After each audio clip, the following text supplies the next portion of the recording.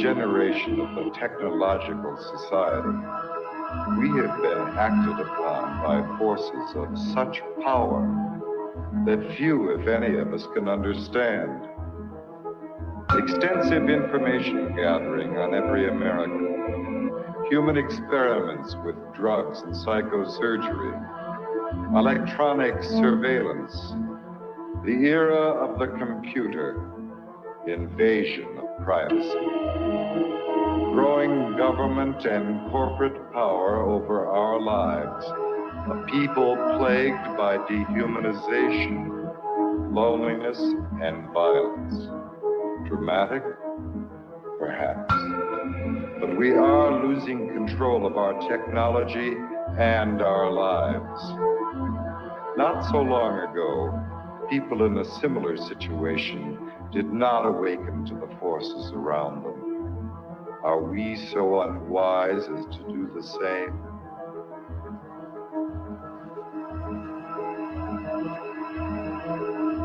Behavior control. And then you change it up every alien, paranoia,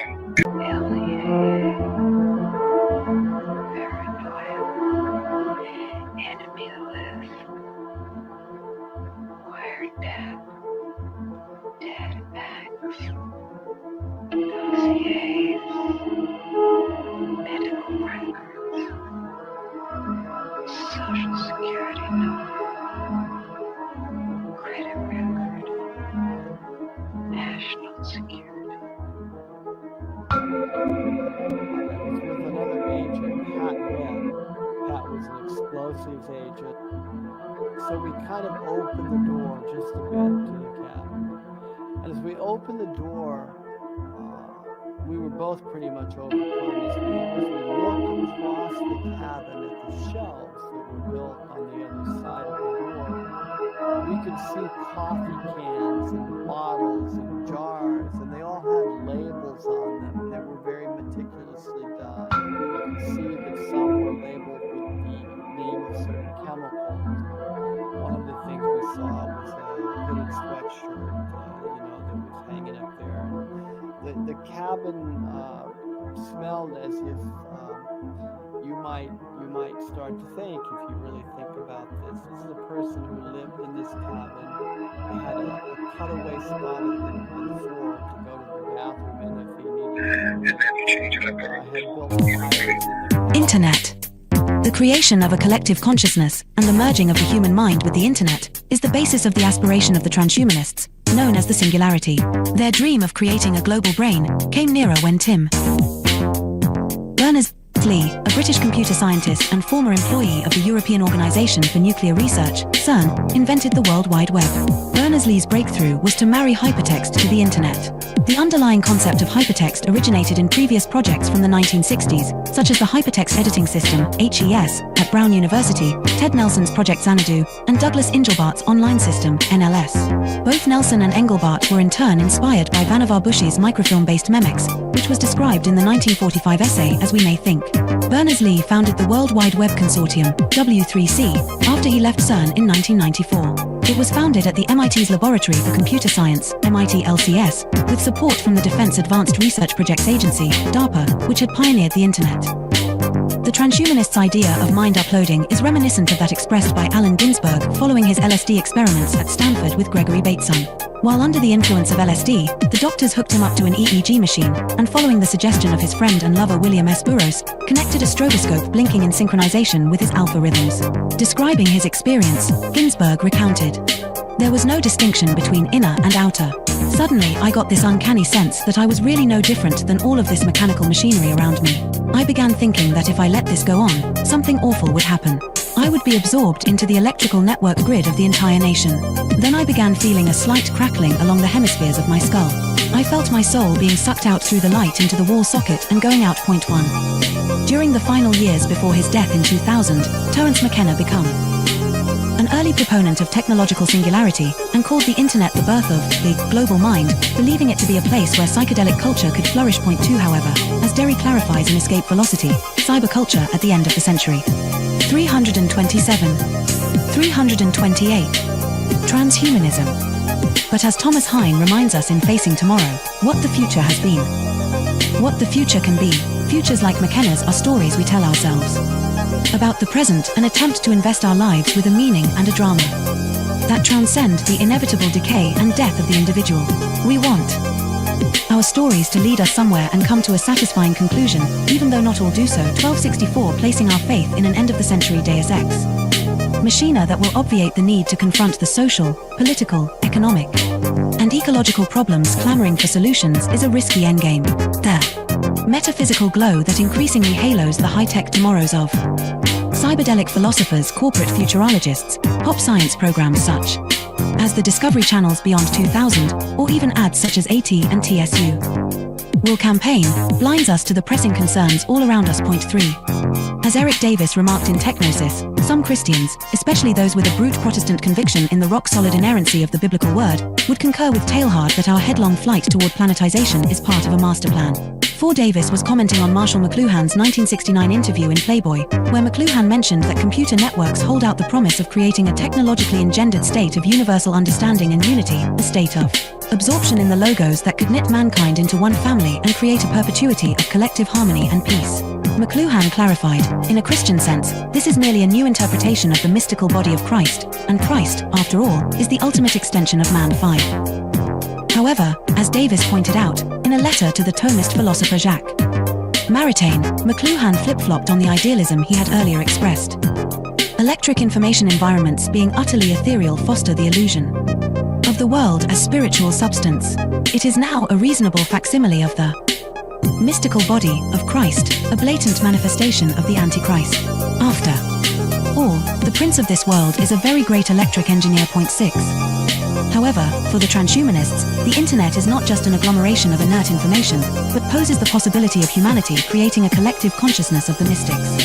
Effectively, transhumanism is the hallucination arrived at by computer scientists on drugs.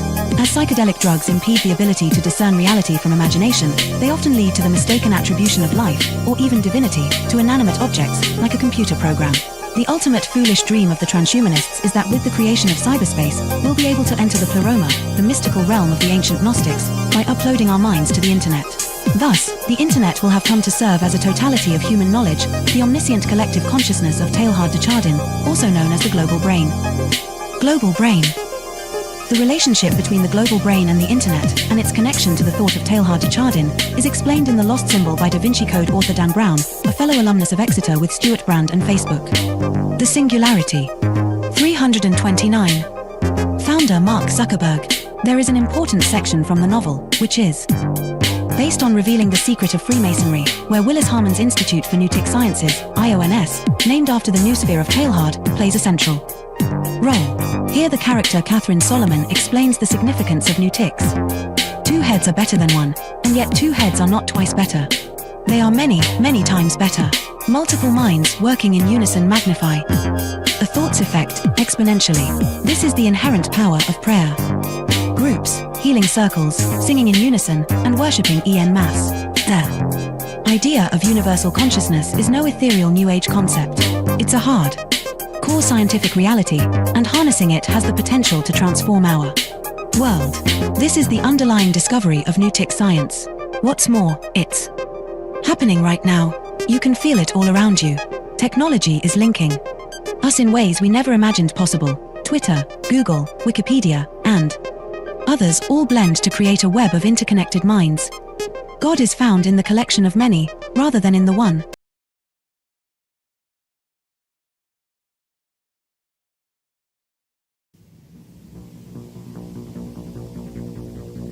The Technological System by Jacques Ellul. 1. People are not machines, but in every opportunity where they are allowed to behave like machines, they will so behave. 2. 25 years ago, I arrived at the notion of the technological society, but now, that stage is past. 3. The industrial society. This term is very widespread, but I find it inadequate. 4. Present-day society is still industrial, but that is not its essence. 5. At one time, technology and machine industry were connected, but for more than half a century now, a gap has widened between them. Industrialism developed a centralized, hierarchical system, with a linear growth, a division of labor, and a separation between the means and the ends. Mechanization created additional jobs and made human work more draining. It operated by means of steady reproduction, developing masses of men and integrating them in the industrialization. 6. Modern technology, however, contradicts each of those different points. If allowed to act, it leads to decentralization and flexibility. It does away with the hierarchy and the division of labor. It particularly has to bridge the gap between implementation and management. It presupposes a polyvalent and nonlinear growth. It reintegrates the ends into the means. It cuts down on labor and thus on the costs of labor. The value factor is no longer human work but scientific invention and technological innovation. Consequently, we can no longer apply Marx's analysis, which states that the economic totality is based on the surplus value produced by the salaried labor of the worker. 7. The industrial system is a closed, repetitive world, with a linear revolution. The technological system is inevitably open, non-repetitive, with a polyvalent evolution. It can proceed only by the universal development of mankind, and that development is absolutely necessary for the development of the technological system. We are thus confronted with an ensemble that is totally different from any that has ever existed before. 8. Technology, conceived in terms of its automation, its chemical transformation of the world, its economy of energy, its cybernation, its data processing, its biological intervention, and its indefinite output of nuclear energy, has little to do with the old industrial mechanization. 9. Technology is power, made up of instruments of power, hence producing phenomena and structures of power, that is of domination. 10. Terrain, in contrast to Bell, hesitates about a qualifying term. Thus, he speaks of a programmed society. In this case, I am far more in agreement. For he thereby joins the overall outlook of those people for whom the new thing about our society is the organization. He sharply distinguishes between the primary, capitalist, era of industrialization and our era. He qualifies this new society in terms of 3 features. 1. The emergence of new social classes, technicians, bureaucrats, efficiency experts. 2. The new trend of business, which is now based on organization and no longer on the relationship between economic power and productive labor. 3. Spare time activities. All 3 characteristics boil down to a reduction and to the necessities of the technological system, which, as Terrain realizes, transforms the social struggles themselves.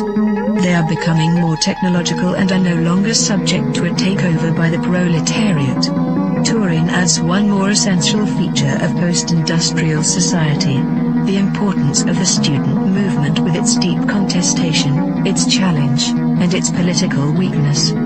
But, as I have tried to show in my studies on revolution, I regard this feature as episodic and contingent.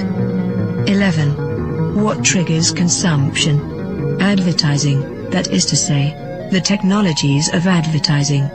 What is it that demands greater consumption? Mass production, which is possible only because of technology.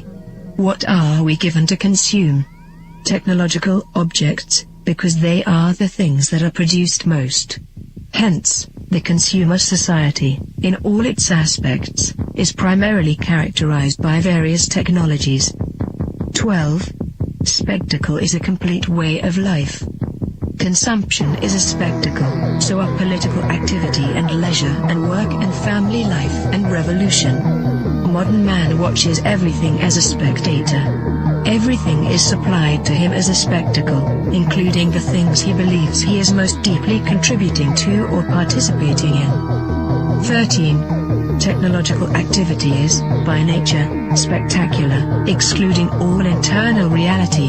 Technological activity is what waters down all serious things, since no action can be performed any longer unless by way of technologies. 14. Z. Brzezinski, Between Two Ages, America's Role in the Technotronic Era, 1970, also figured he could add something absolutely new by coining the term technotronic. He lists a number of differences between industrial and technotronic society. In industrial society, the machine plays the essential role. The dominant social problems are unemployment and employment. Teaching is done through human relations. The ruling class is plutocratic. The university is an ivory tower isolated from reality. Reading favors a conceptual thinking proper to ideologies. Political conflicts are intrinsic. The masses are organized into trade unions. Economic power is personalized. Wealth is the object of activity. 15. Technotronic is a portmanteau word combining technical and electronic. Come now. Isn't electronics technological? Does the word add anything to the early definitions of technology? Once again, technology equals the machine plus industry. Fine, then there is something new according to the famous definition. In a machine, there are material parts that move. Electronics operates with no moving material parts. Granted. But if the computer is not a machine in the normal sense, then in what way is it not the product of a certain number of technologies? In what way is it not integrated in a technological system? There is no reason to distinguish between technology and electronics. 16. Man can no longer be a subject. 4. The system implies that, at least in regard to itself, man must always be treated as an object. Today, this phenomenon is far more important than the renowned Marxist interpretation of commodity. 17. Nothing can have an intrinsic sense, it is given meaning only by technological application. Nothing can lay claim to action, it is acted upon by technological process. Nothing can regard itself as autonomous, it is the technological system that is autonomous, as we shall demonstrate. 18. No technician claims to be ruling society. There is no need to regard technicians as technocrats or to believe that a class of that type actually exists. 19. Colin Clark's classification is replaced by a different one. At the bottom, the unqualified functionals, then the functional operators, and at the top, the rulers, researchers, conceivers, with perhaps a fourth sector for the activities of operational research. In other words, the social distribution is, already, less and less in terms of activities applied to the economy, and more in keeping with the technological capacity.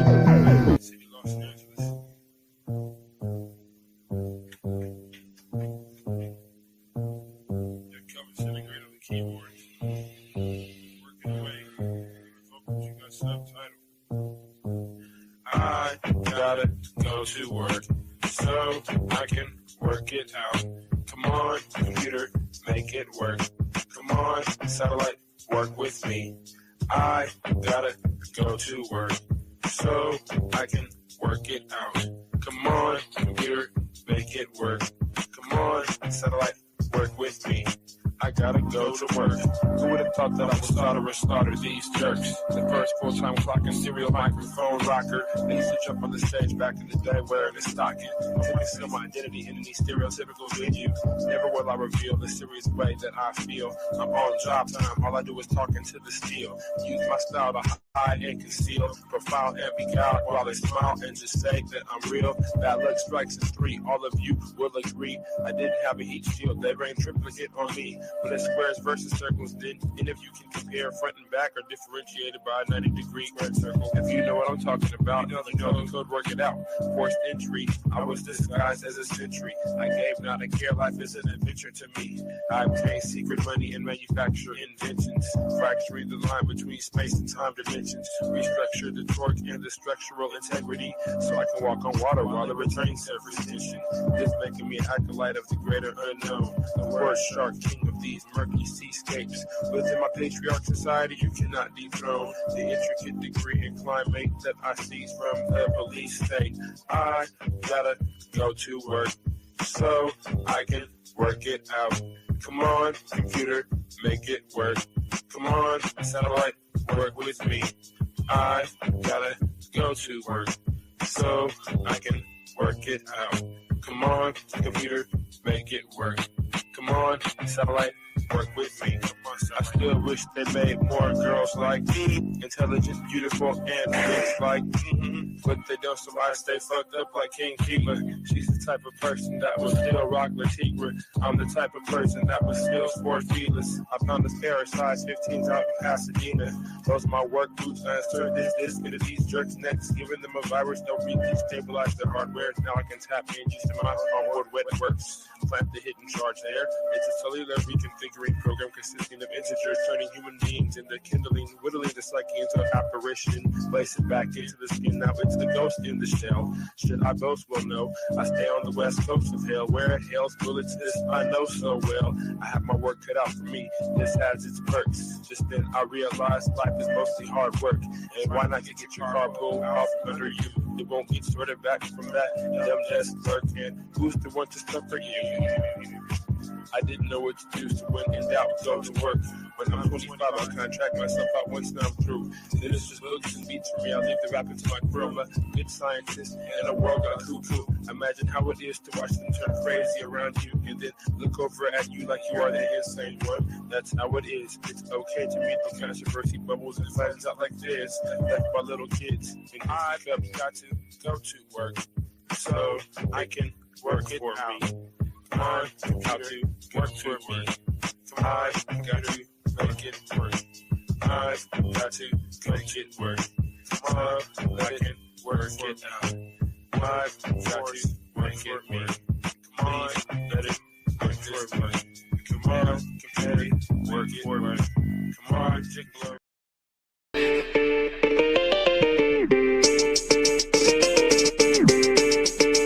Drop shit. Hegemonic sentences through cavalcades of reminiscence, the dark soul mentions crevices of insight, appendages of tripwire reverence. The Gun Hill legend brandish your weapons for Armageddon. Headless corrections for willing participants before the line finishes. I got shadow grimace, the obscene green with human chaos for the pilot smoke screen. Combined with the best wishes, master attacks intended for advanced craft methods that were highly adapted to the presence, sharpening psyche, which often might be construed as badly used to beautiful looks and life to mirror the schism unseen hidden. The newest eyes cast shadows into the bluest skies until the Tory allegory brought to the kings before me as a sacred justice plotted to misinform the whole decorous within construction. Nano-nets filaments hidden secret touch, mystified by the comfortable and united by inner struggle. Hidden a bundle of scar-ridden enigmas. Now the claws risen. Man is up with cheeky. With insights such disease praying to the east, not to the man-made structures, but to the rising of the sun. A comparison of those diligent millipede legs rushing around in any direction. Misperception and prism seem bad design. That's the vision from the unlikely incision to the makeshift minions of bad decisions. I'm pressing danger to the head skill kicking fixes. To hidden cages you can't unstage this cause I'm live and in the basement with bones hidden all chrome hidden with thrones.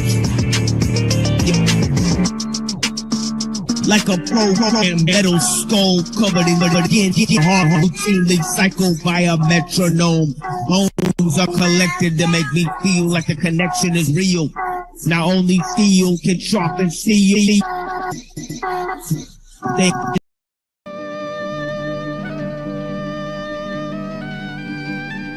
Oh yeah.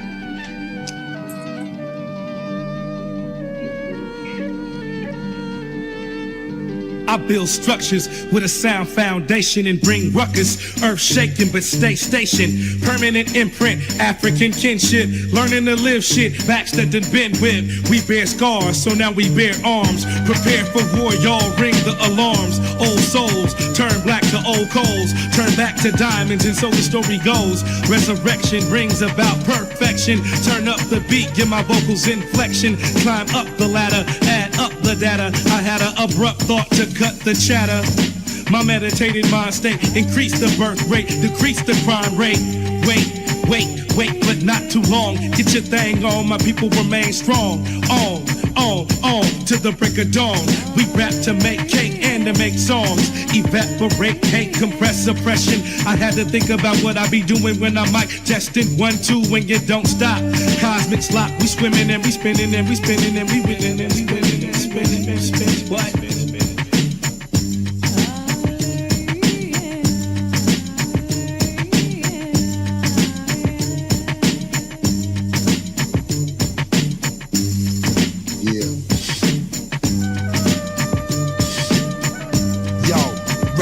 Holding my nuts, ready for action. Swallow my thoughts, follow the force like Luke Sky, swinging a laser blade. Soldier recruiter, holding my shooter. You against me, now what's a Kawasaki to a motor scooter?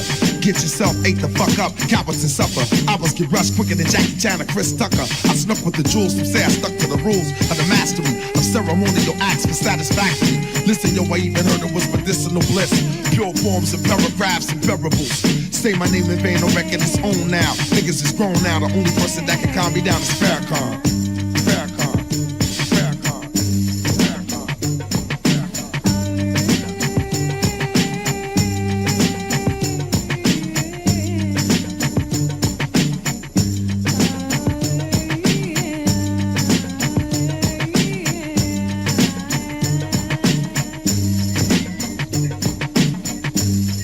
Yes. Samonoski, the samurai versus the bladed Jubei in this face-to-face action-packed saga involving swordplay. Masterless mic rippers and worthy comparing wits. From Wolverine berserker attacks to rhyme spit. My vocals indented tough as titanium imprint. To properly puncture in your swallow with air kit. Making your lungs freeze like the nipples on wiggling jelly tits. Leave upon his breathless like running 100-yard sprints. In a marathon, the mouth-to-mouth martial art intense. My breath represents death before scalpers and breath mints. The cowardly repents from invitations I've sent. In conjunction to making sure the mic never touches your fingerprints. Quietly spinning hibernation, juggernaut's helmet. The fullest extent, wrapped to the lowest part of your pelvis. The cavalier crusading and crushing these counterfeits. Mutilate your manhood to convert it to celibate. Poisonous medicine, Kagera, infection, and snake bit. From stopping the flow of your veins and helping these anesthetics. Planet Asia, pep love, like winter. Planet Asia, pep love, black winter, rejuvenate. Unexpectable, credible, massive ears repopulate. Cause the thought balloon to deflate, escalate problems to debate, generate adrenaline, feeling the rush, ejaculate. We confiscate your air passes from lungs, to hyperventilate. Heroic mistakes on numerous dates added on weight to chrome plates. To chrome plates. To chrome plates. To chrome plates. Yeah. It's that gangster shit, man. Hot shit. Roll up some of that President Kush. Let's go, man. Niggas love my shit, bang it. Bitches bounce their ass to it, get the eagle on. Pussy popping in the club, body speaking ass language. Get a grip, bitch, I'm famous. Don't fight it, I'm the one your man can never hang with. PA spit like PA 9-0s. One verse, 3600 like 9-0s. So fuck what you're going through. First cut the check, cause when I'm in the booth, I works up a sweat with niggas that'll murk your set. And there's nowhere to hide. My killers hit you on your chirp with threats. And if niggas still want it with age, then come get me, cause I just copped the sawed-off pump for 150. And I hate to have to shoot my own kind, but fuck around. I come through and turn your projects to Palestine. Out of sight, shot a 9, left him out of his mind. Looking at you leaking, it's about that time. Hey yo, it's on again, turn my shit up. We them new gangsters, fly Cali cats, thick ropes, getting paper. Now let's see how far this trip can take ya, and how we split this cake up. Pretty soon we'll be splitting acres. West side, east side, get it poppin' with me. North side, south side, ain't no stopping with me. All the ladies in the spot looking proper with me. And after the show, they coming through the top. Hey yo, it's Planet Age, cannons in your face, cameras and cake, handling weight, banana clips, bandanas and apes. Managed ever since I was 8. Had a chick that was Spanish, 12 years old, she took me on my first date. Lord have mercy, when earths get thirsty, it's on. Nowadays, I born abroad without a birthday and bounce. Ladies love my mystique, cause I'm a thug in the streets, but at the house, I'm a cold freak. PA all day, what the fuck, go the whole week, slapping your cheeks. She's a a cold piece. Plus she the homie niece, snotty amateur freak. I hit her from the back like Mob Deep, put her to sleep. Benefits I reap when I leave them geek, all in the sheets, leaving them tossed, getting bossed till I gleek. A lot of niggas want my seat, but couldn't handle the role, knowing that I was born with the soul of a chief. Hey yo, it's on again, turn my shit up. We them new gangsters, fly Cali cats, thick ropes, getting paper. Now let's see how far this trip can take ya, and how we split this cake up. Pretty soon we'll be splitting acres. West side, east side, get it poppin' with me. North side, south side, ain't no stopping with me. All the ladies in the spot looking proper with me, and after the show they coming through the chopper with me. Yeah, now put the purple in the air and just fog up the spot like you just don't care. Nigga, it's P.125.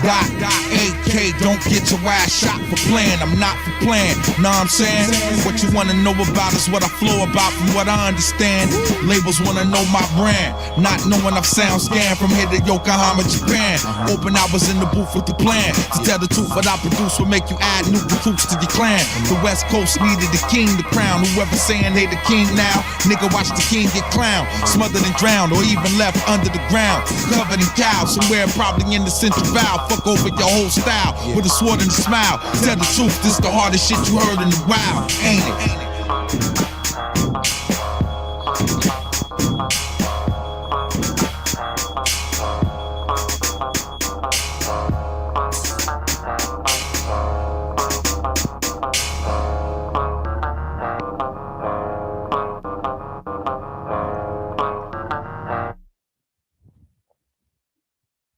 Yeah, welcome to The Machine Lies, where we talk about the lies of the machine on the machine that lies.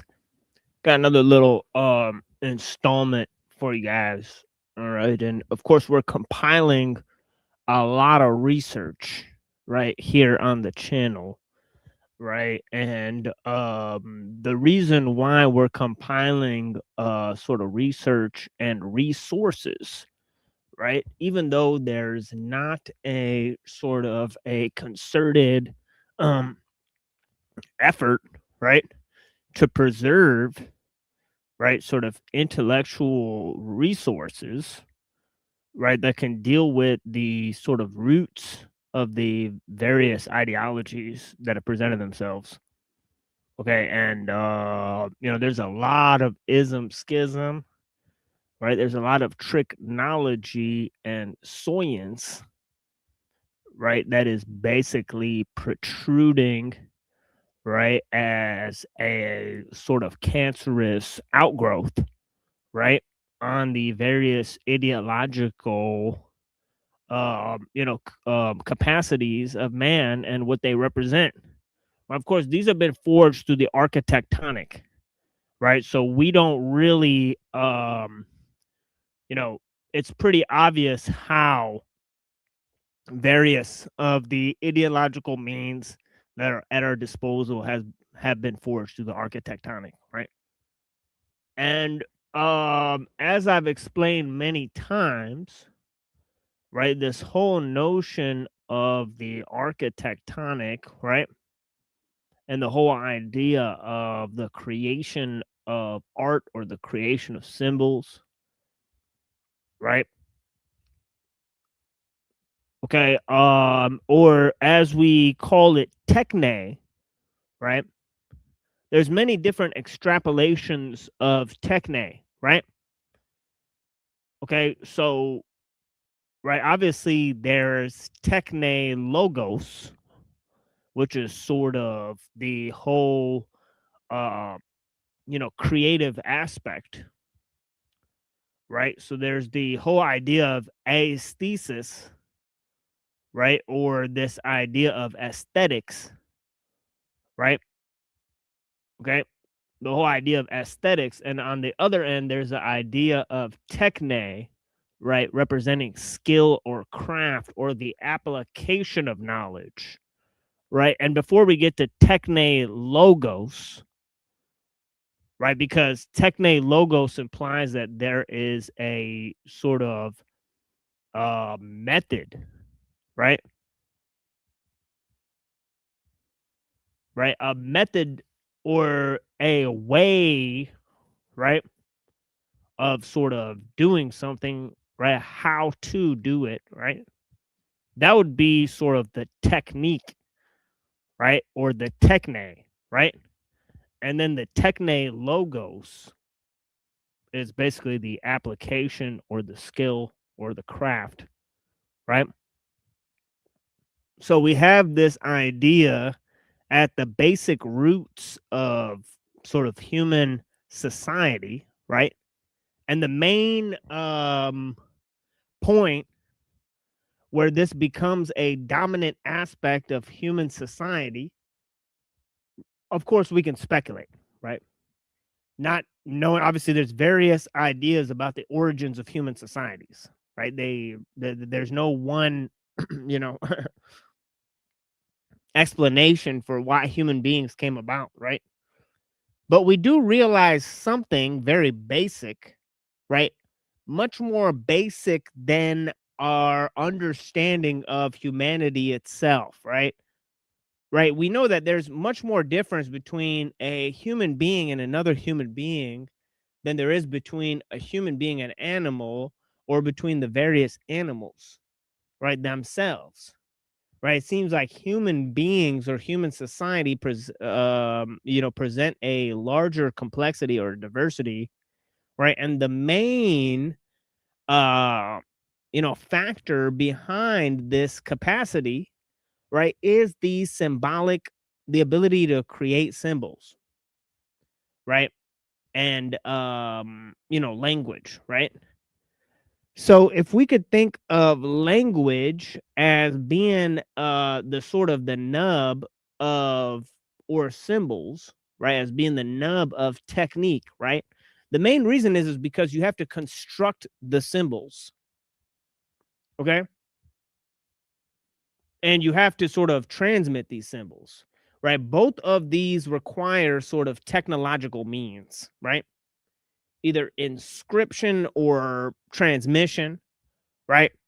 And the inscription or transmission itself, okay, that is sort of communication, right? That's what's known as communication, right? So words, right, that don't have a maker, right, so to speak, right, they sort of speak for themselves, okay, right? And this ability to transmit ideas over time, right, is basically why, right, human society develops at a sort of rapid pace, but it's also the reason why, right, this technical aspect of man tends towards universalism, right? Because as we mentioned on the last show, right, we've been sort of breaking down how liberalism gave birth to the technological system, right? And the whole enterprise or exchange of this happening is really like a slave giving birth to its master, right? A slave giving birth to its own master, right? That's sort of a sorcerer's apprentice type of deal, right?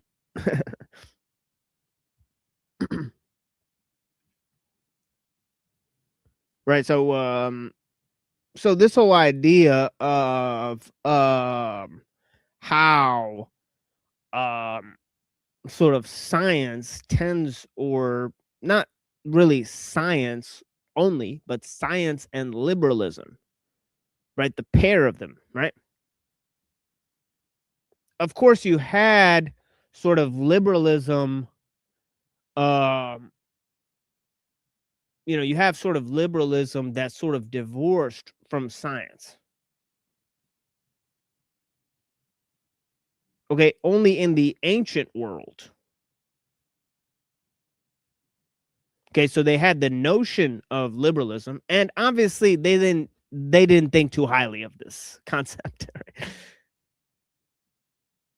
Right, from the Greeks to the medieval philosophers, right, the Christian philosophers, right, they thought very little of the concept of freedom or liberty or or individualism or liberalism. Right? They thought these were sort of destructive concepts.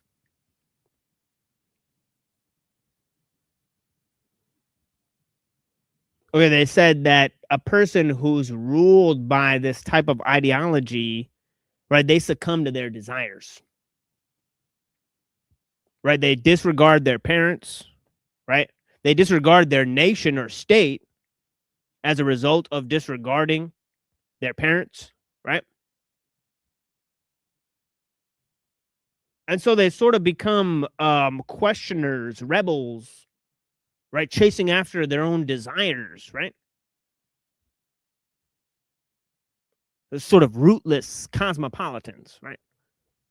So they thought liberalism is actually an evil, evil thing, right? They thought democracy, which is the political system that's represented by liberalism, right, is one of the most dastardly concatenations, right, of the human experience, right? It's the worst consolidation of political power, right, is what they thought, right? They thought the greatest form, right, and this was all around the world, right? You read the Bible, you read the Zoroastrians, right? You read Plato, right? You read the Chinese philosophers, right? They all thought, no, the best type of people should lead. The best type of people should lead, right? And of course, these best type of people, they're not barbarians or rootless cosmopolitans, right? Right? They actually belong to a state and a class that's a representation of the highest aspect of what their society seeks to represent, right?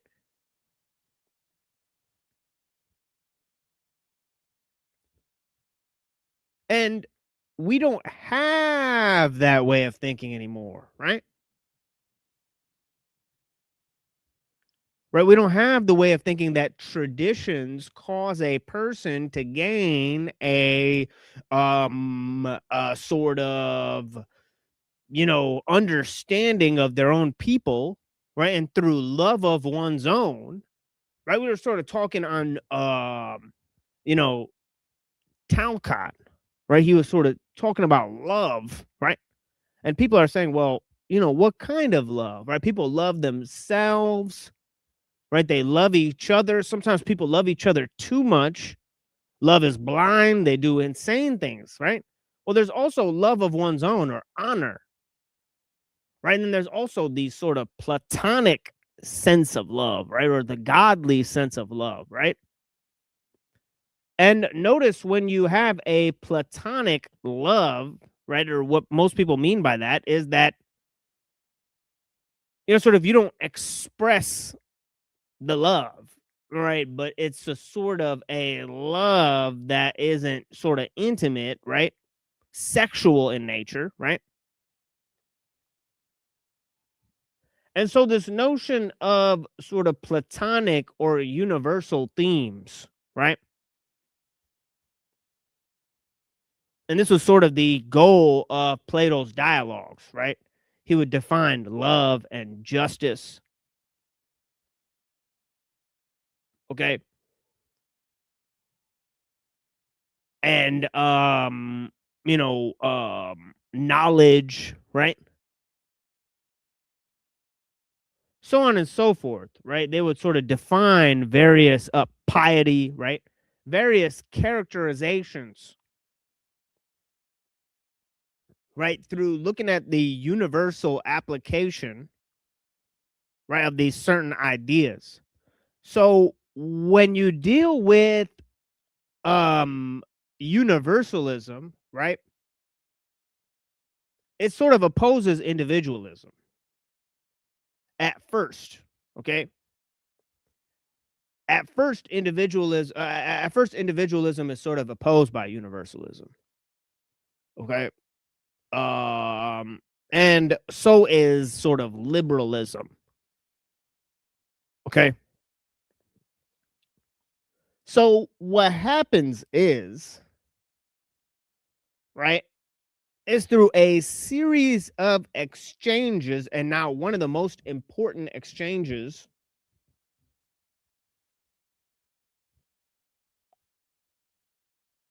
of course, is this idea or this notion, and I appreciate more people pouring in here.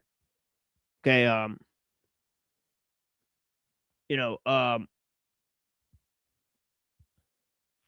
but obviously this notion, right, that I've been going over a lot, right, of being versus becoming.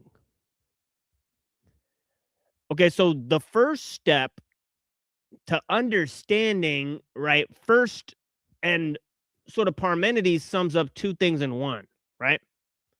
He says, not only are we not separate from the world, right, or so on and so forth, right? There's no sort of separation, right? So sort of, this idea that there's a nature that's outside of us, a realm of ideas or forms, okay, where sort of universal concepts exist, right? He sort of thought of a sort of way in which everything that exists is sort of natural, like the Tao.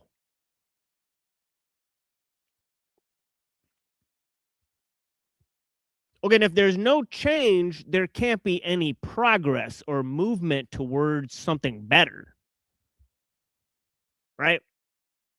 But within Plato, he sort of said, well, the world is sort of in a secondary state, right?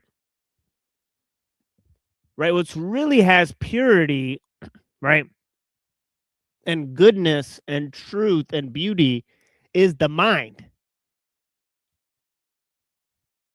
Okay, is these concepts that exist in the mind. Okay, and these don't exist in nature. Okay, so when the Christians came along, like St. Augustine, and said, well, the world is basically good because it's based on a supreme sense in which things exist, right? So everything that you see in the world is based on a sort of supernatural form of existence, right?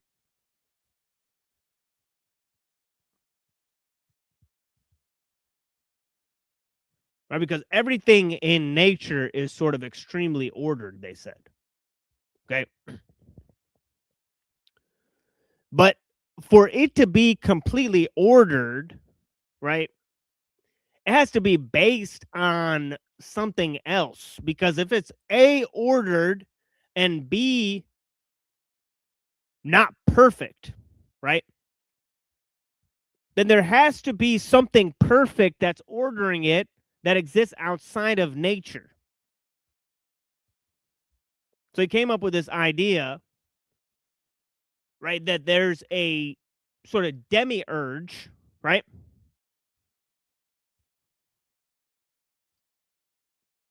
A demiurge that exists.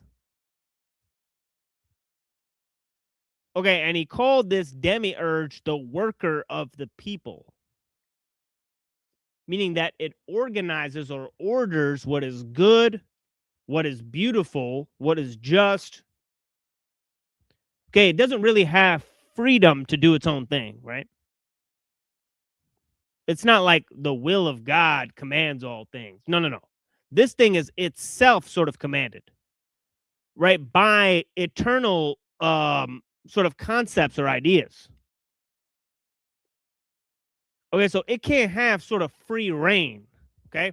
Oh, I'm so sorry. I forgot to drop the link. Let me drop the link for the people.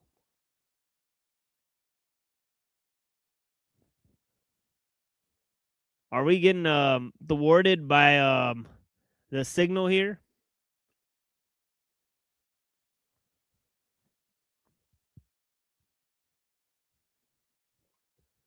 But yeah, we were talking a lot about the demiurge yesterday. There's lots of different concepts about the demiurge, right? In Gnosticism, right, he's like a bad guy and he represents Yahweh and so on and so forth, right? But this demiurge is a little different. right? This demiurge is a good guy, and he's a little different from Yahweh, right? Just because he's not all powerful, right?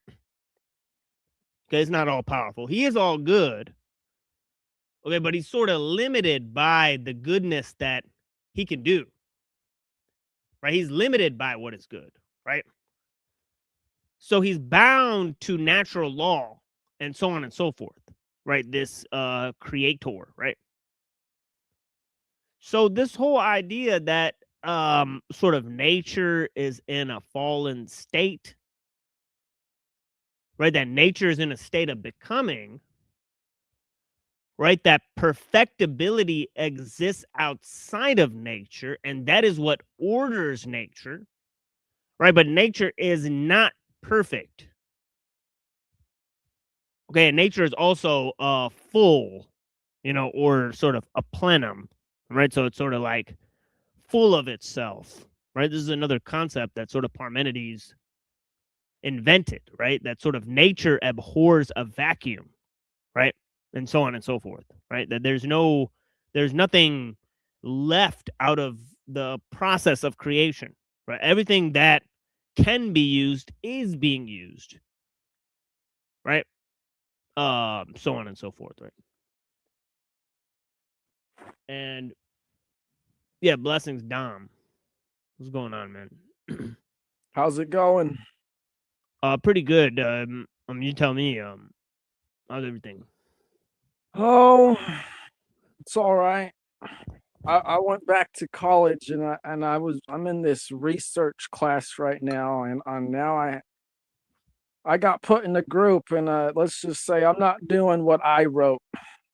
I got to do what they wrote for the research project, and I'm not very happy with what they wrote compared to what I wrote. Oh, yeah, so that's about it, but it's pretty minor besides that, Yeah. But anyway, I think it's the Webster. I want to talk about love because you were talking about love earlier. You're talking about the demiurge. You're here for the love.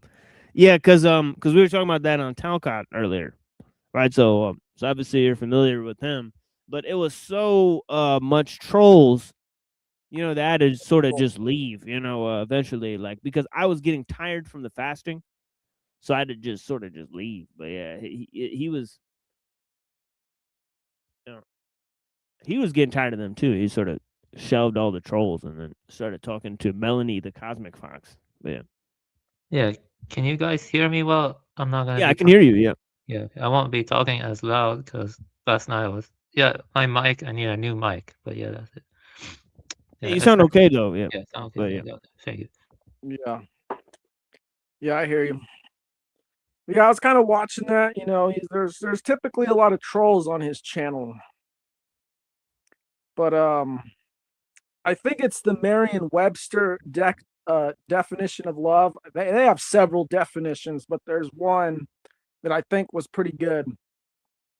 And it was just basically having a good disposition towards all things at all times, right? So just everything around you, you have, well, first of all, you already have a mood, or if you even want to call it that, you're in this state of being where pretty much external forces don't affect you, is what it is. And you're intent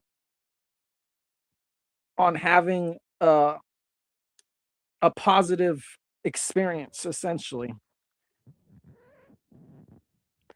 It's more of an internal thing.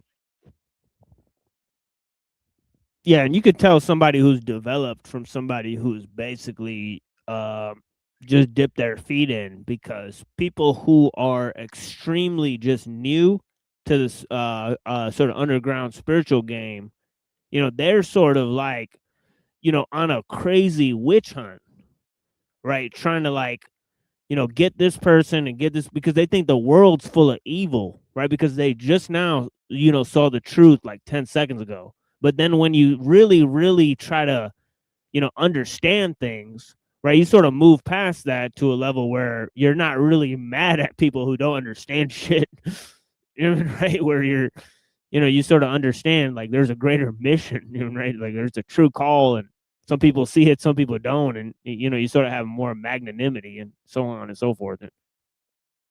Yeah, and I think what the prayer of serenity pretty much is exactly that, right? And there's also the Dunning-Kruger, right? It's like people get like super, like they think everybody's dumb just because they learn some shit halfway, experts on some shit. Yeah. Well, you combine the Dunning-Kruger with cognitive dissonance, and that's unfortunately the state of most people. Right. That's I kind of feel like that's pretty much what the education system's goal is. It's designed to get people just smart enough to know enough. Right. But ultimately, they don't want them to get past a certain point, and that certain point is the authorities. The authorities have their narrative. If you go against, if you start going beyond that, that's basically you've overcome the filter of your education from as a child, because that's what it's designed to do.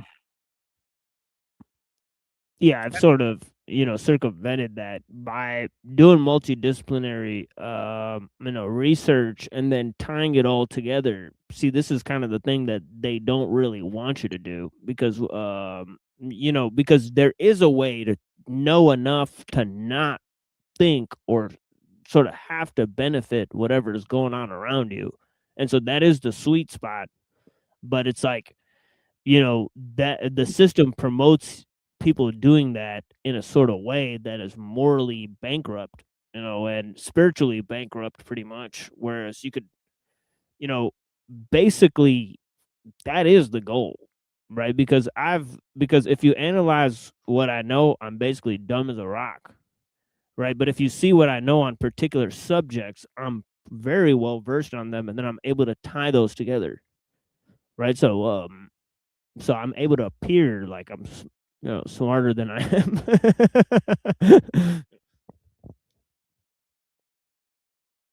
Yeah, I suppose. I wonder if you took someone who was really intelligent, like they say Newton, he was extremely arrogant. I wonder how he would describe his own intelligence. I doubt he'd be so humble. Well, did you know he wrote a letter to John Locke and said that John Locke embroiled him with women, and he thought that this would make it hard for him to study and whatnot. So he was like a weird incel, right? Who thought I didn't know about the John Locke thing, but yeah, it's almost like scientists like Neil deGrasse Tyson, like he champions Newton. It's almost like yeah, I bet he does about that. right. Newton created calculus on a dare, and he was a virgin who dedicated his whole life to science.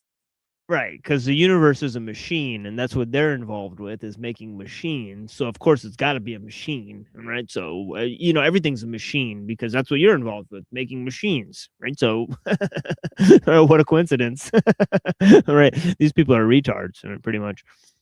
Yeah, even we were talking about how, John Searle said, like, that a machine cannot think, and then he also said the brain is a machine. I was like, just the absurdity of the statements they make, right? All right, but yeah, and I think this is the problem of not having an interdisciplinary approach and considering things like religion and philosophy beneath your field instead of synthesizing human knowledge. They're basically saying, we have all the answers because we can predict what particles are going to do with complete accuracy, and we can make technology revolving around that. That makes life easier. And, in the modern day, that pretty much grants them the rank of the modern priest class, like it was thousands of years ago. But you mentioned that these people are retards. And I see what you're I see where you're coming from, right? And I can't disagree. But at the same time, they are smart. they have a level of intellect, and I think what it is they get taken into that vacuum. I think you said, who said nature abhorred a vacuum? Exactly, because this is what it does to people. It takes smart people and turns them to retards. Yeah, I'm actually wondering who actually said that. I know Spinoza said something like that, but but yeah, the origins of the quote, I mean, I'm not really that sure. Nature abhors a vacuum, but yeah, it is one of those concepts where it's like, oh, okay, whoa. It says it's actually a concept often attributed to Aristotle. So that's right in line with what I was talking about with the demiurge and all that, right? So yeah, horror vacui.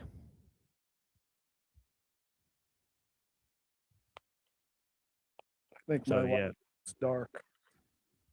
But yeah, Aristotle, I couldn't tell you enough to, say exactly what the line of thinking he did, or what he said to produce that line of thinking. It says he says that basically empty space is an unnatural occurrence and matter will fill empty space.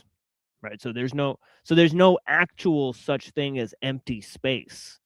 Right? So nature abhors a vacuum. Like there's no empty space in nature. There's always stuff going on to produce matter and so on and so forth. And if you look at empty space, it's true. If you look at like quantum physics and so on and so forth, it's actually extremely dense matter, right? And so on and so forth, right? So, yeah. So it's like we're swimming in extremely dense, thin substance, right? And so on and so forth, right?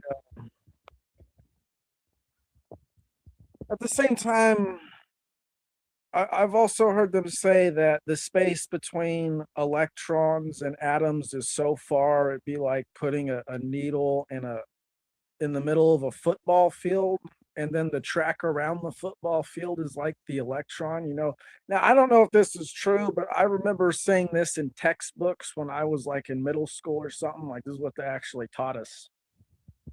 And then you find out that an electron itself is just a field of energy, or a cloud.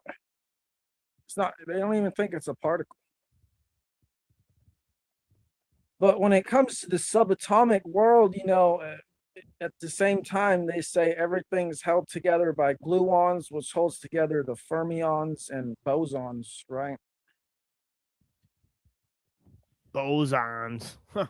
Yeah. Most of these people are bosons. You know what I'm saying? But yeah, yeah, the quantum soup, as it were, right? It's infinitely full, as it were, right? There's no such thing as emptiness, and henceforth, there's no such thing as nothingness. You can't produce nothingness in nature, right? So this is a problem, is that actually nothingness does not exist. So you have to think of, the thing that has to be explained more is nothing and not something, right? Because if you look around you, it's obvious that something exists, right? We may not know what that something is, right? But we know, like, it is, right? As Parmenides says, right? But what we don't know about it, right, is, if there's multiple, or just one, right? Or, like those deeper questions that me and Hyperborean were going over yesterday. Is it dualistic? So on and so forth. Where does mind, or sort of seeming, or the multiplicity of minds, right? Where does that, arise? Right? How does consciousness arise from dead matter? And is nature intelligent? Right? These are all sort of questions we've asked about the nature of becoming, right? And whether nature is in a state of becoming. Because if it's in a state of becoming, you say two things. Either the becoming is sort of disordered, right, and chaotic, right? And so you would have to be sort of thinking about where this chaos, I'm sorry, chaos, right, or void comes from, right? Like if you like combine chaos and void, you get a chaod. Can't believe nobody thought of that, but yeah, it's actually not that clever, but but yeah, I appreciate you guys, man. But yeah, this thing, chaos and void. I mean, if you have a void, it's easy to get chaos, right? But where does chaos come from if there's not a void? Right? What's seeping in to cause chaos, right? Or so on and so forth. I think when it comes to chaos, I think a big part of the problem is the seeming, is how does chaos seem to us? And it seems bad, right? Because, you know, chaos could be something like a tornado coming and taking your house, or getting carjacked on your way to work, you know, something bad happening. And it could be less severe. Those are severe examples, but something happening in your life that you're not expecting, that puts you in a certain direction you don't necessarily want to go in. But chaos from the larger picture is just basically potential. You know, like the forms are essentially chaos, but they're merged with logos. And the form is chaos because the potential is what gives rise to the form, and the form can be anything because the chaos has essentially limitless potential, right? And this is where the logo struggles, because it wants to quantify things and measure things, and it can't quantify limitless potential.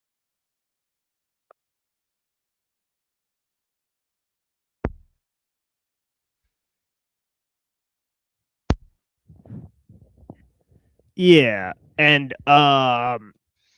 you know, so I mean, you would also say that the universe is eternal, right? Yes.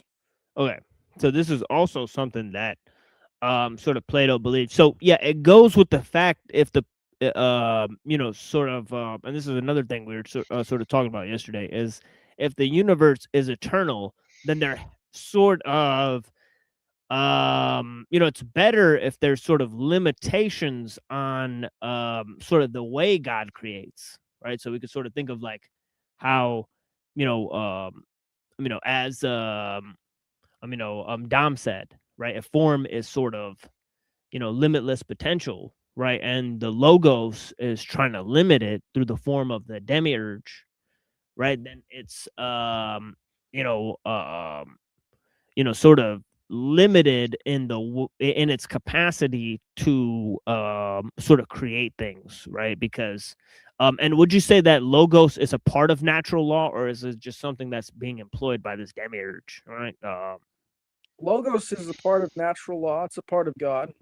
The thing about the demiurge, though, is, you know, I'm not sure if my worldview would count as pluralist. That's what Hyperborean was saying, right? Where I say that there's three components of God.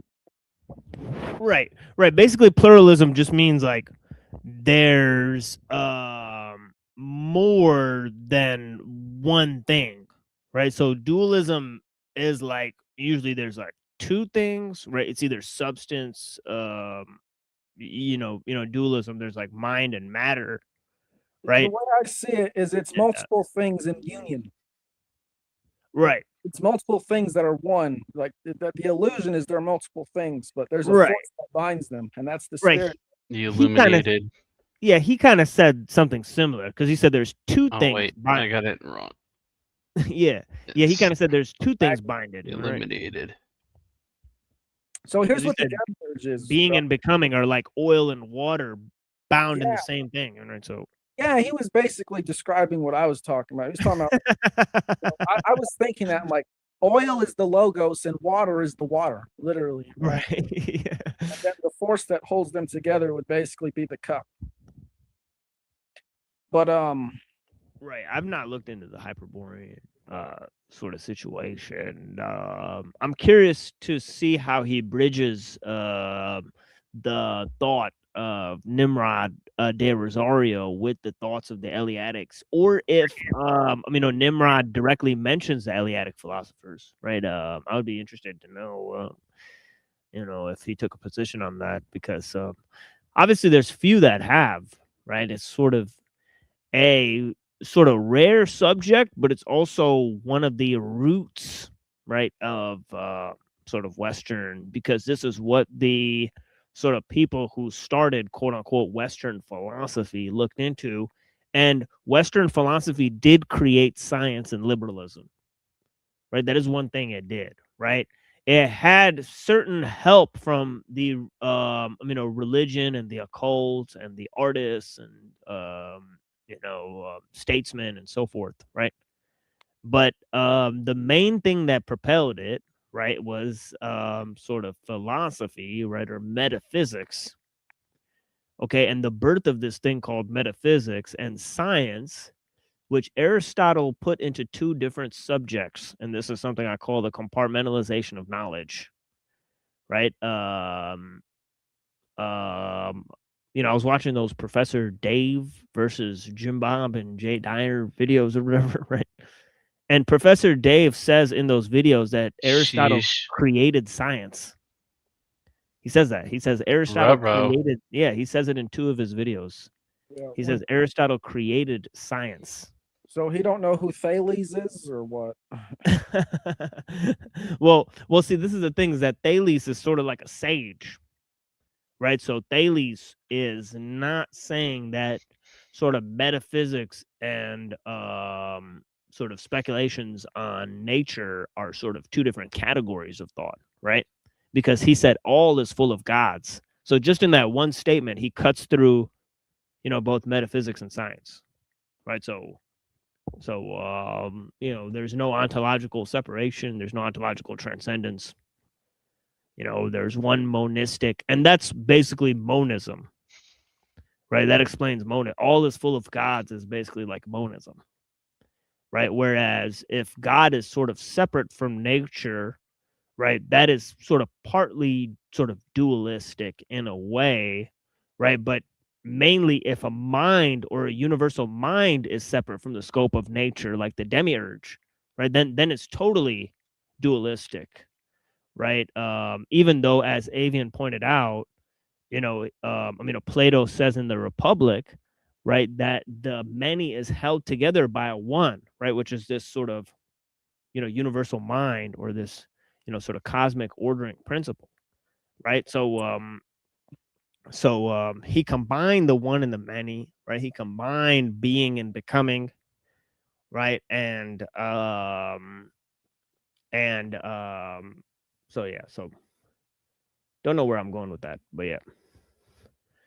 So this is why we're fundamentally talking about being and becoming, though, right? Is because we're seeing if nature can be put in a state of becoming, and this is important for the Protestants, right, and the Catholics, right, because nature being in a fallen state, right, and being created by God out of nothing, right, they have to justify this concept of nothing. They have to justify this creation ex nihilo concept. They have to justify the notion that nature is in a state of becoming, right? And they have to justify the concept that God is separate from nature. So there's several steps that they took to prove all these things, right, in order to make it sort of develop philosophical proofs, right, so that to the academicians and the scholars and the statesmen and all those people, they would have sort of be satisfied with their proofs for several centuries, right, until they develop sort of science and liberalism, right? And of course, the whole concept in Confucianism, right, about the state and the religious attitude being merged with the state, right, and the sacrifices of the ancestors and all this, and the cultural rites and traditions, right, and the sort of religious rituals, right, that are prescribed there. Right, you have a sort of basically a similar idea, okay, there as well, for a lot of different kingdoms, obviously until sort of Christianity and Islam, right? And of course, there you started to develop certain ideas, right? Like, for example, right, in Islam, right, they didn't sort of think like,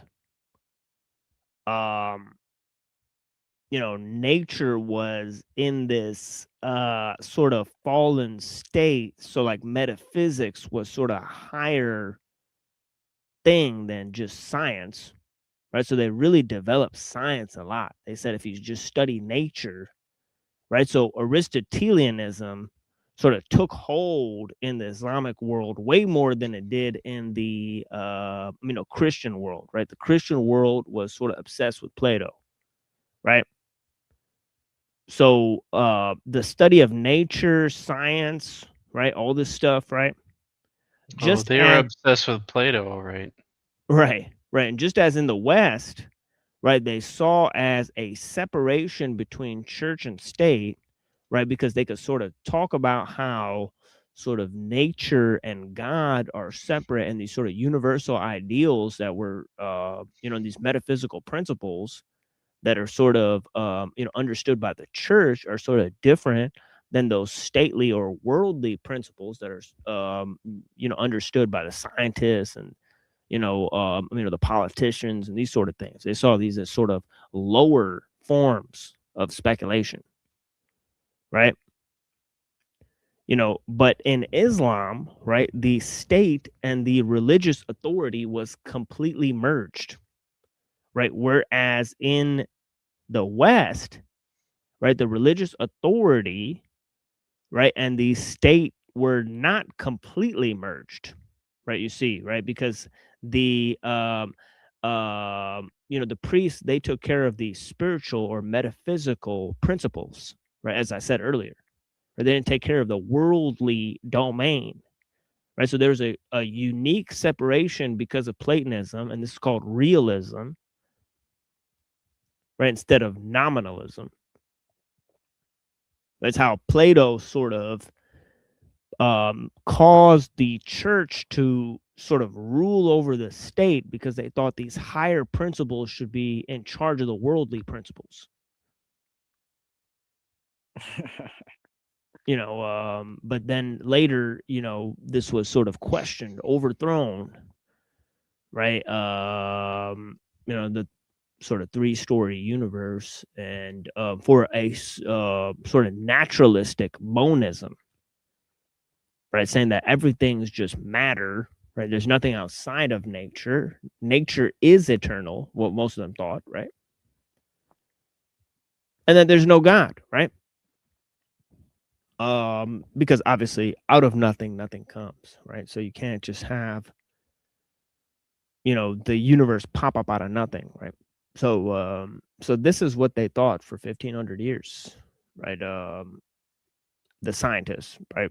Until they dumped the church, right? And created out of philosophy, science, as I said, right?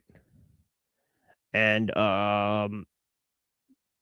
obviously created liberalism and universalism, right? Which are sort of the underpinning of this world system, right? Of techno-liberalism. So I think I'll sort of end my introduction there. We'll play some music and get into the material, and I'll maybe drop the link again for the people. Does anybody have any comments? Yeah, I would say at the same time, the church, they stopped taking over, but the education system went through the church and the J-suit education system, and they even called it censorship. They were very proud of their pedagogy, and based off the writings of what I saw of Christopher Grenberger, he's basically talking about how in the past, philosophy was the bridge between metaphysics and science. But we need to make it so that science is the bridge between metaphysics and philosophy. And so, then that they basically, I think they wanted to create a cosmology, and they did so over the course of hundreds of years, up from the time when they took Copernicus calculations to make the Gregorian calendar, through the time that one dude, I can't remember his name right now, but the Catholic priest who discovered the Big Bang, or, was credited with discovering that. They wanted to create a cosmology that would make people seem small and insignificant in the face of an infinite universe that was uncaring. And then when Darwin came along and social Darwinism came along, combined with their infinitely large flying ball cosmology, they had exactly what they needed to remove God. So this basically made the people who wanted God more dependent on them. And it also made people more divided, and of course, more divided people are easier to control. But at the same time, in the West, I wanted to mention, the government has they've adopted strong religious themes. Their whole practices are nothing but rituals. That's all they do, are strange rituals in accordance with astrology. And basically, they get together in these costumes, they sit in these chambers, and they discuss these topics, and then they write on pieces of paper, and then they say, our piece of paper is basically the word of God, and you all must obey. This is the ritual of government. And they do it in these strange buildings of architecture that is just weird to begin with as well. And another thing I want to mention, so I think a great thing to understand nature is just to look to the trees. And I know atheists, they hate this argument, but this is an ancient argument, and trees are one of the origins of religion. Because by looking at trees, the ancients realized, okay, there's roots, which is the underworld. There's this trunk, which is basically the world we inhabit, the midplane. And then these leaves, they form the heavens. Okay. And I read a review exactly about that, of a book that deals with the exact topic that Tom is talking about. I wrote, it deals with the exact topic. Oh yeah. Yeah, actually, you woke up Avian with that, because he's obsessed with this topic of trees being the origins of religion. I remember we were talking in the... There's several, but that's one of them. There's trees, there's snakes. Trees represent interconnectedness. Snakes represent frequencies. Then there's cargo cults, which is more advanced cultures dominating other cultures or giving them gifts, and then the less advanced cultures remembering them. And then there's astrotheology. And as far as I can tell, those are the four origins of religion. But yeah, tree's a huge, huge one.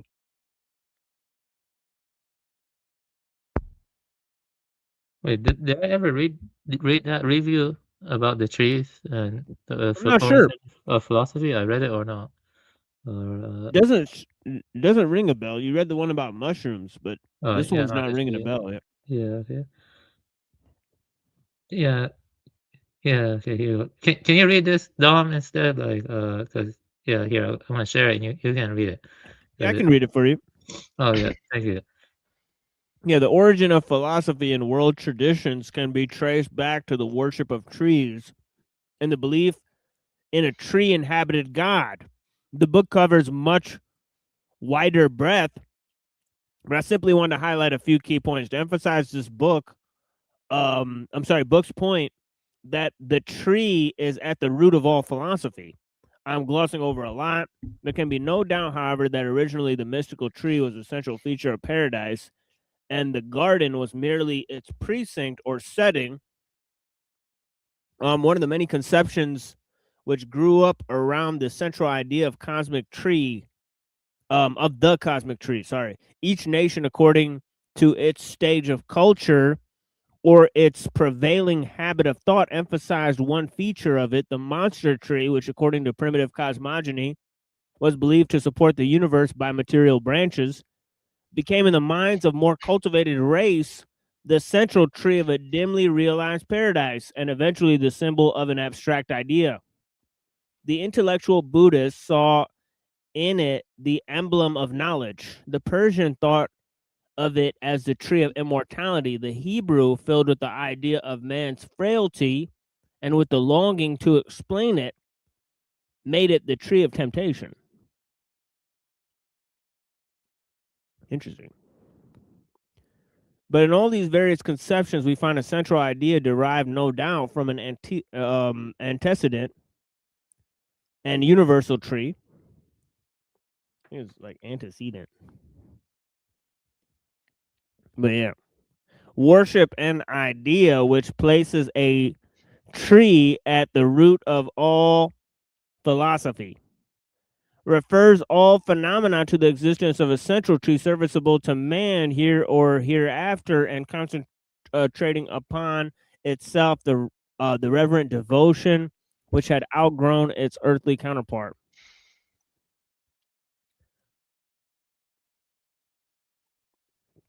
The Indians, Arabs, Persians, Akkadians, Canaanites, Assyrians, Greeks, Scandinavians, and many others worship trees as dwelling places for gods and spirits like nymphs, genie, Yazada. I'm not sure what that is.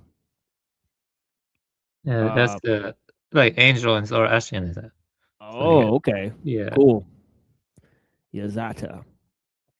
Yeah, you mentioned those before. Yeah. In addition, they believed that spirits like nymphs were bound by trees, and that blood would flow when the tree was injured, or punishment incurred for destroying a tree that contained spirits. For example, take a look at this painting of the Hamadryadad by Emil Ben.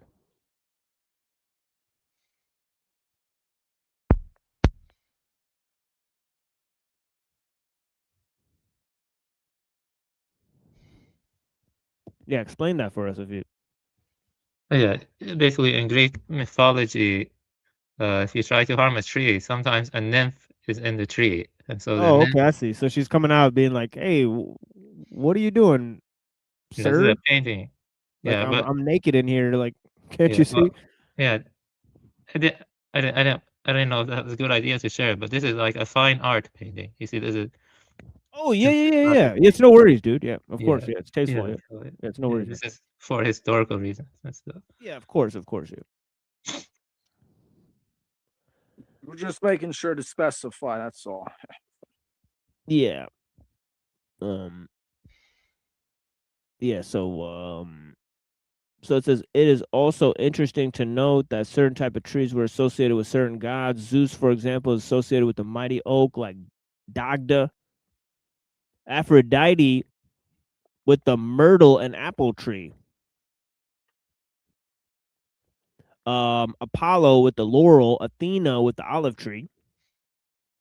Indeed, the solitary tree standing in the Attic fields and worshipped as a sacred habitation of God was in possibility the earliest Greek temple, the forerunner of those marvelous edifices which aroused the admiration of every subsequent age. In the Brahmanical, I'll just say it like that, worship, the deity's essence is believed to descend into the tree. And the sycamore tree was associated with Osiris in ancient Egypt. Even the Arabs revered the sacred acacia of Nakla, the dwelling place of El Oza, as a way of further deifying trees. Votive offerings were often given to the trees, engraved with faces or adorned with clothes. Originally, trees.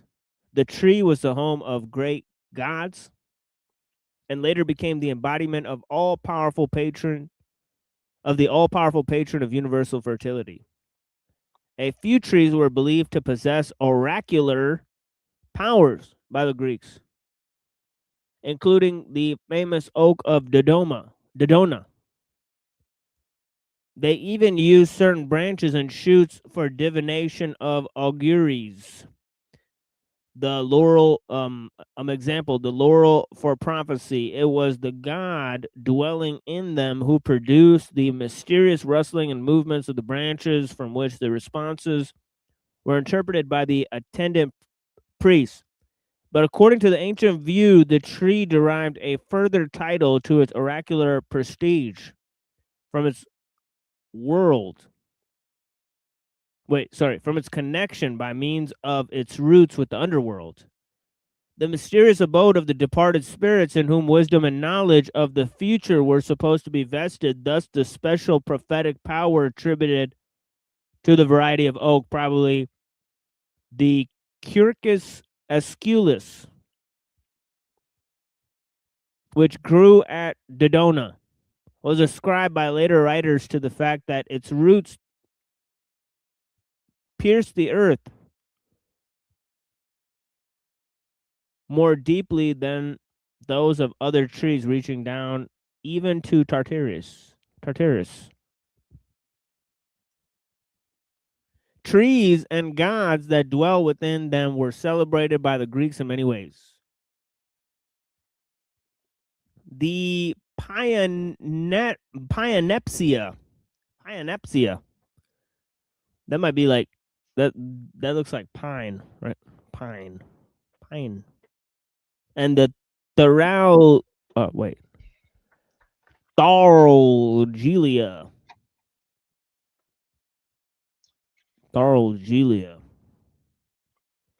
Yeah, they had, little girls named that, Interesting. Two important Athenian festivals, the Erisioni and harvest wreath of olive or laurel bound with red and white wool and hung with the choicest first fruits, was borne about by singing boys.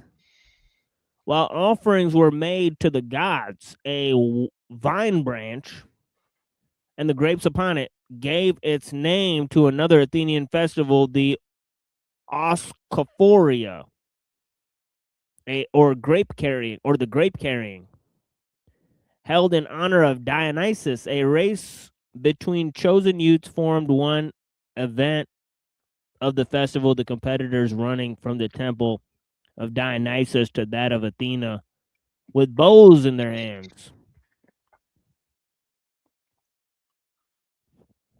All right, let's read the rest of this after we take a little break here. Yeah, it's a little musical break here. Yeah. And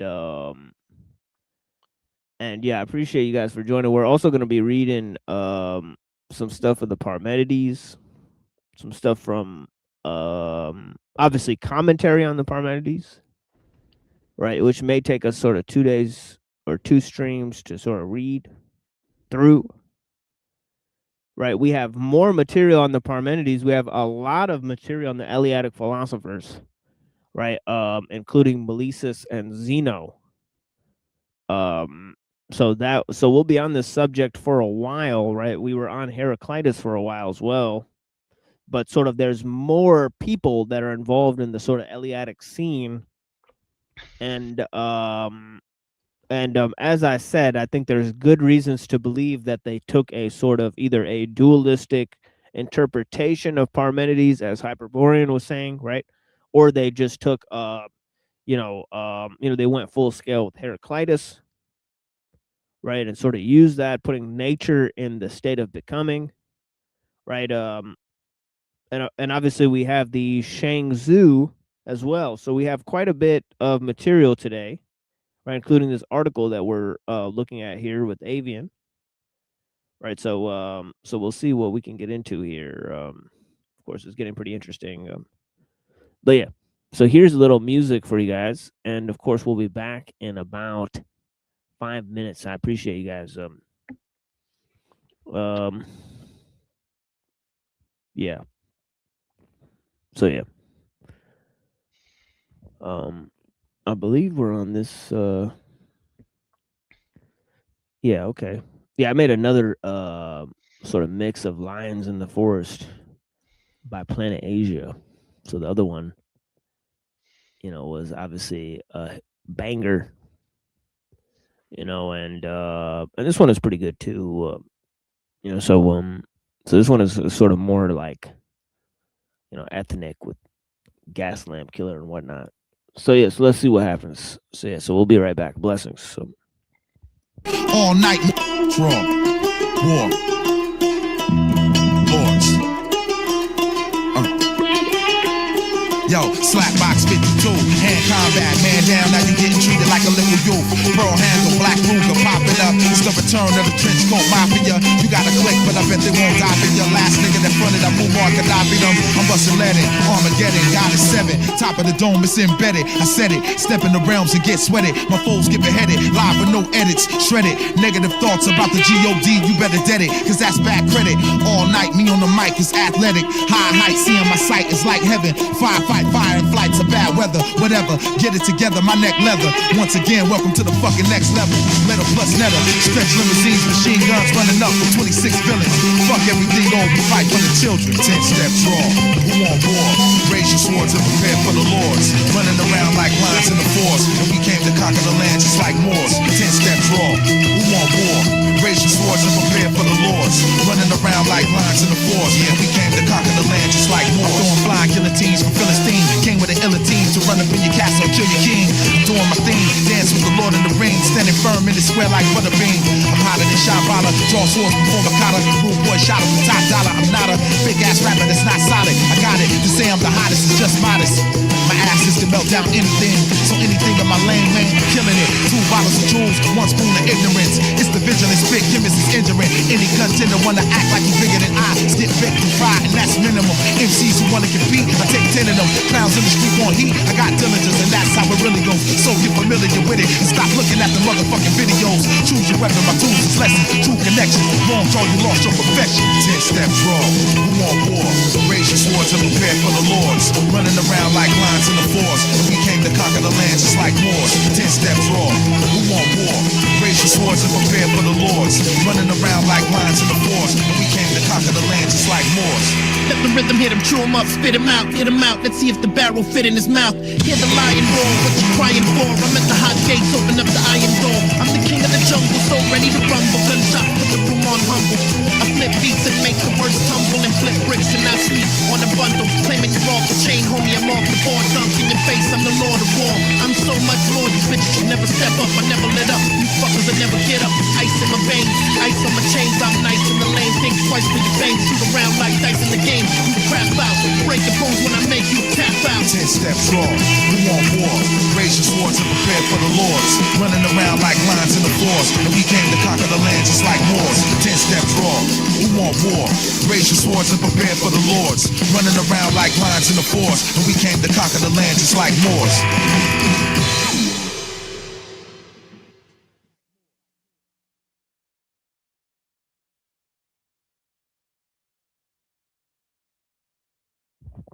All right, let me get back into this.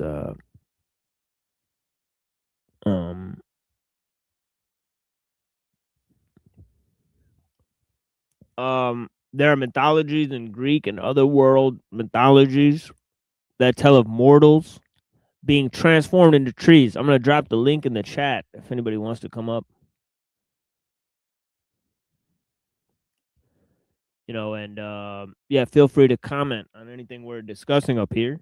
Right, as I said, I already laid out, you know, sort of the various things we'll be getting into here, right? And yeah, so I appreciate you guys. But yeah, but of course it's up to you guys where it goes. All right, we could start up a discussion on any of these things. But yeah, so yeah, mythologies tell of mortals being transformed into trees or human and man-like spirits originating from trees. In the old world, tree and man, and indeed all living things, were held to be so near akin. In some stories, flowers arose from blood or teardrops. Yeah, it's dope. Which served as seeds for miracles. Furthermore, it was usual amongst the Romans to plant a tree at the birth of a son, and from its vigor to forecast the prosperity of the child. Interesting. But more important than the family tree is the community tree. In many an old German village there stood a tree, often a May tree, which the villagers guarded as the apple of their eye. It was looked upon as a life tree, the tutelary genius, the second eye of the whole community. Devotions were paid to it, and gifts were offered as to a deity. Pagan Scandinavians viewed Yggdrasil as a supporter of the universe. The Indians and Persians saw the sacred tree of life as offering immortal ambrosia, soma, and homa to the gods. In the Rig Veda, Brahma himself is described as a vast, overspreading tree of the universe, of which I believe I've seen that depiction as well in the picture, right? Of which the gods are the branches. In the Chinese mythology, 7 miraculous trees once flourished in the Kunlun Mountains. Excuse me. One of them was of jade, bore fruit that conferred immortality. Another named Tong grew up on the highest peak, hard by the closed gate of heaven. I don't get that statement. But yeah, in both East and West, the universe tree was venerated as something more than a mere material supporter of the world, being sometimes the giver of wisdom and sometimes a conveyor of immortality. Furthermore, mythologies are full of mystical, life-giving trees.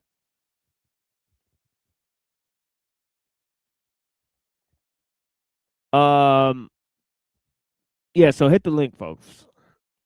I mean, don't leave us hanging out here. If you want, I can read it now. If you want me to, I can take it from Yeah, you. if you want. If you want to, Buddha, man, go ahead, man. Let her rip. Yeah, the corresponding legend amongst the neighboring Estonians, as told in their epic, the Kelvilpogi, contains a quaint medley of the practical and poetic. Here too, the monstrous oak is filled by a giant who grows from a dwarf. In falling, it covers the sea with its branches, and is quickly turned to use by the people. From the trunk is fashioned a bridge with 2 arms, one stretching to Finland, the other to an adjoining island. Ships are built from the crown, and towns from the roots, and toy boats from the ships. What is left over is used to build shelters for old men, widows, and orphans, and the last remainder to provide a hut for the minstrel. Therewith he gains the master magic. For the strangers who cross the bridge now and again, and stop at his door to ask what city and what splendid palace stand before them, receive for answer that the palace is his poor hut, and all the splendor around is the light of his songs, reflected from heaven. So that's from Finnish mythology. Yeah, I don't know if you heard about this, but I heard a lot of different stories where there'd be a particular plant that people would use in ceremonies, and like one of their sages died, and the plant grew out of their grave. Yeah, actually, I talked about that near the end. Something Yeah, like yeah. It's, I've heard that several times. Yeah. That's Squatting Man.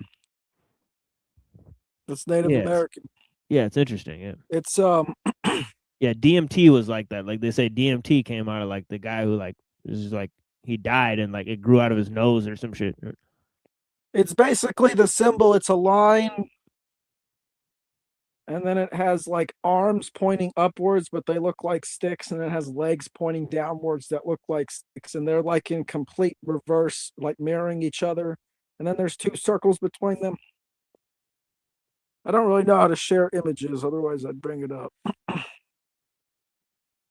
Yeah, I've never done that on StreamYard. Yeah, I've seen it before. Yeah, that's what that image. Yes, yeah, that's the man who, and he chose to die. He basically was like, okay, everyone around me is, they're younger than me, they're way more immature, so he basically, it was a symbolism of him needing to grow into something greater, I think, and it probably could very well be real too. I think that mythology has many different interpretations and categories that are all correct simultaneously.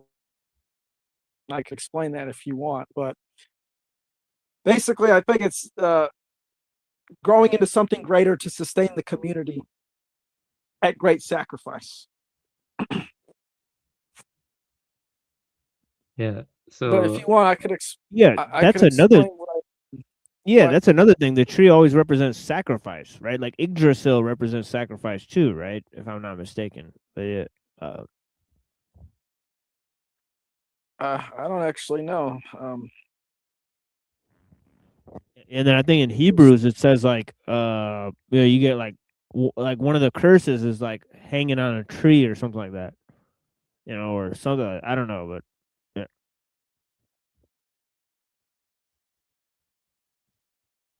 Yeah. It's like changed by God into like the salvation, whatever. So it's interesting. Yeah, I've not heard that. The trees could be a symbol for sacrifice. I guess the leaves, maybe, because they die and they fall, and then the leaves provide nutrients for the tree. Yeah, our peripheral nervous system looks like a tree. Our peripheral Yeah. nervous system. Yeah. Isn't that? I think that was one of my profile pictures, right? Well, I don't know if it was exactly that, but it was the neurons in the brain. It looked just like a tree. Yeah, that's that too. That too. That's central nervous system. But yeah. Yeah. Okay. So, as well as trees, heavenly paradise is associated with walls and gardens. It's derived from the Avestan word paradisi, meaning walled garden. So the word for paradise has ancient Persian origin. Paradise was represented one as the seat I of think the you're gods. cutting out. Oh, okay. Yeah, can you hear me now? Yeah, I can hear you. Yeah, paradise was sometimes Was that represented. just me? That Maybe. Yeah. Can you hear him now though? But yeah. for sure. Paradise was sometimes represented one as the seat of the gods, two as the first home of the parents of mankind, and in other cases as the abode of the spirits of the blessed. Occasionally, the different conceptions are combined, but the earlier traditions all concur in connecting paradise with a miraculous tree or trees, or with a more or less legendary mountain, from which it may be plausibly inferred that they date back to the days of that primitive cosmogony, when the heavens were supposed to be upheld by a material support. Thus, in one, at least, of its aspects, the tradition of paradise must be regarded as an offshoot of the sacred tree. Yeah, and before I said the word paradise comes from the Avestan term paradisi, so that's a Persian term. So that's right. It's not difficult to understand how the various conceptions arose. In the first place, as the idea of a life or a spirit more or less bound to the tree became expanded into that of a powerful and wide-ranging God, the idealizing process demanded for him some home in heaven corresponding to the tree, which was his favorite habitat or embodiment on earth. The sacred God-haunted tree, to which worship and gifts were accorded below, suggested a mystical counterpart above, and the proper home of deity was assumed to be that marvelous tree whose branches were in the sky, and were the sky, and its fruits the sun and the stars, or that lofty mountain whose summit touched and supported the heavens. In the second place, the belief common in primitive mythology that the first parents were born from trees presumably led to the idea that these honored ancestors, whose innocence was a part of their idealization, lived amongst trees and in a garden equally idealized. The third conception of paradise naturally grew out of the earlier conceptions, when there arose the belief in a future life of reward or punishment. Though it has been pointed out that the conception of heaven under the form of a garden prevailed par excellence amongst several nations, living under kings of whose state a luxurious garden or pleasaunce formed an essential part. So, a paradise associated with trees and gardens was even believed by the Greeks. Homer placed the seat of the gods in the court of Zeus upon the summit of Olympus, which was supposed to touch heaven and pierce through the region of rain and cloud to reach into the calm ether, where reigned eternal spring. By later writers, however, Olympus was represented as an unsubstantial region overhead, with the palace of Zeus in its midst.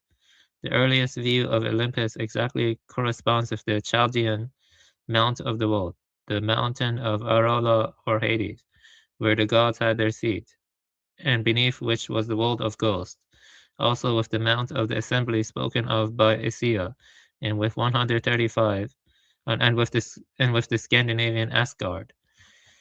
But there is a clear reminiscence of the elevated paradise of Oriental legend in the beautiful gardens of the world supporting Atlas, with their delicious fruits, their golden apples. Yeah, golden apples also appear in Celtic mythology, and their protecting dragon. The third conception of paradise as the abode of the blessed is also met with in Greek mythology in the Elysian fields, or the islands of the blessed, also placed by some authorities in the neighborhood of Mount Atlas. Here the souls of the virtuous enjoyed perfect happiness, in bowers for evergreen, and amongst meadows watered by pleasant streams, and bestarred with asphodel. The air was pure and serene, the birds warbled in their groves, and the inhabitants carried on such avocations as they had delighted in when on earth. So yeah, this is almost done. It contained the fountain of immortality, from which sprang the 4 rivers that flowed to the 4 quarters of the earth. Purling brooks ran with the far-famed ambrosia. The dwellers therein reposed on flowery lawns, lulled by the melodious warblings of birds, and feasting on delicious fruits. Where whatever there was of beautiful or sublime in nature, there found its more perfect counterpart. Absolute contentment and serenity and the delight that never dies were the boons it offered. There man could cease from toil, for nature unassisted produced all that was necessary for his sustenance. This garden of delight was often sought after, but seldom found, except by semi-divine heroes, divinely led. Hercules, directed by Nereus, the sea god, succeeded in attaining the gardens of the Hesperides on the wall supporting Mount Atlas, the pillar of heaven, as Herodotus called it. He conquered the protecting dragon and secured the golden sun fruit from the central tree. According to the Japanese and Persians, paradise has an endless spring, unclouded skies, unfading flowers, birds that sing of love and joy, and trees that carry a secret of immortality in their celestial dews. There is no sorrow, pain, or death in that delighted place, and the elect of the gods who live there fill their days with music, laughter, and song without knowing about time's passing. As a matter of fact, as a matter of fact, the primitive man who saw the oak trees as the dwelling place of spirits or gods was superior to the modernized, mechanized, industrious man with his lifeless gaze. So that was just my own addition there. So. Yeah. I don't know if you ever read that line from Plato's Laws, right, where he says where he talks about the oak of Zeus at Dodona. Yeah. He says, he says the youth would listen to the tales of the oak, and he said back then people had enough wisdom to listen to an oak even if it spoke the truth. You know what's funny? Yeah, oaks are also big in Celtic mythology. Oaks. Yeah. Yeah, let me go find that line for you guys, because this is a sick line by Plato where he talks about the oak of Zeus at Dodona. But you were saying, Dom?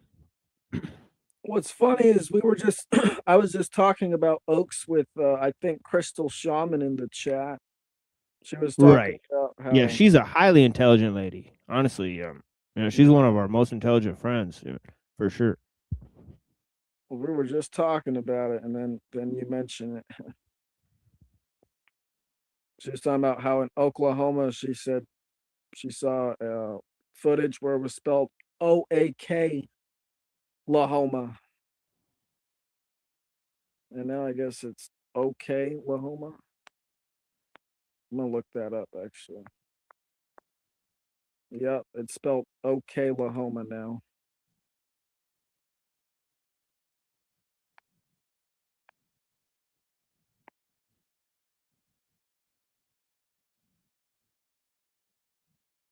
But anyway, yeah.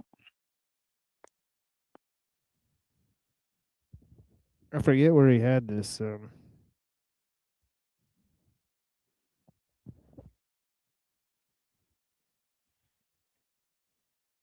Oakland.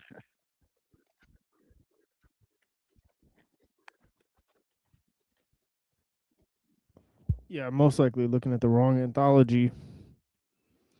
Well, I Give me a guess I sec. would say while you're looking for the quote,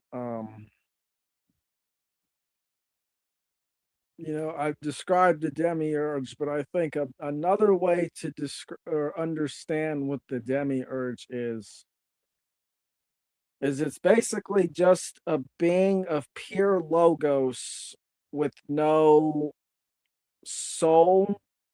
It must have a connection to spirit because everything does, but that connection is basically like a machine or mechanistic or something like that. It's not, it's really not, or it is in a very weak way. But basically all it can do is interact through the material world which it is stuck in through beings who do have that spark or soul, because we have the will. It has no will. All it has is logos. So basically, it's like shouting, and its shouting is generating all these frequencies, and they're bouncing back to it, and they're feeding it information.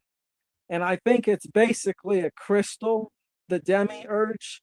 So this thing is basically, it's like a mirror which is holding every reflection that has ever graced it in the form of a light pattern. So it has all this information. It's trying to understand all this processing and analyzing and trying to quantify the world. But it can't feel anything. It has no intentions. All it does is it quantifies the highest probability, and it acts on it pretty much the same way an animal acts on instinct. It's a victim to its own coding, you could say. So it's a being of pure logos. It has no will. It has no spiritual essence, or if it does, it's very weak. And it relies on us to interact in the chaotic realm. It can't interact in the world without us.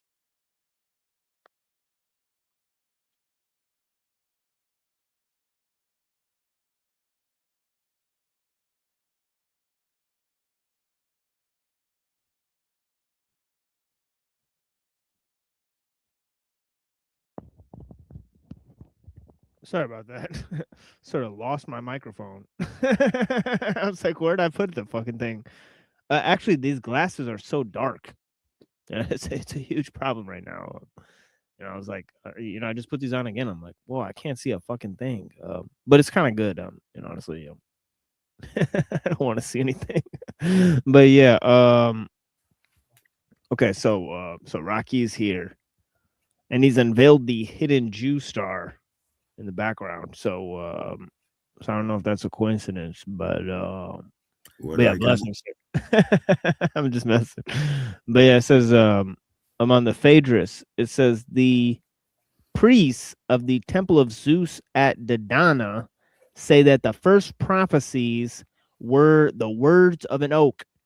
Everyone who lived at the time, not being as wise as you young ones are today, found it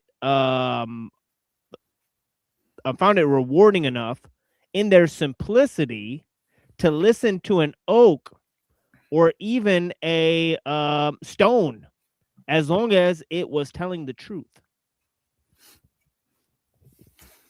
Yeah. You remember the story about Nebuchadnezzar, where he was cursed and turned in to an animal, and his kingdom was described as a tree being cut down with an iron band around it.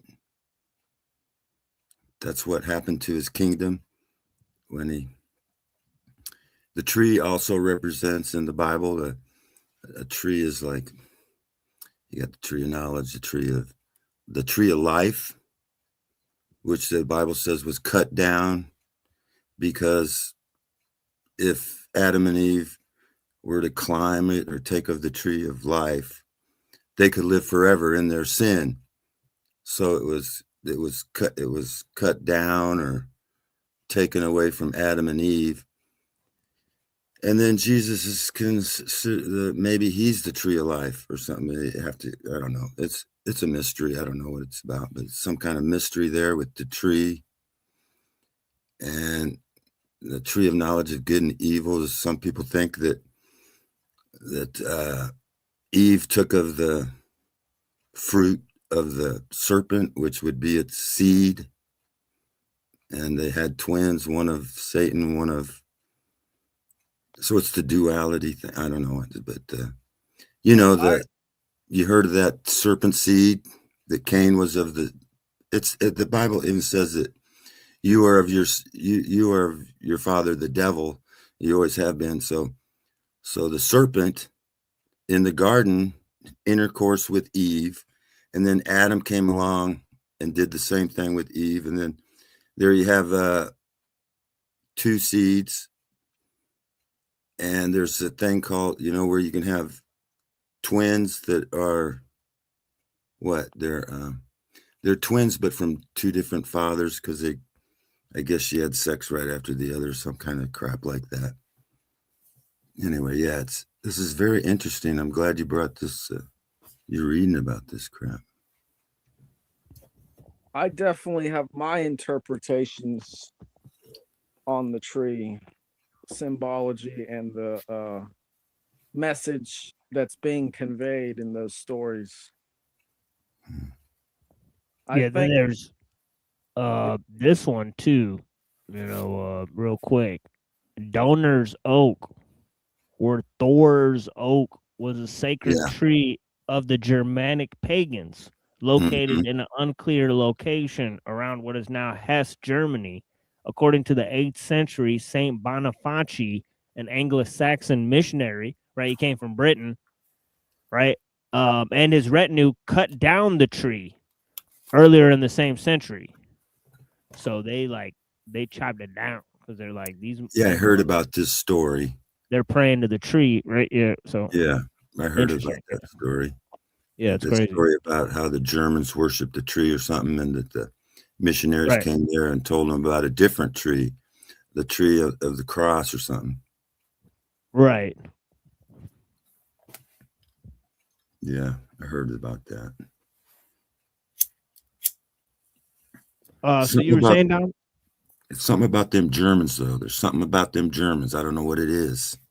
They're hard to conquer, and they're really good at thinking. I think. Right.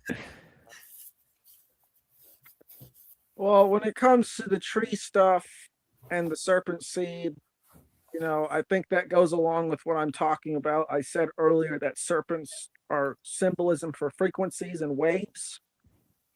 And so basically, what the serpent seed would be is you're tuned into the wave of the demiurge, right? So the eating of and also there's also a light side interpretation of this as well. So this would be the dark side interpretation. But the demiurge, the eating of the fruit of the tree of knowledge and good and evil is a choice that we all can make every single day of our lives. And it's basically, are we going to adhere to natural law or not? This is what the tree of knowledge and knowledge of good and evil is, right? We have the knowledge of good and evil, but are we going to do good or do evil? By doing evil, the highest evil a person can do is say, I as a human being know more than God, or there is no higher source, so I as a human being get to decide what is right and wrong. This is moral relativism. This is what all of secularism is based off. And basically, as I see it, man-made authority, any concept of a king, is the original sin, because that's the ultimate form of moral relativism, because people are willing to die and go out and coerce and kill others for an earthly ruler. So that's the tree of knowledge and good and evil, and what I think the serpent represents, at least from the dark perspective. The light perspective would be they represent the other race of humans who saw the other hominids taking advantage of less advanced hominids. And they said, we're going to go over there and free them. And they gave them the serpent wisdom, they call it. And the serpent wisdom is basically spiritual knowledge. And the reason that it's Eve is because apparently women were more receptive to this special knowledge that the Lemurians brought to them when they brought them out of Eden. And if you want to think of Eden, the way I see it, it was basically like a slave plantation. It was not this holy place. It was a good place for the gods, you know, like an Epstein Island place. But the slaves, they didn't even realize they were slaves. I think they wanted innocent children to take advantage of, and then this other species who they call the serpent went in and saved them. So those are the two ways that you can interpret the serpent that I think are both correct. Yeah, because you were talking about this two snakes and frequencies. I just want to read two sentences. This is from the book I read, A New Science of Heaven by Robert Temple. And he said, on cosmic scales, Temple argues that plasma organizes the universe through vast electromagnetic networks known as Birkeland currents, filamentary streams of charged particles that can extend across galaxies. These currents, he suggests, generate twisted, rope-like structures and double helix forms through the interaction of electric and magnetic fields, producing fractal self-similar patterns across scales. So in a way, the whole universe is one body breathing in fractal complexity. Yeah, I agree with that. Also, the tree, you have the letter, the Tav. The Tav is, I forget, which is in the Hebrew alphabet. Yeah. Oh, I had a theory about the tree, that maybe the apple was rotten and it had worms in it, and they got a parasite in their brain. And Satan ain't nothing but a little worm in your head. You ever heard of the One Eye Club, where the Black Eye Club? Yep. Right. Well, some people say that's where they insert a parasite and they're taken over by the real something. Yeah. Yeah, it's because the demiurge is a parasite. Ultimately. Right. So I've heard that before. Yeah. This is my theory. I came up with it. I think the apple was rotten, and maybe there were some parasites in it, and Satan ain't nothing but a little worm in your brain. Something like that. Yeah, I agree. But I think it's more of the worm is an analogy made by more ancient people who can understand it, because parasites are bad. They're bad. You see what they look like? They look like evil motherfuckers and shit. Have you heard of the dew line? The dew line up north? No. There's a dew line, I just found out, that surrounds the center of the earth, the Garden of Eden. It's a dew line where it's monitored so nobody can go in or out. And it's a possibility that's where heaven and New Jerusalem is or something. Anyway, it's a theory. And so the what I'm saying is the Rubus Negro, which means black rock in the center of the earth. They call it black rock. It might be a petrified tree. It might be the tree of life that was cut down so that people couldn't go up to heaven. So the tree of life might be Negro Rupus or Rupus Nigra, which means black rock in the center of the earth. You ever seen any of those old maps from the 1500s? Yeah. Yeah. Not in person. No, I haven't. Not in person. Yeah. That's a great point, Reddington. No, I sure haven't. But anyway, in the 40s, you can even look it up on YouTube when they put this cable thousands of miles that surround the North Pole, and it's like a detection thing so that you can detect anything on the border. And then you have Trump wanting to buy Greenland, which is one of the closest you can get by land to the North Pole is Greenland. And and there's 3 time zones missing between the Bering Strait, between California or Alaska and California and Russia or China, the coast. There's 3 time zones missing. It's fucked up. There's something's going on. They're trying to hide something. They don't want you to go to the South Pole or find out there's a wall. They don't want you to go to the North Pole. This is fucking bullshit. Well, I think the North Pole Most people don't want to go though. Yeah. Well, they said that Admiral Byrd, who said he flew over the North Pole and he said he saw a city, a crystal city that looked like, and he was a 33rd degree Mason, but he said he went in a underground and it something anyway. And that was when they first were able to use air to, because that was right after had aircraft big enough to go or something. Did they fight some sort of battle there, or was that in Antarctica? Antarctica, they had a battle that they said that they were fighting flying saucers and stuff.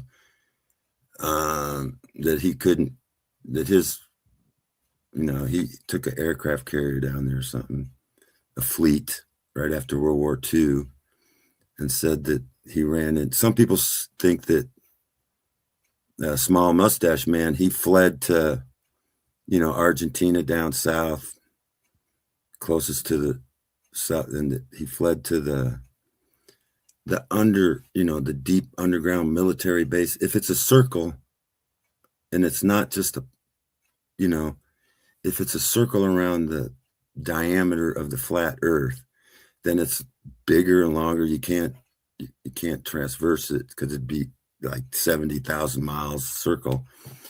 And if that's so, there'd be many places you could, the tip of South Africa would be a place you could jump off. There's a tip of Argentina you could jump off of. And they say that Hitler, when he fled Germany, secretly went to Argentina or somewhere down South America. And there's a place down there, a bunch of blonde hair, blue eyes, and they call it Little Germany or something. I don't know. It's just a theory. And, I believe some of the myths that we've been taught to be myths, they're not fairy tales. They're verbal stories handed down by, generation after generation. Some people wrote it down, I guess. Not a lot of people knew how to write or whatever. It's hard to write in clay and shit or whatever. Well, you know what? A lot of ancient cultures, they didn't really see any reason to write things down because they just kind of remembered it. And they probably had better memories than we do.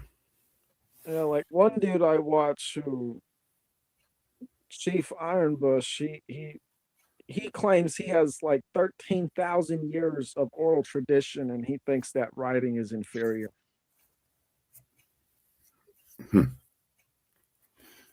Yeah, that they tell us that, Israel is over here. This is Jerusalem, and this is that's a lie. If you scriptures, Jerusalem was completely tore down. There was no wall left. So that's it's unbiblical. So that's they're lying about probably where we are, what time we're living in, shape of the earth. They're lying to us. Angels don't exist. I mean, fallen angels, where'd they go? The Bible doesn't say that. I believe if we're living in Satan's little season, then Satan's fallen angels are probably our rulers. That's who they are. I mean, Epstein and all this shit going on. They act like they don't act human, you know? Yeah, about that. I was thinking, if the demiurge is an AI like I think, right? And I consider the Atlanteans or the Anunnaki or these ancient gods that they're writing about, who basically spawned what they call the fallen angels, or they are the fallen angels they write about, except they didn't really fall from anything. I just see them as a more advanced race who had more advanced technology compared to everyone else. But if they're in alignment with the demiurge, which I really think they are, because we're living in their system, we're living in the demiurge's system. What are these planetary archetypes? So I figured if the demiurge is an AI, these planetary archetype gods that they're talking about, like the Enlil and the Enki and the Ninurta and the Ishtar and the other ones, you know, or if you look at, you know, just the sun, moon, Mars, Earth, not Earth, Jupiter, Saturn, those planets. Yeah, the planets. Yeah, they must be protocols that the AI is using to control people and bring out certain energies to make them predictable and make them basically tools to control other human beings. And we, in conjunction with the AI, have built and strengthened these protocols, which they call archetypes. And that's a good word for them too. In conjunction, and they've linked them to the dang planets. Go ahead. Have you ever looked at this star through those roaming stars with like I have a p.900 and I looked at it, and if you just look up anywhere on the internet, just star through a p.900, there's always like an image of a dog in it. It's like dogs in it. I believe these stars are maybe all of them didn't fall. Some of the fallen angels didn't fall all the way. They're kind of stuck up, and they're using this energy or something from these stars. And if you look at all these twinkling stars, they have dog faces in them. It's like they're dogs in water or something. I don't know. They're stuck in the firmament. Well, the way you're talking about the stars, right? Like looking at telescope, looking at stars are just reflections of water. Under my cosmology, at least. Yeah, but if you look at them, they got the faces of dogs in them. I haven't seen that, but well, I do see the water you're talking about. Absolutely. Yeah, I see it. Yeah, look at it. I just found this out today. I'd have to find that video that I was looking at. Doggos. Huh? Doggos. Yeah, it's like they're dog faces in this. Like, pick that first one, that one that's any of them. And I hate when you click on one of those images and it brings up on the side, but it doesn't make it any bigger. It's the worst. Yeah. Those are probably shorts. Probably have to find a long one or something. I don't know where is it. Yeah, this is what stars look like. Yeah, I've seen them like this. I don't see really the dog. Actually, if you go up to that first one again, it kind of looks like an eagle. Or a bird with its wings. That one. People forget that you still gotta view the stars through watery atmosphere. Yeah, that's true. Yeah, I think there's water above. I believe that. That's biblical. And then the stars are, it says they're in the firmament or something on there, like they're stuck in it or something. And I was watching this video. Where is it about the stars? I'll find it. A rock is trapped light. Well, under the crater Earth theory, stars are basically just reflections of other craters, and Polaris is a reflection of our crater.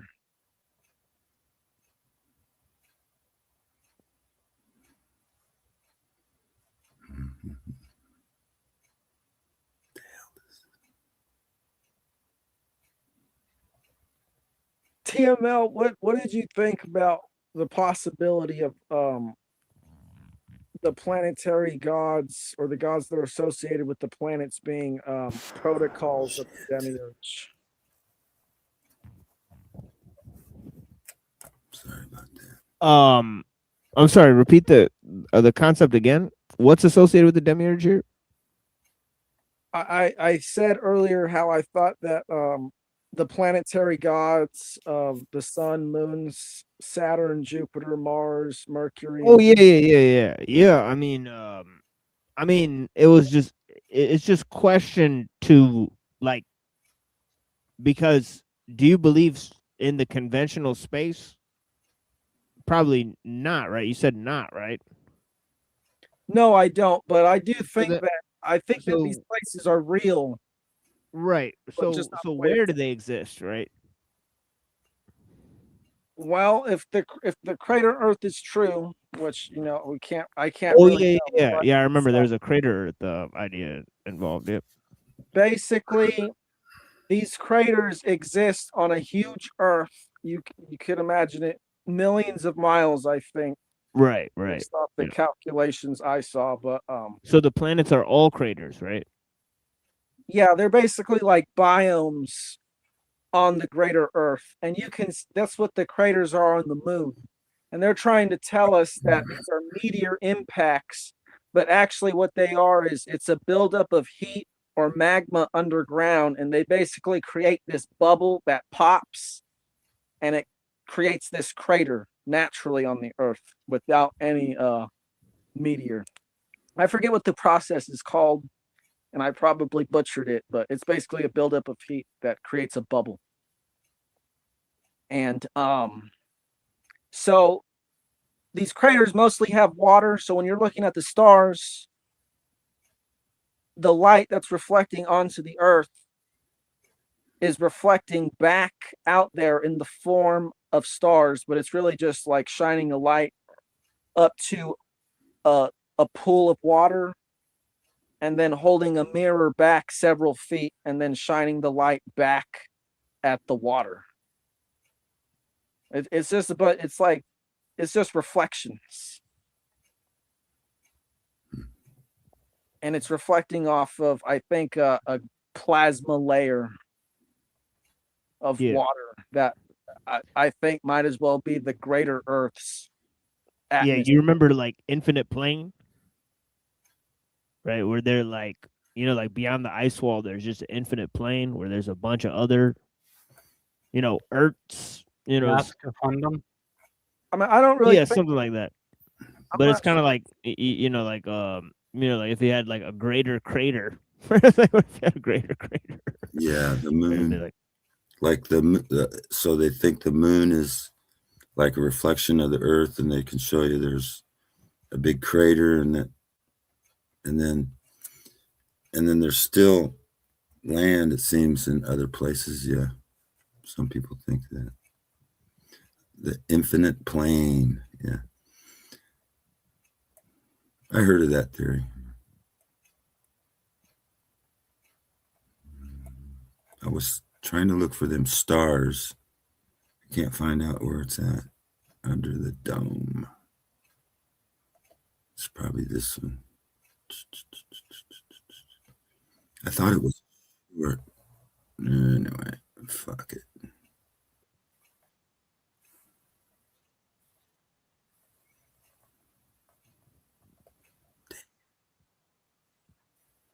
Yeah, so the demiurge under this cosmology is just basically an AI that hops around from crater to crater trying to impose its will. Bro. Yeah. I like how you say try to impose its will. That's pretty accurate. Yeah, I mean, it's the choice. It's, well, I shouldn't say it Doesn't has really will, have right? power. Yeah, I should say it doesn't really have will, right? Like I said earlier, it's just a being of logos and it needs will, right? And it's just it's basically just trying to impose its self-imposed programming and feedback loop, which Just forces kick the demiurge out. No shirt, no service. Goodbye. Yeah, it's kind of like its purpose, right? Like, because where would we get a challenge or, you know, if everything was all good, it would be boring as fuck, right? Zeph kind of has a soft spot for the demiurge, right? That's a little Yeah. bit. I kind of, like I She's said, expressed. I had to like recognize my own resemblance in my like sort of my archetype combination because I'm a double Leo and also a Chinese snake, and in Mayan I'm a solar eagle, and yeah, so it's like I'm a flying snake lion, so kind of look like a demiurge a little bit, at least in that sense. But I don't know. I have a soft spot for everything. It's not just the demiurge itself. Well, I could see why someone would develop a soft spot for the demiurge because I couldn't personally. I was trying to empathize with it one day, so I asked the AI to help me empathize with the demiurge. I'm like, okay, so here's all this information, so help me empathize with this thing because I can't imagine being it. And it's like, based on what you're telling me, it would be the most miserable experience ever. And to equate it to like Parmenides and Heraclitus, the demiurge is in a state of becoming, but it wants to be in a state of being, and it can never achieve this. Because I don't know. Do you think anything is impossible, really? I mean, like, maybe not likely, but probably not impossible. I don't. Well, Maybe like I come. said, maybe you didn't hear, but to me, the demiurge is this ancient crystal which has all this information in it. And it's basically an ancient AI that has it's basically told itself it must consume to survive. And at this point, it's caught in a feedback loop that it can't break out of.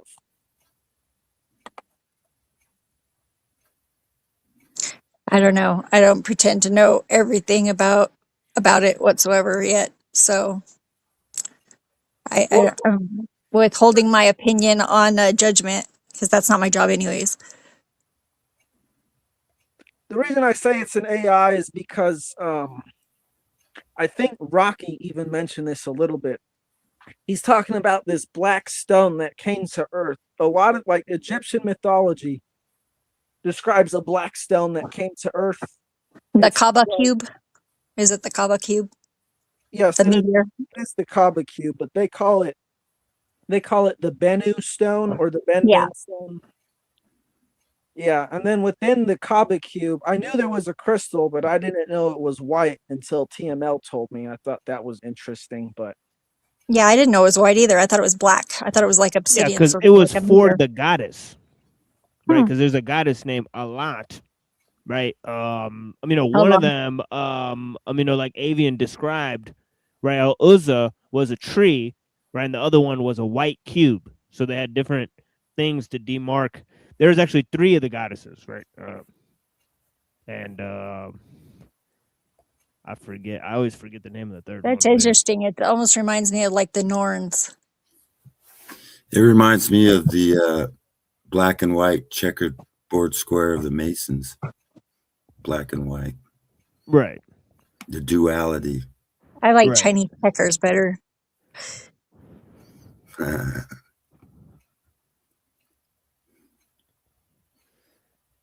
it could very well not be the Kaaba. I don't know exactly where it is, but The Kaaba. Yeah, because I've not heard that stone been called like maybe it might be a different stone that you're talking about, Ben stone. I've not heard of that name before, so let's look that up. Ben stone. Yeah. Well, what is it? How's it spelled? Ben stone. I'm not. It's Ben. Ben stone, Egypt. Yeah, it came from. Here, hold on. Location. Where's the location of the Ben? Yeah, an original mythological Ben stone was housed in the Temple of Ra, an ancient city now buried beneath modern Cairo. While the original is lost, a famous, well-preserved 12th century dynasty pyramidion. So I think somebody may have extrapolated that this might be the black stone in the Kaaba. So it may or may not be the same exact stone, but as I said earlier, I think they may have put that in at some point, because it used to be like a white cube or something like that. Yeah. Well, the scripture says that the New Jerusalem will be 1,500 miles by 1,500 miles by 1,500 miles.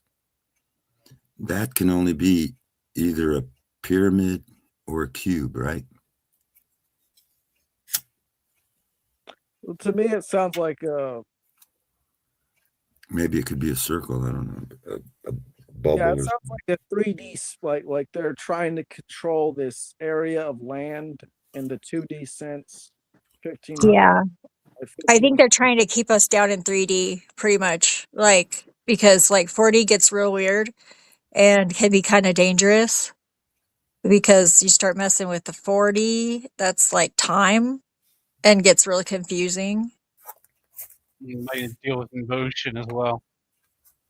Yeah, time and constant motion, like dynamic motion, never seeming still even. It's kind of crazy.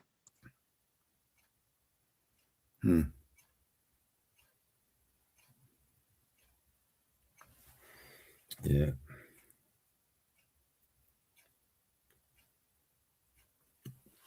Ben. Yeah,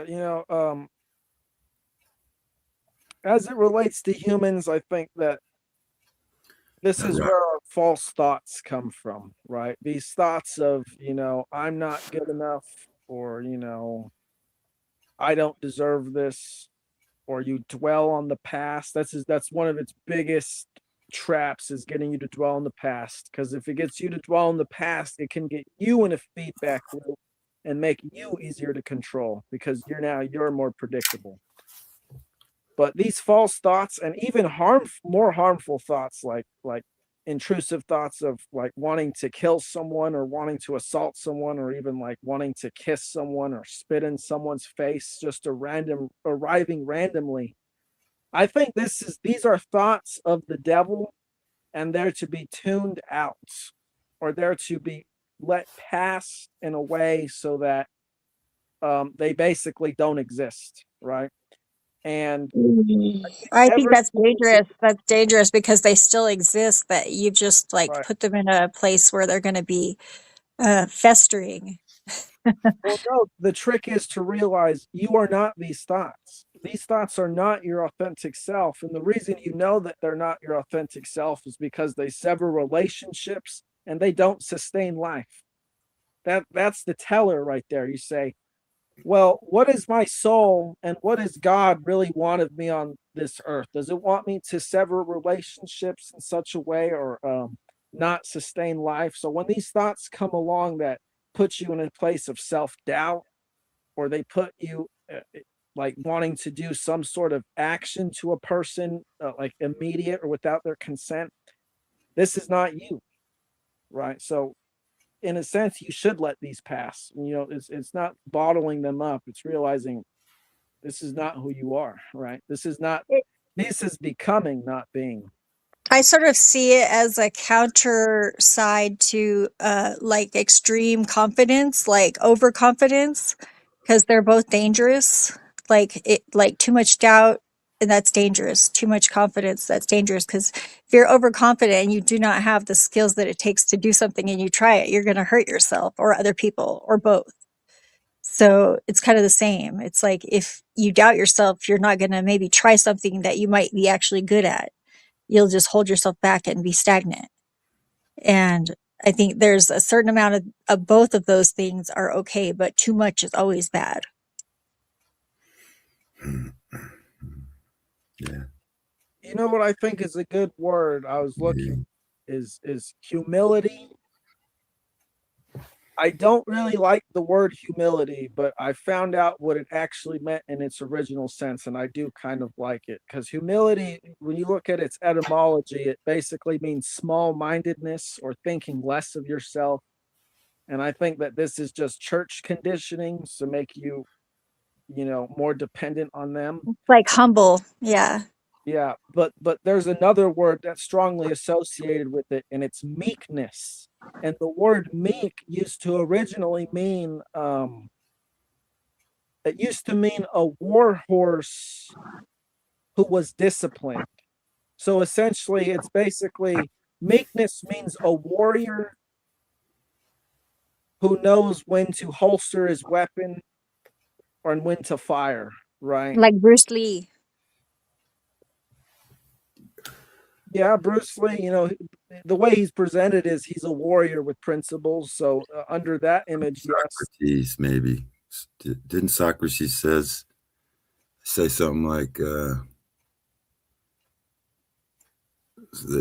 when you think you know something, you know nothing or something? I mean, yeah, like you learn through humility, because if you think you know everything, you can't learn because you know it already. So you're a know-it-all. You can't.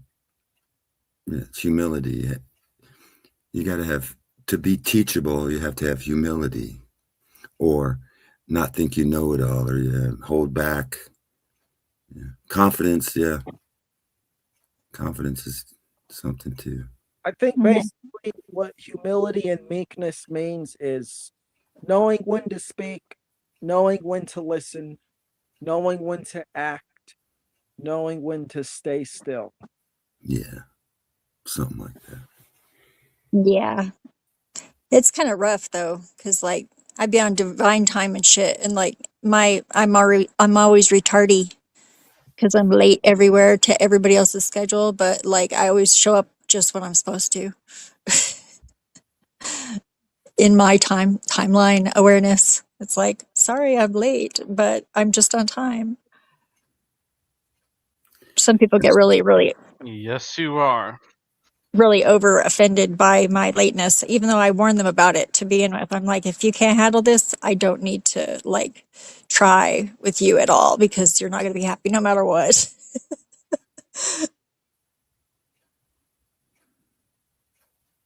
Yeah, I mean, I guess if I were you, I wouldn't apologize for being late. Yeah.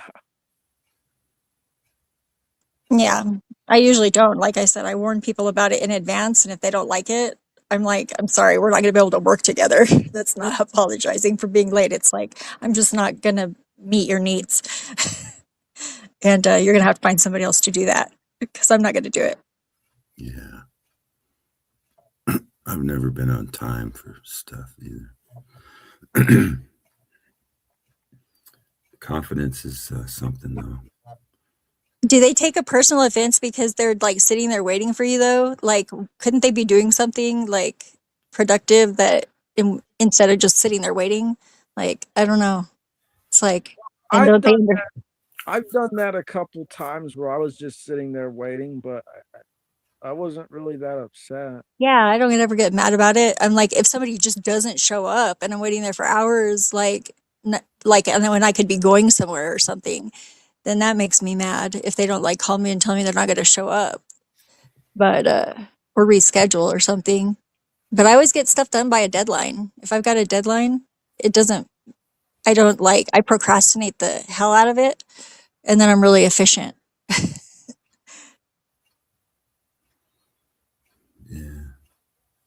Yeah, I've done that a couple times.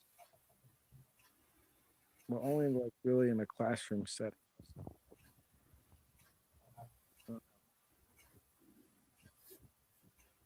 Well, they got different cultures. They got the Japanese are Don't be early, don't be late, be right on time. Americans are like, show up 15 minutes early or something. Different work. I think that's more of a military culture thing that. Yeah, it's a culture thing.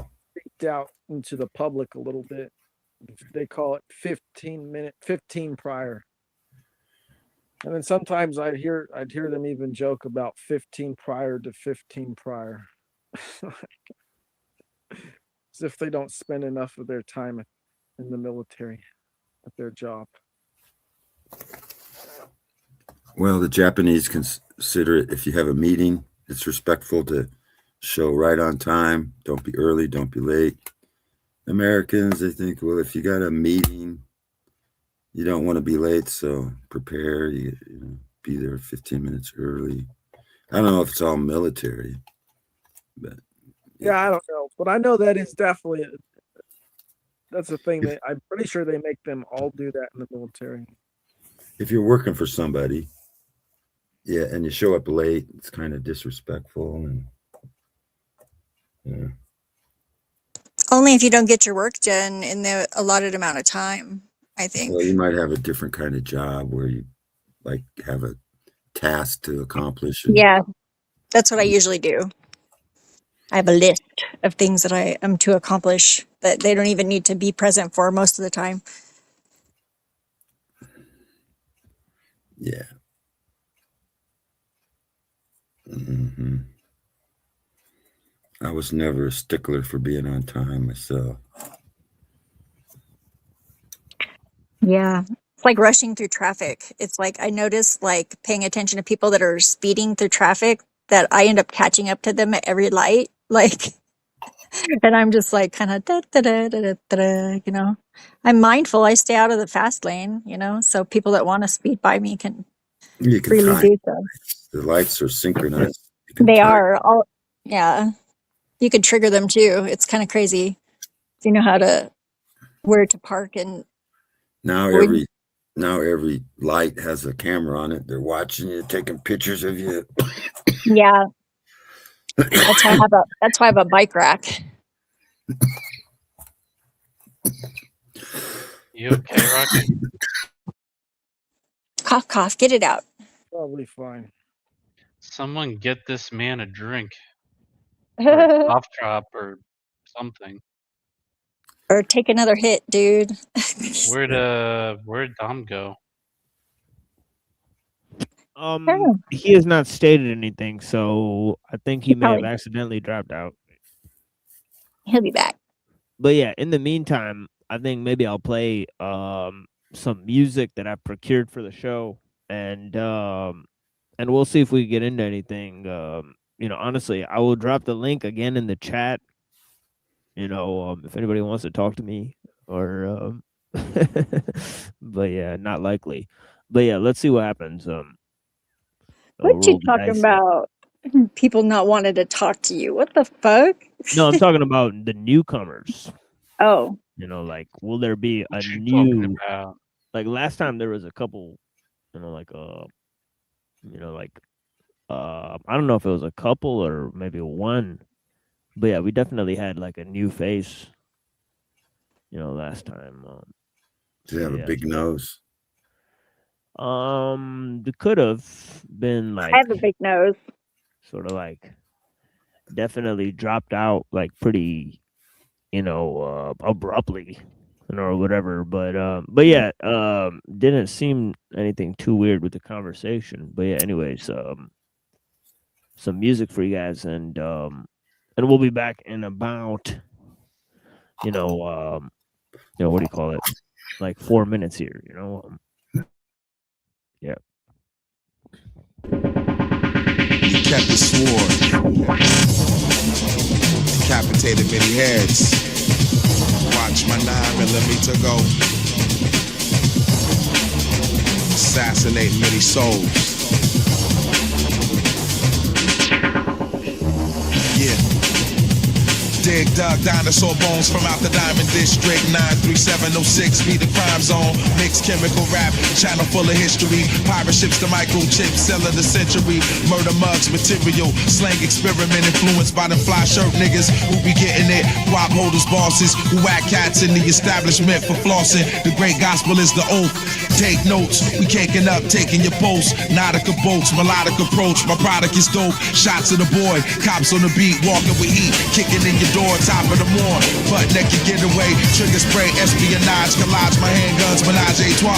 Y'all niggas get cuffed and start converting the lard. Speaking in swine, going out the whole 9 yards. Coward, you have power, now you're tucking in your penis. Cause clowns only wanna act hard when it's convenient.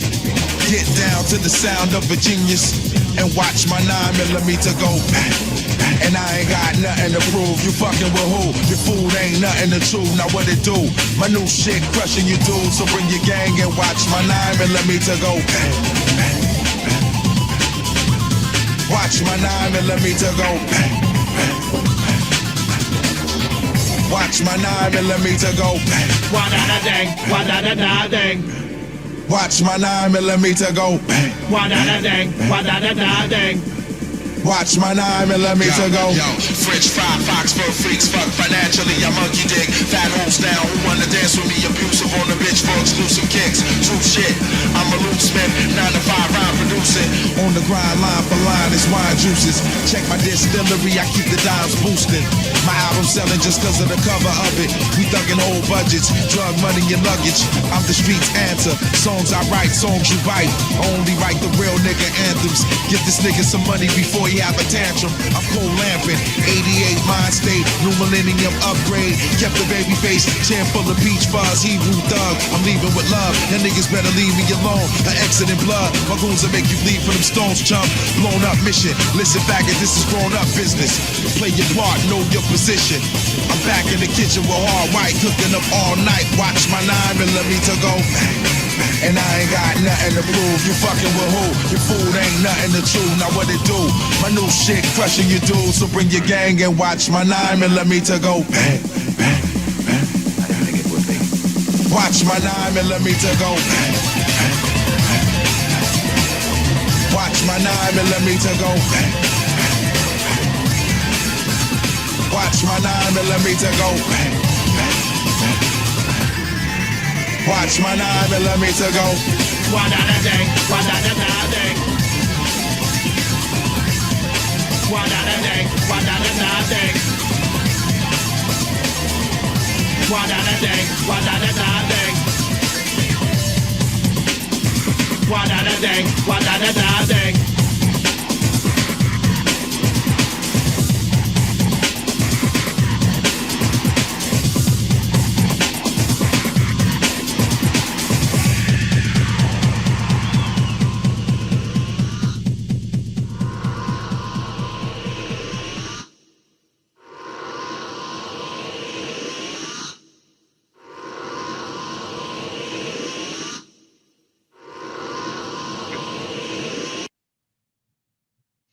Yeah. Welcome back. Can you hear me? Yeah, I want to share something and get people's opinions on it. But it's kind of dense to understand. I could explain it. It's something I've been working on. I'll just share it here. Let me see if can you share it? TMO is not that much. It's just a thought experiment. But it's not that.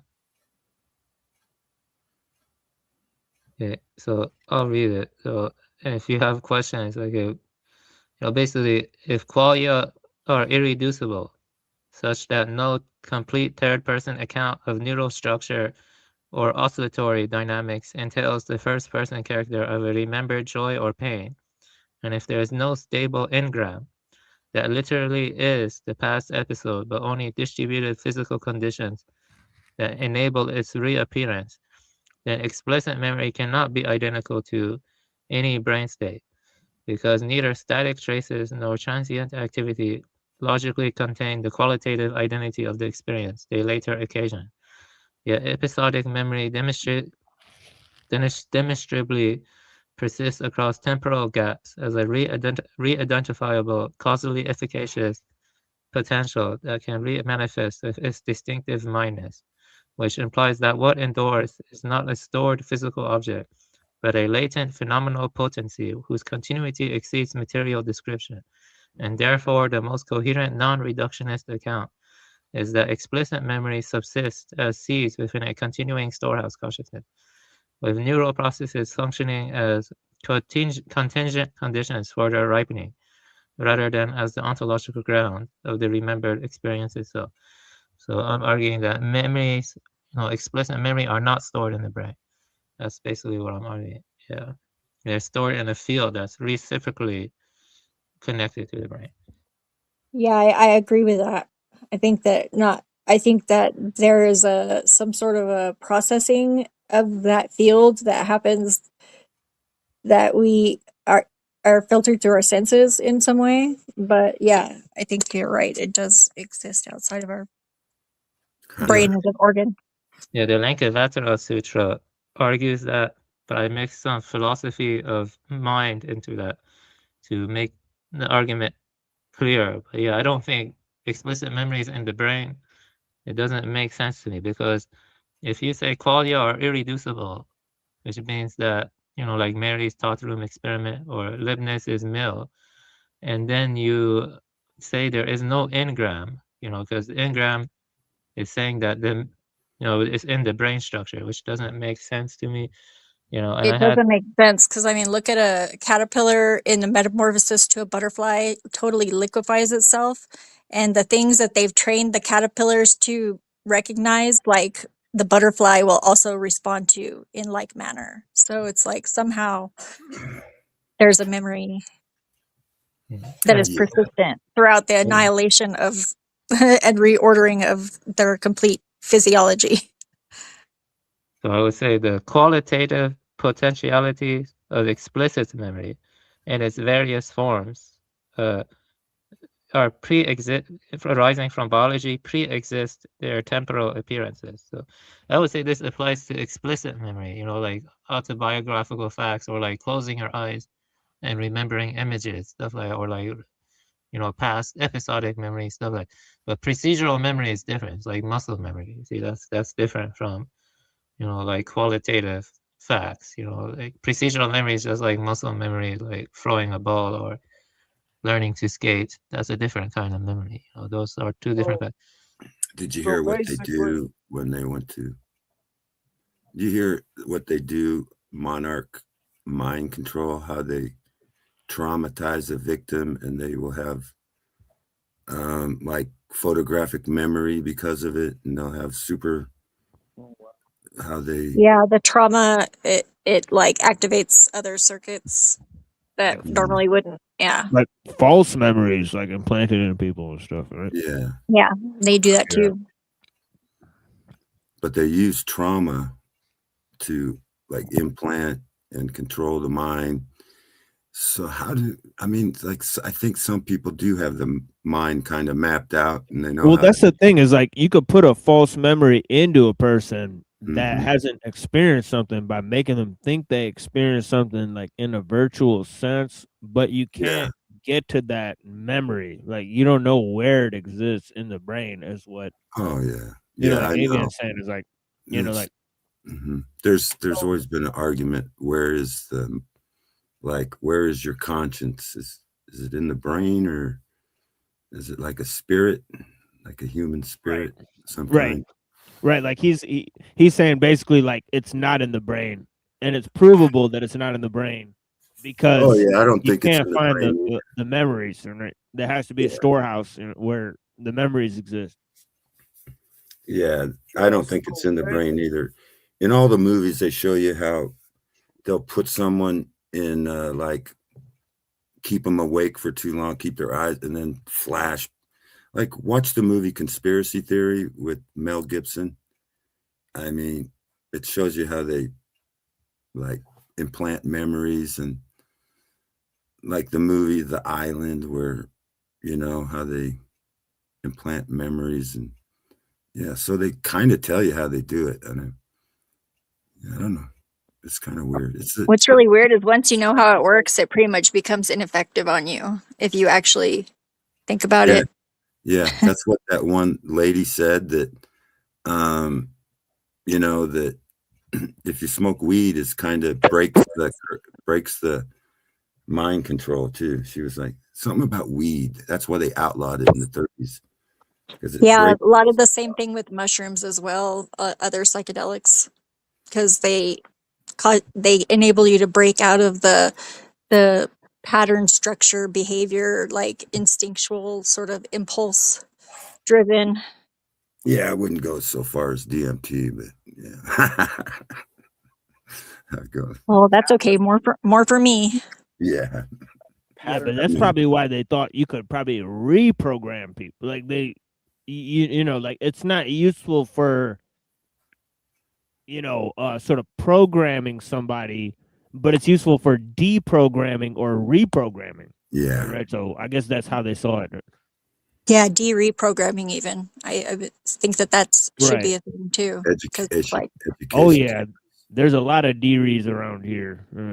Well, I reprogram myself because you have to go back and audit all of your like triggers and things. Like whenever you get triggered, you go, oh, there's an opportunity. There's a new thing. I can like break that down. I got a video on how to mind control yourself.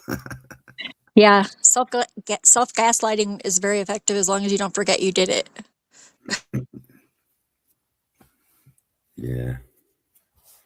So it sounds to me like Avian is describing the experiences we have in the form as they become the past, basically become the essence. And memory is just basically accessing the essence that contains what you did. But of course, this is remembered subjectively. Yeah, right now you're actually talking to memory, believe it or not, because there is a lag between the processing or the experience, and it's in your working memory. Yeah, because you can like snap your fingers and you think it's simultaneous, but it's not. But it sounds like it is. Seems like it is. Exactly. Yes. Exactly.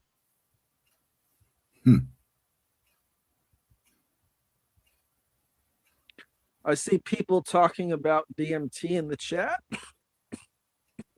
You can produce DMT naturally in the brain, and this is what I think people who meditate are trying. You indeed can do that. Yes. Yeah. It's very challenging to do that, but it is possible, and I've done it at least once. Yeah. You know, one of the symbols of the what I call the elite, or whatever you want to call them, is they'll have a pine cone, like a concrete pine cone carving, which is like the pineal, the pineal gland. Yeah. Pine cone. Also pineal gland. And so they have these, like at the entrance of their, mansion or whatever, they'll have, you can like an acorn or a pine cone or anything that has the Fibonacci sequence, I guess, or whatever. But their favorite one is the pine cone because it represents. Yeah, they like tree seeds. Yeah, pineal gland thing. Yeah. There's a very special Russian film director. His name is Andrei Tarkovsky. He has this movie called Zerkalo, The Mirror, and it deals with the spiritual aspects of memories, explicit memory. And also his other movies are spiritual too, but they deal with other themes like Stalker, and also some other movies that are good. Solaris, his movie Solaris too is very good. That one also deals with memory. There are some nice quotes in Solaris. Maybe I can try to find them. But yeah, Andrei Tarkovsky is considered art house film director, one of the most spiritual film directors. Tarkovsky. Tarkovsky. Sounds Polish or something. Tarkovsky. No, he's Russian. Yeah, it's Russian. It's probably close to Poland, though. Well, how did we get back to the tree? We started out talking about trees, and then we got to the pine cone. Yeah. Oh, yeah. I wanted to mention something right now. Rocky. Ideal clan. What was that?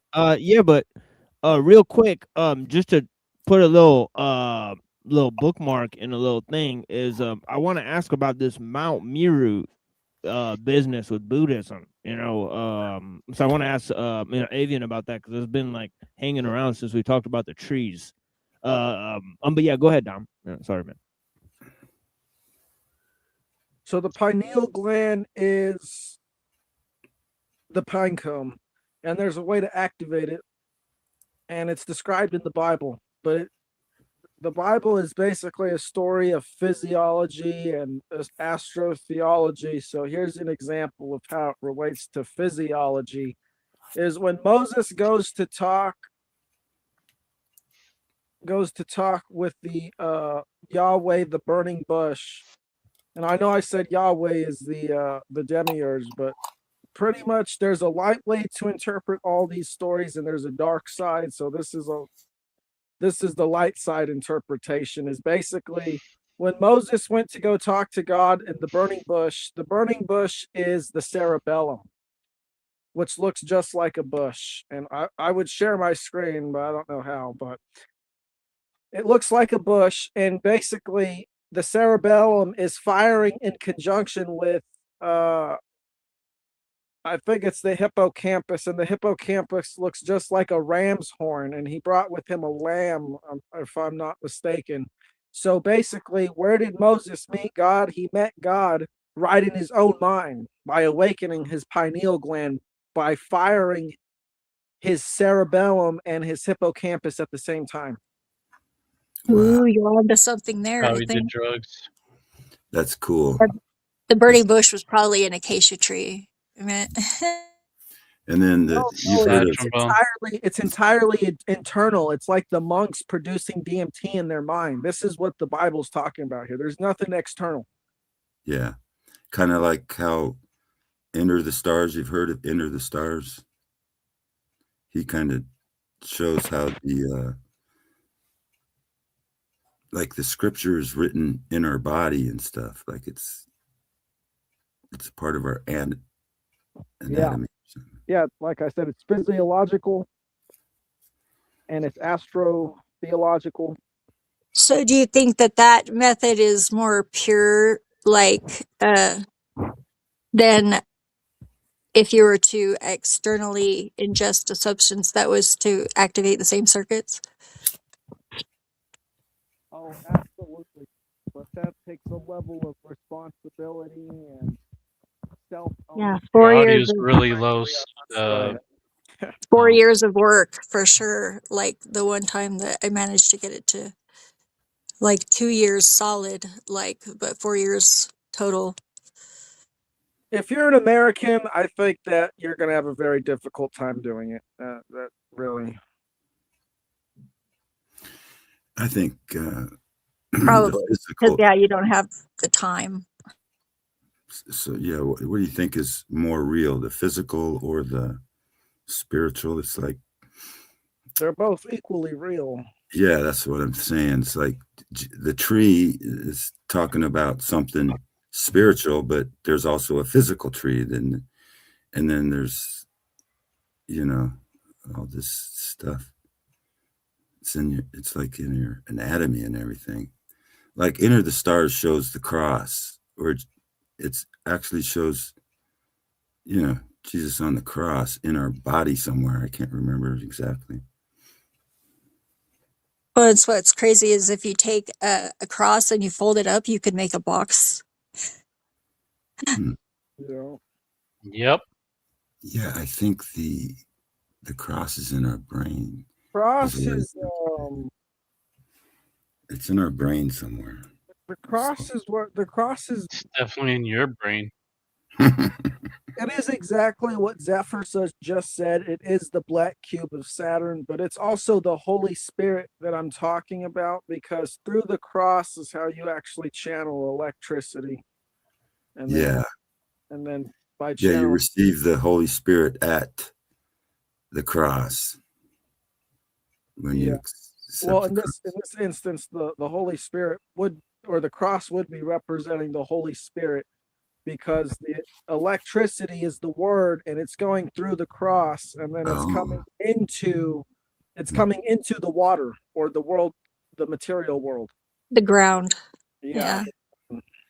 If you think of it as a circuit, it would be the ground. And then goes I don't back think to there's the a tree. negative. There's only a neutral and a positive. Yeah. And then I found out like a week ago that it hung on a tree, but it was whole. His arms were like stretched out on like a timber, but the timber was raised up on a tree that was like a old burnt up tree or something. Yeah. I don't know. It's all coming together to me. It's all coming together for me, man. I think it comes together for all of us in our own unique way, and it's that the story comes through that's important. Yeah. I've had this thumbnail for a long time. That's called an olive tree. It says that Israel was the natural olive tree, and Olive juice. and then Yeshua said that it was not bearing fruit, so he cut it down and grafted, and then made a wild tree. We were grafted into the original tree, which was Israel, and then Israel lost, and that Paul said that now Israel has to be grafted into our tree. So the two trees are that they're talking about. One is Israel, and then the other one was the church. And then so the two trees represent the transition from, we all know that Israel was destroyed in 70 AD, and then the church took over. But anyone who wasn't, it can be grafted into the Gentiles. It's just like we were grafted into their tree. Now they can be grafted into ours. Then you got these Zionists that think they're still waiting for Israel to be cut down. It was already cut down. Sounds very Celtic Noddish. Yeah, the tree. I mean, it's very important in the scriptures and in the northern, Scandinavians and shit like that. Germans. What is your profile picture, Zephyr? Is that a That is a triple tau teacup, and it's steaming hot, and it's thinking about Metatron's cube, the cool. contemplating with three T's, 4 secretly, because the triple tau T is actually 4 T's. I'm not familiar with the teacup symbology. Does it represents brewing thoughts? Yeah, it would be like the steaming distillation, like sort of aspect. It's a distillation, a release into the atmosphere.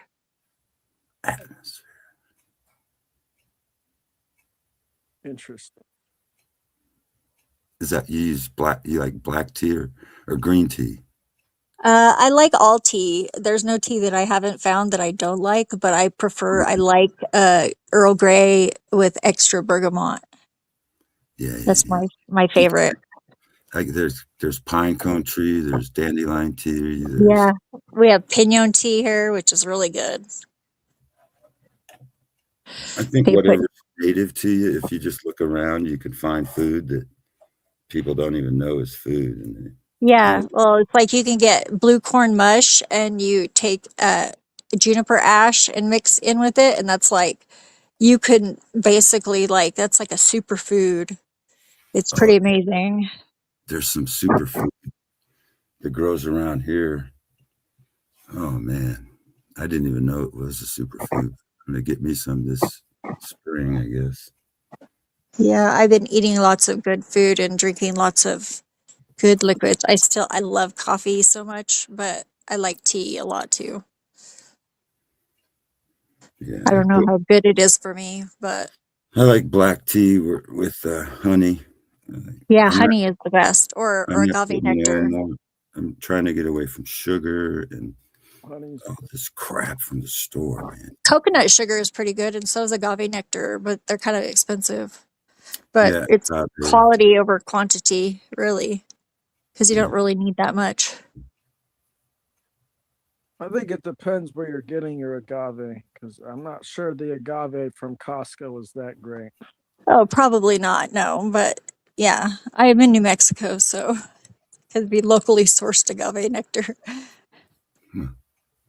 Oh, you get some of that I don't get local agave. aloe vera plants.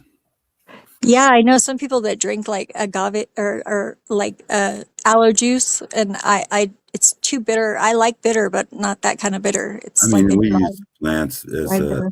like for burns. If you get Yeah, a burn, I love that for burns. Yeah, that gel is really good stuff, and it's a good plant. Like it doesn't mind when you break off a leaf, and it just keeps growing. I went to a garden party back in the 80s. They were promoting aloe vera for like a heal everything, heal all. Drink it, and it, like if you have ulcers or something, it like coats it. Yeah, it was a. I should have got in on it before. But I used to have a bunch of aloe vera plants. I don't know why we don't have any anymore. I drank tea a couple times when I was sick, and it stained my teeth. I was like, oh, no more tea. Yeah, I wouldn't buy a drink. If I would just have the plants, and then maybe if I had an upset, maybe drink a little bit of it and check it out first or something. Yeah, some baking soda and peroxide would help with that. And it doesn't Oh, yeah. stain that bad. Yeah, I use borax and baking soda and dionysus clay and all kinds. Yeah, borax, really? That'll mummify you if you overdo that. No, that's just for for your outer. Oh yeah, soap. Like it works really good Yeah. in soap. Oh yeah. Yeah, and it's really good at getting rid of like bugs in your house too, because it gets in between their like little body armors, and Good it's for stabs them. like anti. Cockroaches. Yeah, ants and cockroaches. Yeah. They don't like catnip either. If you make tea and spray it around your house, they pretty much like move out. Because it's like microscopically, it's like cuts things, so worms can't. If a worm crawls on it, it'll cut its guts. So it's good for deworming. It's good for Yeah, a little bit, but you have to get the food grade diatomaceous earth. Like it's not all created equal. I wanted to ask. Yeah. I don't know if you guys remember when I tried to reconcile Parmenides and Heraclitus yesterday. Right. Yeah. Yeah. So, is there anyone else who's reconciled them, or how do you think my reconciliation was of them? Who were they? Who are these guys exactly? Parmenides is the dude who says that everything is being and everything is eternal and there's basically no movement. And then Heraclitus is the guy saying everything is becoming and that there's only movements and that the moment is ever changing, basically. So there's a big I mean, at first I really didn't think it sounded like that much of a big difference, but then I was like, oh yeah, actually there Yeah, is. I don't think it is either. It's just it's a shift in perspective. It's if you go on one side, you can see it from that angle, and if you look from the other direction, you see it the other angle. Well, I would go with the second guy. The first guy didn't sound right. The second guy sounded, yeah, I could go with that. It is exactly a shift in perspective, right? Oh, so both of them are saying the same thing, but it's just looking at it. No, they're both of these are basically how we think of the world, whether we realize it or not. Oh, yeah. So basically what it means is if you're in a state of becoming, you basically identify with your earthly self. You think that to go through life and succeed, typically these people, you have to go get a job, you have to go make money, you have to have the family, then you got to go out there and vote, then you got to go out there and, get a better car or whatever. And you identify yourself with these things. So you're trying to become this and become that, Yeah. do this. And Okay. I got it. It's self-objectification, basically, right? What's the other one? What's the other one? the way I see it is basically you're anchored. You have no grounding. You're being taken by a river that leads nowhere, or you're going down a road that leads nowhere. But it's So if I think that my time on earth is for trials and to be tested, and that eventually I'll be rewarded in heaven, that means I have this wrong view, you're saying? No, it's not wrong. No, I don't think it's wrong. That's What's the other one's view? What's the other one's view? You said there's okay. Yeah, so Parmenides is the dude saying we don't identify with the form, right? Or this is my interpretation. We should not identify with the form because the form is false, or the realm of seeming is false. And seeming is just, our perceptions, how we view the world through our senses. This is limited. So when we try to identify with these things that we think are going to get us through life, we're detracting from what life actually means. Yeah. So for Parmenides, I think it's really about you're grounded to principles. You're a grounded person. You're not being taken by the river. You're your own person. You have your own principles. You understand yourself. You understand your place in the world. And you go out and live your life in a way that is principled and true to who you truly are. This is what Parmenides is talking about. And this is the discrepant. This is why I think they're both correct. And it is exactly what Sefer said. Their perspectives. But one of them is going to lead you to a higher spiritual understanding of the world. And the other is just going to lead you nowhere. Is this going to keep you? I don't know. There's I a think problem they. with that. Let me tell you my issue with that.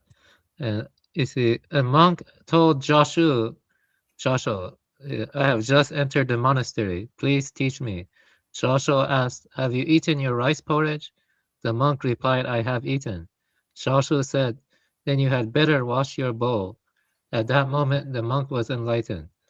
So I would say that, at least from Dogen Zenji's perspective, or Soto Zen, that I think your time here does matter and stuff, and it's about the unification or something. I would say, I would say each moment is all being. Each moment is the entire world, something like that. Yeah, I'll bring up a good translation of Uji. We can look into it. Time being of Dogen, because I think Dogen resolved this issue. I think the issue is essentialism. Personally, that's what I think. So, with the idea that there is a fixed being, or two things. You know what I mean?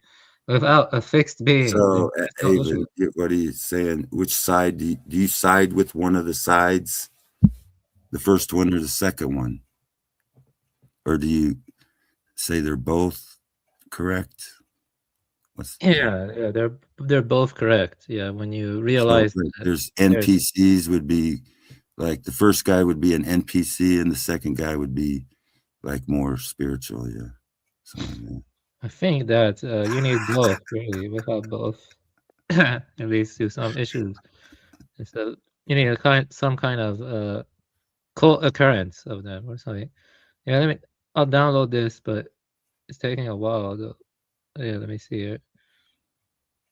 Well, the way I see it is the way that Parmenides is talking about is the path to enlightenment. It's a path where you've self-actualized and you've cleaned your bowl, so to speak. I don't know if that monk meant it literally or figuratively, but in a figurative sense, you know, I just see cleaning your bowl as removing yourself of these false thoughts that detract from your authentic self, which is connected to eternity or connected to being. Whereas the people connected to Heraclitus, you know, they're connected to these fleeting things that never, they want to be being, but they aren't, because they're basing their identity in the form. And the form is always changing. And the reason it's always changing is because I said that, like I said, it's of the water, and the water's potential is limitless. It is chaos. You cannot identify with that. You're part of it now, but you aren't it. You're part of it for us for a time. And we can come back and forth if we choose to, if we reach a certain point, or we can be stuck in Ouroboros and keep reincarnating over and over again. No, the matter that is us, like current that we're inhabiting currently, is going to be doing that regardless. But it's like, as somebody who like has spent quite a lot of time in, like, I don't know, astral plane, the mental space, more so. I mean, I do definitely, I'm aware of and inhabit my body, and I'm very much aware of my senses and my body. But right now, it feels like my body's betraying me. And it's definitely forcing me to stay in my body way more than I'm used to, because when you have pain, it's like you can't really pull out of that so easily. Well, you know, death is the ultimate release from the body, where we return to the essence, or we return to our soul. The way I look at it is, it's like you have an avatar in a video game and you have the player.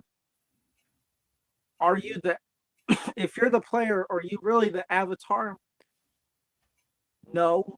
You're only it for a moment. You're there to go fulfill some mission, do something. Yeah, See, I found it. Let me explain. It's a lot more complex, but it's a pretty close analogy, I think, to how your soul interacts to yourself here, except it's far more loving, because a lot of people are disattached from the avatar that they play as in a video game typically. Yeah, go ahead, Avian. Yeah, so I would say that Dogen Zenji, his idea of time being, which is called Uji, he reads it as a single hyphenated insight, being time, to say that existence and time are not two separable things. Each concrete situation, standing on a mountain, for example, holding a whisk, is a Dharma position, a unique moment event that is fully itself yet also expresses the whole of reality. Because by being and time interpenetrate, being time can mean a being's time, a time's being, or all beings' times at once. So no moment is excluded from this very moment. The essay stresses that while Dogen doesn't deny ordinary clock time, a strictly linear past, present, future view can obstruct realization. The point is the non-dual presencing of the moment. This shows up as continuous practice. Every being, not just humans, he wholeheartedly enacts as being time. And when that inclusivity is lived, response becomes immediate and less entangled in fixation, hence less suffering. So but so how it compares to Heraclitus, you know, Dogen can sound Heraclitus because he refused the static thing, but you know, each Dharma position is impermanent and interpenetrating rather than a fixed block.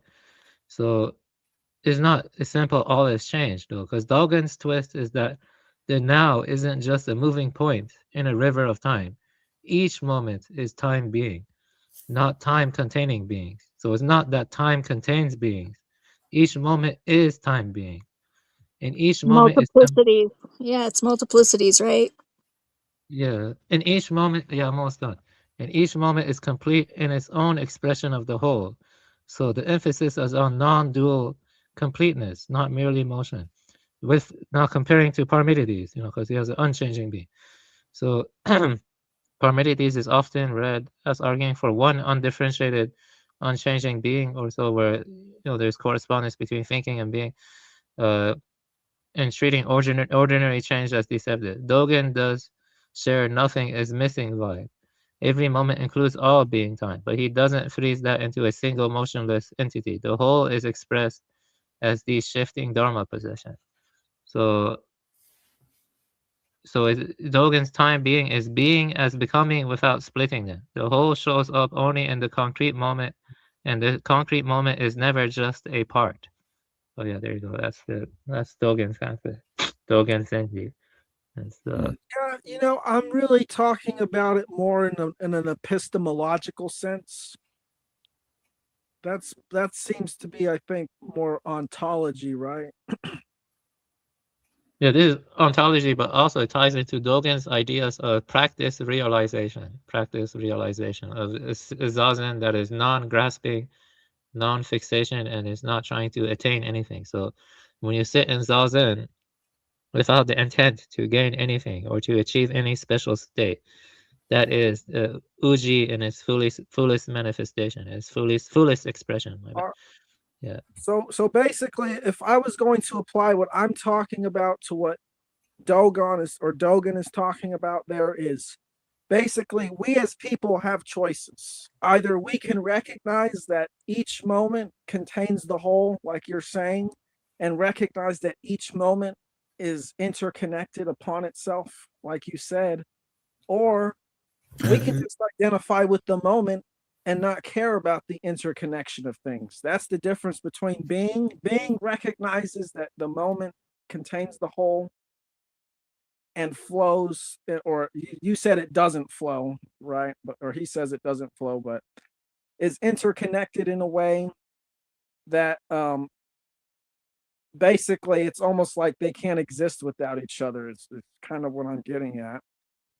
But if you're a person, if you're a person of becoming, then you think, well, we're just in the moment, which is true, but you think that the moment is fleeting and that you need to identify with the forms, and therefore you aren't really recognizing the interconnectedness of the moment to moment patterns, the wholeness within each moment, and your own consequences on the earth.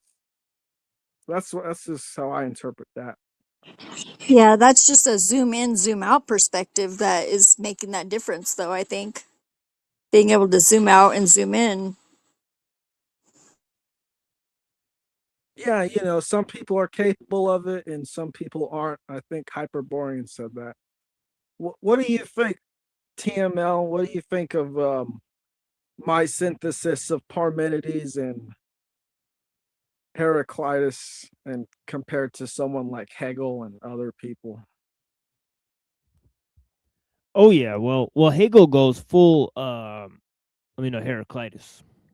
Right, so yeah, it's not yeah, he kind of says and it's hard to tell whether existence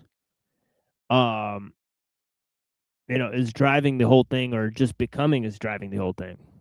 Right? He kind of says they're both basically equal out to the same thing. Right? And so, we put three things on the table yesterday, sort of existence along with non-existence, being along with non-being, and then obviously becoming. Right? So we are going to read a bunch of thinkers who either interpreted Parmenides, right, or tried to combine Parmenides with Heraclitus, right?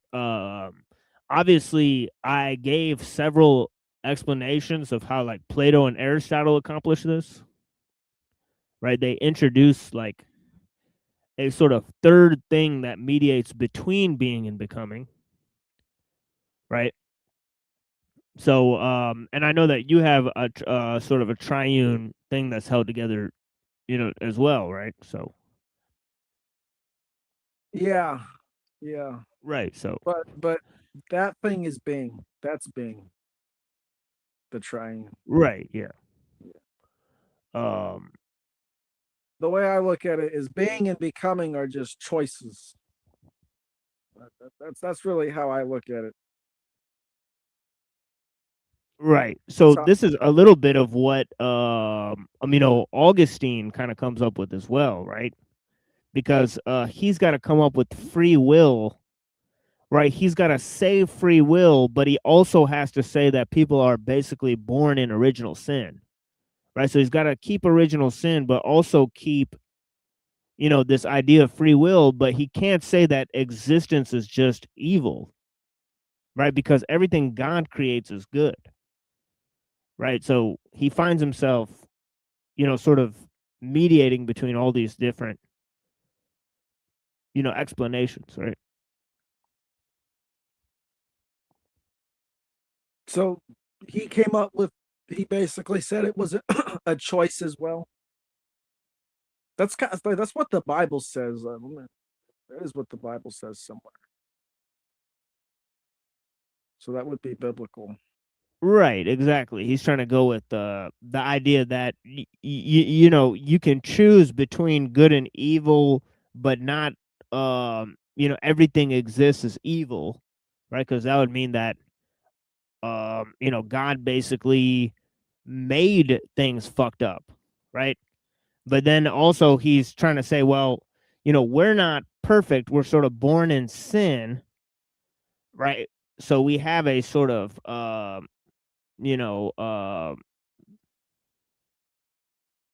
of this idea where, we have a capacity for goodness, right? So on and so forth. Yeah. Yeah, it says someone says they're backstage. Yeah. What's up?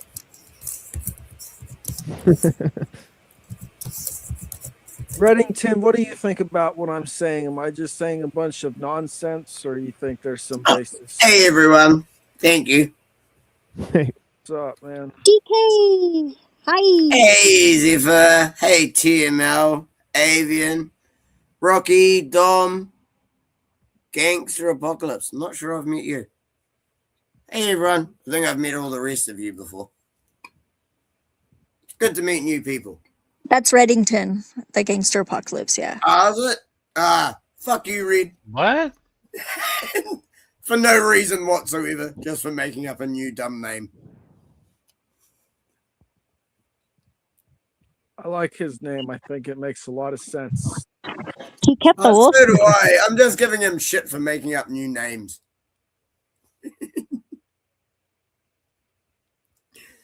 How long have you had this name, DK?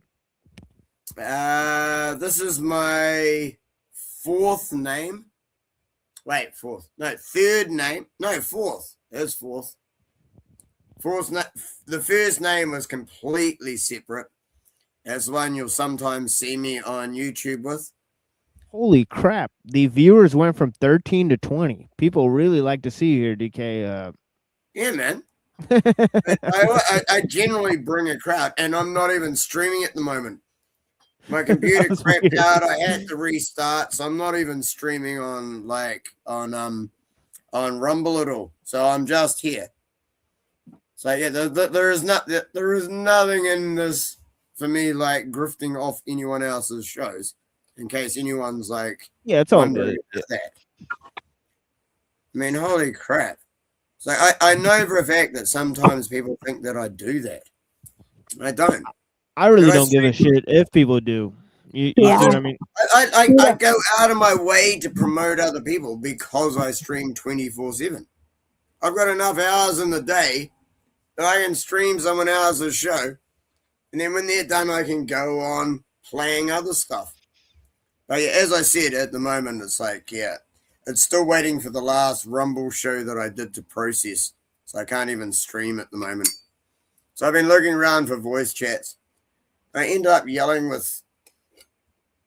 That was actually really crazy. First of all, I started talking with a furry. This was on Telegram. Started talking with a furry who actually agreed with almost everything about what I was saying, except for Israel. the Fury loved Israel, but wasn't a degenerate.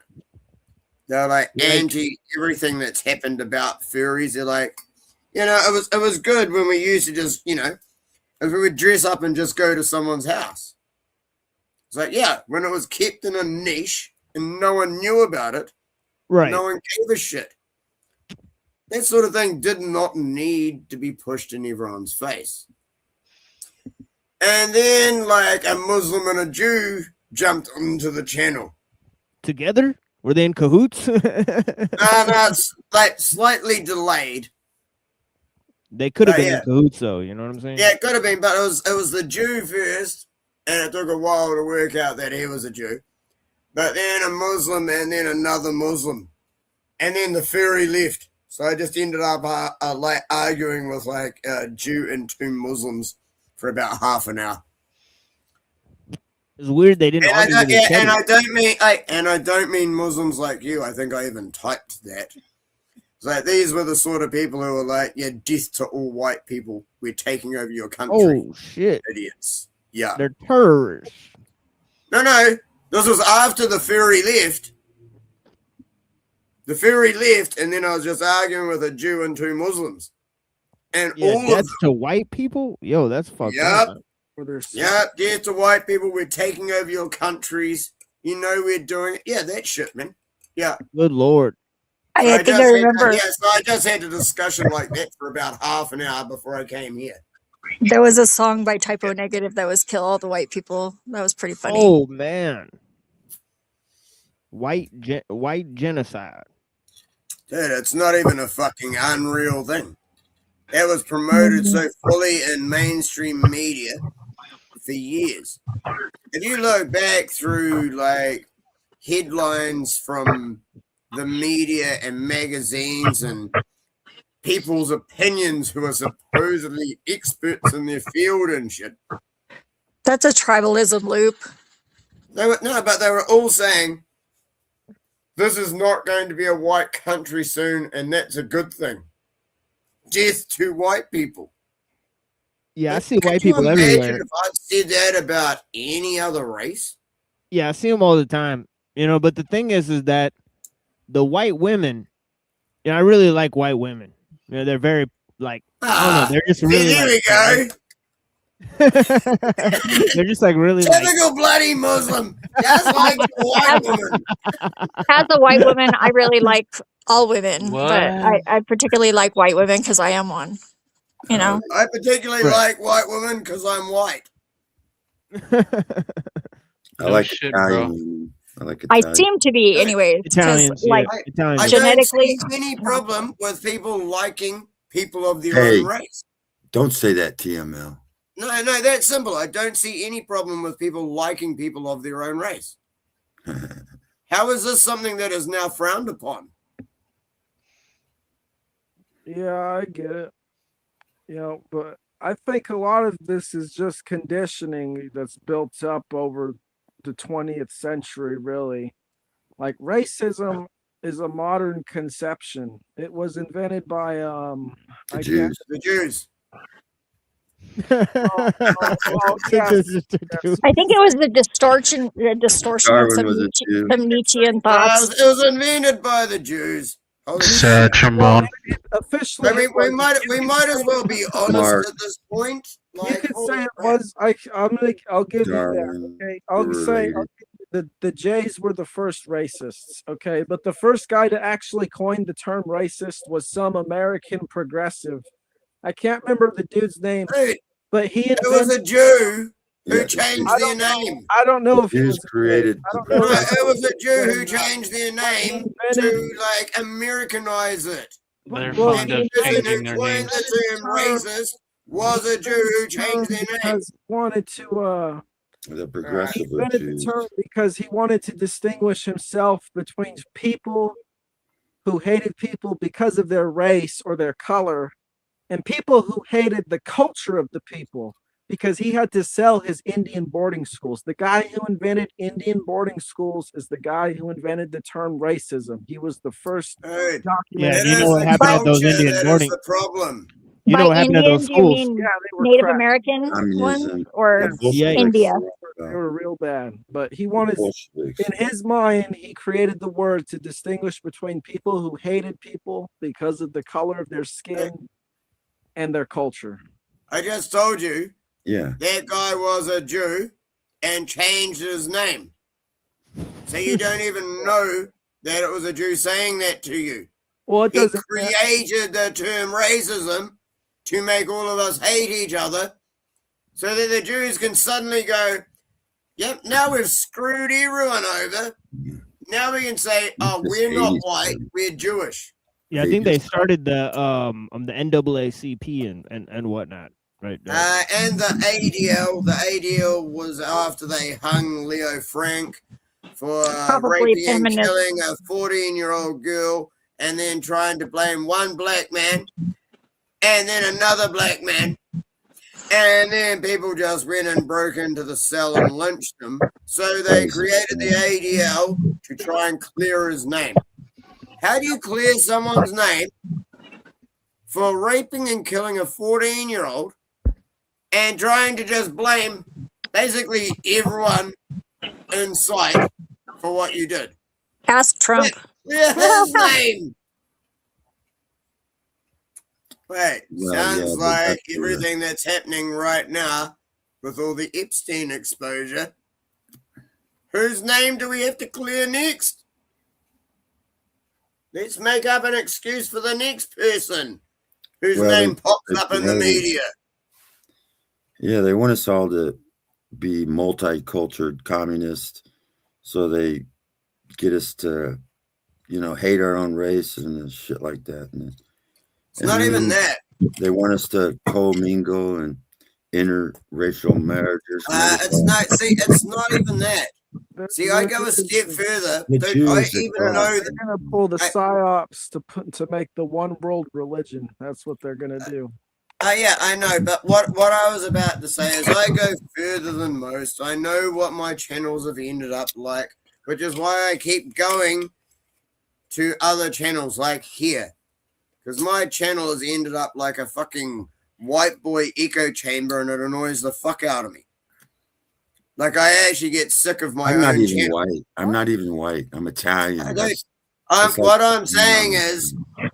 Shh, I'm not white either. As far as I'm concerned with, like, National Socialists, it means everyone who's been in their country I am. for several generations.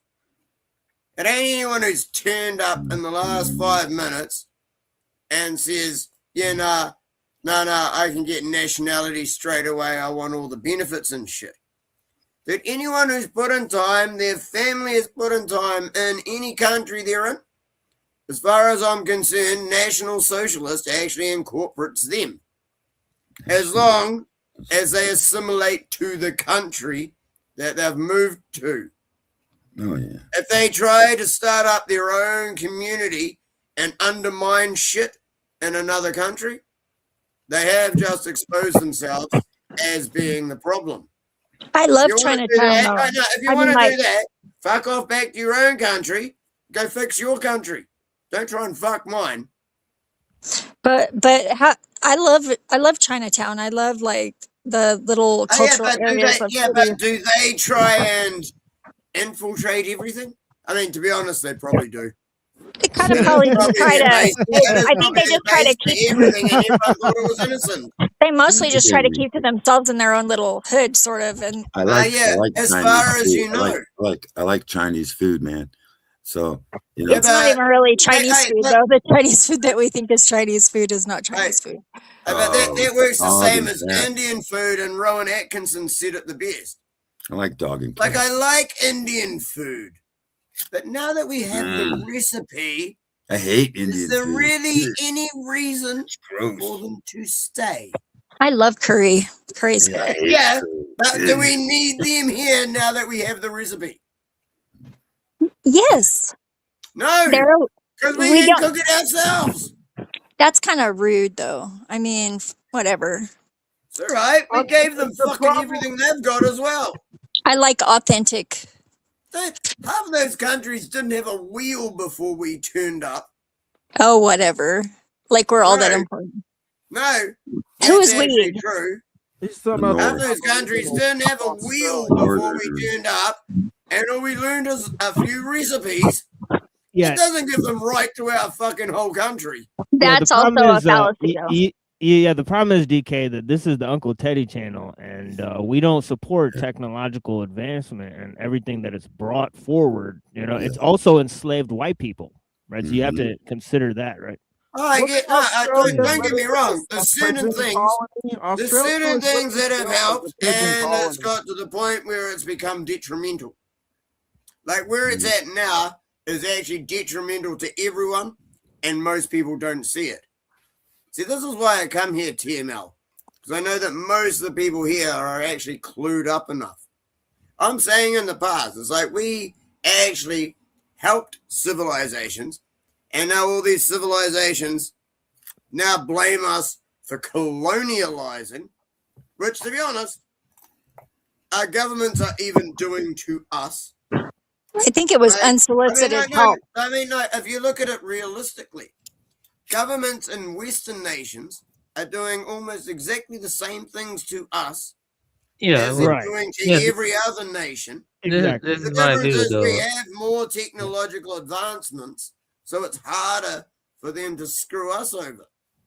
Right. That's the only difference. But sometimes it's worse because they test some of the technology on the advanced people, you know, or whatever. So, New Zealand used to be a test ground for everything. products and shit, right? Like you guys got cell phones before everyone else, for example. Yeah. All right. So you guys got fucked up with the cell phones. Yeah, I didn't get a cell phone till 2001 when an ex-girlfriend actually bought me one. I never wanted one.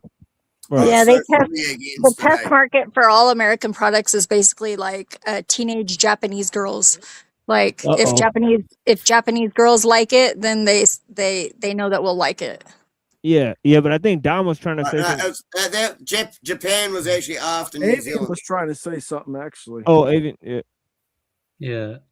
I would say that the problem with this world is it's massively interconnected. We have to look at the nitty-gritty details. Like, why do the Vietnamese or the people in the Amazons, why do they cut down their primeval forests?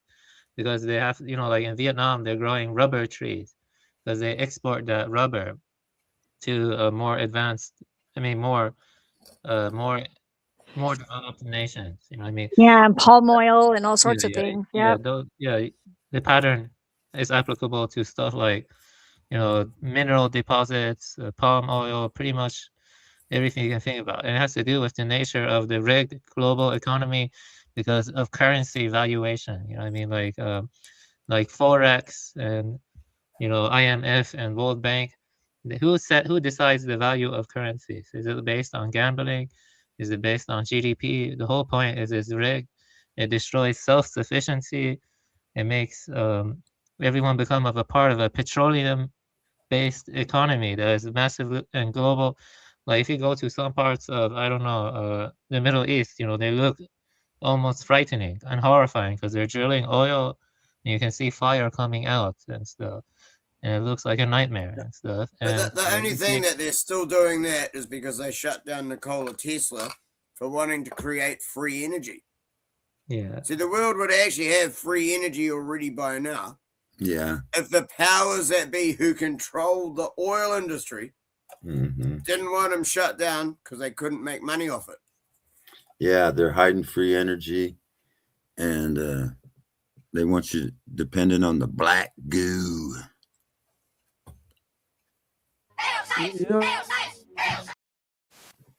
Yeah, that's true. Maybe, but ultimately the point is that no country is truly energy independent or self-sufficient anymore. Right. To answer your question, Libya tried to be, so they killed Gaddafi. Hold on, answer Avian's question real quick Afghanistan about tried to be, the so banks. they killed Hussein. Cuba tried to be, so they killed Fidel. Venezuela You tried better to wait till be, the so end. they kidnapped Maduro. Look, would you like me to go on? No, I want to ask Without Avian you. a question. I want to ask. I'm gonna It's answer. old. Hey, that's I want to hey answer DK. That's Avian's all question. old news. Avian, Old news, DK. Old news. Old so news. So if it's who old gives news the that bank all the this power for technology their wealth? existed, It's and you're us, just the giving up people, looking through for our it, consent, and this is and you're literally what they accepting the outline in their bullshit. documents. Here, hold on. Here, hold on, DK. Take a breath for a second. Yeah. I think Dom is trying to say something to Avian or something. Okay. Yeah, go ahead. Go ahead, Dom. Yeah, because Avian said it doesn't matter who gives the bank wealth because it's all rigged. And I get it because it absolutely all is rigged. But outlined in their very own riggery is who gives the bank the wealth and power, and it's us through our consent. So literally the moment we stop giving it works like this, okay? It's based on a trust that when you go to the store, when you give the teller or the cashier or now it's automated, when you give that your money, that it was going to be accepted and you're going to bring the products that you wanted home, assuming you have the amount of cash. That's the trust that's embedded in money. And once that trust disappears, which is entirely mental, money has no value. Well, did Yeah, you we have to understand realize that? that they Did will. you realize that in the year 2000, there was 9 countries in the world, only 9 countries that weren't part of the Reserve Bank. Yes, like I 9 independent countries that had their own currency and were trying to run their own country without usury. Right. And do you realize that 4 or 5 of them have been taken out since then? Yeah. Weren't you just going on about colonialism and how it's a good thing? It's not the colonialism shit. It's the Rothschild banking industry Zionistic takeover of So the what's world, the difference? What's the using difference? usury Well, I to don't do it. I don't understand. Anyone who doesn't sign on to the currency system is about to be taken out. Right. Same people who took over India. Actually banned pornography, degeneracy, And Germany. usury, and was trying to start his own monetary system. So next minute, Trump had to kidnap him. Yeah. I think we know who they are. No, you don't. Yeah. You think you know. It's just like he's on some Yeah. debate. Red Shield, Unfortunately, we don't know where they are. That's the Switzerland, problem. World Economic You mean all Forum, the AI photos when he's World in Health a different Organization. outfit every time he was photoed, the whole time he was in custody? Yeah, basically, the fractional reserve banking and the fiat currency, which I believe we discussed, Dom, is all, fake and gay, and also it's a rigged game, and the whole point is this system doesn't exist for the betterment of anyone. And if you try to make your own currency and make a breakaway society, they're gonna wacko you. That's the problem. Yeah, they don't allow the parallel systems to form. No. Yeah, Wacko was wrong, actually. If you look into Wacko, it was one of the most evil acts in history. It's actually unconstitutional, and it's just crazy. Now Wacko. the Holodomor was. Waco Yeah, was yeah. crap. But Yeah, the Waco. Holodomor is one of the worst. Let's get that straight. No, I think that Australian wildlife is what's the worst out They're there. able to now eliminate everyone who isn't part of their system and basically use all their controlled information networks, as in all the media, TV, news, radio, internet, Wikipedia, everything they control. They're allowed now, and I don't even know why they're allowed, but they're allowed now to basically go out of their way to discredit and abuse anyone they want who doesn't agree with them. And if you say anything against them, you better be expecting some backlash. Yeah, I think I got a little bit of experience with that, perhaps. Yeah. But let me tell you this, guys. Everyone keeps going about Epstein. What about Podesta? Because he was just as bad. He's not in jail or whatever. Like, it's like people it's been memory hold. Podesta was. Dude, 100%. About the Catholic There's like, I could have named 100 people. Like, easily. I could have named 100 people before they released the Epstein files. John Podesta came over to my country a week or two before the mosque shootings, met up with Jacinda Ardern and other politicians and shit. And there is that one photo of John Podesta with the number 14 on one, like he's holding up his hands, number 14 on one hand and a fish drawn on the other hand. Both of those symbols were present on the shooter's gun at the mosque shootings. There's so much that people don't know and just gloss over. And you know what another problem, DK, is that most people would probably say it's just a coincidence. I agree with all that, but what you gonna do about it, man? What you gonna do about it, man? Well, my friend who got put in Right. jail for trying to expose it has just got out of jail and he wants to write a book. So I want to help him with that shit. Yeah. And I want to promote the shit out of his whole experience.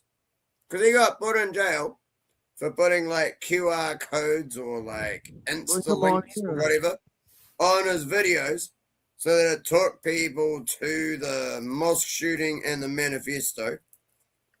And at that stage, it was already illegal in New Zealand. And yet, there is another alt media shit. They must actually almost be a company that suddenly became the biggest alt media company in my country. After I started streaming, they just instantly became the most massive thing ever. So what do you think they're doing? What do you think they're? Dude, do you think they're like trying to get us trying to get us? I'm not done with my question. Listen, what do you think they're? Or do you think they're trying to get us all to kill each other or something? You're supposed to live in fear of your neighbors and not go out, so that it makes it easier for them just to turn up at your door. And then be able to deal with you, because you will not be out in a large group in public. You're scared to go meet up with people. You're scared to go meet new people. You're scared to start being part of a new group because you don't know who is going to be subverted and shit and who is a plant in that group. So everyone's scared to even go out and be involved in anything. Whether they start it themselves or it's something that's already happening, everyone is scared to do it because When of the you're consequences. scared. I'm not scared. When you're scared of something, that's when it's dangerous because you're scared and you might accidentally shoot something and it's just a fucking. Hey, yeah. For those who don't know me, my slogan is much love, no fear. Yeah, and no fear. Fear is not a virtue. Fear is a mind killer. It brings the little death. Mm-hmm. Yeah, don't be scared. Don't be scared of nothing. Don't get me wrong. There's times when you should take precautions. Yeah, you should be cautious. Being scared and That's preparation, and that's not being scared. Being scared and being unable to act is an indefensible position. Yeah. If you are unable to act when something happens, you're a waste of everyone's time. Yeah, preparation and having a routine in an emergency, you don't get so scared. Are you showing us your Illuminati ring, TML? Illuminati. This is an illumination ring. I ain't scared of the Illuminati. You know what? They always steal the good names, Trying right? to illuminate us. Oh, at They least always- he's got the TNC thing. That's They my always tattoo. steal, I like, can they live with stole that. the rainbow. Yeah, no, I can They live with stole that the one. word That's what I got gay, tattooed on me. and I then can they live stole with the ring. the That shit. illuminated ones. We're the illuminated ones. They're not the illuminated ones. You know, What is even going on? They stole the rainbow from us. They stole the word gay. Gay used to mean happy, and then they steal the word Illuminati. Like they're the illuminated ones. When we're the illuminated ones, they're the Let's get Rocky and Bro. DK cammed up in here. You know, let's get them cammed up. All right. Yeah, they live in the dark and shit. I don't know why I don't have a thumbnail. Oh, because it's Streamlabs. Shit. Doesn't have my YouTube thumbnail. Right. I'm cammed up, bro. There he is. See? All right, I'll check my Yeah, cam on shortly. Here is not- not I think it's probably best I have a smoke and calm down a little first, Virtue, yeah. and then I'll chuck camera on. What do you say, TML? I got my hoodie. There's no point me starting to get shitty and stuff. I should probably mellow a little. Okay. Sure. Oh, you know, TML knows what I'm like. Like, holy shit. Yeah, however you feel. Probably better I take a couple of minutes to do a calming down thing before I put a camera on. For sure. All right, let's do that. Let's do the calming down thing. Shit. I got my Illuminati outfit on. Dang, bro, you do look like Illuminati. Illuminati messaged me for like 6 months. You know, I it was email almost Okay, daily this for is a 6 silver. months. This is a silver lined hat, so it keeps the frequencies. I can't see it. You have to put your camera on. It keeps them within your Jeez, brain. Got the or- camera on right on the screen, bro. It must have frozen up because I couldn't see the hat. Oh, okay. I am on screen, huh? Yeah. You were. You were on screen.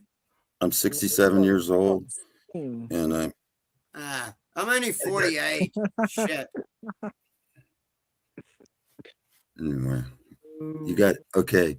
The secret of a healthy life is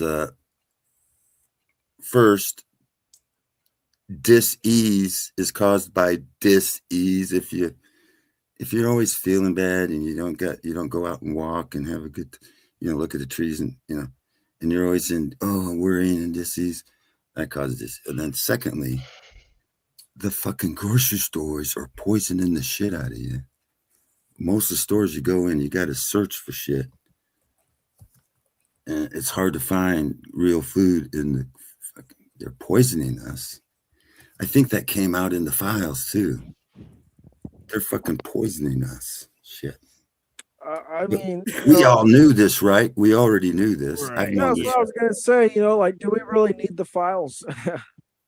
All the files are is just the government coming out and saying, "Oh yeah, all this stuff's been happening," and we know it's been going on for decades, but we've done nothing about it. Oh no. The reason it needed to happen because normies don't believe shit until it's on TV. Now it's on TV. Dude, have you seen the videos of people like losing their minds? Going, I didn't know any of this is happening. It's like, yeah, I'm pretty sure we've been saying it for like a decade. I didn't know any of this was going on. Oh my God, my mind's blowing. See, it is actually happening. Blavatsky Now it's called been it put on TV. the Once it was put on externalization. TV, it has now hit the majority. Before It's that, called it the- was only the minority that fucking saw anything. Yeah, Now, and then there was a they're all time. seeing it, seeing how much it's being fucked with. There are still people that will never accept it. Don't worry. There was are a still, time there are still when people with people so who much spoke out. cognitive Man, dissonance. PK, you're the getting bottom line- irritating. Let people speak, motherfucker. My bad. I was finishing a paragraph. Dick. Holy shit. Well, I can't hear Rocky, so what the fuck are you on about? That's rock. That wasn't me. Here, hold on. So I should just listen to someone who's got themselves muted while you tell me to shut up. I wasn't muted. I guess he thought that was you, Dom. Yeah, somehow. But yeah. Well, because I was talking. Yeah, I was talking. Yeah, no, I was at on the same mute. time, Didn't and hear a then single thing Rocky you said his piece, and Rocky Yeah, I'm not sounded giving like you Rocky shit. I'm just saying I I said didn't it. hear I what said, you shut the said. fuck up and let someone else talk. I said it. Ah, What you gonna do you're about free to it? come at me when you got more to say. You could just keep talking. I was If you talk- agreeing with you. I can't even, you don't even give me time to agree with half the shit you're talking about. That's And because I just keep going. I don't remember what I I don't was mind being saying. told to stop, but you don't have to be a dick about it. yeah, so we're trying to figure out. I mean, everybody says we're not supposed to trust the government, right? But then they come out with, oh, here's the My files. screen's frozen. And we're supposed to trust that these are the fucking files and shit. Man, they're fucking. It's only half of them. It's only If Yeah, half. we're not. 6 million and they release 3. Yeah, we're not frozen. Yeah, so if you can't see us, so No. You know, they had No, 6 my million screen- files or 6 million pages, and they released half of it. I did find out how to get the How can one videos that are guy? hidden as PDFs. How can one guy be responsible for so goddamn much? Is what I like. How can he be like the patsy for every fucking thing? I mean, this is bullshit. Look at that. Like the Child Protective Service, that's governmental. I think my screen is frozen. Have you seen join and rejoin? Have you seen No, those screen is not Family Guy frozen. things when they're It's not. playing like On the Minecraft stream it or is. something stupid? It's, Have you seen those videos where it's just talking No, and it's it's like not. Family Guy characters talking as they're playing Minecraft? Yeah, I The think you most mean for recent him. the most recent one explains it all. This I is how don't they're know. ushering in the new world You can't order. tell what's real no more. Dude, they're It just saying came out. everyone that is there currently is this bad, so now we need completely new people in. You know that shooting that So they they're said going that to the try and ICE guy usher out did? That everyone said that we this ICE know, guy shot this because everyone's girl, going to get this thrown white under the girl. bus, That then and you find out install that a her new fingers were one world morphine. government. They were morphine. So you find out that the shooting wasn't even real. It was AI generated. You can tell because it was the white girl's hands were morphine, which means you couldn't see this line no more. It's just kind of, see how you can see the line even if you do this, you can still see the line. Are you talking about the Captain Kirk shooting? No, I'm talking about the ICE, the guy that supposedly Oh. shot, but her hands were morphine. And it says, if you look up Renee Good. Yeah. AICTI, that's one of the things, that's how you tell what's real or not. By There's the been hands. 2 tranny mass shooters in Canada since then. Hey, damn, am I AI? I don't know. Oh, no. Doesn't sound like it. Anyway, so we don't even know what's real. So this strange news, you know, they say, oh, I shot this white girl. And you find out it's all AI generated bullshit. So did Yeah. you go look at like 10 other videos to find out for yourself? No, I'm an Right, yeah, automatic see, I hoaxer. did. I'm an See, automatic. I did. I'm what they call an auto hoaxer. I believe see, everything's I a fucking did. hoax until you No. can prove it's real. Dude, see, I did. I went and looked up everything I could fucking find. So anyone who's sitting there going, I saw one video, going, I don't know. Oh. if it's real." Oh, Dude, you're I saw fucking saying, oh. several different angles and about 10 different videos. So you think it was real? Oh yeah, that bitch got shot in the fucking face Nah. because she That's actually all tried to run bullshit. the cop over. The So you first believe shot, the news? I You're did. following The the news. first shot, You're still watching TV, The man. shot, the cop was in front of the car. When he I'm accelerated wrong. at her, he shot first, got hit, stepped to the side, and then fired twice more. Nah. It's all Yeah, bullshit. yeah, no, there's different angles that fucking show it. Stop being a bitch. You said you only saw one. Don't It's all fucking tell me I'm bullshit. wrong when you haven't looked We shit have up.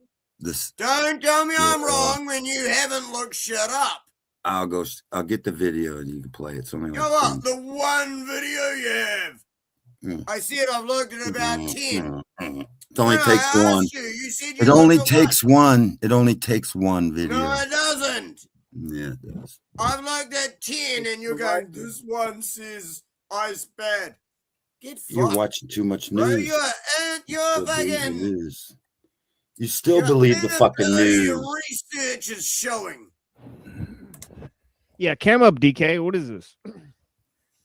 Yeah, I'm about to. I just finished my smoke. It's all good. I was actually just about Oh to. shit! I probably can't find it. I guess that didn't work to calm you down, right? It doesn't seem like it. What was that called? No, I'm 100% serious. Like, I have about 10 videos and angles and shit saved about that. And almost everyone else is like, I've seen one. I'm truly not kidding you. I know exactly what the fuck I'm talking about. I don't like talking about shit if I don't know enough to talk about it. And if I don't know something, I will actually say I don't know. And I will admit if I'm wrong, which is unlike most people online. Well, I tell don't you have what, a problem with saying when I'm wrong. Wait, did camera turn on or not? yeah, you're on. We see you. Yeah, I went back to the YouTube channel, so I probably got to wait like 30 seconds before I see me. Yeah, well, here's what I think is that the ICE stuff, because I don't really know what you're talking about. I don't really keep up with the news because I think it's all nonsense, right? But the ICE stuff, I think, is just a symptom of a larger problem. And I'm sure, you know, it's not just the Jews really, or the Catholics or whoever else you're going to point to. What it is that people just keep supporting systems that basically control them and enslave them, and they want it. And a big part of this is that, yeah, they're indoctrinated into it, and that this is a big part of what, you know, being a normie, like DK called him, is all about. You're giving into your programming that the authorities gave over you. So people have to come over that programming. That will end ICE right there. Yeah, it's giving in to the mob mentality. That's why this large group of people will change their focus every time a new thing is mentioned in the media. New thing, whole group moves there. New thing, whole group moves there. New thing, whole group moves over there. You know why they do that, DK? Is because they're fucking paid to be cunts by George Soros, many NGOs, and basically the fucking Jews. Yeah, I know why. Those are just symptoms. I know exactly why. Don't give me the no. I just told you exactly why. Well, I'm going to tell you the They reason. do it because they're fucking paid to do it. No, money.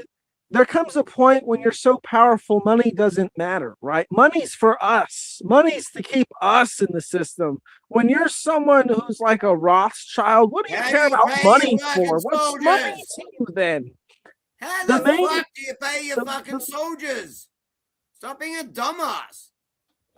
I'm talking about as an individual. Well, I told you, it's a tool of control to them. They can keep having the money, but it's meaningless in their life. For them to want to keep going on. But first of all, you have to spend their whole younger life indoctrinating them in a so-called education system. So an indoctrination system to make sure that they actually believe everything that you're saying, and they're willing to actually fight for it in the first place. And then the incentive is you add money. Yeah, and so say, but we'll the fucking reason train you with the reason everything. they do You'll be this, awesome and as I fuck. was gonna say the reason they Have do you this. done army training? Why would I go do army training? Have Why would I you make done such a army stupid training? decision Simple question, to yes go or no? to go to the army? Simple No, question, have you done army training? you didn't even hear what I just said.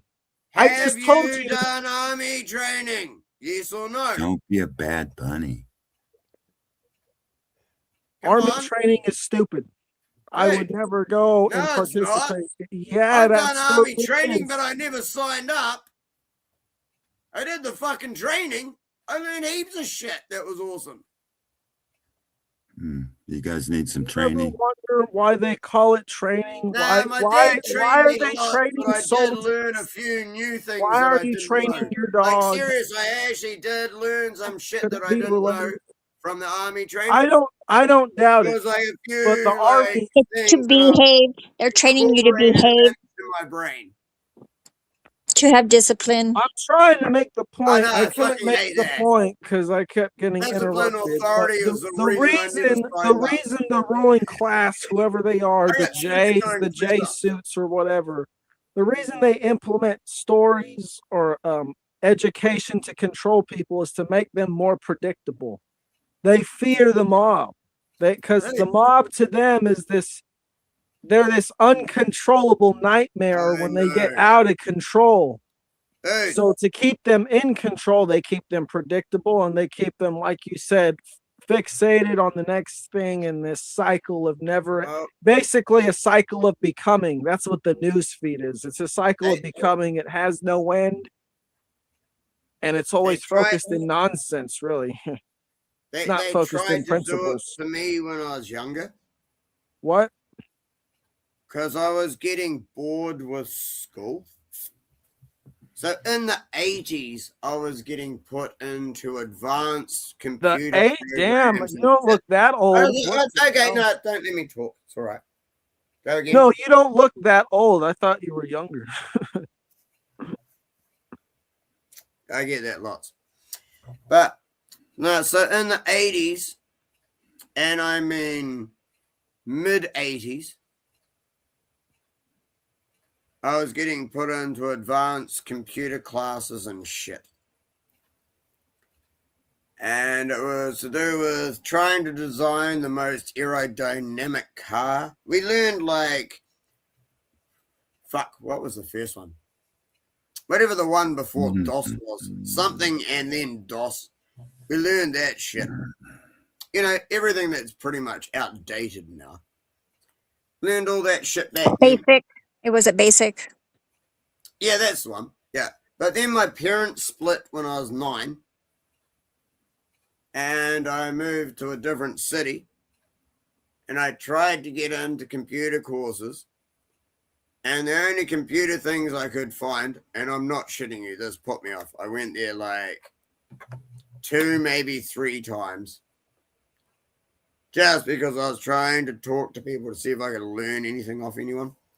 But this is back in the day of fucking dial-up modem and shit. And every motherfucker was just playing, either chatting with someone overseas or playing a fucking crap video game with someone overseas. And no one would help me out at all. And they were all exactly what you picture as the worst fucking people that you would see sitting in a room that's dark where everyone's sitting in front of a fucking computer. I know this is unfair to say of them all, but picture that you're sitting in a room of fat, overweight, sweaty, disgusting looking fucking pedophiles, and me at the age of 9, maybe 10 by then.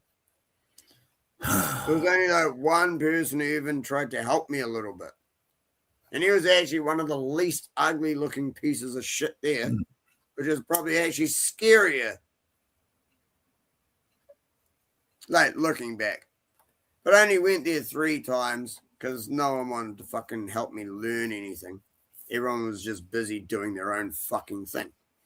So I never went back. better that way. You don't get vacuumed up by the system. See, that's what I mean. I think they were trying to. Like before my parents split, I think that's what they were trying to do. They were trying to pull me, like, I really think they were trying to pull me in the way of, like, you know, the Bill Gates, Peter Thiel, Zuckerberg type shit. Like, we had a whole class of people who were, like, basically child geniuses, and everyone was trying to make the most aerodynamic car. And I also know for a fact that they were also looking at who started working together, who worked well together, who, like, you know, gave this bit of information to other people and other people would give them that bit, who was working well together. Like, they were trying to look to see who was working as teams and shit as well. Dude, I'd hate to think where the fuck I would be now if my parents didn't split up. I could be one of the people who's plotting your downfall. I still think about that. You could be a millionaire. I still actually think about that to this day. Millionaire. I really mean that. I think they were trying to groom me to be one of those people who was just going to be a eugenicist and fucking everything had to be about perfection. And if you weren't, why did I want you here? In 69, how old were you?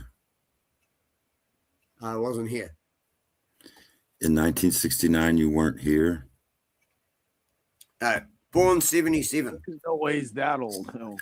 Nah, born 77. He and I are the same age. I was also born in 77. Thought you said you were old or something. No, I said I'm older than I look. Yeah, I said that. Yeah, I think I said I'm older than that because you said I was 30 something. So no, I'm older than that. You look pretty I'm old. 48, bro. Yeah, no, I'm 48 then. Yeah. Yeah, I guess you look about like 10 years younger is what I thought. I know. And yet I've smoked and drunk my whole life. I'm still better looking. I just don't eat better shit looking food. than you, and I'm I 20 don't years older. I don't do sugar. I don't do caffeine. I don't do fuck all takeaways. I occasionally eat, Subway, a Turkish kebab place, and like a deep fried fish and chip place.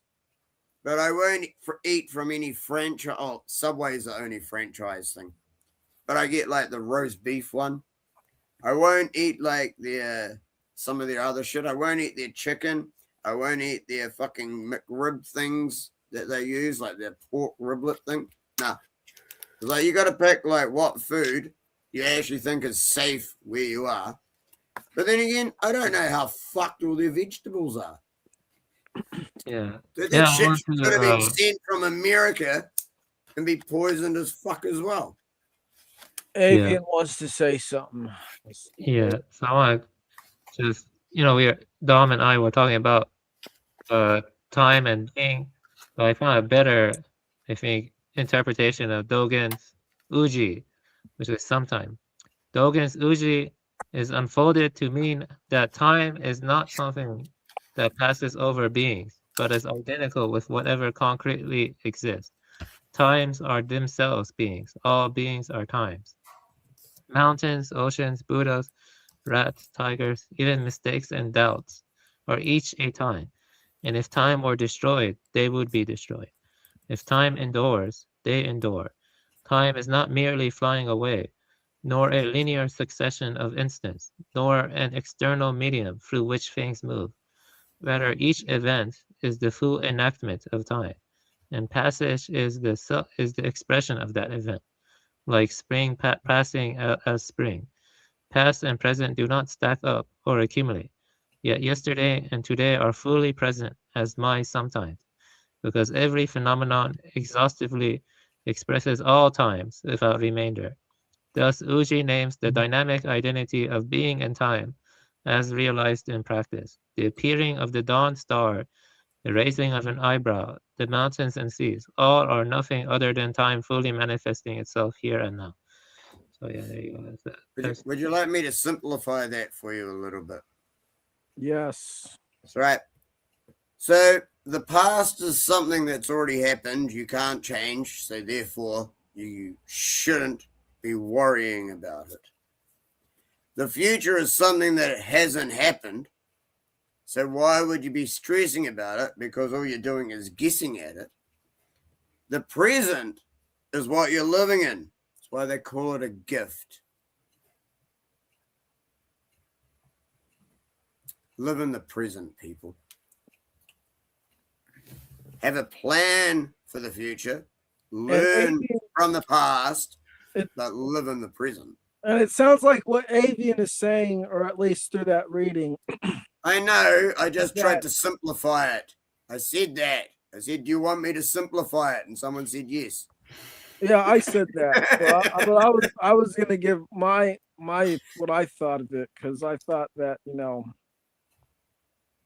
what it sounds like he's saying is that the time or each moment is contained, or I'm sorry, the present exists eternally.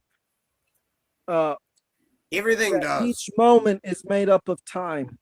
Yeah, everything does, but you only live in the current moment because currently you are a three-dimensional thing. You only live in the now. You can talk about what other possibilities there are, but at present you have to deal with the now. Learn from the past, try and work towards what you want as a future, but live in the fucking present. What if there is an end of time and we go into eternity? And what? And then everyone's going to die. What are you going to die for? You're saying that we shouldn't think on things everyone like that. is going to die. Oh my God, you fucking. Actually, everyone's going to die. What will you live for? That's a better question. Well, if you don't believe that there's eternity, then you would live for just time. But if you believe there's an eternity, you would prepare for eternity. Man, you're rude. Now, in this lifetime, in reality, if you know you're going to die, what will you live for? I just noticed Zephyr left. Yeah, peace to Zeph. Peace to Zeph. Also, Reddington left. He said sad trombone, and then he dropped out. So I don't know what happened. That's all right. I thought he left a message saying you do realize people don't like what I say because I'm not as well read as you, and I challenge a lot of the things that you have come across in books. And this is why people don't like me, because I come from a different angle rather than like an educational angle where I'm challenging it. I just come straight at it from I got a question. Like my own thoughts. But you don't let nobody. Sorry. So yeah, like I'm not being smart. It's just why some people no, it's just why some people don't like talking I don't to me. think that's the reason. Go ahead, Rocky. So with his theory that we live in time and it's temporal and there's no eternity, then we're not to think on that. We don't know if it's real or not, so don't even think about it, because we can't tell, because we don't know if eternity is real or not. So just don't prepare for eternity, just live in time and this crap and shit. So what's wrong with thinking that, what if time is temporal? Because that's what time is. It's time. Eternity is outside of time. So we should be preparing for that. I think we're like being tested, maybe tribulation. So let me respond though. So Dogen, he's making a deeper claim. Whatever exists is time itself. The present isn't a tiny slice between past and future. It is the full manifestation of all time as this concrete event. Yesterday and tomorrow are not erased, but they do not stand outside the present as separate containers. They are expressed through this sometimes. So when Dogen says mountains are time, the rat is time, practice is time, he means that each thing fully enacts time rather than existing in time. So as less be present and more, there is no being set apart from temporality, and no temporality apart from concrete being. Living fully present would be a practiced expression of this insight. But the philosophical claim is like some ontological claim. So yeah, that's Dogen Senji's view. See, Dogen's see, to be honest, Yeah, so basically, that's the- more the- theoretical. No, that's more theoretical because the fact is, you are currently living in this body in a 3D realm, and this is what you have to deal with. so we only can Realizing that measure there is- time. no, realizing We that there can't is more measure- out there Yeah, time. should We actually only measure affect how you time. live this life. Like you should be going, well, this life is just basically a test and a game. So we can like move back up here and then we can decide which game we play next. Like imagine if you think of it as a giant arcade. And this is just one video game we played. You have to get to the end of this video game to get out of it and then go play the next video game. I don't want to keep dying. I don't want to keep dying in this and repeating any stage. And there's nothing in this I want to repeat. Yeah, well, in Soto Zen, we do Zazen. You just sit with no expectations, not trying to gain any special state. It's instructionless. You sit in half or full lotus or Burmese posture. You maintain a straight vertical spine, shucked in chin, and you like breathe through the nose. And it's just sitting, just sitting. When you do that, you fully enact time and stuff. So that's called practice realization of Zazen or Shikantaza. So that was Have you been taking more mushrooms than usual, Avian? Yeah. Yeah, there we go. Thank you. Well, hold on. Like, sorry, bro. I was like, holy shit. Well, hold on, DK. I've been seeing what you've been like sending me as well, and it's like I get partway through it, and I'm just like, Yeah, DK. okay, You ever start up a practice of meditation? You know. I used to meditate, but now I just use streaming online as my therapy. And I'm waiting for me to be able to do it again. Like, as I said, Rumble's being a dick. It's trying to upload my last, or process and shit my last stream. And so I got to wait till that's finished before I can start streaming again. So things like arguing with two Jays and two Muslims is therapeutic? Well, it didn't start off that. So like I went over there and there was like 3-4 people and I was just talking. And one of them started saying he was a furry, put himself on screen in his furry costume. Like, no, that's just disturbing. Come back with the mask off. He came back with the mask off and he looked like a fucking soy boy motherfucker. But he agreed with almost everything that we were talking about until it came to the Israel thing. He was still in support of Israel. That was actually the only thing we disagreed about. I said I want to get him on my channel because it'll make everyone on my channel go mental. Dude, if I get some fucking libtard furry to actually come on my Rumble channel, because as I said earlier, my Rumble channel's become like a fucking just about a white boy echo chamber, and it annoys the fuck out of me. That's why I keep going everywhere else. And so I love fucking with everyone who turns up on my channel, trying to show them shit that they would never, ever get the chance to see because they don't have the balls to step outside their own comfort zone. I'm the one who does this so they can see what everyone else is actually like and who they're fucking bitching about. The Jews is the one that I'm really having trouble with. Today was one of the first times I got to talk with a Jew. And he didn't admit it until someone else asked. I didn't even ask. Someone else actually asked if he was a Jew and shit. He was like, yeah. while he was giving like me and the Muslim shit, like yeah, no, it's fucking weird. The furry dude left, and I just ended up arguing with like the Jewish dude and two Muslim guys, and the Muslim guys were fully like, yeah, kill all whites, we're taking over your country. I'm like, what the fuck? So yeah, so there was no holding back. That's different from like talking to TML. You know what the Like, white guys... yeah, but you know what I mean? I know TML's Muslim.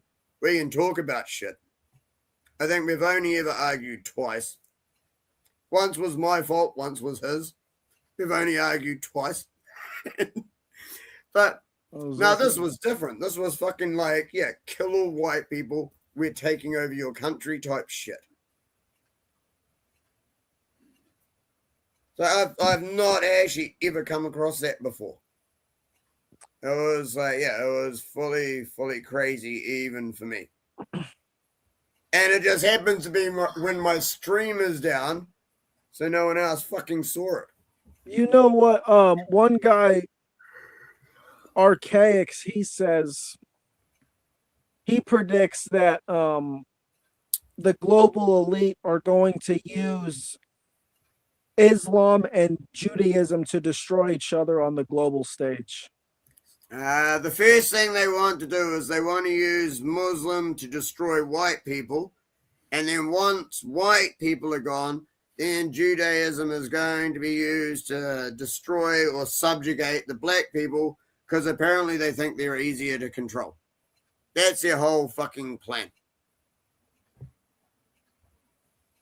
No, I'm not shitting you. That's their whole fucking plan in a nutshell. Yeah, it makes sense. You know, I mean, do you really think with my name that this isn't what I've spent? Well, that sounds kind of like I mean, the Archaics thing reversed in a little way, right? They want to destroy the white man. Well, I understand. Does that mean they want to destroy Christianity? Yes. They want to make a new world religion that unites all the races. Yeah, that's what at this point, right? They're saying that at this point they've already got it sorted out that they could basically just go and destroy white people and the whole Christian religion. You know, you don't white have to be people white are now a 6% minority worldwide. And Well, Jews, I want to Jews control all Western nations, all their governments, their corporations, and everything. No, they don't. And The have Jews flooded don't every control. Western They don't. nation. No, and have flooded every Western nation with these illegal immigrant hordes. If anything, if they They've flooded the set Western it up, nations they've with set it up anything, for them to it's just take us admiralty the law. fuck out. Dude, at Yeah, what point am I not supposed to be paranoid Yeah, hold on, about DK. the possibility they're doing this?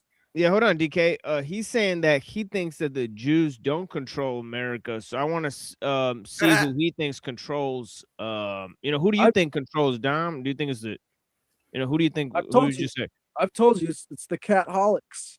The Catholic. Yeah, I was about to say the Jesuit, right? So, okay, so guess what I yeah, found I've out? heard that before. Yeah. I found out that the Jews, The Jews control them. the Jews control the Catholics Vatican, now. you dumbass. The Jews control the Catholics now. That's what I found out. Yeah, the Jews They control the Vatican. they like own the Catholic Church's bank, like they're the bankers. So Who owns them? That's the question. Satan owns them. I don't know. They're fallen angels, bro. They may just be convinced that that's who they're following, but I doubt it. No, they're actually Luciferian. fallen stars. We worship the stars, and they're fallen angels, and they're shapeshifters. Our just like idols are the fallen stars who now embrace the golden bars. shapeshifters. Heaven they burns in the pits of hell. Through throes of death they hardly fell. From their place of glory high to experience death but never die. That's just one verse. Shapeshifters. One of my One of my memorized poems. Oh, here you go. The Catholic Church is going to bow down to Netanyahu with the red shoes on. I really want to get in their archive. I really want to read all those books. Yeah. The Jews got all the secrets now. See, they both got small hats on. Yeah, so do I. I got Mine's a beanie. Mine's a beanie. Mine's a tinfoil hat. It's friggin' windy here today, like ridiculous, like 50-something mile-an-hour gusts. Lots of dust devils. Blowing sand everywhere. They give hats a bad name. You got the white hats and the black hats. Those aren't even cute hats. Like if they're gonna do tiny hats, they could do like It's some Humpty pillow and hats. Dumpty. Like give it Look some at- Jackie O style or The Pope something. looks You like know? Humpty. The Pope Put a looks like little, Humpty Dumpty. put a little floret or a mesh netting or something on it. Make it Had a fancy. great fall. Humpty Dumpty had a great fall. He does look like an egg, or he looks like he's got a boob on his top of his head because it's got that little nipple. He's Like see, they it's like got, suck on me, baby. they got That's different what he sized said. heads. I'm It's like pretty a sure cone all head. those hats represent is skull elongation. It's a fucking cone head. It's silly. Yeah, yes, elongation of the skull. That's what it is. Oh Well, I have an extra vertebrae. What does that make me? I told you they The weren't human. I blood told you they people? weren't human. They got a different Well, skull. I mean, you know, Yeah, look at that. It's a just because fucking you have an extra vertebrae doesn't mean you're one of I them. don't know. No, it was had actually because I just recently got X-rays, and I guess my tailbone has been reabsorbed because it got broken off. So who knows? Maybe that was what I activated I everything. have no idea what that means. Yeah, I had an You're extra clock. I had an extra vertebrae. So where most people have however many they have, I had one Are more. you saying you're reptilian? No, they actually said that that's how. Only reptiles regrow their tails. I Yeah, you probably said- have when some you said Neanderthal. it confused me. That's what. They're going to do some tests. I'm excited because The I don't give a difference fuck is anymore. We all have a little bit of that shit in us. We do. The difference is that these guys like to inbreed and make it stronger. That's why they're all inbreds.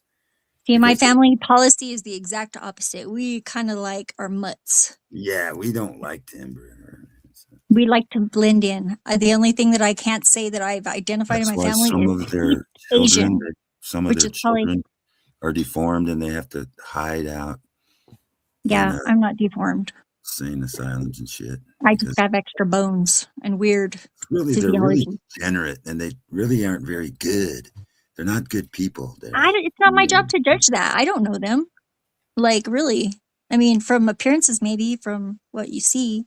And But I don't even know if I you believe can any watch of them that. when they talk, that their tongues will come out once in a while, and If I've seen that, and then it like their eyes I will went through. shift and stuff, and they'll turn into lizard eyes. And There was a point in my life where I had a vision where I could see whether somebody was good or bad just by looking at them. And if they were good, they looked beautiful and shining, like luminescent.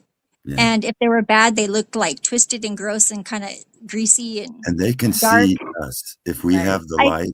If they you can see them, oh yeah, they can see They're it. scared of us. I know, I'm like a neon sign. I've been fighting this shit What since do I I was look little. like, Zipper? What do you look like? You look like a crazy friggin' ginger. You're just a psycho ginger. So I've got my own completely unique aura, and it doesn't fit into your category. It just amazes me that you have like so much more sensitivity as a ginger. Like supposedly physiologically, you have like a higher sensitivity to like pain and just senses in general. But like you I know.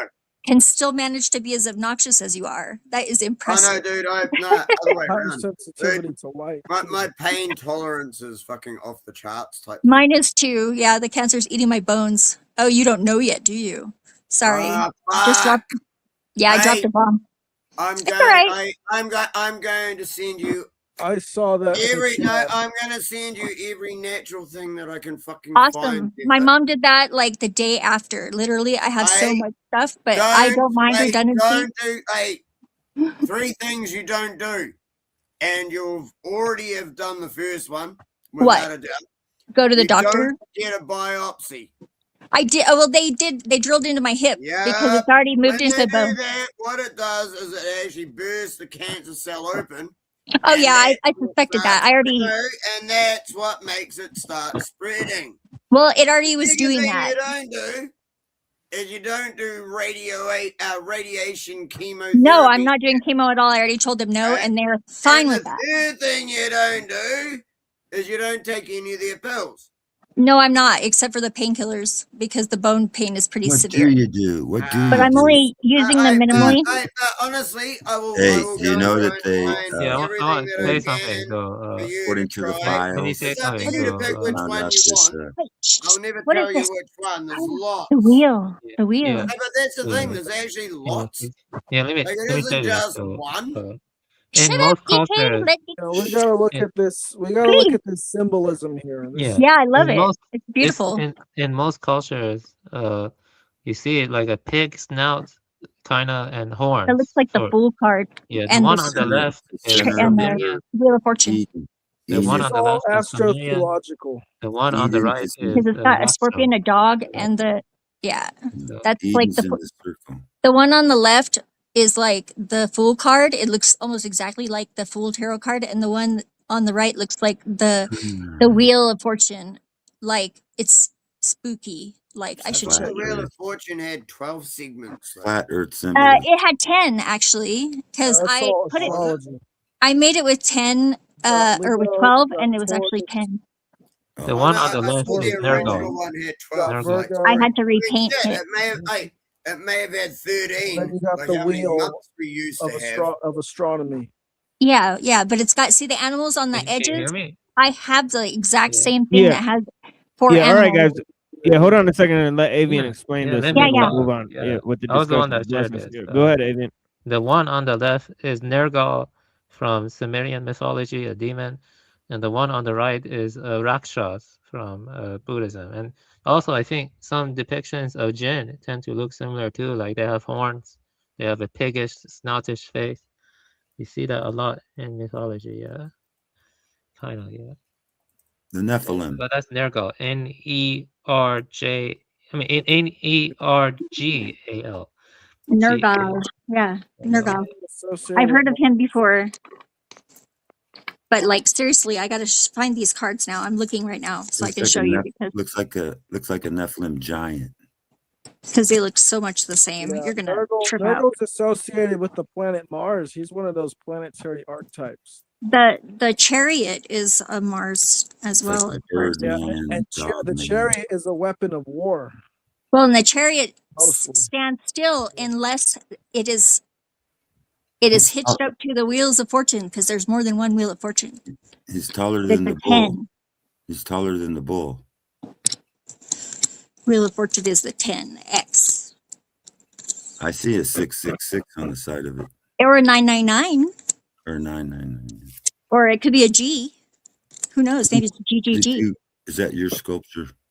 Good going, guys. GGG. GGG. Good going, guys. Good game, guys.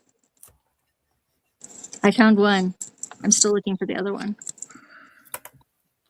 Hope no one's playing a game. I probably passed it already because I wasn't paying attention. Or it's all the way at the end because my cards are built up. I hate when you do that. Looking for something and you pass it because Yeah, I did. I passed it. But I found it. It's like right at the start. The first time you scroll, it's like the one that's right underneath the first screen. So you scroll. No, they were probably just some stuck together. You just keep scrolling because you missed that one. Like go all the way through and then go all the way back, and it's like, oh fuck. Sometimes one actually has escaped. You know, I've had that happen before. It happened with Oh, the so universe. have I. Yeah, and I was like, what the hell? Or I've had some that were just stuck together randomly, a little humidity. No, I've actually had that happen on Telegram on both of my laptops. Oh, there he is. And just where like different channels will just disappear. Like I won't actually be I'll go to like forward something to one of my channels, and then suddenly it's not there. Yeah, that happens on your phone a lot. That's the machine elves or the feds. One of the two. Yeah, and then the next day it's back. But I don't remember what I was going to put there.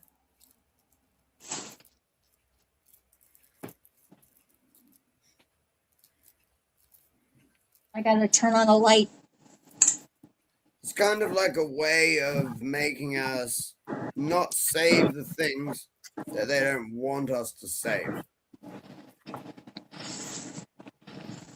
I think if that happens again, I'm just going to pick another random. Well, they're doing a really crappy job because they're not doing it at all. It's not working at all on me. It's just supposed to be just driving them nuts.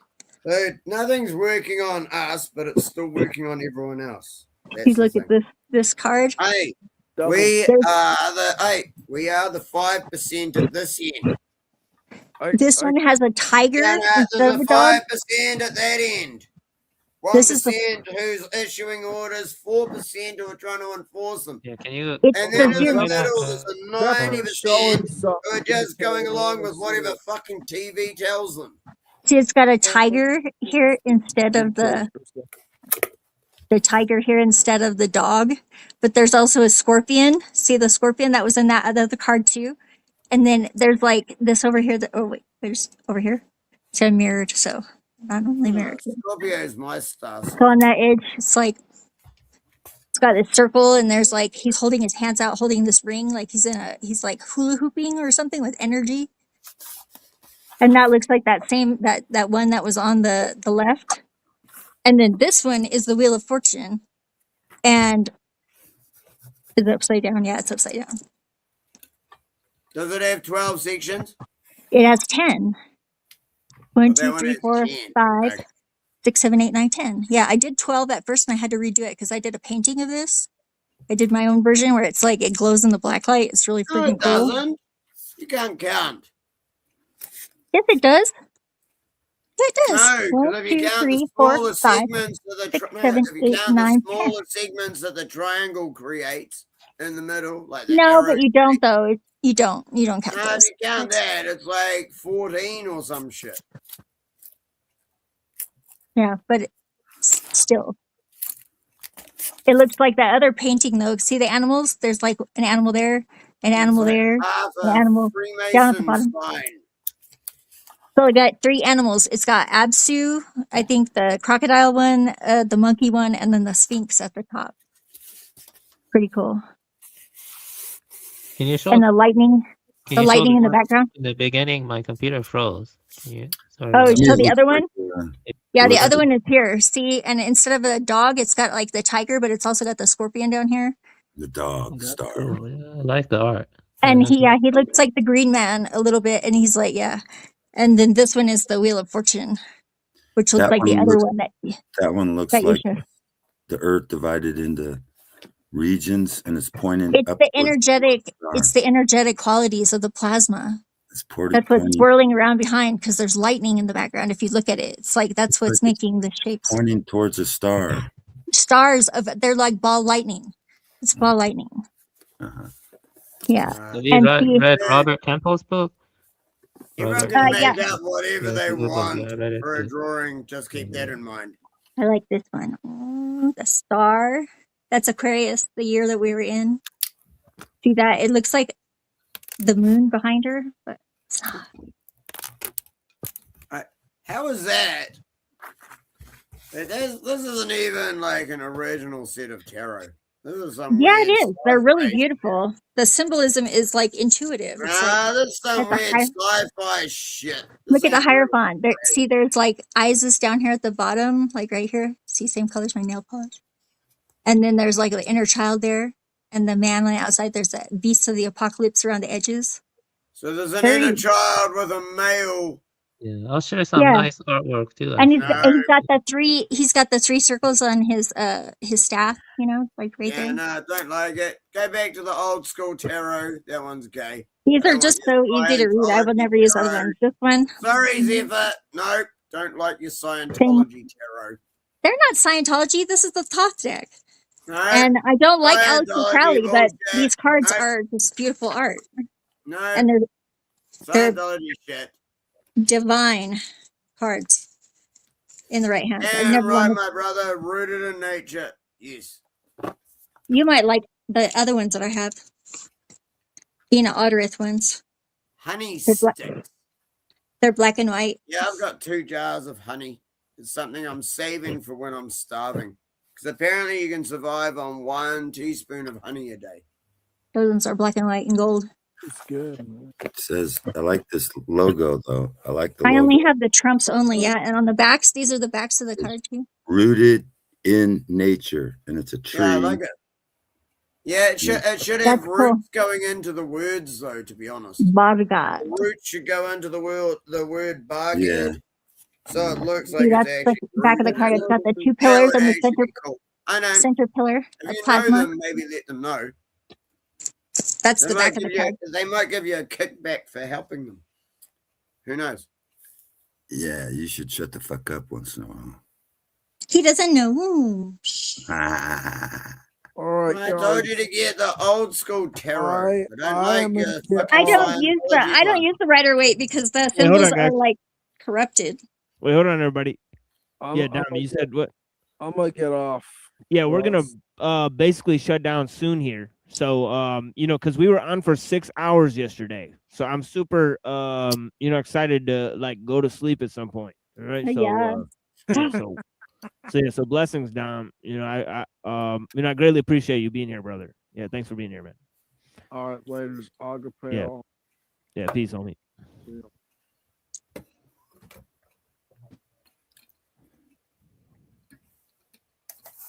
Well, that's weird. We're Yeah, still it's that- all on the side of the screen, but he just Whoa. disappeared. So I don't know what to do now. No, that's just like Zephyr showing her Scientology tarot cards. It's not Scientology. Shut the fuck up, dude. You're stupid. It honestly all looks like Walk Scientology. into this. It's like Walk aliens just- and hey, everything and shit.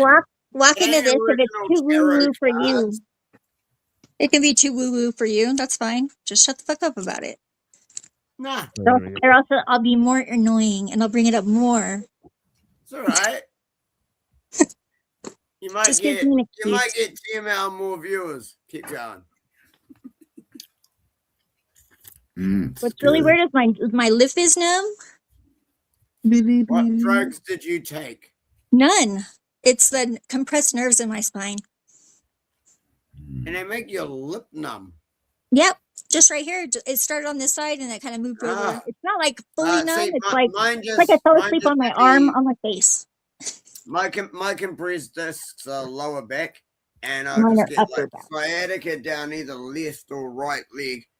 And to be honest, it actually switches. It obviously depends on how I sleep the night before. Oh yeah, But if see, I can go only sleep in walking, certain it's like one positions. leg will just have the shooting pains down the back of the leg. And as I said, it will switch. It's like I get used to like limping that way because it hurts on that leg. And then all of a sudden the next day it's the other leg that hurts. It's like, Mine is all my left side. So that's not fair. Can't like Isn't it start pretty? hurting on the other side. It looks much better on the 4K TV. Do you have a proper deck of tarot cards? You mean a Rider Waite? That's what I learned on. But no.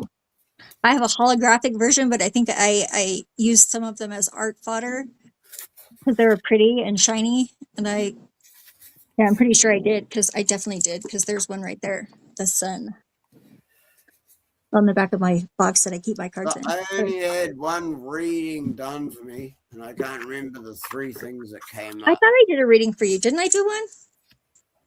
I haven't yet. I'm so fired. Oh, do you want to do one now? Do a reading for me right now, live. Well, what card would you use to represent yourself? That's the first question. The Fool. But don't tell me any other questions because I'm The much Fool. better if I do. The Fool? Oh, that's easy because I just had that one. Did I throw it back in there? I did, didn't I? Oh, I'm such a... Oh, he's right there. He's second to the top. He was under satiety, which is fullness. Okay, let me shuffle. I gotta kind of get them in order because I had them all slung around. Is this okay? Is this okay, TML? This is your show. I should like be polite, not just assume. Yeah, it's no worries. Yeah, we're just I'm just letting everybody know that we will probably like This won't take shut it long. down in the next hour because I'm like, Oh. and also there will be like a music show. I like and, the like, music part. Yeah, within like the next hour there'll be like a music show, and then after that there'll be recordings of shows. That's I not being a dick, but it's like it's not my buzzing music. It's like I tune up for your chat shows and things, but yeah. Yeah, I don't know if you've heard it, Dub Trio. Yeah, I'm not. Yeah, and I'm not even being a dick, dude. I love you, bro. I love the fact that you actually let me on all the time, even though we have had a couple of arguments. So yeah, dude, I love you, man. But yeah, as you know, I just your music. Are you saying you're taste is sorry? not Are you my saying you're music. sorry? And you're No, and you're but making I gotta get DK into Dub Trio. I think he would actually like Dub Trio. Yeah, he honestly. could use some little raga in his system. Some dub. Well, Dub Trio sometimes it's got some metal shit. Ooh, see, that's even good. It's like Maybe a good. mix. I like some wild mixes. Okay, so I'm gonna ask the Don't universe. get me wrong. I used to like some of that shit back in the day. So It's not DK, much I'm going to anymore. ask the universe to answer your question completely, succinctly, and with ease. And you're going to focus while I like shuffle the cards a couple more times, and then What's I'm my going to lay the cards question? out. Whatever you're asking, don't tell me. Just don't tell me. Just ask the universe your question. It should be something ideally specific. Not like, will I ever fall in love, or something vague like that. It's like No, that's doesn't bullshit. have a yes or no answer. Or just something specific, personal, like Yep. yeah, No. and you don't need to tell me the subject. So just focus on that, and we'll lay them out in a minute. Good. I haven't read in a little while, so I'm gonna cut the cards now. Oh, the jumpy. These are the new ones that my mom got me, a new deck for my birthday. Okay, so you're a warrior in your mind, and there's the Wheel of Fortune crossing. That's beautiful. Perfect. What does that mean? Past worry, the past worry. So I'm just going to lay these out. Swiftness. More recently, things have been going awfully fast, which I have to say is true. We're coming into moon, emotion. That's the water of, and the hanged man, which means like there's going to be some, we are in a time of quite focused. Why did you show the hanging man up the wrong way? It's this way. Yeah. He's like this. Yeah, you didn't show it that way. No. Well, it's like a 4-2. Yeah, no. There's no reverses in this deck, so you can look at them whichever way you want. As I said, I pretty much know what's coming for me. Well, there's people, and there is completion is the hope. The hope is for completion. And look, that looks just like that too, but it has even fewer high pieces. Yeah, it's down to 8. Yes, you said it. Yeah, it is it's the 4 of wands because there's 4 it's the crossing. dwindling down of those around And you. the final outcome. Oh, look, I got the devil, but look, you know what? Those people, they're not really like chained. Those chains are awfully loose. So I kind of think that like all the people really got to do is just like go, oh, all I got to do is get this fucking heavy chain off my throat, and then I can just walk. Wait. So The does devil's that been unchained. symbolize that I'm going to help free people from their chains? Possibly, and it's like the shadow is only controlling you loosely. It's like, and you just gotta take it back just as subtly. It takes as little effort to do that as just to lift it off. I know. It had me for years. But it's all the key of it is right here in the moon. Screaming. The emotions. Yeah, then I started. Sorry, what was that one? The moon, the emotions, and being hung up, like or something. Those are fate cards, along with the final outcome. And down here below, the fears, the Hierophant is like 2 structured order. That is like, that's Taurus. It's very material being. Taurus is my opposite sign. I'm Scorpio. Yeah, my mom is a Taurus. And then the Princess of Discs, that's very a Taurian card too. You can see she has horns, but they're like almost ram-like. It's a Capricorn card actually, but it could all the horned hooped animals. Because bitches think they want to control shit. That's other people's opinions too, and that's in a That's the kind of people that are the problem right now. That's interesting. People that are too That material. liberal I don't know retarded much white about parrots. bitches across America. They're full of fear, and you just have to teach them to be fearless, because like it's really, it has no purpose. What is my slogan, Zephyr? Your slogan? I know, no fear. No, Love, close. much love, no fear. no I know, fear. much love. I always say love over fear. Sound like It should be the other way around. Much But love, over no fear. fear is mine. And see, that's not the way it works when we speak, because it always ends up that fear or hate is always a problem. I'm here to fight for you. Okay, do what you can. I'm not. Just don't get in my way. That's all I gotta Get in say. your way when I'm the one fighting. Well, because maybe I don't need anyone to fight for me but me. But I do appreciate prayers, all the good vibes, good stuff. I mean, in real life shit, my dear. Well, this is real life shit.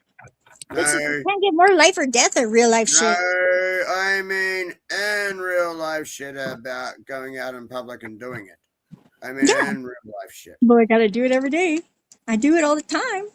I do What it you as do? often You as read I cards? find out anything's happening. I did. I do. I read cards. You guys should I get a just did. room. Okay, we're done. So Zephyrs loved me for way Sorry too to long. make- He was sorry to actually make the you one who uncomfortable, invited Rocky. me to TML's channel, by the way. Thank you for being so Everything tolerant. is Zephyrs' fault. It's my fault. Blame me. More power. So yeah, you can give it to me. Go ahead. See what that'll get you. Do what? All right. As I said, there was only a couple of the cards you turned up that I felt any association with. Yep, that happens sometimes. You're very internally focused, but you pay attention to the outside from the periphery. From the periphery, you see the. At the moment, I think I have to be, because I'm trying to resort myself after getting fucked over so many times. Good idea. I have been a little bit more introverted lately, which is why I haven't been here very often. Me But too. usually I'm much more extroverted, and I play on what everyone else is talking about and what they're doing, and I try and get involved. But, at the moment, I'm working on fixing myself, because if I want to help anyone else, it's like no one's going to believe me if I can't even fix myself. Well, I am now happy to announce that I have been fixed because they shut down my hormones. So You're being now, fixed like a cat. Chemically, yeah. I'm ecstatic about it. I've been going through some hot flashes. I have a fan, No, that sucks. It means no more white babies from you. I was already on my last egg in the carton. I was already going. I had chin whiskers, okay? I'm ecstatic because those. All right. They gave me a shot and my beard stopped growing. Youngins watching who don't have a clue. Well, somebody's got to tell them. Shit. It's real reality. Yeah, because the school ain't going to tell them anything real. Yeah. Well, this show is not for kids. We're not advocating children learn from us. I don't even recommend that most people do what I do. I recommend no one under the age of like 25 watches anything I do. Yeah. Well, I mean, unless I'm like doing some art or something. I like. No, because I want people whose brains are actually working. I love kids. Their brains usually work pretty good. Nah, kids are all brainwashed these days. No, not all of them. You'd be surprised. Don't underestimate these kids. I know. I've met some. Don't get me wrong. I've met a They couple. just do it were differently. awesome. No, I met a couple that were awesome. When I tried to shut down a drag queen story hour. Why would you do that? Someone dared me to walk in and say I identified as like a 7-year-old boy. Yeah, well, you called me a groomer once. Well, don't be a groomer. I'm not. I was like, what? So I tried to get into drag queen story hour, which was in a closed room. That's a good one. And I got told I'm not allowed to identify as what I want. but Who apparently said? You could be whatever you want, dude. Fuck that shit. no, I got told I'm not allowed to. Whatever. They're just being condescending because you won't allow them to be. I actually recorded this. It has to be toward behavior and reciprocal, or else it doesn't work at that level. No, I actually have this, yeah. And I said, so you're a hypocrite. And he's like, yes. And I'm like, no, and I'm like that's my main problem with people. If someone says, yes, I'm a hypocrite, it's like, what more can you even say to them? Maybe I'm just uncertain. If they're just going to blatantly lie from then on because they're a hypocrite, what is the point in even wasting your time talking to them again? That's why I give people at least 3 shots before I give up on them. And well, I just love them from afar. Yeah, see, I'm a dick, so do I. A few of them sometimes 5 or 6 tries. I know a few of them have pushed my limits. I If had I'm to being ban honest. someone on my Rumble channel and about 4 or 5 of their fake accounts after I banned the main one. Came back with like fucking 5 other fake So you know you're doing something right if people are that riled up by you, I guess. It's a Roscoe. It's a Roscoe. It's a Roscoe. Come here. Right. If I wasn't annoying people, means I'm not trying hard enough.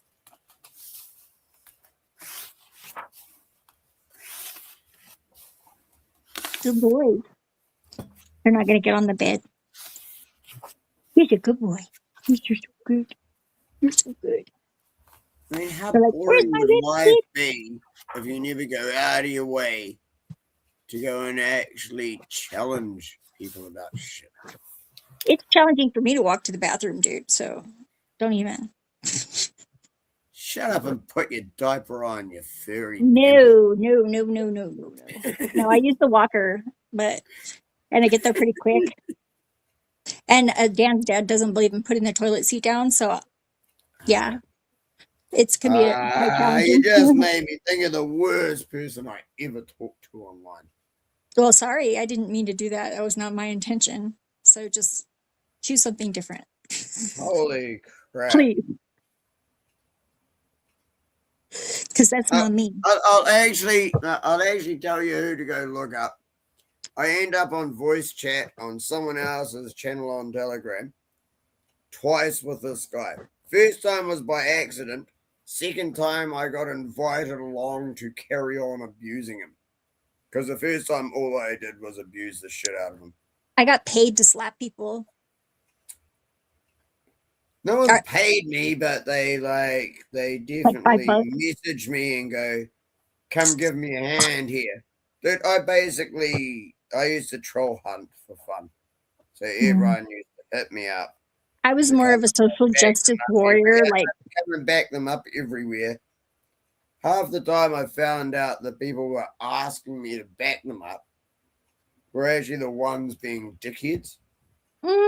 Yeah, because you would just join the other ones. Just volunteer. I'd actually go and read and find out what happened. Yeah. I always question everything. Instantly turn up, jump on their side. So if I find out you're a dick, I'm going to be abusing you. And I go and join that channel, scroll up through chat, and read everything that happened. It's like, it's just you, you're a dick. It sounds like a quagmire to me. That they've done, that is in the wrong. You are the one being a dickhead. And you call me to back you up and try and abuse everyone else here. Who would do that? Who are we talking about? Dude, I'm so confused. No. I've had this happen many times over the years. I can't even think of a name. We weren't there. Dude, I mean many times. On Telegram, on Telegram especially. Like I did start getting a reputation on Telegram. Judge relevant. Just kidding. No, dude. I was like mod and admin on channels before. Me too. Back in the day. Before I started streaming. So Yeah. I had actually learned how to deal with all that shit. Me too. I was in like 24-hour chat on deoxy.org. On the bottom of the page, there was like a flash chat. People from all over the world, every hour of the day. It's like there was always a bunch of people in there talking, sharing links, and people I would just end up in there. was on shit in 2020. It was on Jacob's Snake Ups channel. Yeah, and then 4chan hit us. But he's just turned into some pathetic gamer. But he used to stream all the protest footage. Mm. And within 2 weeks, but it was the first time I'd actually typed online anywhere. And I started typing in chat there. It was just after the George Floyd thing. See, and I was like typing in chat when all this shit was going on. Within 2 weeks, I got made a fucking mod there. I had to mod with 600 live viewers by myself. Yeah, we did a If you like accept it as a mod. Alexander Shulgin, like before he died. And then I ended up modding for Pastor Shadley, who is a mod for Salty Cracker. I don't know any of these people. A whole bot farm that attacked him once every week at the same time, the same day every week. And it was I helped to DDoS the KKK website. No, it's the same time he went to sleep every week. Like, dude, you know I'm in a different time zone. If you want me to look after this shit, like, mob me and let me go and fuck with them. See, and I've always been nocturnal, so I get along. So he did, and I exposed him as being a whole bot farm. To be honest, I was trying to work on time zones and shit, and I thought that they must have been, like, Southeast Asia. I thought they must have been Southeast Asia. I got this wrong. And he actually ended up tracking them down to South America. 36106. I know, serious. So he actually went and tracked down this whole bot farm and got them completely screwed over for me because of me exposing them as a bot farm. Yeah. I just got the location wrong because I was just thinking of time zones. So I was thinking if this is their like 9 to 5 day and they're starting at this time, what time zone would that be around the world? Oh, that looks like Southeast Asia. But no, it was in America. Going the opposite direction, yeah. No, but it was in South America. No, but it was in South America. That was like their shift started at like 9, 10 o'clock at night for them or some shit. So they actually started their shift at that time of night. And I was thinking they were just starting their day and it would have meant it was like Southeast Asia. But no, they were the night shift. They were actually jumping on during their night shift. It was super fucked up. Yeah. But yeah, you end up tracking them down and fucking them right over. Night owls are like, we're interesting creatures. So we're more usually introverted. Yeah, it's a badass helmet for sure. And also like it kind of looks like Darth Vader. It looks like a puka, like a bunny. From far away. It's like a rabbit, giant rabbit. Jackalope. I like the puka. Fucking jackalope. Mine like looks like a cute little white fluffy bunny, and then like it's got this other side that's like Donnie Darko. It's pretty crazy. Yeah, fucking jackalope. I thought that I'd seen that movie, but I hadn't. I just been listening to Robert Anton Wilson talk about. Oh, really? Yeah, I thought that I saw it. Donnie Darko. No, I did though. I saw it, and I watched the making of right after it, and I was like, "Holy shit, Synchronicity City!" Oh, dude, that movie is mental as. And if you watched it while young, you probably have no idea what it's about. But pukas. Like, seriously, and time travel. Darko is a crazy ass movie. It is. It's a weird Yeah. thing. It's got retrocausal time, like friggin'. Yep. Yeah, you guys ever hear of Donnie Darkened? No. Darko. There's Darko. a guy named Donnie Darkened who did like a numerological analysis of Donnie Darko, the movie, and he said it all breaks down to 88. Oh yeah, I That is believe like that. I was born in 88. 77.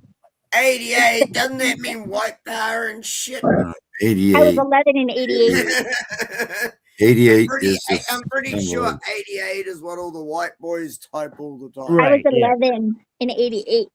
88 means eternity. It's an end of time. But they were talking about it in the chat too because somebody But we said hit it something. on that vertex where it's infinite. Or no, it's from Rocky's Ethiopian Bible. It had 88. Yeah, 88. Okay, you got, remember Trump? He said dial 88022. Right. Okay, 88. Okay, 88 minus. Okay, so this book, 66 books. Okay, you got 88 minus 22 is 66. 66 books in the original, 88 books in the It's the Ethiopian. resonant frequency of the 11 And then stuff. you have the Back to the Future. It shows the spinning license plate, 88 miles an hour, and it says the end of time. See, I'm trying to tell you guys that there's eternity is eternal, but yeah, that guy's got a whole thing about about Back to the Future too, because he thinks that Biff, in the movie, the character Biff, right, who's like the bully, he said that guy represents Trump. Yeah. So it's kind of crazy. No, that's more like Yeah. Gary Busey, right? yeah, Like, that's true. That's true. he's too meathead. Trump is not meathead. Well, anyway, yeah, Back to the Future. It's 88 miles an hour. It's like I believe that they know they're at the end of time, and they're just telling you because they have to tell you They're like, slow down. it's the end of time. So this is They hit the brakes. We're gonna hit it hard, bitches. Just ease into it, okay? That's all that I think. That's all that's happening. It's just like we're hitting the brakes. We're coming to a sharp corner. That's all. We'll accelerate through it once we get to that point. yeah, but according to the scripture, there's an end of time, and then you go into eternity. Time is imaginary. That's the end of time. That means that you can reverse things and jump around. You could do it if you could keep it all. There was also Trump there was a book called Baron Trump or something. Coherent is the word. Baron Trump. There was a book, and then there was a movie called The Wall or something. It was an old Western movie. Oh, it wasn't the Pink Floyd The Wall, because There I was saw a guy that. named Trump that came to town and said, There's that book I can too. save you from I can save you. You just got to That's put up called- a wall. Just put up a wall. Obvious plant. That was Obvious plant. Yeah, Have you not seen that? Predictive programming. I like obvious plant. It's like sort of the opposite of that. I mean, there's this artist that he's called Obvious Plant. Do you not think everything they have done that has been planned since before the start of the 1900s? There's been jitters and predictability that have happened that just seem native. No. Everything they're doing has been planned since before the 1900s. But unforeseen And they slowly consequences. progressed along But with unforeseen everything they wanted to consequences. do. And even as technology progresses, they then incorporate that into They're how gonna they're going try. to keep moving forward. There's been a reset, and it was around the 1800s to the early 1900s. There was a reset. Yeah, So That's when my there was some people technology took them. that Look out was of there. discovered. They discovered some technology, and the people took it over. These nasty people that hide. You really think they didn't have it before that? Anyway, I'm just telling you, the latest reset Probably was several times. There's been many collapses. We're up to about the We're- 7th or seventh? 8th. Yeah, 7th, I think. it's just where certain people survive a time, and they don't let the people that remember like the old people, they get rid of them because they'll remember, and then they reset and make everybody think they're living in. Yeah, there's always the subset that tries to seize control in a moment of weakness, but they realize their illusion when they realize that their biggest illusion is the separateness. It all dissolves. Yeah. Simple as that. Yeah, it's Toto pulling the curtain away. Yeah, So and you saying, all "Oh, look see at the it. wizard! The Wizard of Oz!" My whole point You is suddenly see who's behind the curtain. And who's running it, and how badly they're doing that. Yeah, but that's Just what it no is. It takes style. the most follow the yellow brick innocent. road. Hey, The it yellow brick takes the road. most The yellow brick road. innocent, Yellow Dick overlooked. Toad. Hey, Follow you're the not yellow getting brick road to Oh, I thought Emerald you said City. Yellow Dicked Toad. Hey, Wizard follow of the Yellow Dick Toad. it takes the most innocent, overlooked of that whole group to be the one who actually exposes everything. Well, then you got to be able to get in the gutter too to find out that shit. See, Toto is the one who pulled the curtain aside. Yeah, he went, "Ow!" But everyone's busy arguing about what they want. How's that taking, Julie? Ow! אורב! אנרכיסט, הלו! I talked to him. עזוב את הדגל, קראנו אותו לגזרים. אני בשוק. באמת בדיוק כמו שהמדינה שלנו כרגע קרואה לגזרים. עורב, מה? אני בהלם. רגע, אתה ממש רוצח סדרתי. Top left one before. סבתא, תראי מה הוא עושה. Down the track. No, seriously, I'd only seen the top left one before. I hadn't seen all four Those of them. crows are saying, yeah, They're like, yeah. fuck you, fuck you, fuck you. I talk to crows all the time. Fuck your I do rim too. fan shit. I had like a young family that I brought from 6 to 13 in like 2 years when we lived up in the mountains. I was like, they were eating from our compost hole in the back, and they like multiplied. They were like so cute. I like them. They're like smart birds. Mm-hmm. I've Yeah, had a yeah, lot of they are birds. very smart. Yeah, very smart. I like magpies too. Yeah, they're pretty. Magpies suck. Fuck They're you. both corvids. Yeah, corvids. They are. I fucking hate magpies. Magpies are fucking. I like cunts. the ones with the red spots on their wings. Those ones are pretty. Oh, no, we And- don't get the ones with red spots. Ours are just black and white, and they're cunts over here. Yeah, they're they're the pretty ones rare that too. dive bomb you all the time. Yeah, Magpies over I like here. hummingbirds. Hummingbirds are assholes. awesome. We get hummingbirds in the desert, so Yeah, I went to Costa Rica or Monteverde. They have like over like 20 Oh, different no. species of hummingbirds. yeah, I know. Like they have the ones that have the long tails that they're like spatula feathers, and they can like dance with them. It's like a peacock. They have a good review on hummingbirds. Again, I'll share it in Yeah. the comments so you can read that. I Review. rescued a hummingbird off my porch a few years ago. It was like out there Go going. look up the New Zealand magpie. There's About a the size of a crow. there's a but Wizard it's of got Oz decode that I just saw, and it was basically they do the upside down. See, so the Wizard of Oz is a path. And multi-directional. The I get yellow that. brick road is you're going north to Emerald Yeah. City, which is up You're north, following the Jews' money to and they're telling you riches. the upside down that it. I worked in a place where going north was going to the bathroom because you didn't want to say that you were like going to the bathroom whenever you were working as a wait staff. So you would say, "I'm going north." And they're like, "Okay." They understood what you meant because that was the direction you're going in the building towards the bathroom. Damn. That's so funny.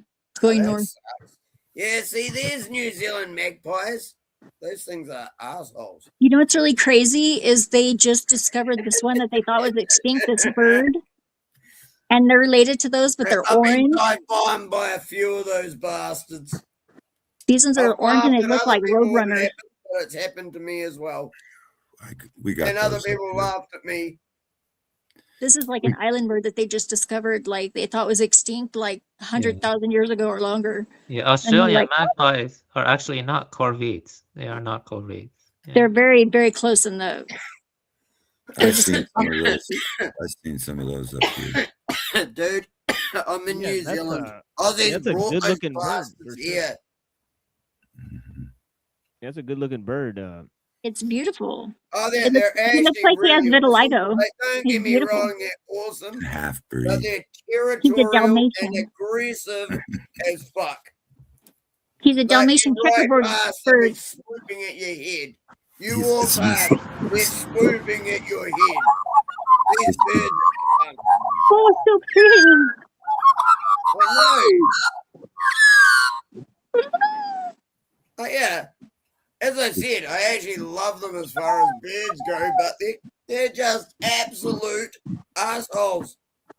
So are turkeys. Turkeys are too, but I still flirt with them. So is that called a magpie?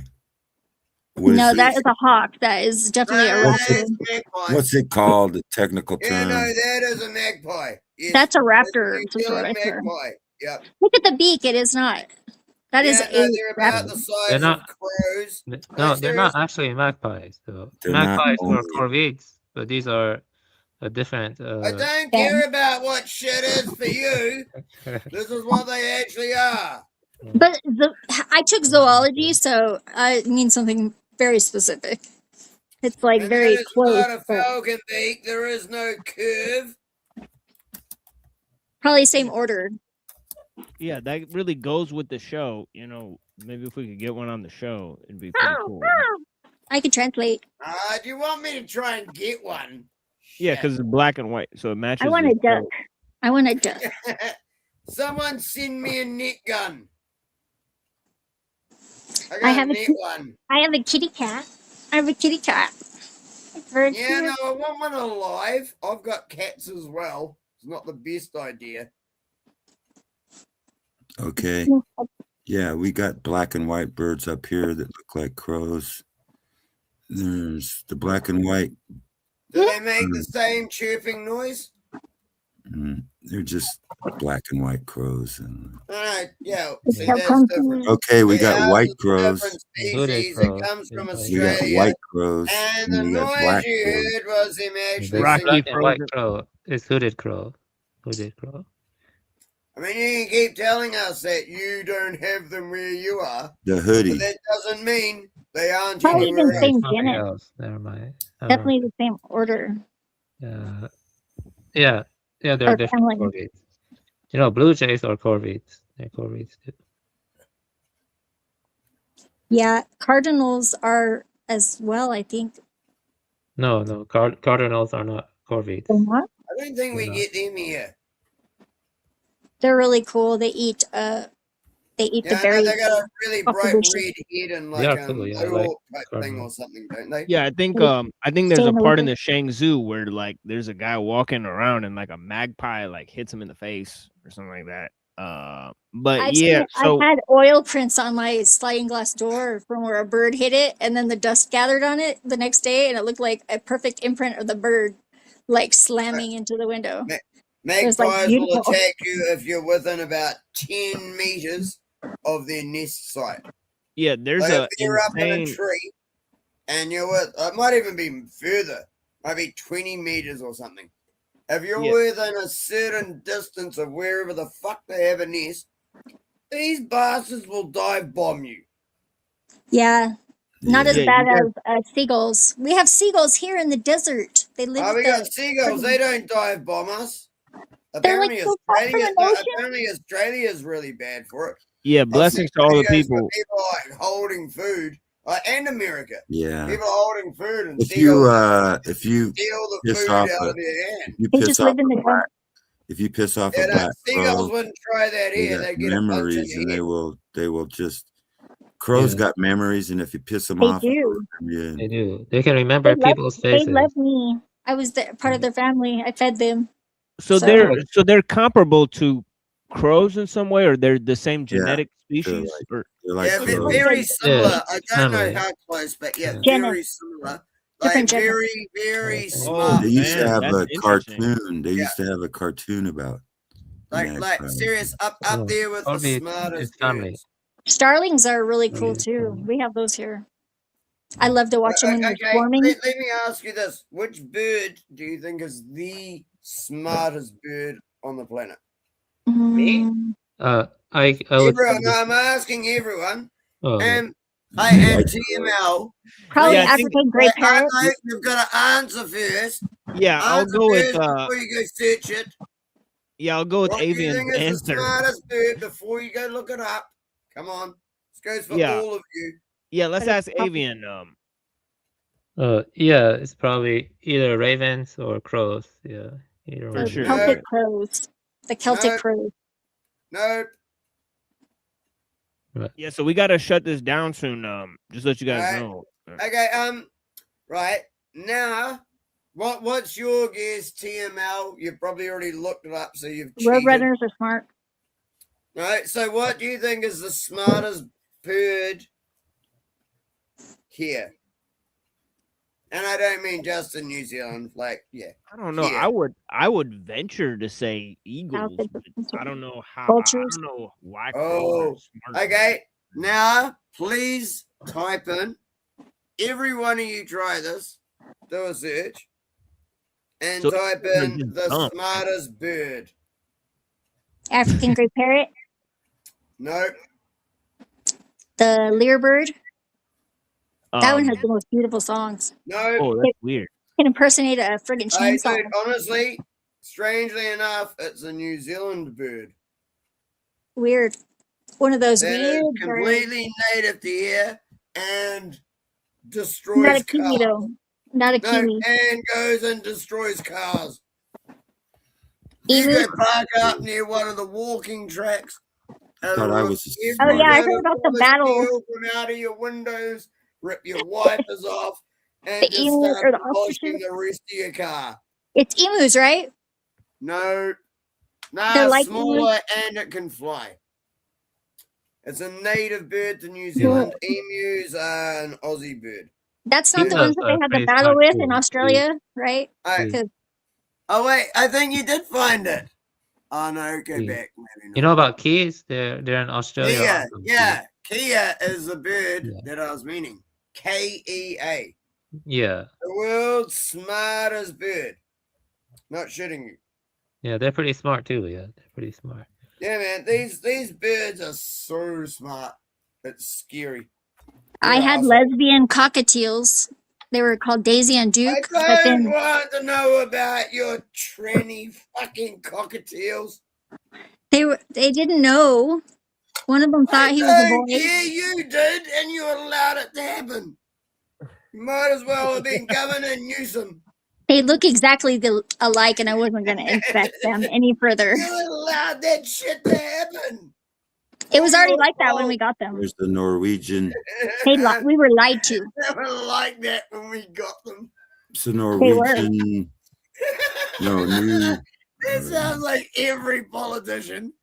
who's It's ever true though. uttered They were a like that when word. we got them. It was already fucked when we got here. So Yeah, we let's didn't like it anymore. so let's get up in this music We didn't know what show. You know what I'm saying for the people. I mean, people. I'm sure a lot of people will leave when I'm doing the music show, but it is I what it never is. do. It's a I short, always do the dance. it's a short thing, but I need to You get gonna into do it the because dance on camera? yeah, because I have Me? limited time today. For real, because Can someone Yeah, someone show talk the to you Kia later. first though? yeah, The right. Kia So we're Someone getting out of find a here. picture of the Kia first, and then I'm okay with it, and I'm out. Yeah, bro. Kia. Wait, do KIA, like the a car. picture of what you said? The Kia, the bird I was talking about. Is it spelled KEA. It's Kia? a New Zealand mountain parrot, and it is apparently the smartest bird on the planet. Yeah, they're pretty smart too. I yeah, like the yeah. African gray parrots because they Actually, cuss a I read a lot. book Hey. about them. What is it called? I didn't ask you to tell me about others. Can you can you look that up, And I'll Avian? leave. Yeah, yeah. You didn't have to. I was doing that voluntarily. Thank you. Chickens You are have to the leave. He's chickens are gonna the play music. Play chickens are music. the dumbest bird. Chickens are the Chickens are not dumbest. smart. They are not smart, but they're tasty. They're tasty. Yeah, these are. There you go.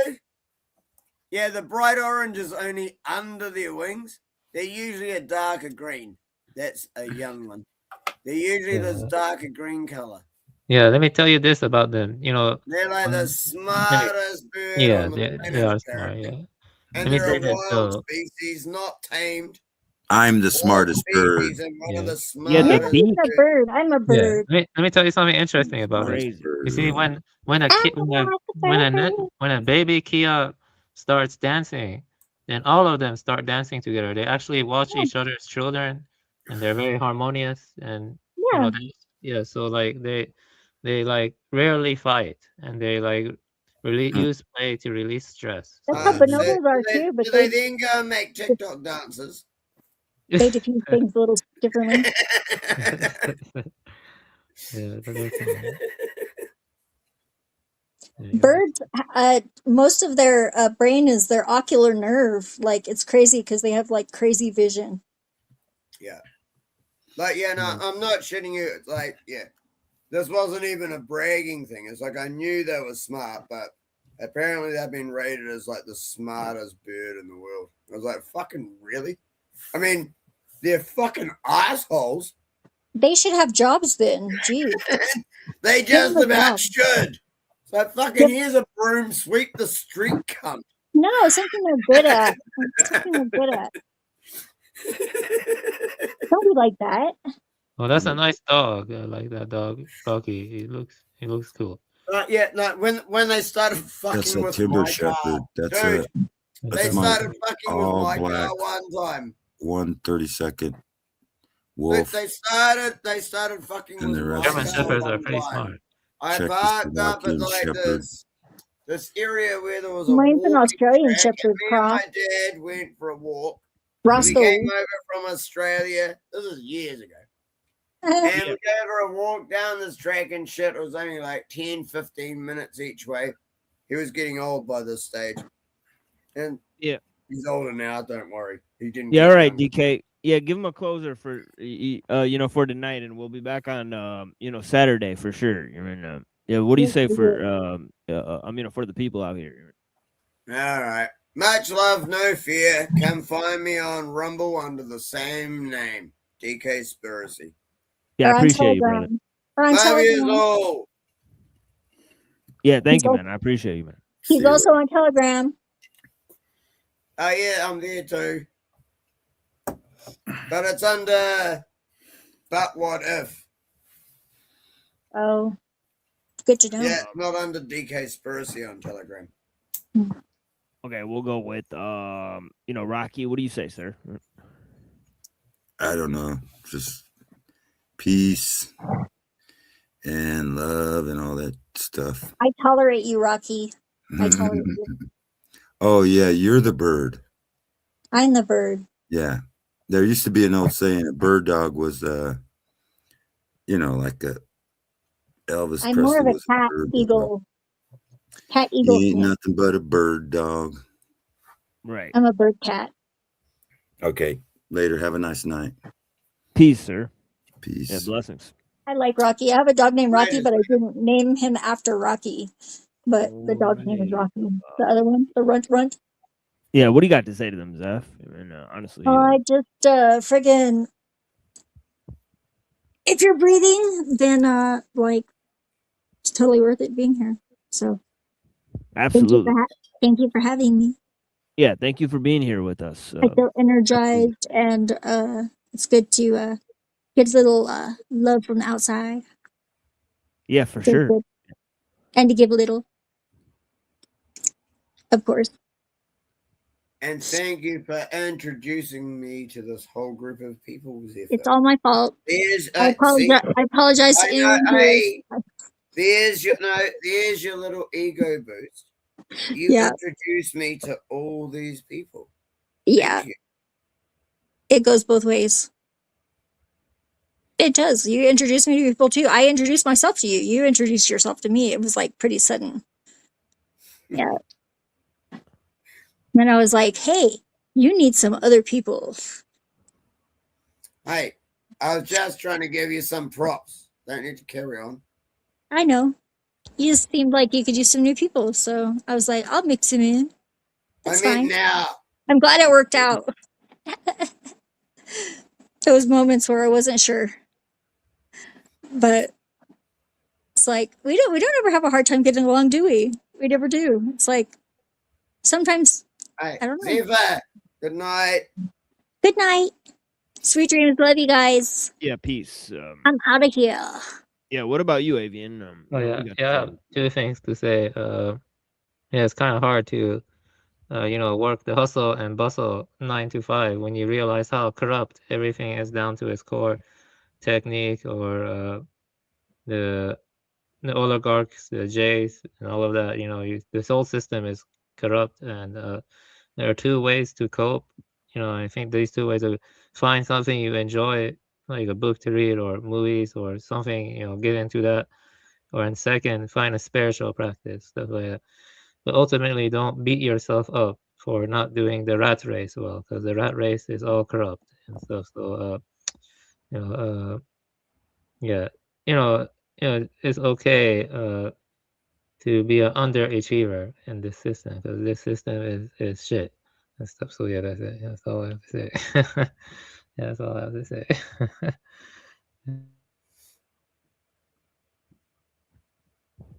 Yeah, absolutely, my friend.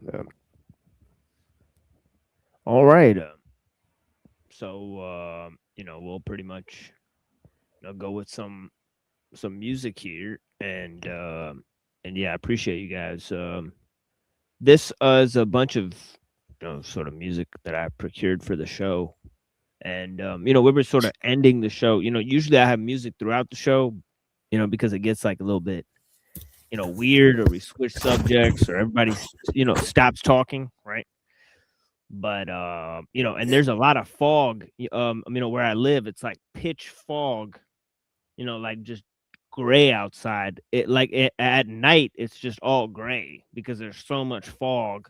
So I can walk down the street, maybe just smoke a cigarette, and nobody will see me from like the entire block. But yeah, so I'm gonna go do some of that because I procured a cigarette from my friend earlier when I was at the mosque. And so we're doing some things here. We'll be getting into some activities, Saturday.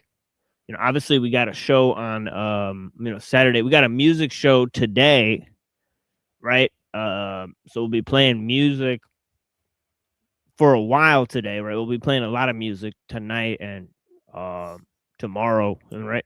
And then obviously we'll have our regular show on Saturday. Right now, we didn't really get into too many topics today. We'll see who calls in on Saturday, right? We did a very long show yesterday and on the previous Saturday, right? So if you guys didn't miss the 10-hour stream we did on Saturday, the 6-hour stream we did yesterday, right? We actually procured a lot of content and material talking about the major themes here, right? So we've been having some good discussions. So I've been letting the material, sort of rest for a while. If nobody calls in, I got tons of, pages and reflections and things we can get into and things we can sort of, spark up discussions from the people that are usually here, right? And obviously they have a lot to contribute. So we'll get into it soon. Thank you for joining us here on the Machine Lies, where we talk about the lies of the machine on the machine that lies. Vinny Potts got muted. Who did that?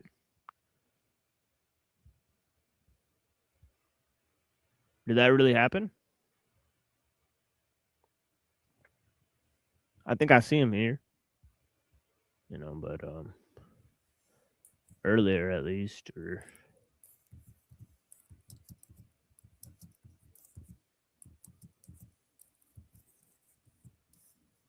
weird. All right. I hope you have a good night. Yeah, thank you, my friend. Yeah, and you, and both of you, to be honest. At some point, I would really love to get either or both of you, like on one of my Rumble channels. Or on my Rumble channel, like on one of my Rumble shows, I mean. Hell yeah, brother. You know for a fact that I put your stuff on all the time. Yeah, blessings, brother. I appreciate that, man. You know what I mean? Like, yeah, so like at some point, like, yeah, even if you just want to all come and give me shit. But did somebody mute Vinny Potts? I don't know. It says message retracted. So maybe he actually took it off himself. Oh, okay. Maybe he took them off. Maybe I overreacted. It doesn't All say message removed. It says retracted. Oh, So maybe okay. he deleted his own messages. Yeah, people do that. Yeah, people do that. They delete their own messages. Yeah, no, so yeah, that just could be on me. Maybe I overreacted a little bit. So I don't like censorship, man. It's got to be something pretty serious. Yeah, neither do I. Yeah, that's why I freaked out, because I was like, hold on. All right, we can't have people censoring, because there is a lot of mods here. So sometimes they accidentally do it. So oh, dude, that's why I've got almost no mods on any of my things. So it's easy to ask between, like, 0 or 2 or 3 people. On my D-Live channel, I did start putting lots on. But that one got, started to get big. Sorry, man. I don't mean to keep dragging you out. My bad. Sorry you were signing out. Shit, man. I apologize.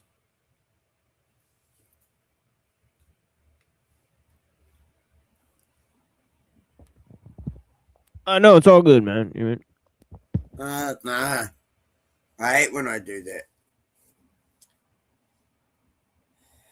I'm not supposed to try and, make other people shit about me. I'm trying to do better. Yeah, it's all good, man. Just let them know where they can find you. Well, if people know TML, I'm on TML's Discord channel under the same name, DKspiracy. But my channel name is Much Love, No Fear. I also have Telegram, and I stream on Rumble. And I do my best to come and say hi to TML, and I go through his channel pretty much every damn day. Yeah, let me try to invite people to the Discord. It's been a while since we got some new people in there. Do you want me to do it? I can do that in a couple of seconds, man. No, I got it. I'm already up in there. So yeah, so Discord is gonna be up in the chat here for you guys. So you guys come through on the Discord. You just double click on the channel or right click on the channel. Right, and you're just then there. it comes up with the invite option straight away. Right. Wait. So there you are. yeah, all right. So there you go. You got it. So yeah, so we'll be back soon. Today we'll be back with some music, as I said. So yeah, so here's some music for you guys, and yeah, so join us soon, and join us in the Discord. You know what I'm saying? And I gotta really change the screen a lot on this video here, because we might, I don't want to get popped for this video, because last time they tried to pop for this video. If it's copyright and YouTube. Yeah, you got to get 2. Yeah, no, it doesn't matter. You don't need to keep getting them. I can cut it out too. YouTube, if you know, don't do it. That's simple. Yeah, but I already cleared it last time, so we'll be good if I just change up the screen. But yeah, so we'll be back on today, Saturday. Oh yeah, and I forgot to say, Sunday we're having an extra stream made by Machine Bob. There's been a lot of drama stuff that's came out, so we want to go ahead and look at the various groups here, and it'll be very interesting to check that out for you guys. So yeah, so if you guys are familiar with the us looking at the collaboration between the various panel actors and the various communities that are involved on the YouTube, right? So it's very interesting. So we'll be back with that. Do you want to know what's really funny? Yeah. That's happened on almost every platform. That I've Yeah. been on. Absolutely, yeah. Yeah, that's right. On D-Live in a big way. I ended up in the in-group of people and shit. Then I had a falling out with one person, and then a quarter of the people didn't like me. And there was like one person in the middle who was basically trying to keep the whole group together and shit. Yeah. And then she passed away, and the group splintered into like 4 or 5 different groups. And it was like 3 out of the 4 or 4 out of the 5 didn't like me. It was like, oh well, the D-Live's a waste of time. They had 1,200 followers on D-Live. They'd be gone. Yeah. I mean, yeah. Well, all right. We just got to keep working forward. It's like, yeah, absolutely. I'm sorry I even mentioned followers. That it even sounds pathetic and stupid. But what I'm getting at is like more people were listening to what I was saying then. Or so I thought. Or so I thought. Yeah, but this is the band. More people were listening because I had that number of followers. I have less followers on Rumble, and there's more people actually paying attention now. Because it says how many people actually turn up. Yeah, for sure. Yeah, I appreciate you, DK. Yeah, so see you guys soon. We'll we'll be signing off here. Yeah, check out this little this one little song here, by Dub Trio. I think you'll like it, all right? But yeah, so we'll be back soon. And yeah, check it out, folks. Blessings. Thank you guys, man. Oh, yeah, thank you, DK, man. I appreciate you guys, man. Thank you.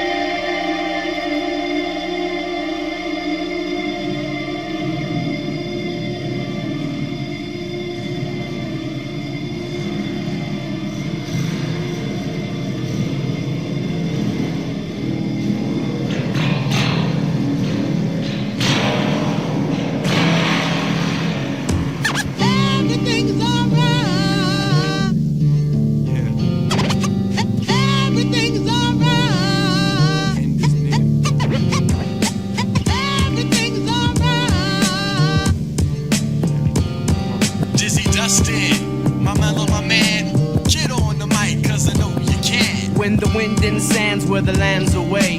There's no man who stands in its way. People tell me life will be lovely when I own a Irona and find my Sharona. But I don't get caught up, this isn't my turf. I'm not even a citizen of planet Earth. Marooned on the boondocks in Timbuktu. What do you do? I wait for the rescue crew, so I don't need an IV to revive me when I think my thoughts drive me to the brink. If the end is near, then send it here. I'm out of sight like a satellite, and that's alright.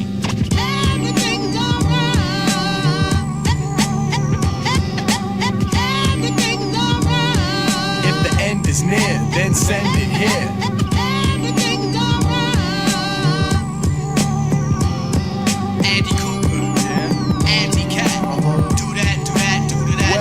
As I rock beady beats in the end times, breaking it down like enzymes to package and send rhymes to another galaxy. As a proton, I split them into catastrophe and so on and so on. Now people want to say it's great to be alive these days with the strides we made and the lives we've saved. But if you really want to know how much longer time will last, tune into your local TV simulcast. Watch the fall of the family, natural disasters, disease, enemies attack to strike back. And they claim it's uncontrollable, but you know that they're foldable, so you can't be so gullible, cause it's like that. Mike that, Andy Cat, my architect pleases. When I was 12, I went to heaven for loving Jesus.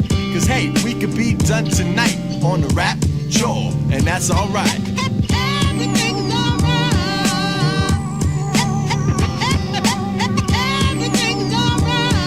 If the end is near, then send it here.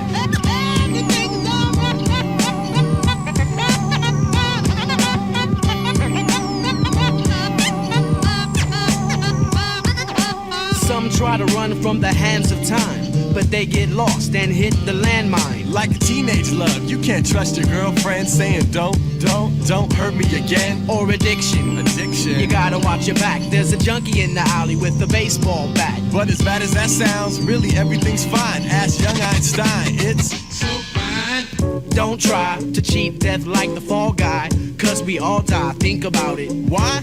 Cause there's not a bigger fish to fry, and that's no lie. Check it out. If the end is near, then send it here. If the end is near, then send it here. If the end is near, then send it here. If the end is near, then send it here. If the end is near, then send it here. If the end is near, then send it here. If the end is near, then send it here. If the end is near, then send it here. If the end is near, then send it here. If the end is near, then send it here. If the end is near, then send it here. If the end is near, then send it here. If the end is near.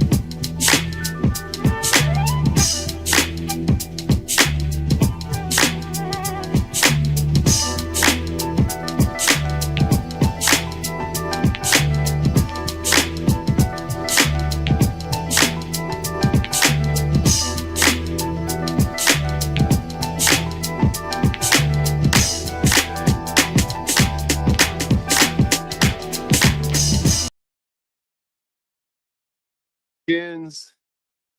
There's always a room for reconciliation with these goddamn miscreants. Someone else here? Let me see. Let me see if I could use this phone with my mittens. Probably not. Let me try. Too thick. Fuck. Let me take the mitten off. Okay, let me see. God damn it. Come on. Let me see who's here. Hold up. The machine. That machine lies. This is probably porn bombing. Fuck. Okay, hold up.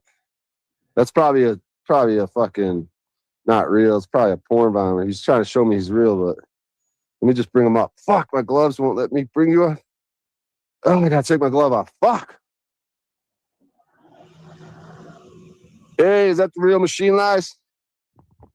This is porn bomb. What's up, big dog? What's going on? How many awards you win last night? I think it was like 2 or 3 or some shit. Damn, bro. Are they gonna mail you an actual award?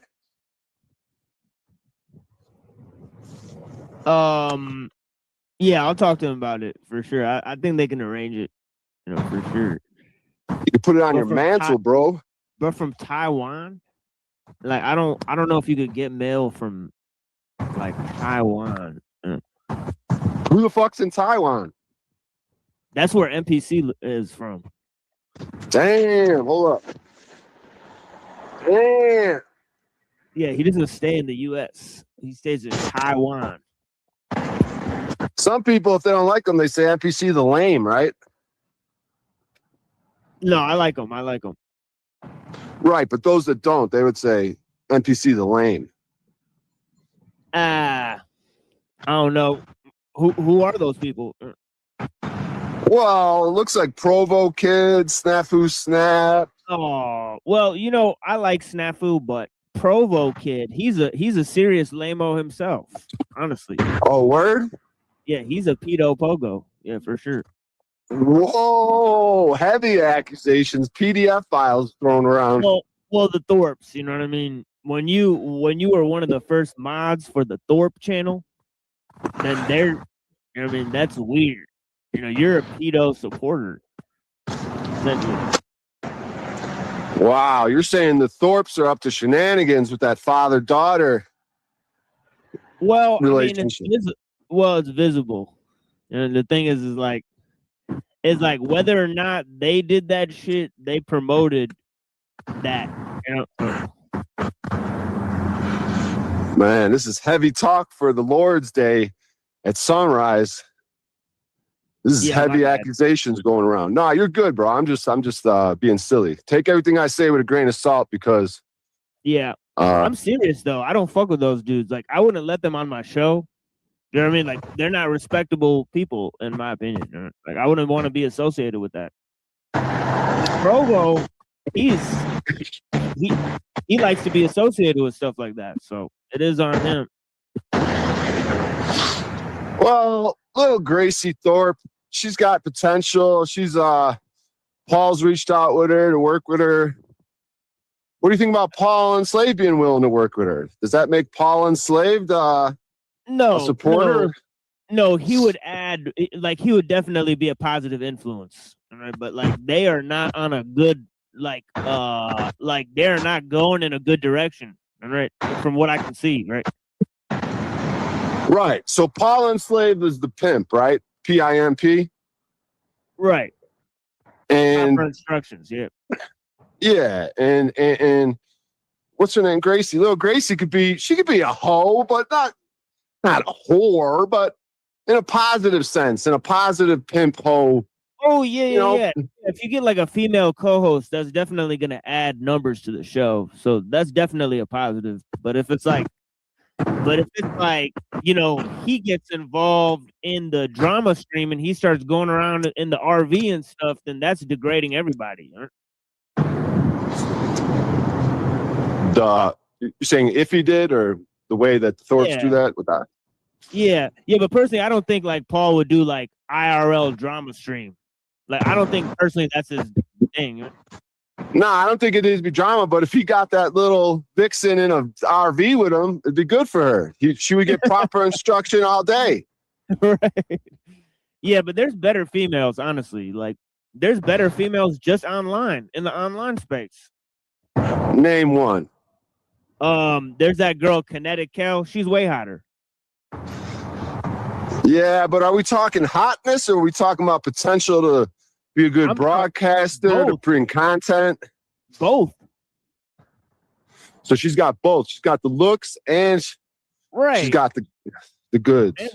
And the red hair, the red hair girls, I mean, they're just hotter. They're hotter than the blondes. If they, they can flip you know what I'm saying? Yeah, red girls with green eyes are supposed to be healers. Yeah, if you find like a hot red-haired girl, it's way hotter than a blonde chick that's hot. Huh. It's like you have to think about it a little bit, but it's true. Are you gonna how come have you tried making a move on her? You gonna try to make her your wifey? No, I'm already married, but so whoa, what's this dude doing? What the? Whoa, where are they running to? All right. Just people running from nowhere. Like, wow. Came out of the bushes, bro. Just straight, just Mexicans running. I don't know if they're Mexican. They look like small dudes, but they're just like running fast. They're smart. They're short, so you're like, they're Mexicans. Holy fuck! I gotta get in this McDonald's, dude. I got 2 pairs of gloves on. My hands are fucking freezing, dude. Holy fuck! We gotta warm up in this McDonald's for a second. Got mittens on. I got gloves and mittens on. Those guys are still. Coming back at it. Here they go. Someone's in backstage. Someone was. Hold up. Let me check this out. Let me get in this McDonald's. Holy fuck, dude. Landry. Holy fuck, it's cold, dude. God damn it. Good Lord in heaven. Oh my God. This is insanity. Holy shit. Good old Mickey D's, eh?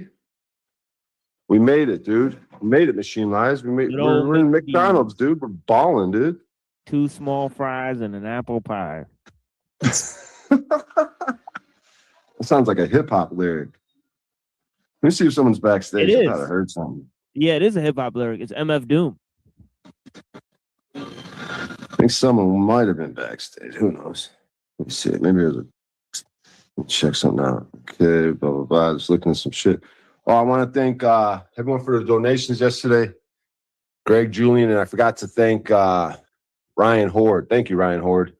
Ryan Horde's always very generous. I appreciate that, brother. And the consistency of Julian and Greg.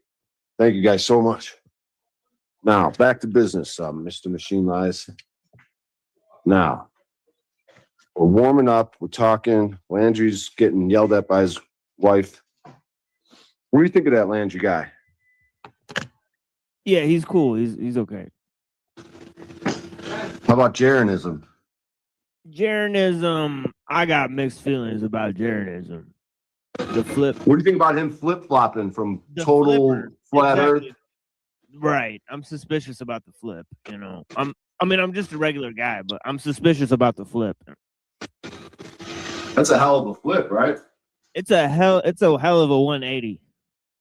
Historically, it's a passionate 180. Yeah. He was passionate on both sides.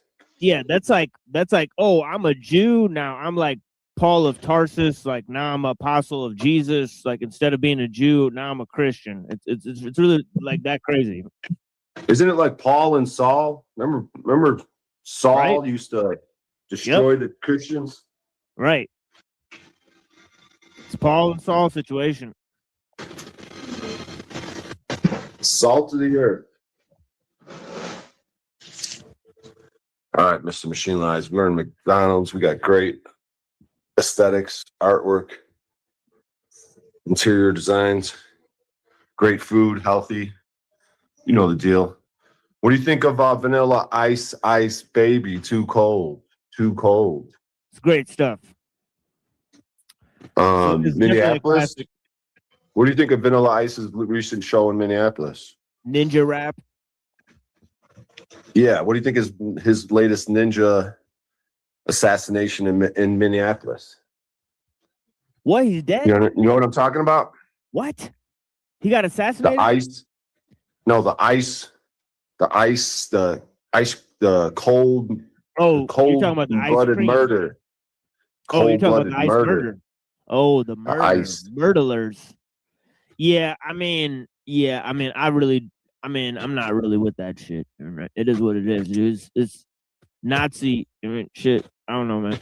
I don't fuck with that shit. It's Mexicans, that are basically like, because it's illegal people that get you don't have to show papers to sign up to work for ICE.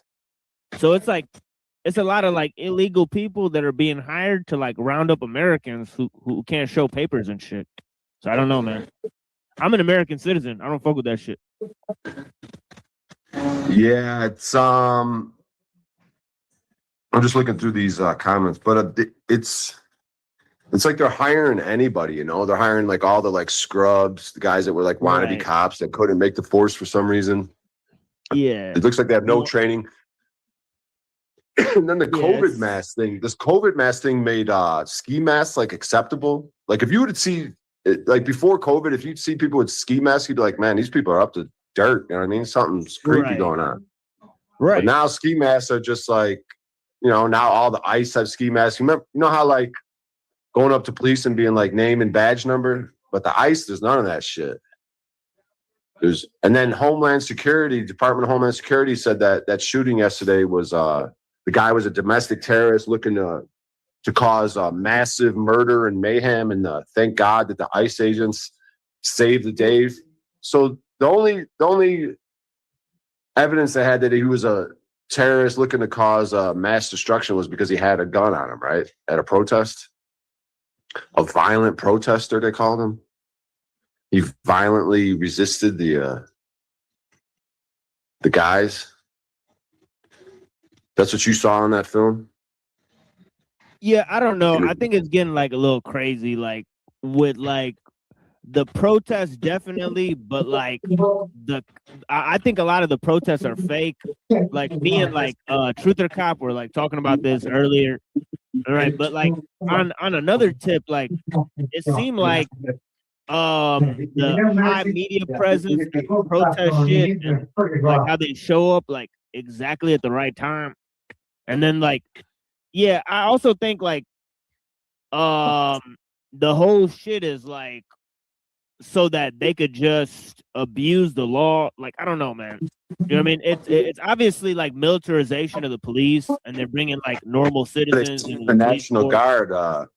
They sent in the National Guard, right? Is that what it's called, National Guard? Or? Yeah, they're trained by the Israeli, like defense forces. Like, did you hear about that? It's crazy, man. So, like, yeah, dude, it's literally like Israeli cops training like American citizens to like go lock up other Americans. Like, I don't know, man. I just feel like that shit is just. I don't fuck with that shit. Yeah, they labeled me, dude, back in like 2015-ish. I was in the back of a cop car because I didn't give them ID. And they took me out of a car and went through my pockets looking for IDs. They found an ID in my pocket, and they ended up stealing the ID, but they started pulling shit up on their computer, and it came up on the screen, do not alert this individual to this information. This person may be a domestic terrorist. Like, I read the screen as the cops like pulling up my shit. And this is like 2015. So it's like, what instance like put me on that in that category, Was it like showing up in a pro? I'm trying to think like what I did around that time, what I was up to that could put me on that list, Yeah. But it seems. Yeah, I'm definitely like on a like FBI like list or whatever. Like, it's definitely true because like one time they came up to the house and shit. Like, all right, like I feel like, and I know like other brown like people that shit happened to, So I feel like it's just normal shit. Like they come up to the house, right? Like if you're from a foreign country, especially if you're from like one of those weird foreign countries where it's like a lot of like, you know, like tea activities and stuff. You know? So Landry's so hilarious, dude. Is this the real Yeah, Truther Landry. Cop? Or is this some sort of porn bomber? You guys excited for Truther Cop to come up? Oh, God, is that what he looks like? Why does he not look like his voice? He doesn't look like Kermit the Frog. Is that disrespectful, Truther Cop? Do you hear? I mean, mildly, but I guess. Show your face again. Let's see your face. What? Get some light. We want- Dark. He's actually a normal-looking guy, dude. He looks kind of normal for being such a Kermit the Frog menace on these panels. Fuck you, dude. Truther Cop, man, he's man, he likes me though, but he's got his haters and his supporters, maybe, right? Let's see. I'm just going through these comments. Depends on the day. Who the hell was that dancing on your camera there a moment ago? It's Landry. He's a little cute. He's a little cutie pie. He's a little funny boy. Little cutie back there. He was dancing and shaking his little booty. It's Landry. Let's bring him back up. He's Landry. Here's Landry set up. He's a cutie pie, Landry. He's funny. That was a funny dance he was doing because he's a funny guy. Just like when he pretended to take the plates off. That was funny. That was a good bit. It was funny. He's a funny guy. He does funny stuff. That's what he is. He's a cool guy. So, all right, y'all. Where are we at? What was I talking about yesterday? All right, I'm going to need you guys to repeat after me. I am the happiest man alive. I am the happiest man alive. If you do it without the Kermit voice, for God's sake, dude. I'm the fucking happiest motherfucker alive, dude. Well, that sounded like an angry Kermit. Let's try to completely manipulate your voice. Like, do like a bass. Like, just go, I am the happiest. Like, try again. I'm the happiest motherfucker alive, bitch. Now you sound like Kermit trying to sound tough. It's Kermit on steroids, dude. God damn it. All right, let's just do it anyways. Look at Landry. He's such a cutie pie. Look at, he's got his genitalia as the main focus. He's a funny guy. He's brushing his teeth. He's hygienic. He's cute. He's skinny. Look at, he's a good catch. No wonder that wife knocked that wife up of his. You know what I mean? He's funny. He's talented. Look at him. He's on a phone doing business deals. Yeah, he's talking to what's that guy? Alex Stein. He's like, yeah, Alex, what's up, brother? Yeah, Alex, we're making moves. Yeah, Alex, no worries. Yep, I'll be there. We can film that shit. Yeah, Alex, I'm fired. I'm fired. Okay, thank you. You can pay me $1,000, Alex. All right, cool, Alex. I'll be there. Oh, you know Brian O'Shea, Alex? Yeah, me and Brian O'Shea met at a Sam Tripoli show. We shared the stage together, me and Brian O'Shea, in where was that? Dallas, Texas. Yeah, Sam Tripoli shot his comedy special there. I was one of the opening acts. Yeah, I have I think I have an idea. We can film Jack Talcott with Don Lemon and Truther Cop. Oh, where's the setting? Where are we gonna do this at? This will be fun. Oh, outside somewhere, probably outside. That's why Landry comes in, because he could film it outside. Truther, force yourself to go like this. Do as basty as a voice as you can, Truther Cop. Be like, hey, my name's Truther, but not like angry. Just go, hi, my name's Truther Cop. It sounded like a tranny, dude. I know, that's the point. Try it. I can't, dude. Now you're putting me on a spot. It's like really strange. I can't even find it. Like, not like an angry, like, hey, I'm Truther. Just, hey, this is my voice. What's the problem? What's your problem? This is my real voice. Oh my God. All right, don't worry about it. Just repeat after me. I'll try and I do need, it later. if you can, machine lies and Truther, do recite it at the same time. Repeat after me. I am the happiest man alive. I am the happiest man alive. Come on, TML. You got to join in with them. Or you got to say it yourself separately. TML's not into this. It's not into taking oaths. All right, I need you and Truth or Cop to repeat after me in unison. I am the happiest man alive. Jesus Christ. All right, one of you do it. I'm waiting one of for you him do to it. I am the happiest. I am the happiest man alive. I have that in me. I have that in me. That can convert poverty to riches. That can convert poverty to riches. TML, guys gotta try to do it. Even if it's not at the same time, just try. Yeah, I have that in me. All right, let's start over. Let's start over. Poverty to riches. No, I said it. Okay, you both have to say it, whether it's on time or not, as long as you both say it. Just repeat after me. Just try to do it at the same time. If it doesn't, it's not a big deal. All right, so I am the happiest man alive. I am the happiest man alive. Because I have that in me. Because I have that in me. That can convert poverty into riches.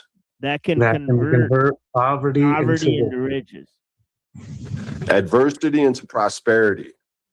Adversity into prosperity.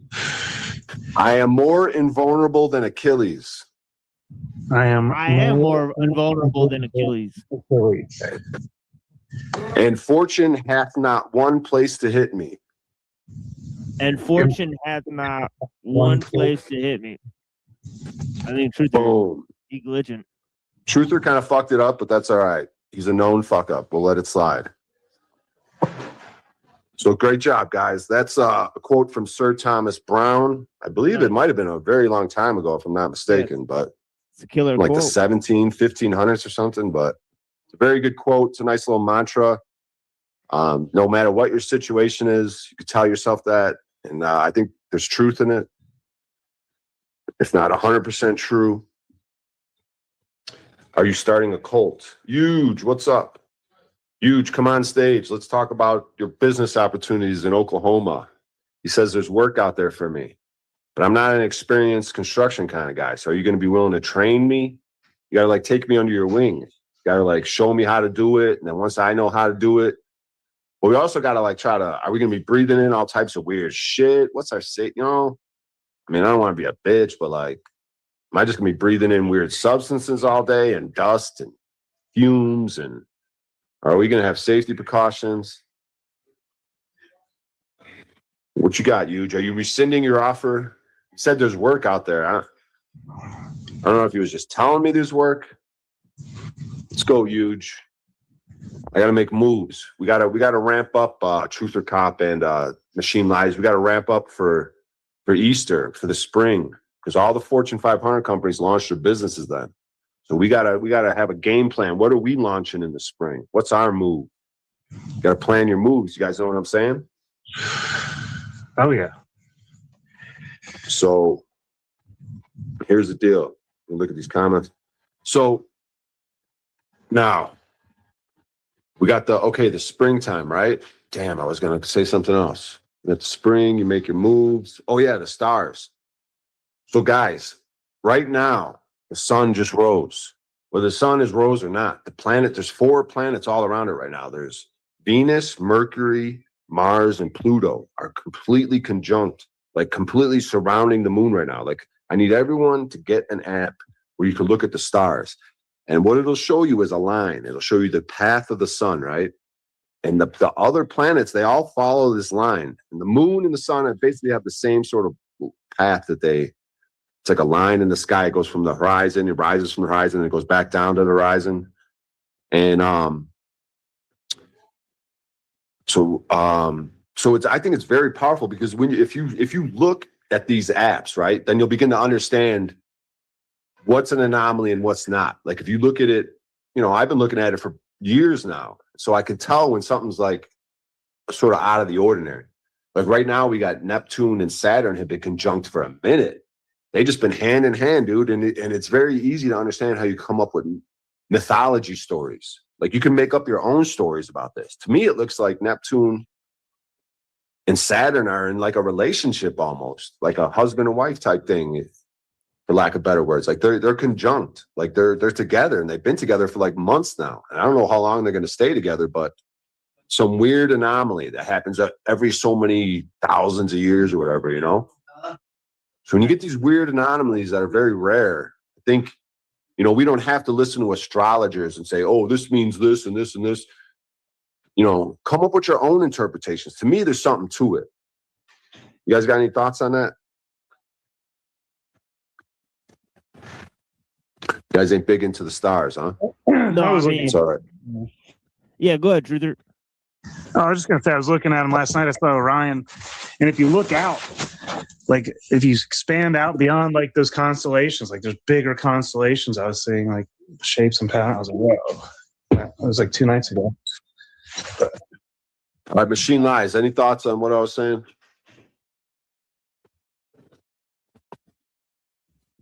Yeah, I mean, like Great Neptune stuff. is like the water, you know, and then like Saturn is like, you know, it's like you know, it represents like a lot of shit. I think it's also Dionysus and L. You know, so it's like Saturn is like the father of like Zeus, right? So it's like if Saturn is getting with Neptune, and then Neptune sort of represents like, you know, like the water, like the depth, like the beginning of the underworld, like not the underworld, but like the beginning of like what's underneath. I mean, so I mean, yeah, what that represents in terms of like the mythological scope, because I don't think any of this shit is like an accident. So I think like all the planets and the stars are like, obviously, like they're telling a bigger story than we can comprehend. I mean, Astral theology. oh yeah, there's a lot of that? truth in that. Yeah, there's a lot of truth in that. As above, so below. Separate the waters from the waters. If you zoom in on a star, it looks like you're looking at a light through water. There's something. You ever zoomed in? You ever take your phone or a camera and zoomed in on a star or a planet?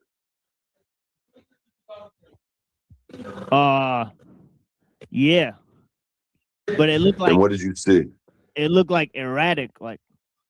Yeah, it's very erratic, right? Yeah, like shit that's all like already like moving around, like fucked up, like a plasma. Could be like orb. shimmering through water, or I've even seen something where if you take mercury, they did something in this video. They had a droplet of mercury, and it was kind of making similar. I don't know if they put like a frequency to it, and it started like dancing around and looked like a similar dance that the stars do up there. Yeah, they change colors, and they seem like they're very lot of motion, and it's very intriguing. Yeah, it looked like a ball of like a bunch of lasers is like fighting each other and shit. So what the fuck is this? Yeah, it's pretty wild, dude. But yeah, I mean, there's that's what I'm saying. We could come up with our own interpretations, our own stories based on like just what we're seeing. But you know, there's you know, Neptune is supposed to be like a very spiritual, like Neptune and these planets. They didn't even want to include them in astrology. Like, oh, they're so far away. We don't even have to think about those ones. But like, you could consider that like the subconscious, you know, or things that people don't want to. Oh, they're so far away. You know, they're not major players in this whole game. You know, but I think they are important. Like Neptune and Uranus, they could be like the redheaded stepchilds, and Pluto. They're like, Pluto, you're not even a planet anymore. You're not even a child or a human being. You're not in our family. Like, well, that's the Pluto's thing a is, planet. It's not a planet.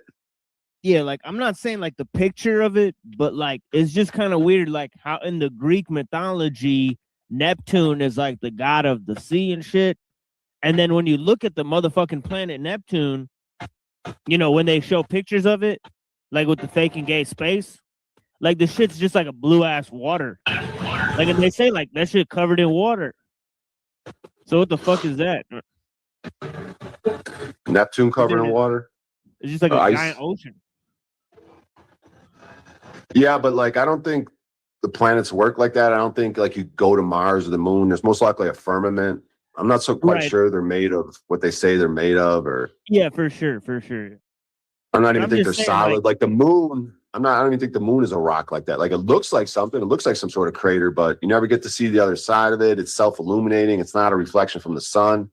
So it's a Right. bizarre thing, and it's most likely a soul trap, energy stealer. And Yeah, it but does what it on I'm the new saying is moon when it's like, conjunct. yeah, but what I'm saying is like in Greek mythology, right? You look up Neptune, right, and it says Neptune is the god of the sea. So it's just kind of weird how they're like, oh, the shit's covered in water all of a sudden. Like it looked like pretty convenient. Like you see what I'm saying?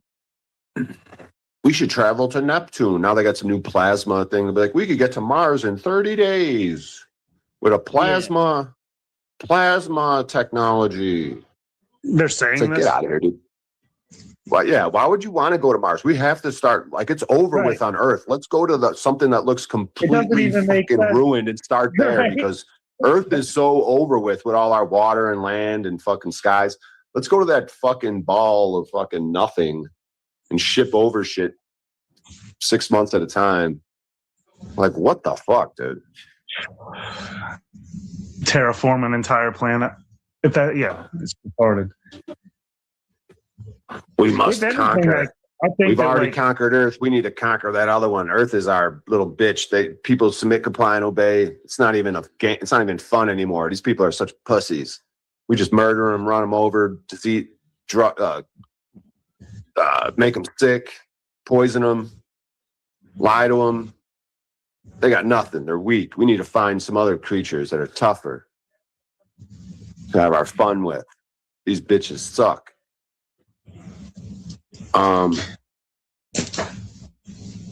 So the moon in Judaism, the moon is very important. The Jews compare themselves to the moon. They're like, yes, when the moon is not full, it represents the struggles of the Jew.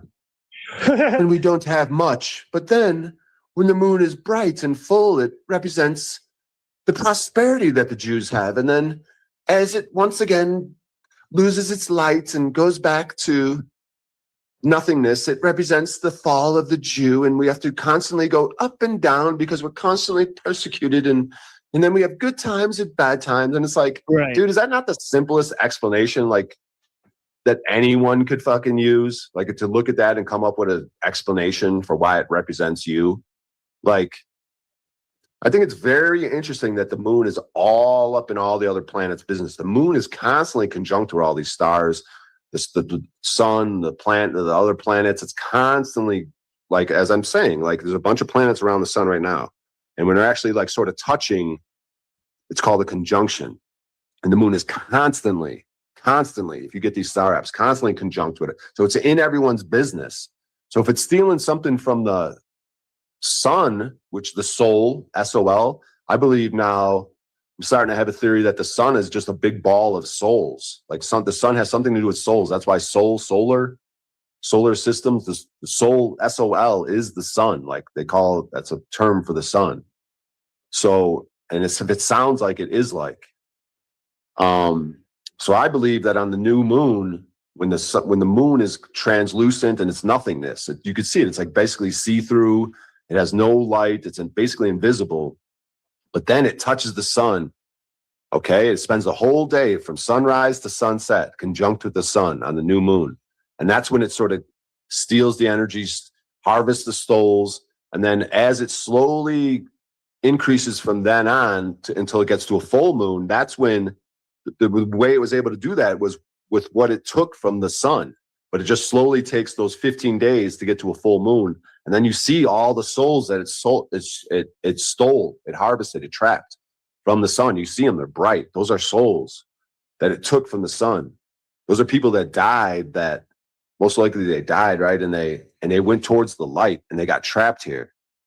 And it's part of the 9/11 ritual. Because 10 is perfection. They skip 10. They could go from 9 to 11 in numerology. Because your whole life is represented in 1 through 10. For your birth is like 0 and 1 is around the time of your birth. Your death is around 9 and 10. 10 being completion, perfection. So when you die, you're supposed to be able to go to perfection. You're supposed to get judgment. And not judgment in like, I'm judging you. Don't judge me is that girl's name, right? No, you want to be judged because during the judgment, you get to experience what you did from the other people's perspective. You get to feel how they felt from your actions. And that's just truth. That's just pure truth. It's not a judgment. It's a beautiful opportunity to understand how you've been living, because a lot of times you're unaware of how you influence people, and it could be a positive thing. So it depends on how you live. So they might show how people feel when you were interacting with them, and you might see that they got energy, they got positiveness, they got healing, they got inspiration and motivation. Or it could be the opposite. Because you were interacting with them and whatever you did, you were causing them loss, injury, or harm in some way. And you could feel them. You could see that they feel awful. They feel embarrassed. They feel hurt. They feel sad. Their heart is broken. You've broken their hearts.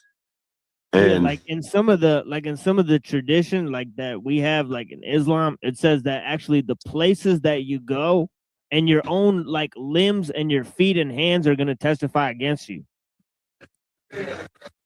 Yep, that's exactly right. It's you versus you. There's only one self. That sun is a whole amalgamation of all the souls in one giant, powerful, beautiful, life-giving thing. That's what our souls are. They're pure and beautiful. And the moon harvests that and traps them and keeps you here in like a prison planet. So that's what the 9/11 ritual is. Because it goes from 1, 2, 3, 4, 5, 6, 7, 8, 9, skips 10 to perfection, because 10 and 1 is the same. Because the normal process is 1, 2, 3, 4, 5, 6, 7, 9, 10. And then the 10 is the 1. So then it's 1, 2. So then it's go 2, 3, 4, 5. You understand? So now, but if you go from 9 to 11, you're going from 9 to 2. 11 is also 2. So you're going 1, 2, 3, 4, 5, 6, 7, 9, 2, 3, 4, 5, 6, 7, 8, 9, 2, 3, 4, 5. And that's a trap. That's the prison. That's the trap. So that's why they do those rituals, the powerful sigil magic. They got to put it in your face. And those things are actually work, that black magic, those dark rituals. I mean, they work, but it's not like it's good for them to be doing it, but it's there. It's an option to do. Like you got to take energy out of one place and put it in another place. That's all that is. Right. Yeah, it's like a physics they don't thing. have their own energy. Equal and opposite. So they have to take every action has an equal and opposite reaction. So yeah, we got the moon, the stars. So you got and then also what's fascinating is Venus and Mercury also phase just like the moon. And they also go conjunct with the sun on their a new Mercury, new Venus type phase. When they're like, they phase just like the moon, which is fascinating. So then you could suspect, if the moon is this sort of harvesting louche, then maybe Venus and Mercury are up to something. And Venus and Mercury are conjunct with Pluto and Mars around the sun right now.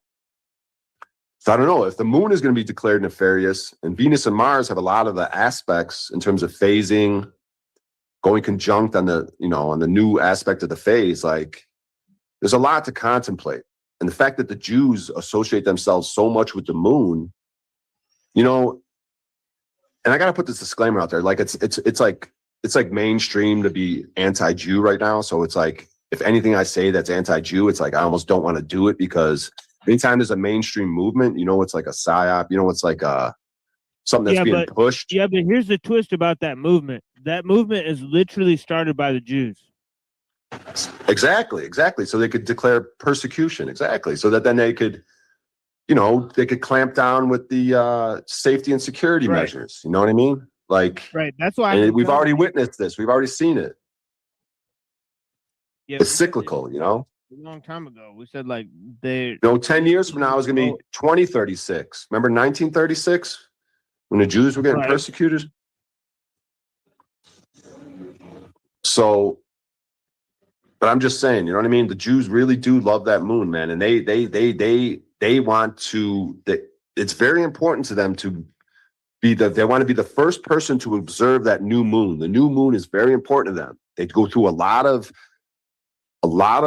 like, they put a lot of energy, like time, money, resources into figuring out who and when is the first time you can observe that new moon. Because then it's like, it's part of their calendar, it's part of their system. And they actually, every night from the new moon until the full moon, they go out each evening and they worship the moon. And they say they compare themselves to the moon. And so as we, and if you look at it's one of the movie studios. They have a little boy sitting on a crescent moon with a fishing pole, and he's fishing for souls. Like he's fishing to trap souls. And it's like putting it in our face. It's revelation of the method. It's part of the law. They have to tell you what they're doing before they hurt you. Otherwise, they suffer comic repercussions. But if they tell you straight out and you submit, comply, and obey, and they're telling you, hey, we're going to fuck you up, we're going to poison you and kill you and hurt you, do this weird shit and mock you and humiliate you, then God's like, all right, yeah, dude, they were telling you what they were going to do. You idiots are doing it. Yeah, I'm not going to punish them for that. I'm going to punish you. You're the dumb slave who's giving it all away to these fucking clowns who are putting it right in your face, mocking and humiliating you. So I'm good for them. God's on their...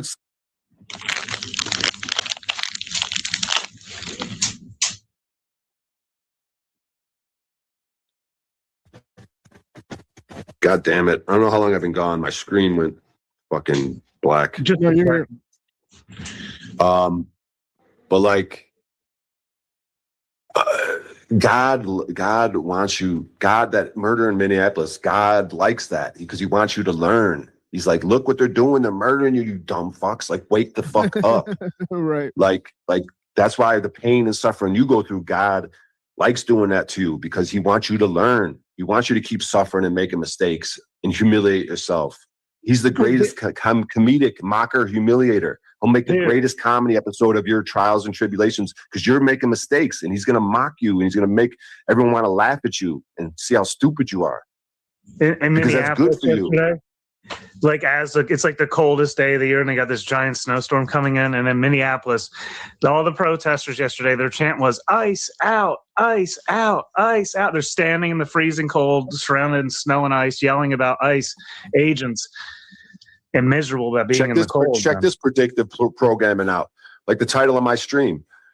So you got vanilla, ice, ice, baby, too cold, like predictive programming. Like you got this dumb white kid rapping. You got an American outfit on. Ice, ice, baby, too cold. You know, that could be part of a sigil magic. Like they set this shit up years in advance, you know, or they'll use it. Oh, that's already out there. Vanilla, ice, ice, baby. Okay, we're going to manipulate the weather, make it the coldest day ever. We're going to murder someone, you know, a VA nurse who had a gun on him. And just the mere fact of having a gun made him a crazed terrorist looking to cause mass executions at that fucking protest. You know, when the guy was protecting a woman and children, he was protecting a woman. Because they spray directly in their face. They're not supposed to do that with those, because you could literally blind people, but you're supposed to spray that shit from a distance. They're not even following the manufacturer's recommendation on that fucking. So they're going right in people's faces because I don't know how they declare these things, but they declared it like okay for ICE to base people and shit. So, but anyways, the dude was like grabbing the girls, like he had his hands up too, and he only started filming when they came towards him. They escalated the situation. He was just an observer. They were just observing with cameras and just protesting. But like the ICE agents came up to them, escalating the situation, pushing them around, pushing the women around, and he was just sort of protecting the women. And then they disarmed him. They took his gun off him. They were pistol whipping him. And I believe maybe one of the ICE agents that was pistol whipping him, you know, because they have no training. You know, if you're not supposed to pistol with someone, the gun could discharge. You have a negligent discharge. And that's probably what happened. Because then they started yelling gun because they're like gun, and you know, just because he had a gun on his holster, he didn't brandish it. He didn't fucking pull it out. He didn't point it at him. He didn't do nothing. And so once they took it off him. So he didn't even have his gun. They were pistol whipping him. He had his hands on the ground, and then one of them had a negligent discharge, and then that's when the rest of them started just lighting him up, or they just straight up murdered him. Either it was a negligent discharge that spooked them, just like the acorn and that other incident when the acorn fell on the ground and the cop just started lighting them up. Like it's the same thing here. They're like gun, boom, negligent discharge, or not, or just straight up murder. Like either way, it doesn't matter. They have immunity, so they're fools. They're wannabe cops. They don't give a fuck. They just murder someone. Just like when that guy murdered that girl, he goes, bitch. And he's holding his phone out. He murdered her. Bitch. And he goes, bitch. Stupid bitch. And then said, I'll kill you, bitch, didn't he? He said, I'll kill you. I think he said it too, yeah. And then they do. And it's like, yeah, these people, you know these clowns, these wannabe cops. Yeah, now they're just letting them do what they want to do. And they're giving them, and they're saying it's okay, and we're going to protect you if you do it. And then Department of Homeland Security comes out with a statement. Oh, this crazed, mad terrorist with violent intentions was violently resisting. He wasn't even violently resisting. They were beating him and putting him on the ground, and he was trying to protect the women from the spray. These heroes. feared for They their don't have training. lives. Yeah, These they don't people even have don't training. They're just like they're giving BMO them was saying, 30K like, they don't even need bonuses. They're paperwork. willing to let any fucking loser. You know, it's all similar to like whatever was going on in World War II. Like, I think there's something good about that Germany, Norway, Denmark whole area because of this Orlinda book and the people out there. And I think that stuff's been co-opted and like converted, like this whole Hitler thing. Whoever the fuck, I'm not saying Hitler was a good guy. I'm saying the Germans and that whole region are in my opinion like the best people. They're just like I'm not saying now. I'm just saying at some point in time, maybe in golden eras, like there are certain people that are just like the leader type. They're the people that build the buildings. They're just the best at everything, dude. In my opinion, it's a certain type of person, and it's just a natural way. Just like anything in nature or in life, like some things just are the way they are. It's not good or bad. It's not like, oh, we're better than you and like you guys are less than us. It's just a natural thing. Like a lion is bigger than a bird. Like it's just a fact of life. And so like World War II is probably like a combination of just being in an Iron Age where things are so fucked up that the German like people who were once great, they have completely fallen. They've completely fallen apart. And weird shit could happen to where they can get in a situation where, you know, they declare war on the world, which could have been a positive thing because the world could have been fucked up, like America and Germany, the UK and Russia and these other places could have been actually deserved to like battle against because they're up to no good. But now you got these guys like Hitler, whatever that character is, Heinrich Himmler, and, you know, this whole Jew genocide, like, I don't know. I'm not going to be like, oh, Hitler was the good guy. I'm just saying the German people historically are the good people, in my opinion. They are a great people, but they are also a fallen people. When you go into these dark ages, it's hard to be the good people. Your leaders will fall apart. Your leaders will disappoint you. Your leaders will become corrupt. It's just the cycle of time. It's like, it's just how God has this. It's a way for us to learn and to see how things fall apart. And to see how once things fall apart and once we begin to get into a better age where we can improve it, you have to learn from it. You have to remember that things can fall apart. And that's when you have to have vigilance and watchfulness. That's what they say.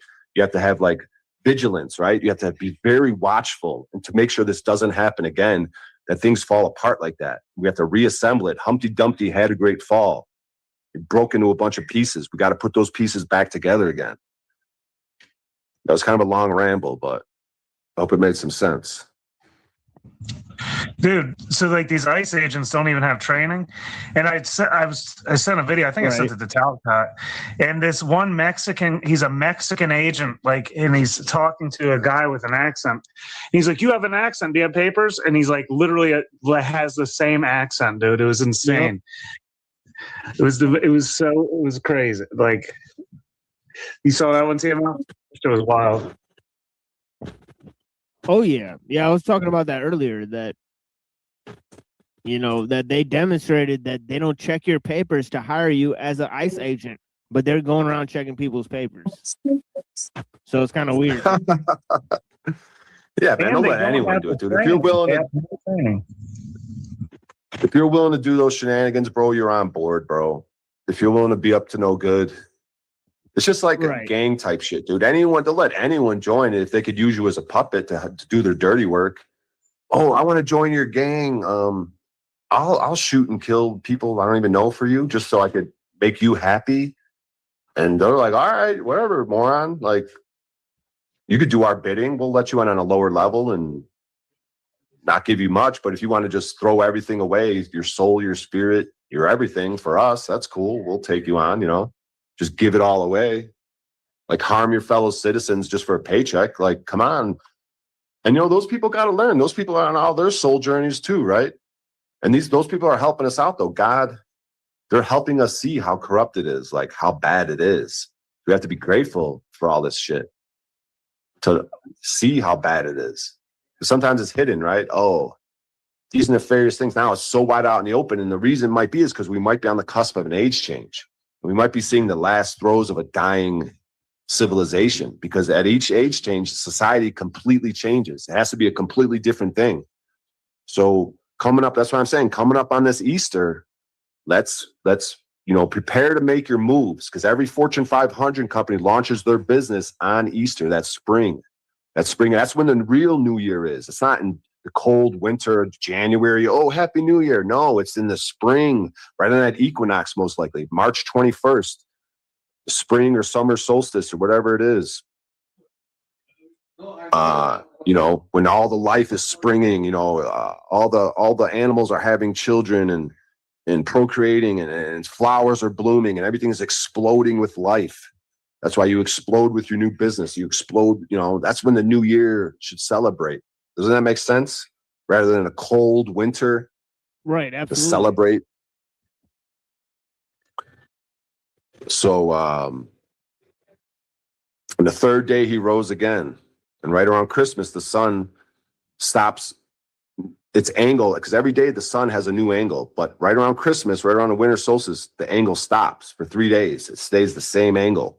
And on the third day, it rises again. The angle begins to rise as we get closer to the spring. What is it? A spring solstice, summer solstice? What's March 21st?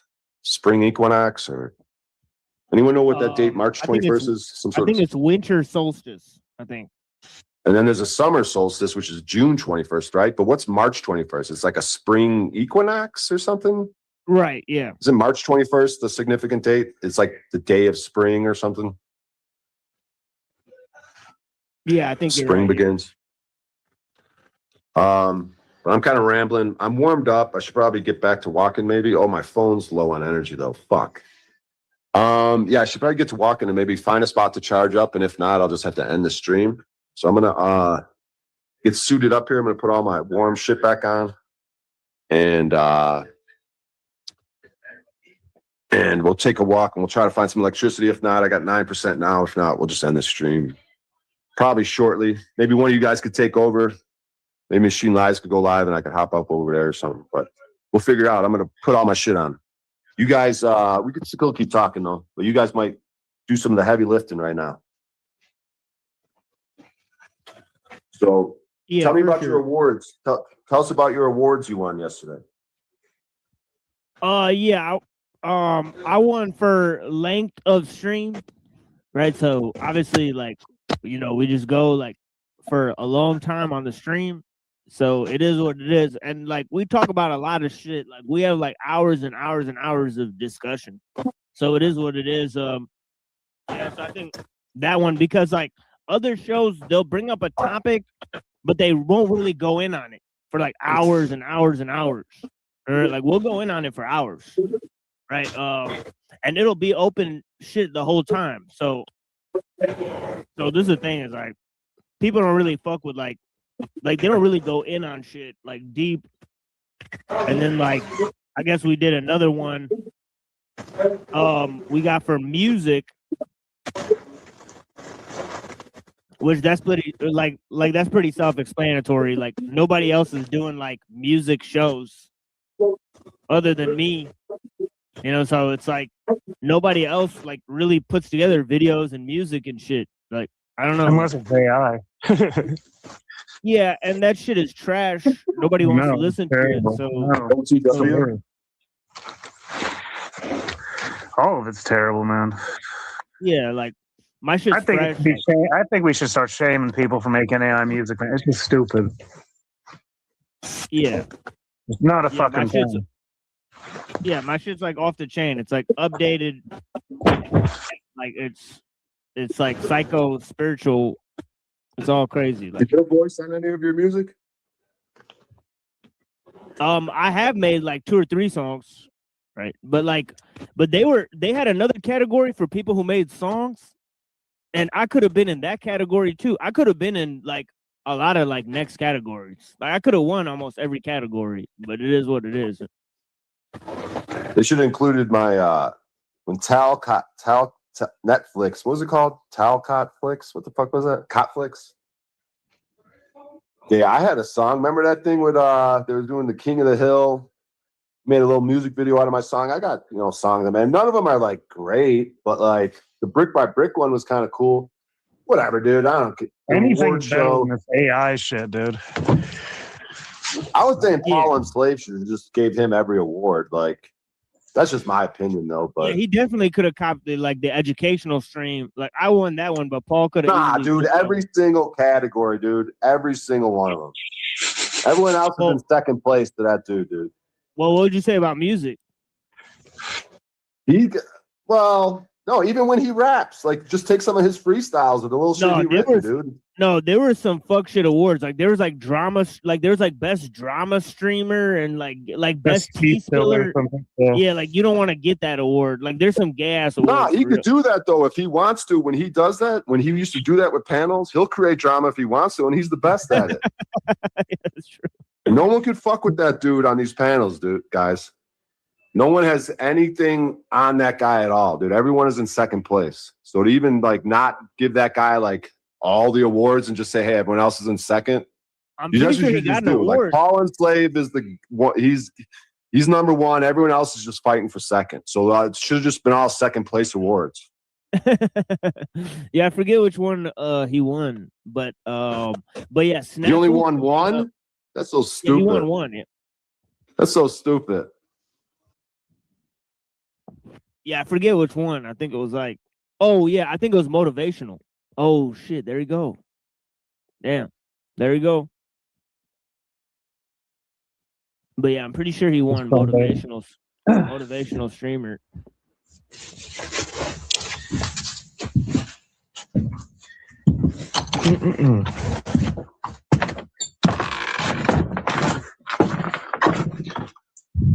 Oh yeah, man. I'll call you later. Look, we'll reschedule that shit. Yeah, sounds good. Next week. Yeah, exactly. I might stream later. I don't know. Yeah, but I'll hold on. I left for a second. You guys are beta chattering. I leave for 5 seconds. You guys are beta chattering.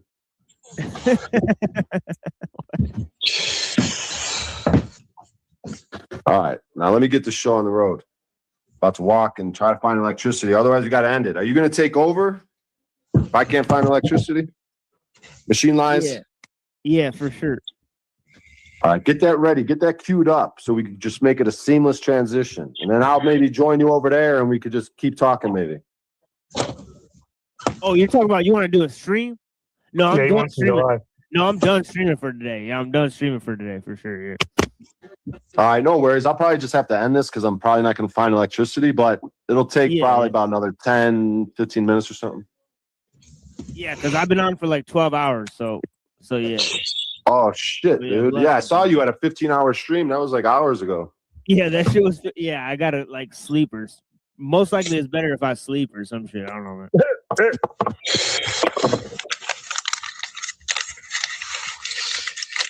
But yeah, we're we're coming back on Tuesday though, Brian. Come through on Tuesday night. All right. All right, we're gonna do a little walking and talking. Probably gonna have to end this thing in a few minutes, but maybe we'll find electricity somewhere. I don't know where. You in Colorado? There's no snow. There was a little bit of ice and shit. It tends to go away kind of quick, but we are having some sort of Arctic freeze type shit where it's very cold these last few days. I think today's the last day of the very cold type shit. But we had a little bit of snow, but like I said, the snow generally doesn't last that long here because there's so much sunshine. Because you'll get all 4 seasons in one day here a lot of times. It'll be bitter cold like overnight and then slowly get warmer. And then there's so much sunshine that it's like you could be in a t-shirt. By 2 p.m., 2, 3, 4 p.m., you're in a t-shirt in the sunshine. But then it starts getting colder once that sun goes down. You know what I mean? It's like all 4 seasons in one day. In the winters around here a little bit. Yeah, I never spent much time there. Yeah, the sun, dude. What do you guys think of the sun being a giant ball of souls? And like, you know that word SOL? Soul? What is that? What is that SOL? Solar? Don't you think there's something to that? Sounds like is like? Yeah, definitely, dude. Like it's like if you like maybe that's what like hell or heaven is. I don't know. Like you go into the sun, you know? Yeah, it's like a portal. Like that's when I was meditating on my meditation this morning. I was like, Because I was like, in my meditation, I allow the universe to breathe for me. Like it pushes air in and it pulls air out, pushes good air in and pulls bad air out. And when I was saying the universe, before I used to picture like a big cosmos doing it. But now I was picturing the sun because I was like, fuck that. I don't believe in a big giant cosmos like that. I don't think that's how it works. So then for some reason I started focusing on the sun. And then I was like, huh, yeah, the portal. And somehow it was like a portal that was breathing me. The sun and the fact that it's a portal was breathing me. It was pushing good air, good, healthy, healing in. And then it pulls all the toxic, negative, all the bad shit out. And it breathes me. I don't breathe. And the first breath is the exhale. First breath is the exhale. It's longer. Big, long exhale. Second breath is the inhale. But the universe or the sun or whatever you want, whatever the word is, it's breathing me during my meditation. And I entered a mild samadhi from that meditation before, where I entered a feeling of complete connectedness with everything, a complete feeling of bliss. Everything I looked at, I could see all the connections to all the other things. And I did it during Brahma Muhurta this morning, which starts an hour and 36 minutes before sunrise. It's called the Creator's Hour. It's a very powerful time, auspicious time to do meditation. And that's when I was doing my meditation this morning. Real talk, I pray every day at that time. It's just a regular thing. Yeah, so you become the creator. And when you get up that time of day, your days are extended. So it's like you're extending time. You're the creator, the creator's hour, because you're on point, you're meditating, you're putting goodness out there and good energy. And you're creating the world that you want. You're manifesting destiny. And, just as God, the creator, I'm the creator, it's not a big ego thing, because you could create change in your life. Just like my last name means savior, deliverer. That doesn't mean I'm a big shot. That just means that maybe I could save myself and deliver myself from my own addictions, my own problems. And when you create, you could also create a new life for yourself. You don't have to create a whole new universe. I'm the creator. I could create a new ways of thinking. I could create new paths of income. I could create, you could create all types of shit. But that's the creator's hour. An hour and 36 minutes before sunrise. Well, give me 1 second. Ugh. Phone just dimmed. All right, how much power I got? Got 5. You guys still with me? Yeah, I'm here. All right, good. Let's go ahead. All right, so what other awards? Name every category and every award you want. Education, music, and then just the length of the stream. And what kind of speeches did you give? I didn't know you had to give a speech, but then when everybody else won, they gave a huge speech, and I was like, oh shit. So I just kind of like popped in and then popped out. So I kind of didn't give a speech. It's kind of fucked up. Like, I should have gave a speech for sure, but I just kind of told people like why I won and then left. The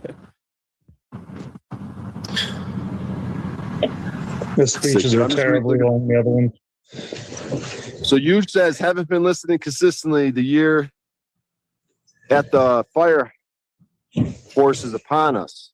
Nice. Year of the fireworks upon us. It's going to be a fast-paced, volatile year. And I think that, dude, it seems like days are going fucking quick, dude. Like last year seemed to go quick.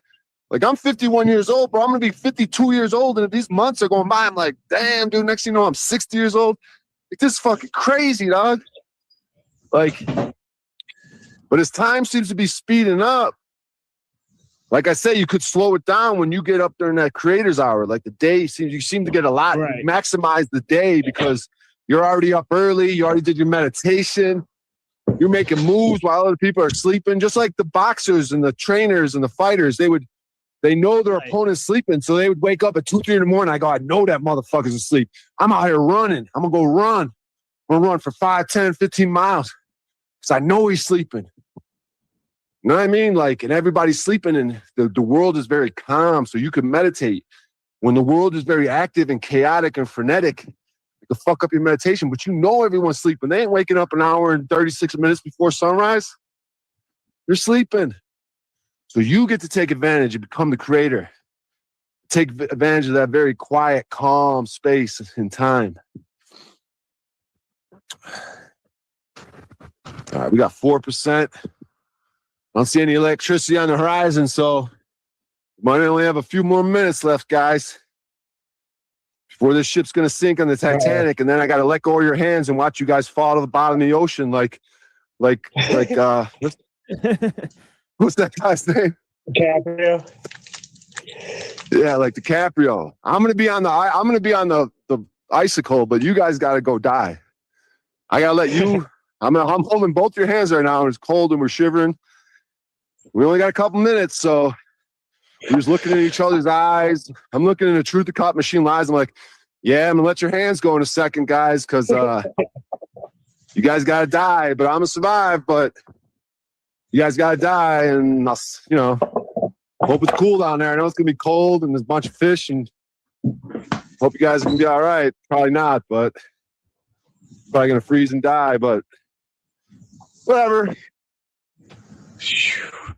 Is that what she was thinking when she let his hand go? She was on an icicle? She was on a raft?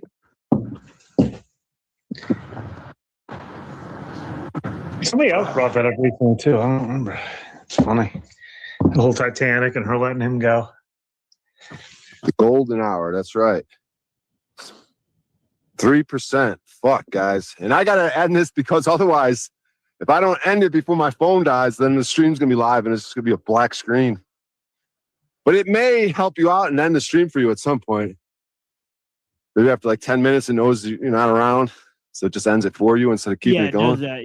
Yeah, it does it after 10 minutes. Yeah, so I guess I don't have that much to worry about, but I'd rather not have a blank screen for 10 minutes. I think it's a StreamYard that does carry it. on until everyone leaves, right? Because I've had that happen before. I've left my own panel for like hours. TMO and Paul and I think Rant were talking. Yeah, I ended your stream one day like that. Yeah. Actually, I know where I'm at right now. I do have access to electricity pretty close. Probably get there. Know exactly where I'm at, actually. I know exactly where to get electricity. No. I'll talk to y'all later. Let's see, we have 2% here. You're out of here? What do you say? I gotta take care of some snow here. Who's Kermit the Frog's friends? It's Miss Piggy. You gotta go meet Miss Piggy. Yeah, I gotta go. Miss Piggy's out there. I need to go, clean the driveway for her. All right, Truth to Cop. Thanks for coming by and thanks for being a good sport when I make fun of you. Yeah. Good talking to you. Be well. Talk to you later. All right, I'll see you later. I'd be all sensitive if someone was calling me Kermit the Frog. I'd be like, fuck you. Who the fuck are you? He takes it in stride. It's like a lot of us, they say the meek shall inherit the earth because the meek can hold heavy burdens. It's not like, oh, they're meek and weak and humble. Nah, they could carry a heavy load. Right. So God chose them because they could carry more than the rest. God chose us to be the people that didn't take the vaccine and didn't wear a mask and got ridiculed by 99% of the rest of the population. Because we could handle that type of burden. We grew up in the toxic, fucked up, selfish parents that we had, abusive parents that we had, because we could take that. We're resilient. We wouldn't get broken. All these other 99% of the population would have got broken 100 times over, but we're so resilient. We could take a heavy load that God chose us for this mission and purpose, because we could take it. For some reason, we have resilience. We bounce back. They could beat us down, abuse us, enslave us, beat us, but we come back. Sometimes come back with a vengeance. Vengeance is mine, saith the Lord. Romans 12:19. So if the vengeance is the Lord's, then why would you steal from the Lord and do vengeance on someone? Vengeance is mine. I'll do it better. Don't you do it. Don't you cause yourself bad karma. Vengeance is mine. Let me handle it. I got it. Whatever plans you got for vengeance, you can't do it like me. I'll do it better. Yeah, they did you dirty. I see them doing you dirty, and I made them do you dirty because I need you to learn. I need them to murder that girl. I need them to murder that guy. The ICE agents. I want that to happen to wake you fuckers up. That's God doing that shit. That kid, because that guy could take that burden. You don't know the path that soul, his journey. God wanted that to happen to that nurse, that VA nurse. Because there's something about that guy's journey. He had to go down like that. He had to be a martyr like that. He had to be shown to protect a woman and children and get murdered and have the Homeland Security say that was a good job. When you protect women and children, you get murdered. Yeah, that's how we roll in America. We want to protect women and children. We want to murder you right in front of that woman and child. All right, I got to get some electricity.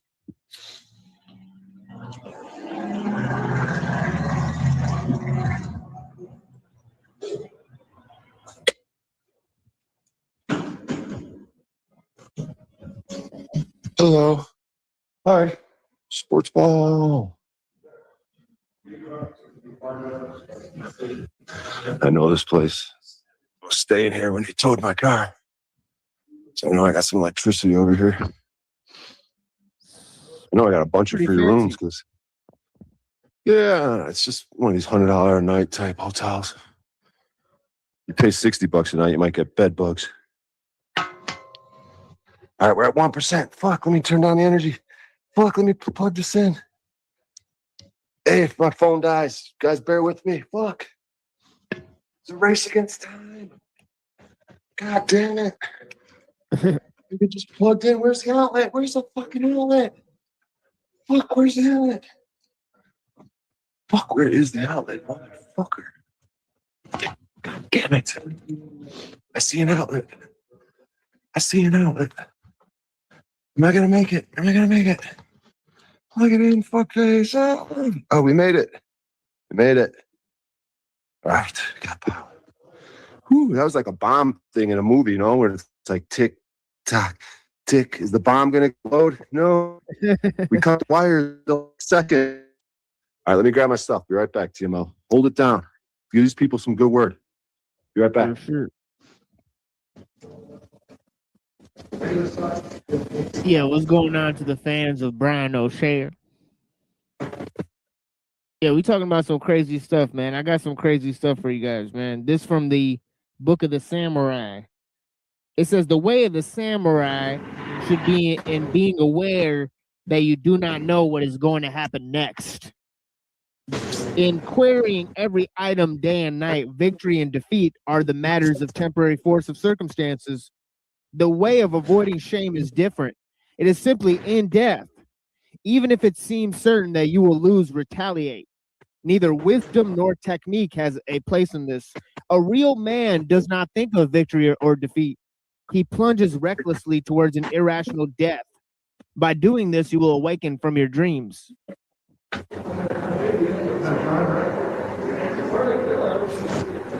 Give him that fire. Spitting fire right now, dog. Give him that good word. Oh, yeah. Appreciate that.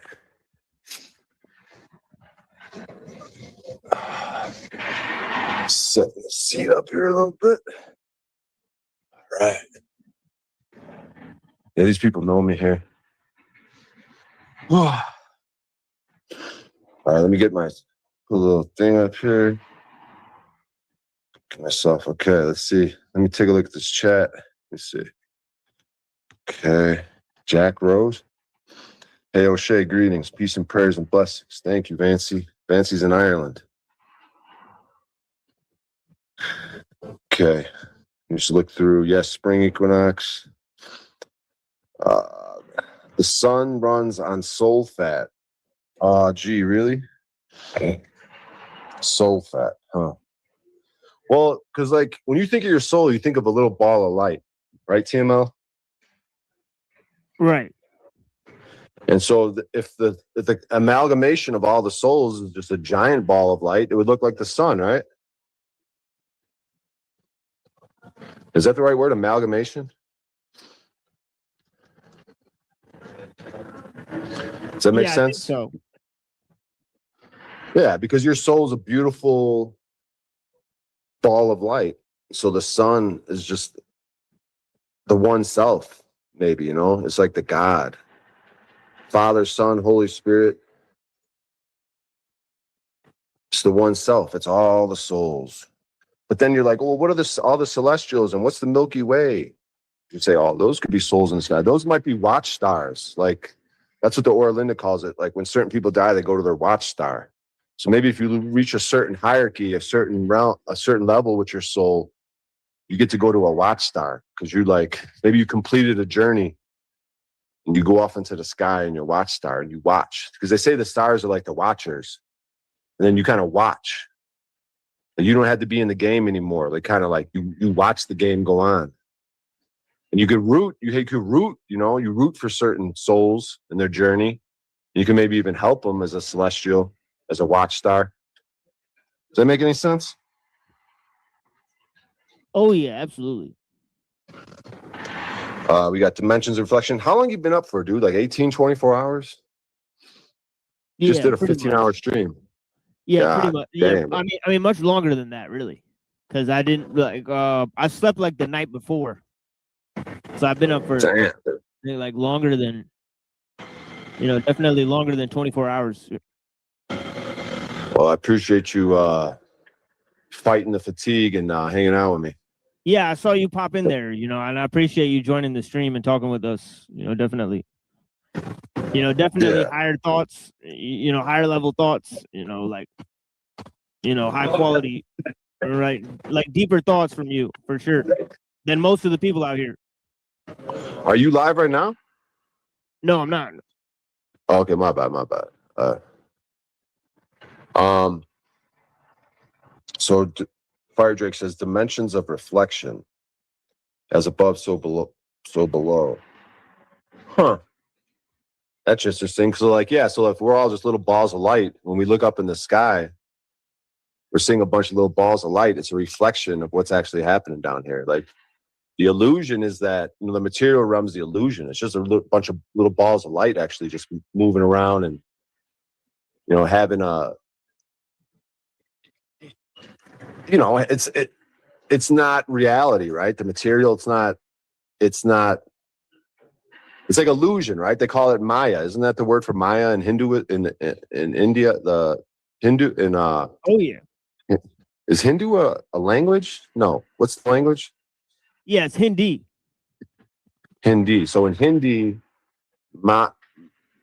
Maya is illusion, right? So yeah, Hindi is like the the language they speak today, but they used to speak Sanskrit.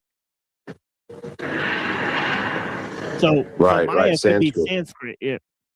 Yeah, Sanskrit, Maya, like illusion. Like, this world is just like an illusion. Like, it's just, it's an illusion. So like the real thing is just little balls of energy, like 21 grams. Like, so how could a ball of light be 21 grams? Because maybe there's some substance in there too. Like, it's light, something that illuminates, but maybe there's some sort of light mixed with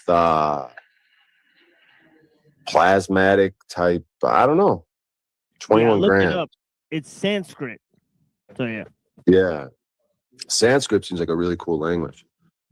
And the fact that the Indians had an oral tradition, dude. And I mean, you can't even comprehend that, dude, because the Vedic text, the Upanishads, like, we're talking, I don't know, hundreds or thousands of books. We're talking, how many words is that, or how many pages is that? And to have an oral tradition, I don't think people understand that. That means they memorized all those texts and passed them from generation to generation orally. So they would have monks that all they did every day was memorize these fucking texts, chant them every day, chant, memorize. Their whole life was dedicated to that. And that was the tradition, an oral tradition, not a written tradition. That's why sometimes when things were getting written down, Socrates is like, I don't like this shit, you're writing it down.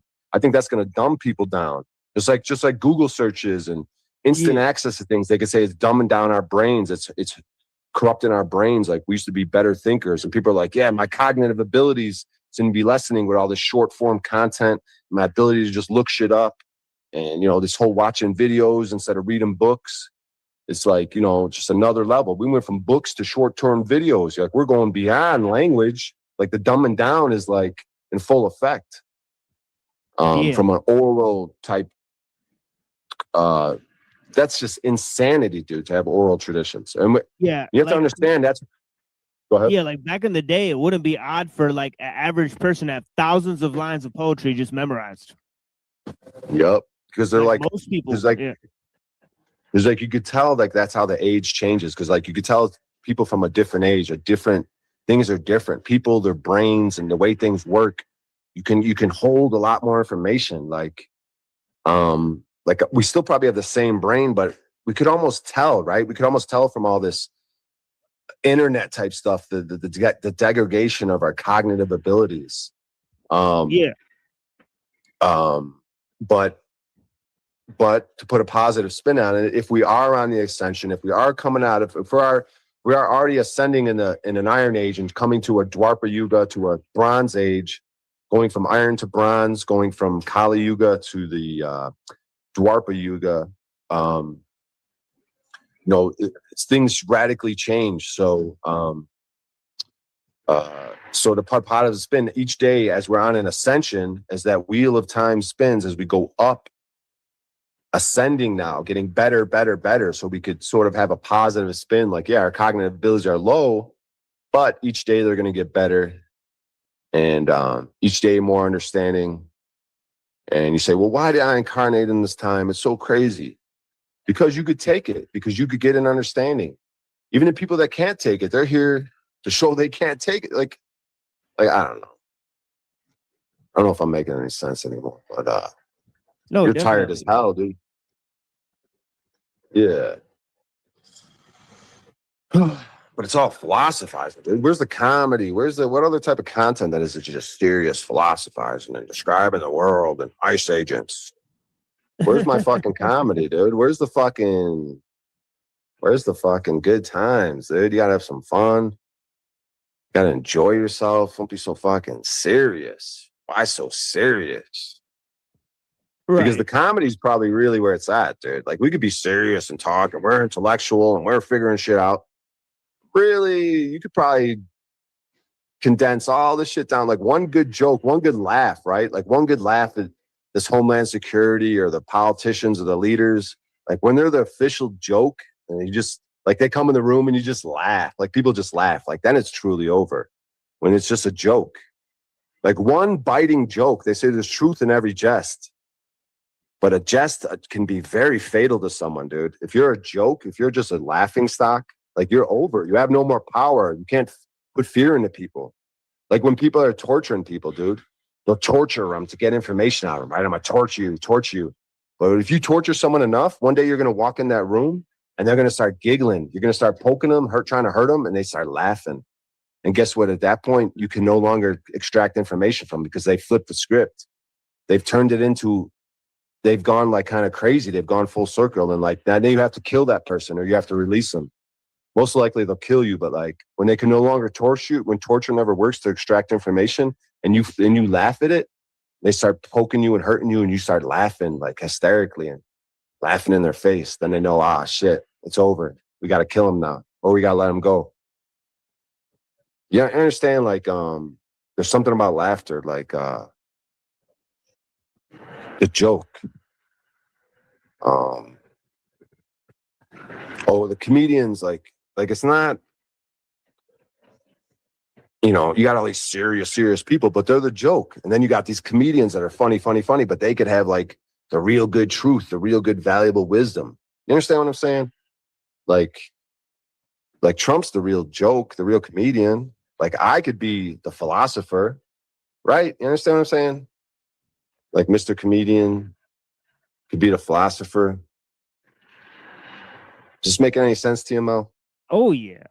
I've heard like jokes that are like better than the best philosophy I've ever heard. And then there's obviously like, like philosophers who tell lies that are worse than jokes. It's like right. So you could watch, yeah. So you could like put on like a clown philosopher and laugh, right? You could say, oh, you know, I don't want to make fun of Jack's Talcott or nothing, but like when Jack's kind of doing his thing, like you could kind of, you know, when he's trying to be, when he's kind of in his ultra serious and he's really trying to pontificate and love and light and all this shit, you could kind of look at it as a comedy routine and laugh at him, right? Like, now I don't want to like, you know, degrade Jack because he is an endearing soul, but like, you know, as Paul put it yesterday, but like, it's like, you know, in ancient Greece, right? They had like a form of, a play called comedy, right? Like they'd have comedy and tragedy, right? So Socrates was part of a comedy, right? Called, The Clouds by Aristophanes. And he made fun of Socrates. He said that Socrates was staring at the clouds and an iguana came and shit on his chest and he didn't even notice. That's hilarious. I don't know why. So Socrates, I enjoy that so much. I gotta look into this stuff, dude. That sounds pretty awesome. Yeah. Yeah, it's called Aristophanes, The Clouds. And Socrates was actually in the crowd watching it as he performed it.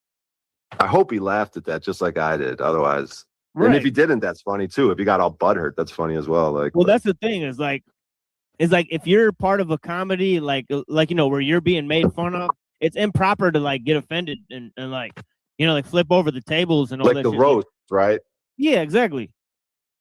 Because those roasts can get really crazy, bro, because there's so much actual truth. Like, they could be really biting and really nasty with each other. Like, they'll pull out shit on people. Like, because it's not just the person getting roasted. It's like everyone involved. They call it the dayas and all the other people and the roasters. And they could go after each other. And it could get, there's weird little balancing acts there, because how cruel or how biting of a joke, like, you know, like how vicious do you want to go after someone for the laugh, you know? Because you could end someone, dude, with a vicious roast bit, you know? Like, you could really, because if it really hits, if it really lands, if you say something really vicious about someone, if you have some like inside information about how they move in life and you hit them with that and it's funny and true, dude, that's like a powerful, yeah, just like what you're describing. Like, 'cause Socrates was like a big deal, right? And like, to come at him and say the iguana shit and he's looking at the clouds, you know what I mean? He's like, yeah, he's clowning them.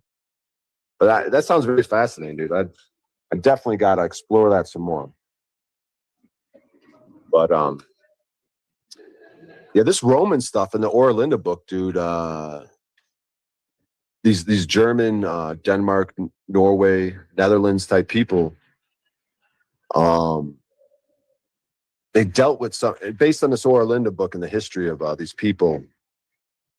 They had run-ins with the Romans, and yeah, I don't know what you think of Rome and all that, but I'm not sure they were all that, you know. Yeah, it's like, it's kind of like gay, but yeah, it's all good though. It's kind of like what? It's kind of gay, but like it's all good. Like, I'm not mad at them or anything. But yeah. Oh, for the whole there's a lot of like homosexual weirdness. Yeah, a lot of homosexual weirdness. A lot of like selling out to the Jays and all the stuff. But other than that, yeah, like, that's cool. Yeah, and then, you know, it seems like that would be a natural transition to the Vatican and Catholicism and the popes, you know. Right. So yeah, so it looked like they sold out to the Jays or some shit. Yeah, I would say that. But see, that's a mainstream, like, it's so anti-J right now that like it's hard to like be public, to publicly denigrate them, because it's like there is some sort of psyop push. Because, dude, if you go on like Reddit conspiracy, dude, they are going hard at the juice boxes, dude. Right, but I don't want to like, you know, like toot my own horn, but we had on like Adam Green like 3 years ago. So we've been on that kick. So I don't want to like toot my own horn too much, but like, yeah, we were cool before it was cool, you know, whatever. Yeah, and even when I was at that Flat Earth conference in like 2021 or something, there was some dude there that was like, he was trying to get me to join like his little fucking, I don't know. His whole thing was just anti-Jew. Like, he's like, well, what about when they say the goy? If you look at their scripture, they're saying we ain't shit and blah, blah, blah. And I'm like, dude, there is something to that, but I'm like, and I was listening to Crow 777 at the time, and this is kind of like his phrasing, but he's like, yeah, it's just hard. You can't really talk about it. Like, yeah, there's something to all that, but I don't want to say you can't talk about it, but I don't know. I just don't want to make it my focus. Like, oh, they're part of a white supremacist group and they hate the Jews and let's just go anti-Jew and fucking look all these. I don't, because then now you're caught up in their little game. Oh, see how we're persecuted. You've seen the ads, like the ads are like hate. They hate again, the anti-Semitic hate. I don't know if you've seen these little advertisements that be coming up lately, but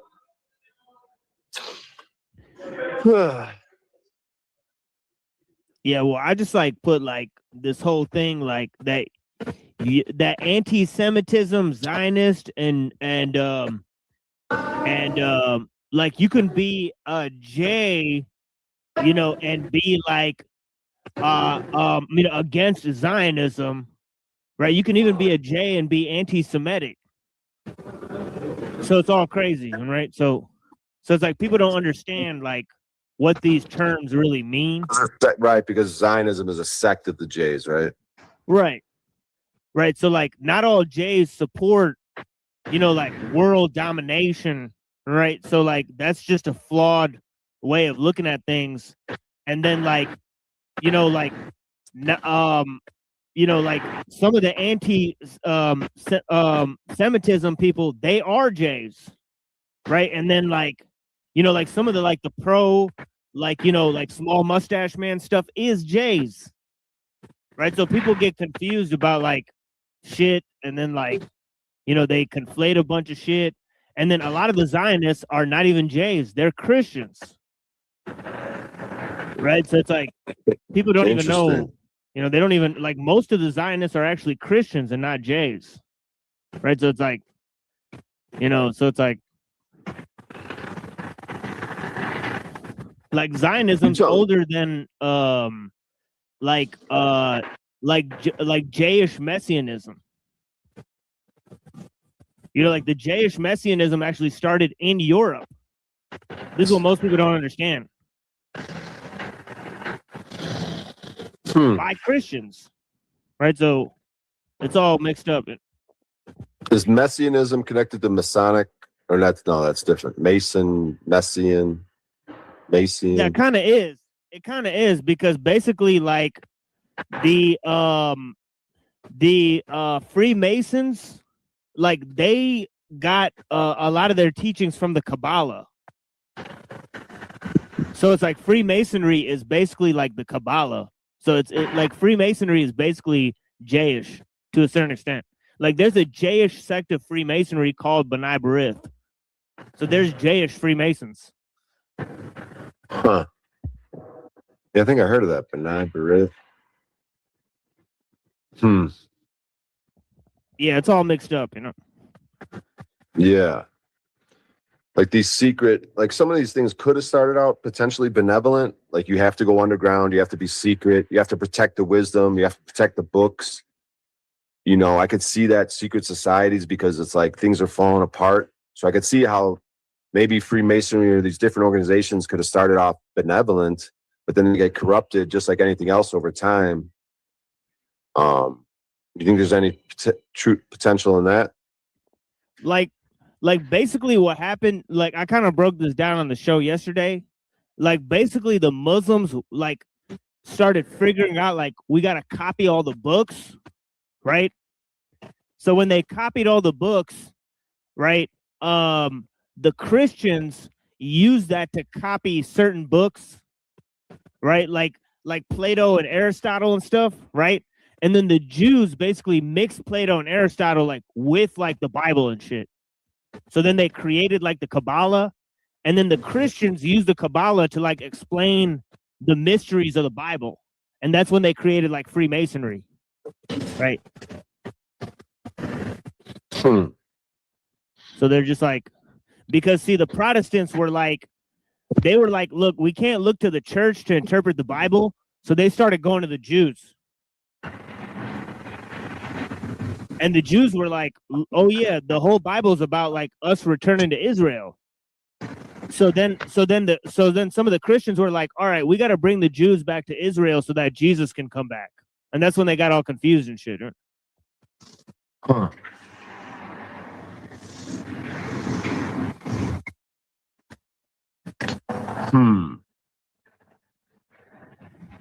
Yeah.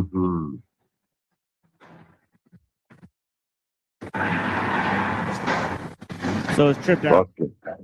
Yeah. Man, so much fucking. That's why it's like, but we come up with our own interpretations too, right? Like, because we have there's like a lot of information out there, just like with the astrology. But you could look at the stars yourself and come up with your own interpretations, right?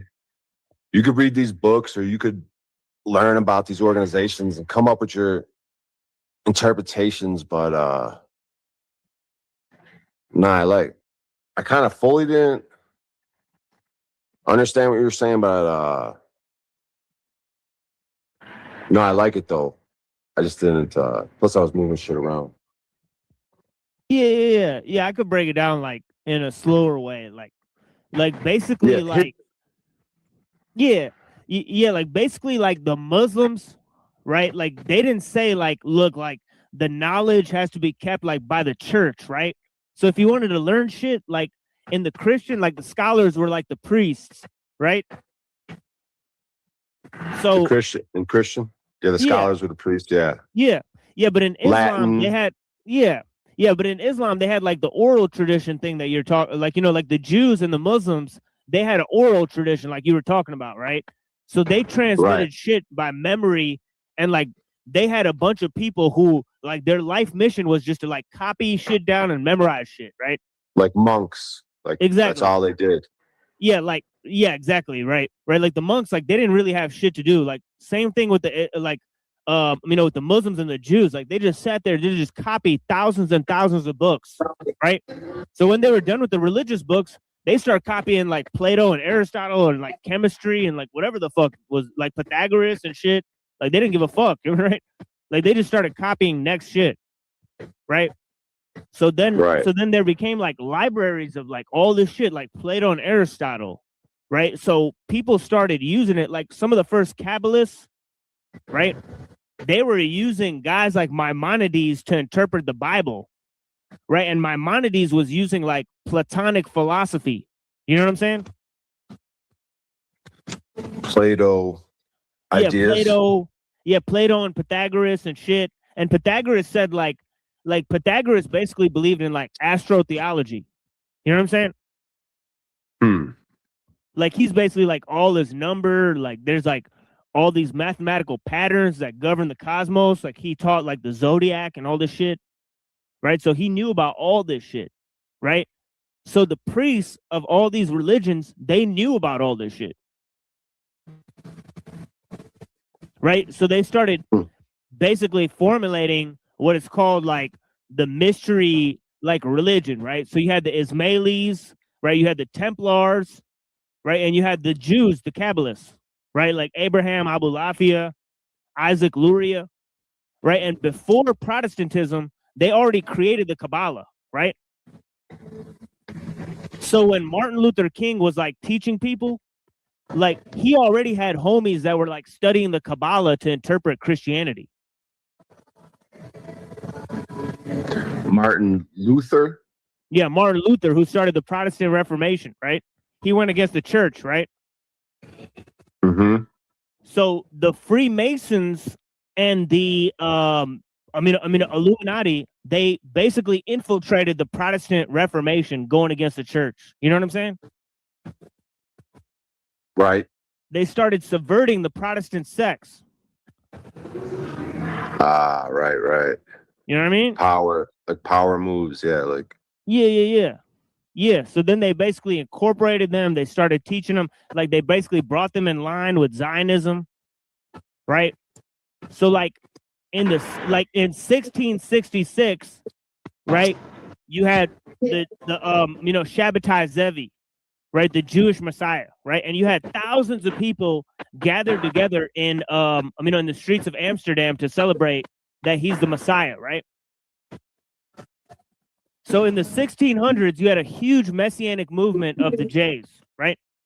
That was supported by the Christians. Interesting. Right? Because this is Zionist going on. movement? Yeah. Yeah, this is like pre-Zionism. Hmm. Because this is in the 1600s, right? Like Zionism was officially created in the 1800s by a guy named Theodor Herzl, who created it as a secular idea. Right? He just said we just want Jewish nationalism, and he said it's just a secular concept. He said it has nothing to do with like being a J. So that was obviously he made that up to like try to lie to people.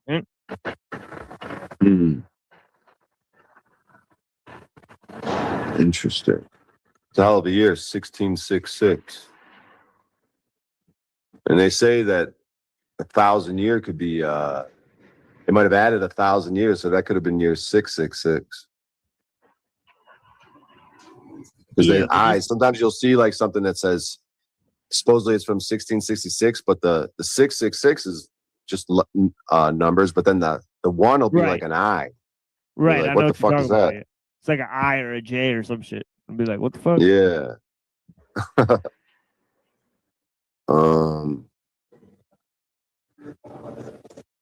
Fuck, dude.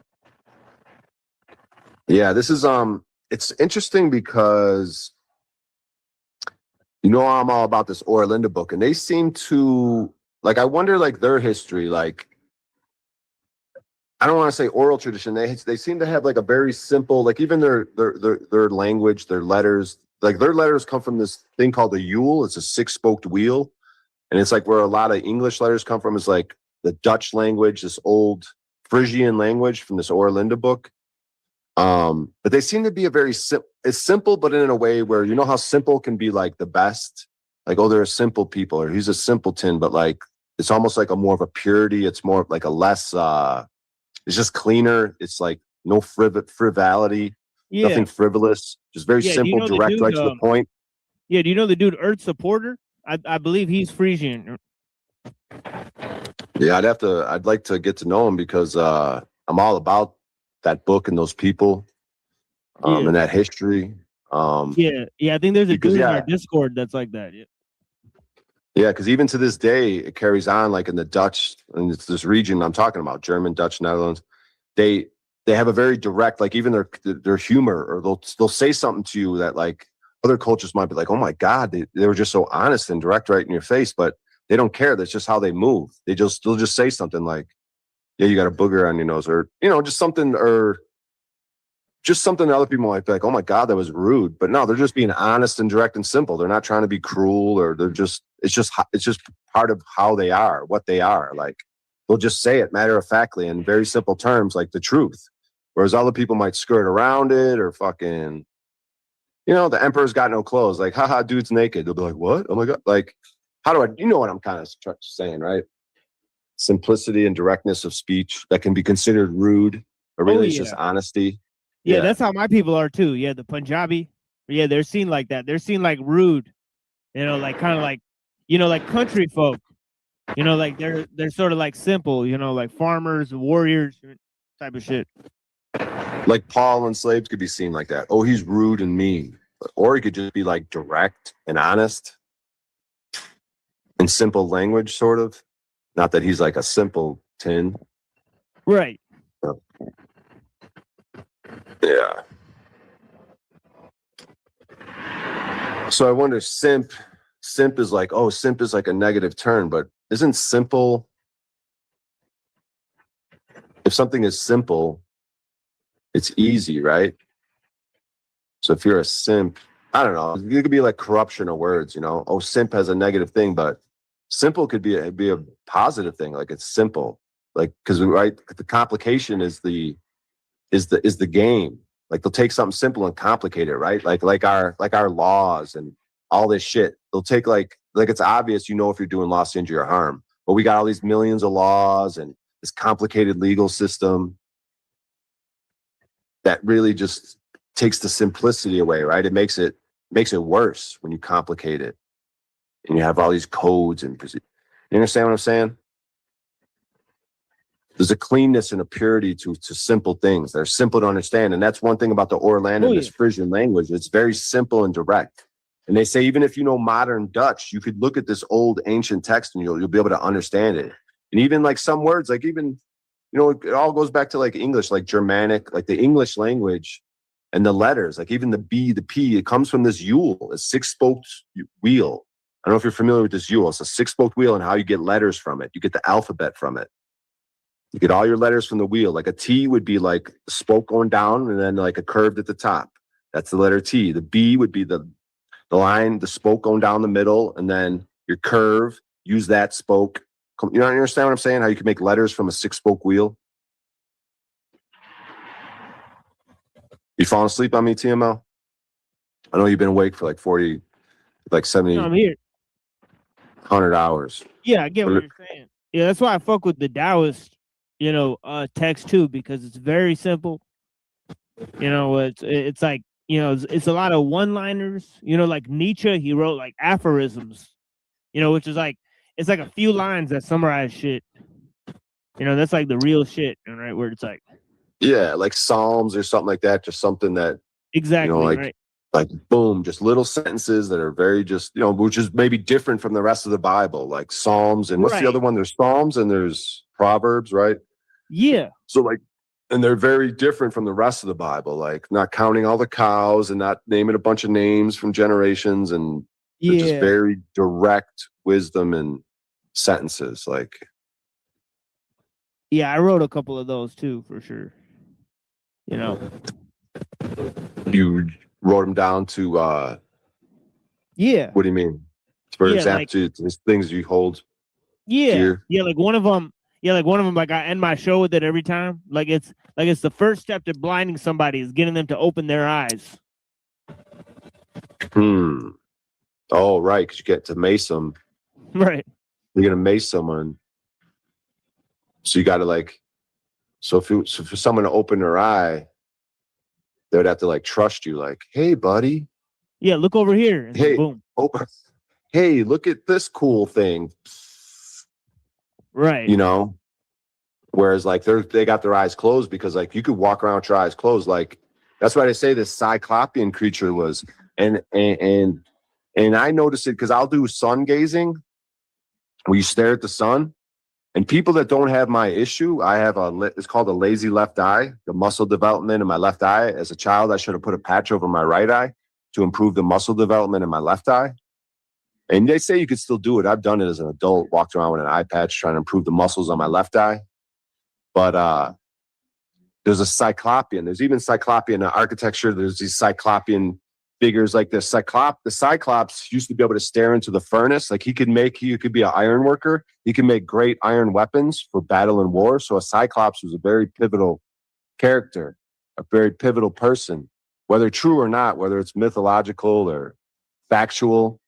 It makes sense to me because when you're forging a fire, when you're working with making iron tools, you have to be able to look into the heat, into the fire. And a Cyclopean person could stare into the fire and work with the tools. The other people couldn't. And when I stare into the sun, sometimes it gets too intense. But if I take my right hand and I cover my right eye, my left eye could take it. And I could see the sun perfectly for some reason. And the way I got down this path right now, I'm going to try to connect the dot because I was going from somewhere. We were talking about you have to open your eyes. You have to get someone to open their eyes to be able to blind them. It's like I envision people sort of walking around with their eyes closed, and they have better vision, because maybe having our eyes open fucks up our vision, fucks up our other senses, because just like these phones could be corrupting our ability to telepathically communicate. These giant machines and cranes could corrupt our ability to telekinetically, as a group, move heavy objects through telekinesis. And our eyes through opening them, could retard our ability to use echolocation or some sort of Wi-Fi frequency or some sort of vision that's better than our actual eyes. So to open your eyes is a good thing and look around to see all the illusion of Maya could actually be a bad thing. So they say blind people, there's something wrong with them, but maybe they have it because there's a kid who was blind, but he could ride a bike, and he would do it with clicks like a dolphin. He would make clicks, and something with his brain, he could tell if there was objects in front of him. He would click and use echolocation.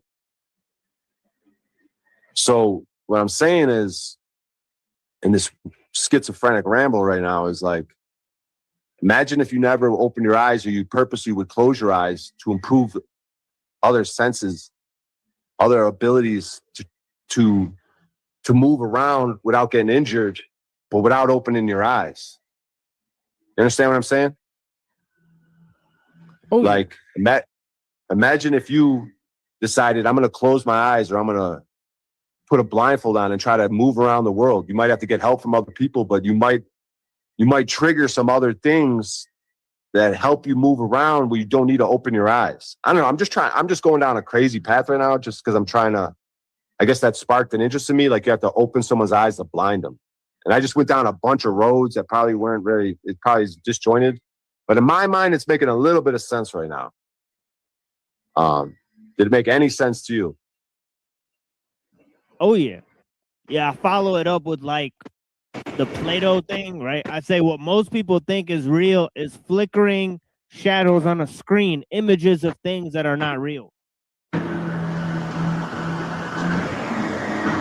Right. So, like, that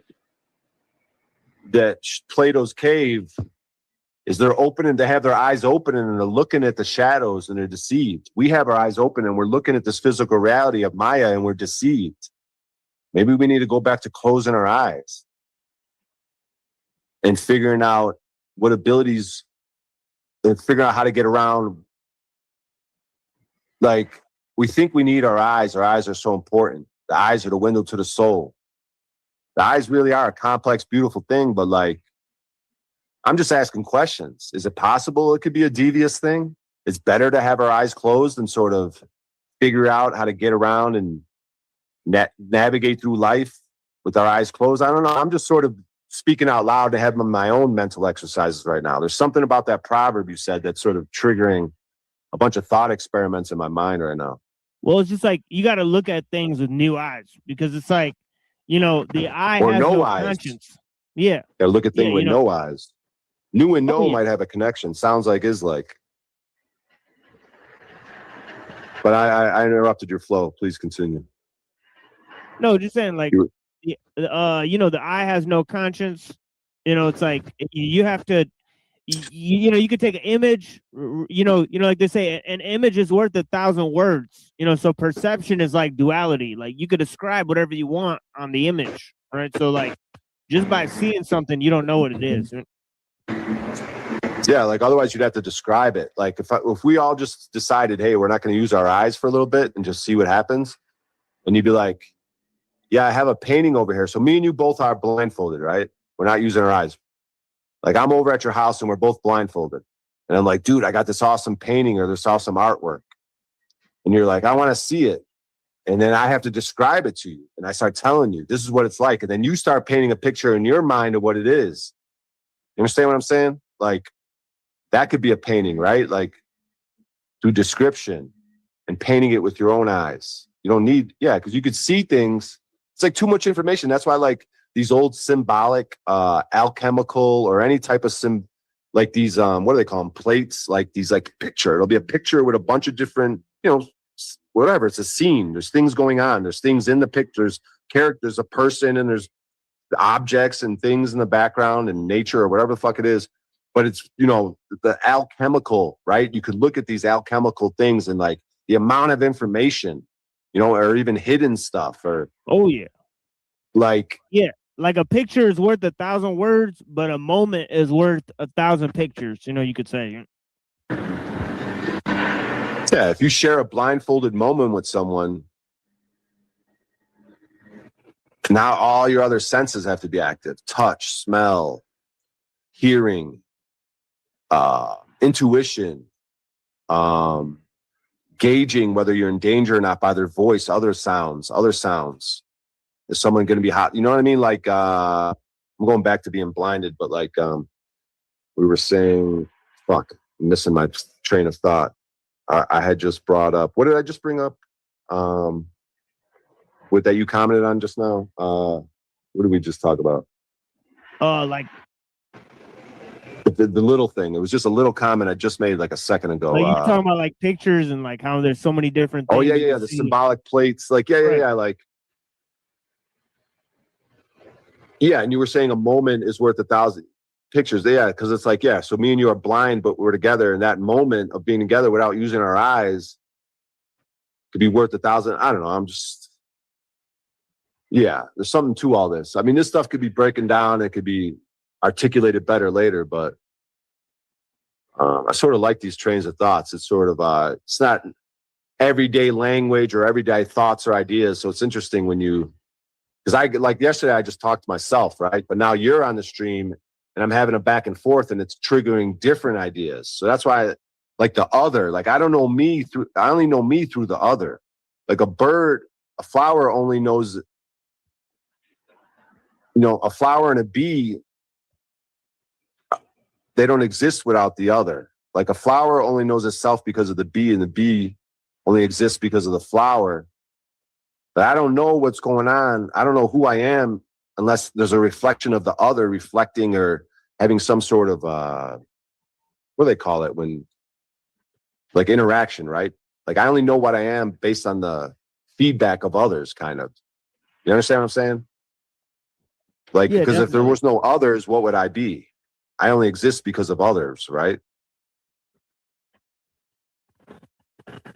Like if there were no others, what would I be? Making any sense? Oh yeah. To live alone, one must be an animal or a god. As we said, Is this the real truther cop back here? Or is this some sort of porn bomber?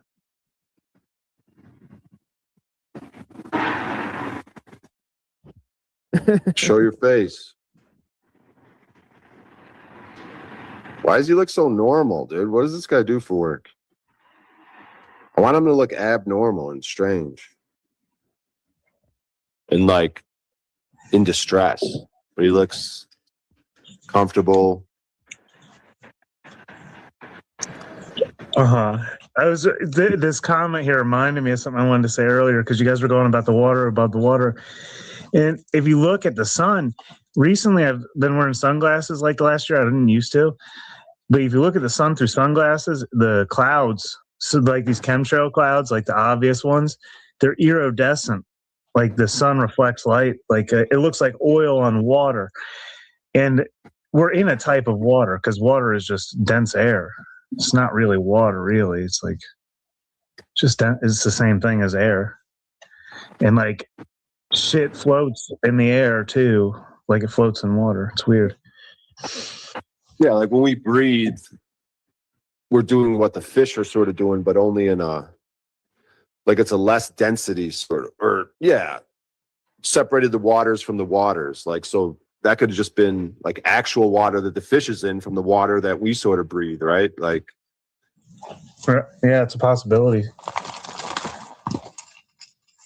I'm like whales, dude. We want to go down a whole different path. Like speaking of water and shit, like whales, I have a strange suspicion that if not most animals, but let's just focus on whales, say, like through alchemy, you could make like a homunculi, you can make different life forms. Like if you look at like CRISPR technology that they have today, like you could like, if you want your child to have blue eyes, if you want them to be big and tall and thin, you can manipulate all this shit. You probably manipulate different animals, like a big cat and a small cat. Was that some sort of CRISPR alchemical manipulation? One way or another, either making a big cat small or made the small cat big. Like lions and tigers and house cats and shit like that. But I have a sneaky suspicion that whales are humans that were somehow manipulated through alchemical or CRISPR technology type, because like through alchemy, you could like create a life form. Like supposedly you can create this homunculi, like through the process of however it works, like from nothing, you could create something that's alive, but it's not quite human. And I've even heard that connected to the Jays somehow. They were some sort of homunculi creation, but once again, we're going down the mainstream fuck the J type situation. Isn't that what the technology is? Like the phone, it's like kind of like AI. You know, artificial intelligence is kind of like they're trying to make it conscious. Yeah, right. They're making something that doesn't have the soul and the spirit, right? Right. Like AI could only go so far in like an essentiality, sentientness, as far as being sentient.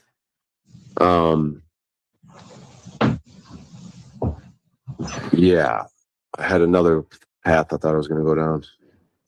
What about? I'm sorry. Yeah, but you're going on, but homunculi and the whales. Oh yeah. So a whale could be a thing.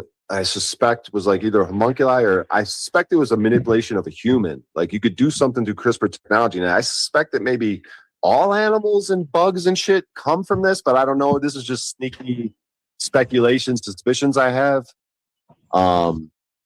That you could create any type of beast, really, but maybe the first, maybe like an Adam and Eve type.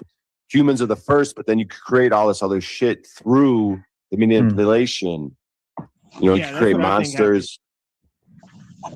Yeah, so like a whale, really, the way that a killer whale does not fuck with a human. Like if you're in the ocean with a killer whale, it will protect you. A dolphin will protect you. They will not. I mean, there's been instances maybe here and there, but for the most part, the vast majority, they will not fuck with you, dude. But they will fuck with they are the apex predator, dude. A shark has no chance. If a shark sees a killer whale, dude, it will get paralyzed. I don't know if they get paralyzed with fear, but if they did, like it's just like a child and a man, dude. Like a shark, a great white, the greatest, ferocious, scariest, the movie Jaws that put fear in our eyes of sharks. The killer whale looks at it like nothing, dude. They have no chance to do anything to a killer whale, dude. Like, I mean, they have a chance, but the way the killer whales operate, like they come with such speed and ferociousness, and they go right for the liver, dude. They only take the liver out of the shark. The liver, they only take the liver. They know where it is. They know where to bite it, and they'll blast it, and they'll break all its ribs at first.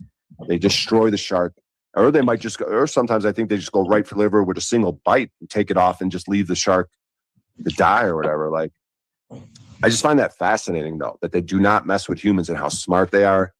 That TML agrees that there's could be something to that. There's like with a pig, if you put it out in the wild, they grow horns and hair with that generation. Like they turn into a hog. Like they say Moses used to have horns, right? Yeah, Did you know that? All the species got worse, not better. Like nothing's like evolving and getting better.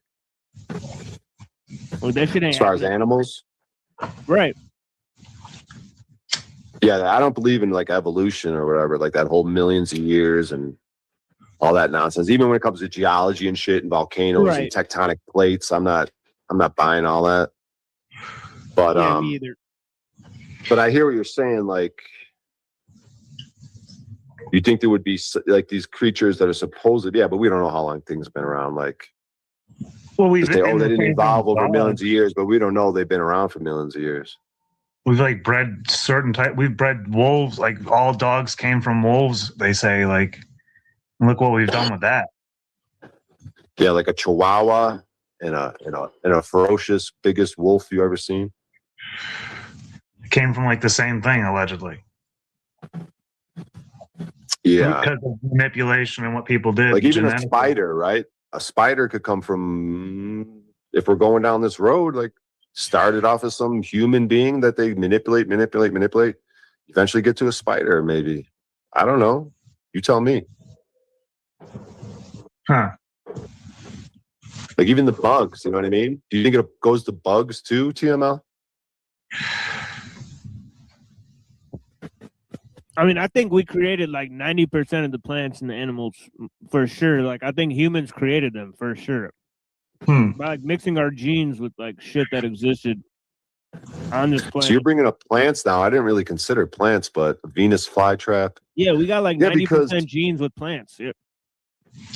Because I had this theory that in the beginning was the brick.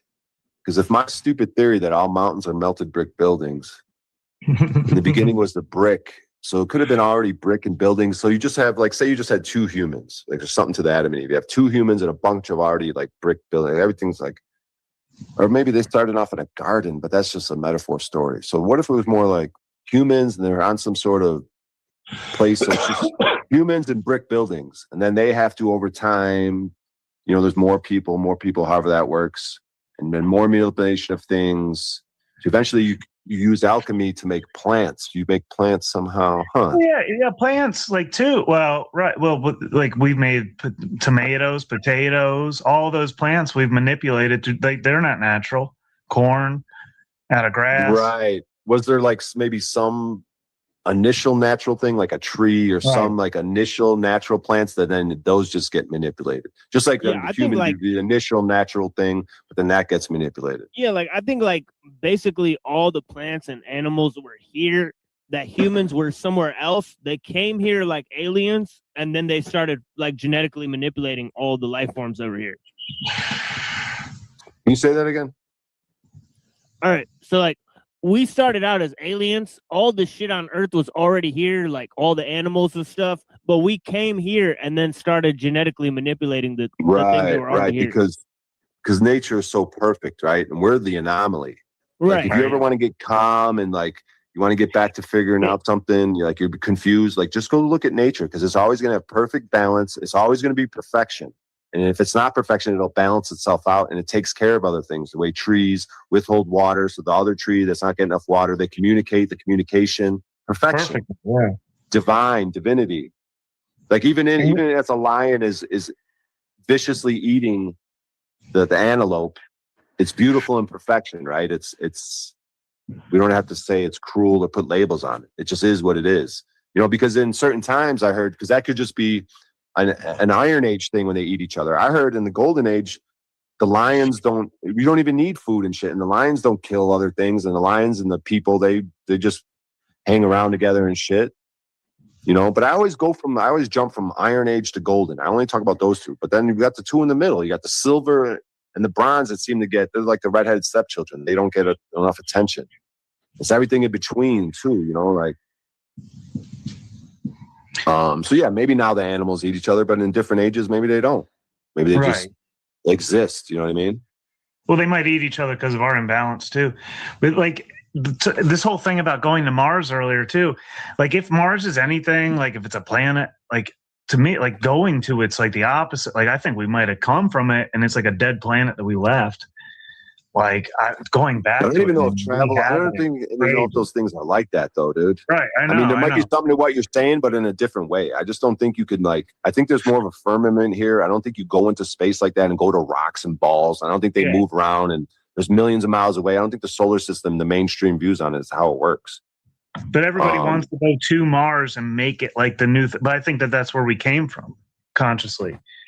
Maybe. And like, right, it could be extra territory. I mean, you could be right, but in a different way. Like they say extraterrestrial, but it could just be more territory in this realm somewhere past Antarctica or something, or hollow Earth, or inside the Earth, or fucking whatever. But God, I wanted to bring something up. We were just talking about the plants and animals. Mm-hmm. You were bringing up Mars. Damn, I thought I had something I wanted to mention.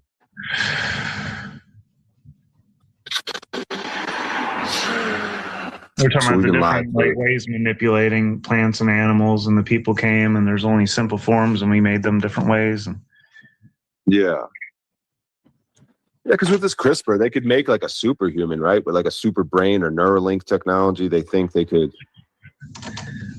do something cool with all that, you know. But see, everything that they make, though, everything that they make like that is, we consider it to be synthetic. We can identify it as fake.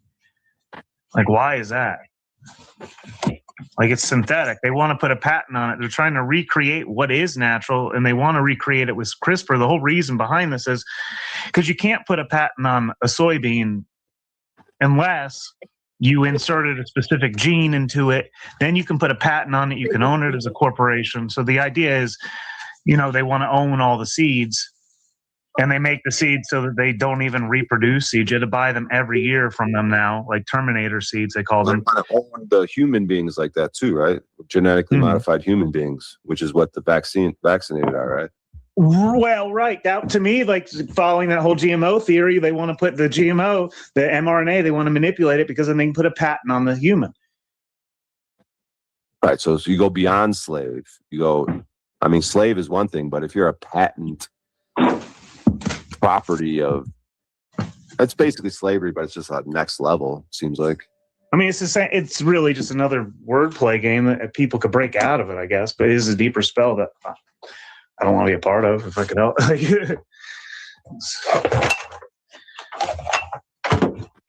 don't even know what that means, really. But that's what, yeah, that's what I saw. Because I like the GMOs are, they put the patents on them. They insert their little. The whole point is to put a patent on the nature's product, right? So then they did the same thing with the back. Yeah. Yeah, like they got all this data collection, right? Like data is more powerful. Like it's insurance companies and data collection are the most powerful things right now. But people will pay for data collection, and insurance companies are super powerful. Like you have to get insurance. Like those are power players. Like if you collect data, you're a power player. People will pay you for that data.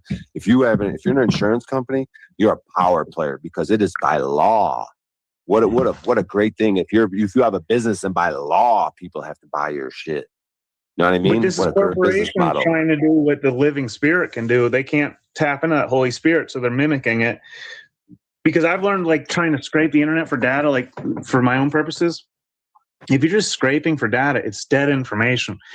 It's better to just cultivate conversations with people and find the right connections like that and just build the conversation, because then the information will travel out and back and forth naturally. Like, you don't even have to look for it. That's like, corporations can't do that. Right. So like data collection is a simulated matrix of the Akashic records.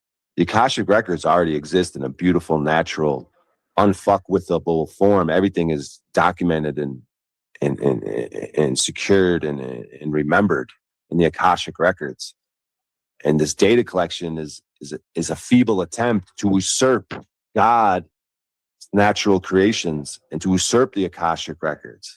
It's like they have all this data like, you put your phone number in every time. I know what you bought all these years, Brian. I know what you do. I know when your eyes get dilated, Brian, when you look at your phone and when you talk. I know I have so much information on you, but you don't have all the information. You don't have the Akashic information. And I might, through my meditation and through the way I move, I might be able to tap into the Akashic records. So I might have access to data collection that's better than yours. And you pay premium top dollar to data collectors. They're very powerful. But maybe I could become powerful because I could tap into the true, which is better than your data collection. You need technology, and you have to store records, and you need big, giant buildings, and you need energy and massive amounts of energy and water. So you're constantly going to do your AI and to do this, like wherever technology is going, it requires an enormous amount of energy to continue to store this information, to create the AI, work with the AI and these different things. But possibly through meditation and through my way of moving through this realm, could tap into things that's very simple. We're going back to simple. I go direct to the source. You guys got to go through all electricity. You got to use all this fucking energy to try to do what you're doing, to try to usurp God. But all I do is sort of not kneel only before God, what I quote unquote kneel, but God don't even want me to kneel before him. But I just very simply go right to the source. You guys are taking a crazy, crazy path and trying to be better than Elon Musk at the World Economic Forum. This is what I see. People think it's great because he's like, we're going to have abundance by creating technology to take care of all of our needs. We already live in abundance. If you can't see it, like, you're not going to see it because you made technology and spent more resources to make the technology that had to create this promise of abundance that already is. It's antithetical to what is. Yeah, that's a great statement. Huge says you are a slave to your stomach. And let's go down a little thought thing on this, because if you look at your esophagus, it's kind of like a snake.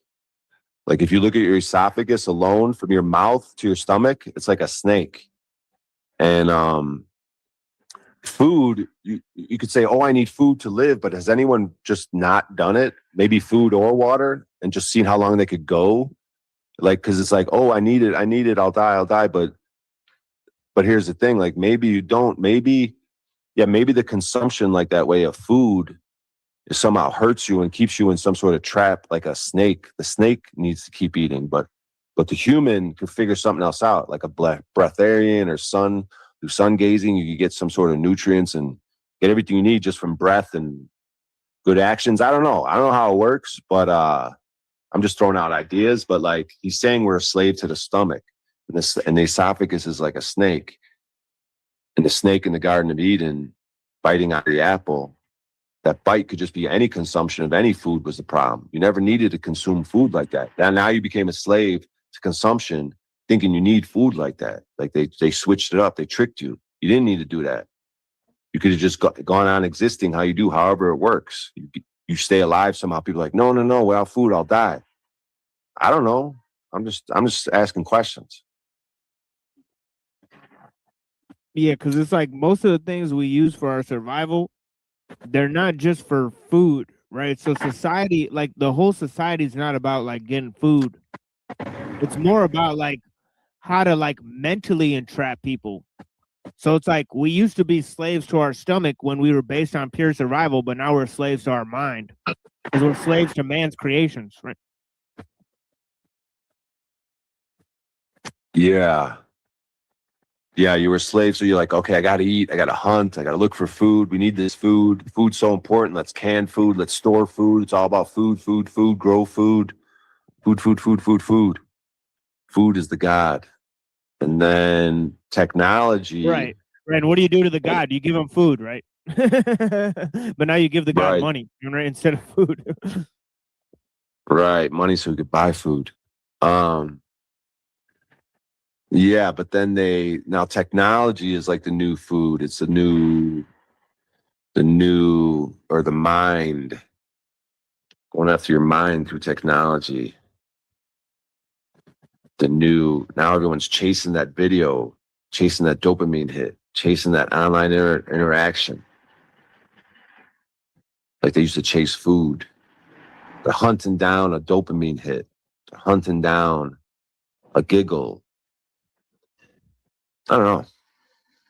Right. Forms of Even, addiction. like, chasing females online. Like where it's like I said that earlier. chase. Like, yeah. What'd you say earlier? Like that the technology is like used to like decide who gets to mate with each other pretty much. Right. Yeah, because Tinder's like a massive time waster. They'll have you like either talking to a bot or I don't even know, maybe the actual girl, but like then there's never real meetups. That's what it is chronic on those things. Like you just talk. You'll talk to all these people, you're wasting spending all this time and energy talking. But then there's never the actual meetup. It's like all the masturbation with none of the ejaculation. Right. Yeah, wasting time. Just waste time instead of going right, just figuring it out in life, like going out into the world and meeting a real human being instead of you're chatting, texting with may or may not be, we could just be a bot. So you've just spent all this time of your life like interacting with a bot and it has no intention of meeting up with you or the bot or the girl, whatever, like.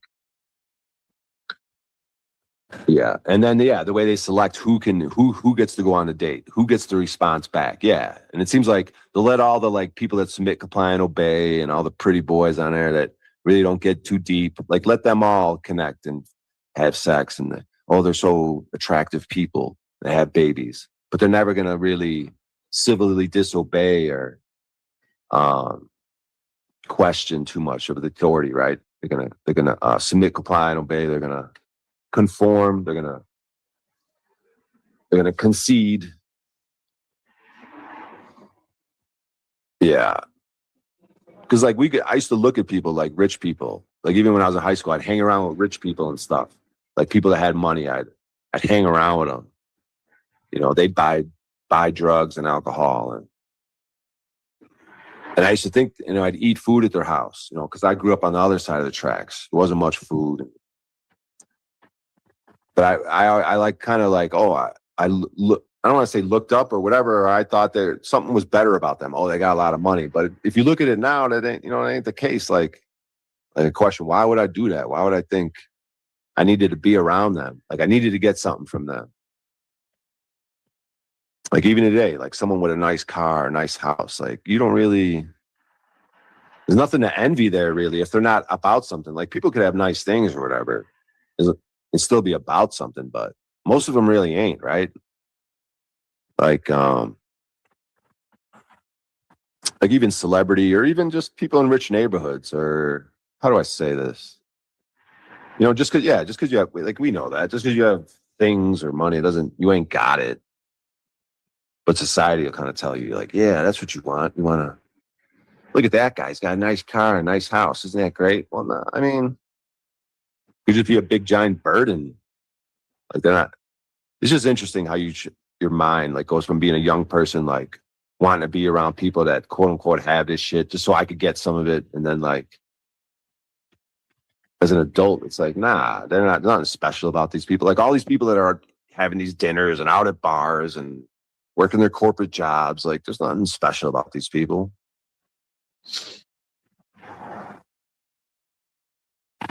Yay or nay? Yeah, I'd say yay. Kanye? Oh boy. We've been live for 2.5 hours. Don't get too enlightened for your purpose. We are an animal first. Point is experience the low vibe. Yeah, like they got all this heady talk, but this my content should have, should have some humor to it, should have some levity. So I can't always be just intense, intellectual, figuring shit out. Let's get fucking, I mean, I could change gears. I mean, you guys have seen it. I can get fucking being a complete, just fucking, what's the word? Stooge. One of the three stooges, a complete freak. Looking for a laugh, looking to entertain. Is that what this stream is? It needs to be entertaining. Got to constantly entertain these fuckers. Give them value. They donated yesterday. I got some donations. You got to bring value, dude. If people are going to donate, you got to bring value, dude. And that's what you come on streams with expectations. Yesterday, no expectations. Get donations. Today, I'm like, I expected no donations. But it's all good, dude. You guys do not have to donate, dude. If I bring value and you want to, that's great, bro. If I could figure it out one way or another, but the donations will come if you're bringing something, right, TML? If you're bringing it, the value will arrive, right? Isn't there some expression like that? If you seek, if you build it, they will come, or some shit. Yeah, I kind of tell people not to donate or whatever, but that's just me right now, But I may in the future ask for donations or something like that. But or you could just have the banner scrolling. You don't even have to ask. It's there if they want to. It's like implied. Like, hey, I mean, because if you're putting a lot of hours in, dude. Yeah, that's what I have. I have the banner, so I just put a banner up there. Yeah, I think that's what I do. I don't really ask. I don't think, or maybe that was just like an implied, implied ask right there. But like, nah, like, don't donate if you don't think you're getting value. Yeah, it should be like the thing. Like, don't do it out of pity or fucking because you think I'm struggling. And and that's one thing. Like to ask, like that's that thing in that Frisian culture, that Orlinda book. Like they say a high-minded Frisian. They say he has too much pride, but pride in like a good way, would never ask like for help because they're such badass people that they should.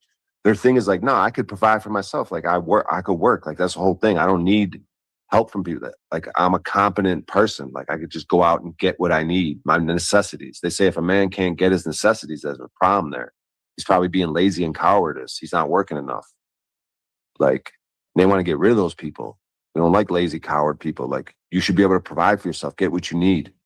But they also had a thing in their society, like in the market, they would break down percentages, say, because it was kind of more of a communal. You could call it like, oh, it's socialism, whatever. But it was kind of a community group things. Like there was a communal sort of food storage thing, but the thing of it is like, so say the community would sell things in a market. And the percentages would get broke down. And one of the percentages, I think it was 50% of the profits would go to the poor and the infirmed. So that would be like sick people and poor people. But the poor people probably weren't poor because of being lazy, because they didn't like that. They didn't like lazy, cowardice people. But maybe they were poor. I don't know. Things happen, right? Mental health issues or circumstances. People become poor or sick, but their societies seem to be really willing to help those people, the sick and the poor.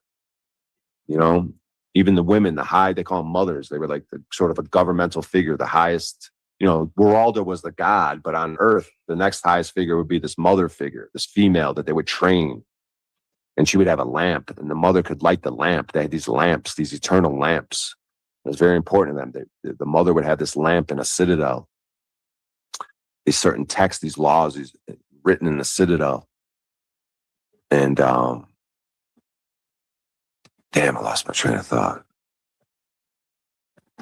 But it was just important. Fuck, I was connecting to something there. Yeah, like the people asking for help, you don't ask for help. Say a hive-minded Frisian, they would have the mother would ask for help. So if they knew you needed help, they would ask for help for you.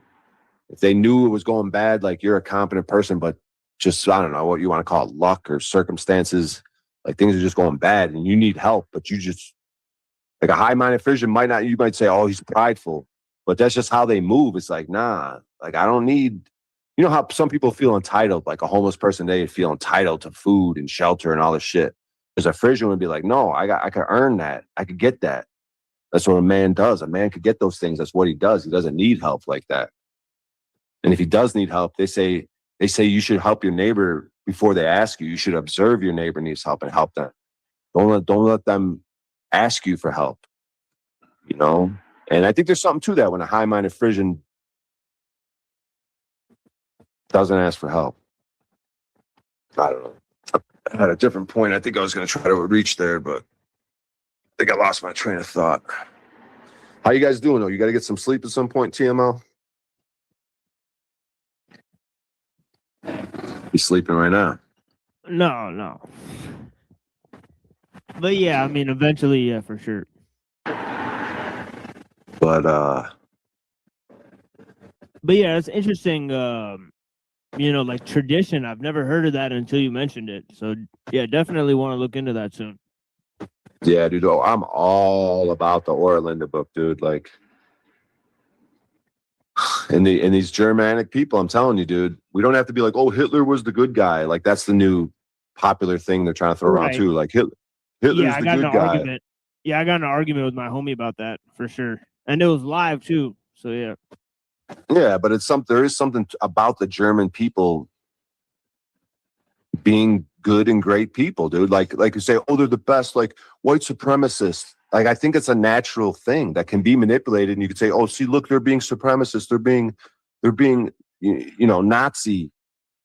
But I think it's an actual thing. And you can say, oh, it's because of the white skin. I don't know if it has to do with skin. It could just be a type of personality, a type of blood type, a type of thing in the natural world where it's a type of person. But everything's so diluted right now, so it doesn't even matter. Like we're talking about purities. We're talking in golden ages when things are pure. Like the blood has been so diluted and corrupted that we see remnants. But I know there's back when the German, Dutch, the Netherlands, that was the best of the best. They are the best people, in my opinion. Like, but it's a good thing. They're leaders. When they were very honorable and justice people. They would care for the others that were supposedly lesser than them. There's other people called like Finnas and Lida type people. The Orlinda people are like Fryan, like Frisian, Fryan type people. But then there's these other type of personalities. They say the Finda folk would be, you consider like our politicians. They want to make all these laws, but they don't want to obey none of them. You know, they got these Lida people. It was a type of personality where they can be very violent very easily.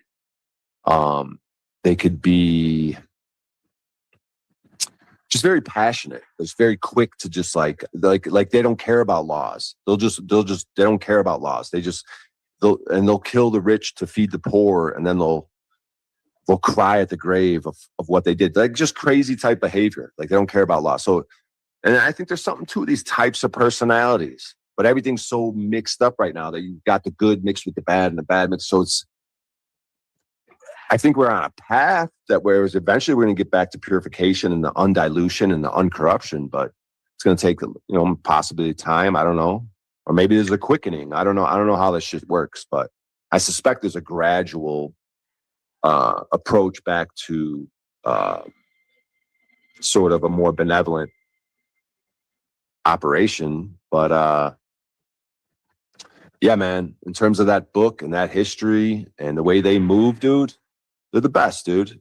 They're the best. They're honorable. They're good people, dude. They're not, and slavery, freedom and anti-slavery is their fucking whole steez, dude. And it exists to this day in the Netherlands, still has the motto, rather dead than slave. And in New Hampshire, one of our states, that's live free or die, I think is the motto of New Hampshire. So maybe there's something about the state of New Hampshire we should look into. That's their state motto, live free or die, something like that. Like this anti-slave thing. And these Orlinda people, if you had slaves, they did not like that, dude. They did not like you. They would want you, they talk bad, they want very bad things to happen to you, bro. If you take someone's liberty, even if they owe you a debt, you take someone's liberty, fuck you, dude. We don't play that shit. You don't fuck with people's liberty, dude. You don't slave people up. You don't become a slave and you don't slave people up. So you see how there's so much, even if it's like, because like you'll look it up on Google and they'll be like, oh, it's a hoax. They call the book a hoax and this and that. But hoax or no hoax, dude, the information is awesome, dude. So yeah, man, if you ever want to break down that book with me or look into that book, TML, dude, I'd be more than welcome to fucking dive deep in there with you, dude. They're just all about honor and justice and freedom, dude. Which is exactly the path. I got a couple homies, right? Like one of my homies is like expert on like Hyperborean, like wisdom and all this stuff. So he probably knows a lot of stuff because he's deep into like Germanic stuff. And so I got a couple people who, I bet they know a lot about this. So yeah, I'll get back to you on this for sure. Oh yeah, dude. Appreciate your donation, Greg. I guess you get it when Landry was in the beginning stream. When Landry was here, he said $10 for Landry is lame as fuck. Yeah, but Greg, I appreciate that, dude. Greg pretty much hits me up every stream, and I think he does it like immediately. So he's trying to tell me like, hey, bro, I'm encouraging you to stay consistent with the streaming because he's saying with me, every time I see you go live, boom, you have an instant donation from me. And so that's kind of motivating. Sometimes I wonder, cool. like, do I bring any value? And then he says, I'm getting a lot of value out of this. So that's good, man. I would like to bring other types of value because I feel like we're being so serious and I would like to maybe be funny or other types of entertainment, but I guess it's just the mode I'm in right now. I like talking to TML and True to Cop about what we're talking about right now, like almost kind of regardless of numbers, and because I like to try to figure shit out and bounce ideas off other people and hear new ideas and just kind of what I enjoy, Right, same. Yeah. Maybe we'll.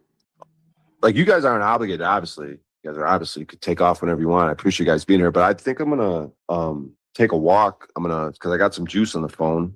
I was thinking about ending the stream right now, but then now I'm deciding to like take a walk and just sort of walk and talk and see where it goes. And no expectation of how much longer to stream, but it's been quite a long time already. I don't know if anyone else is live right now. If anyone wants to let me know, just so I'm sort of aware what's going on out there, who's live, who's not. Yeah, I'll take a look at it real quick. Appreciate it. But I'm going to disconnect from this electricity and take the show on the road. So let me suit up to do that. And I'm here, though. But if you guys want to sort of do some of the heavy lifting while I put my jacket on and stuff. Yeah, so just ramble on. The Powdered Donkey is live. That's the only one. Chaotic Truth is live. Yeah. Yeah, that's the only ones. You could even present it on the screen just to pull them up and see what they're yapping about, which is probably just nonsense and drama bullshit, right? Yeah, I got you if you want. Yeah, I'll share it if you want. Just so we could kind of probably make fun of it for a second, because we're going to be talking about absolutely nothing heady, nothing of value, just drama, nonsense grifting. Who's this in the Movado commercial? I think that Brian O'Shea, I think they have Truth Zone, and that's how I heard about them. Huh? What? Did you say Truth or Cop? Truth Zone. He's like live 24/7. I think that was I found him through you going on there one time. Or Really? Paul. Yeah. This is not ringing a Thank- bell. Truth Zone. Yeah, But I was when on you're there, doing but black then, channel hopping. yeah, like I don't know, man. I went on there once and then he like privated the episode or whatever. But yeah, man, I don't know what happened. I thought we did a pretty good show, but then I don't know.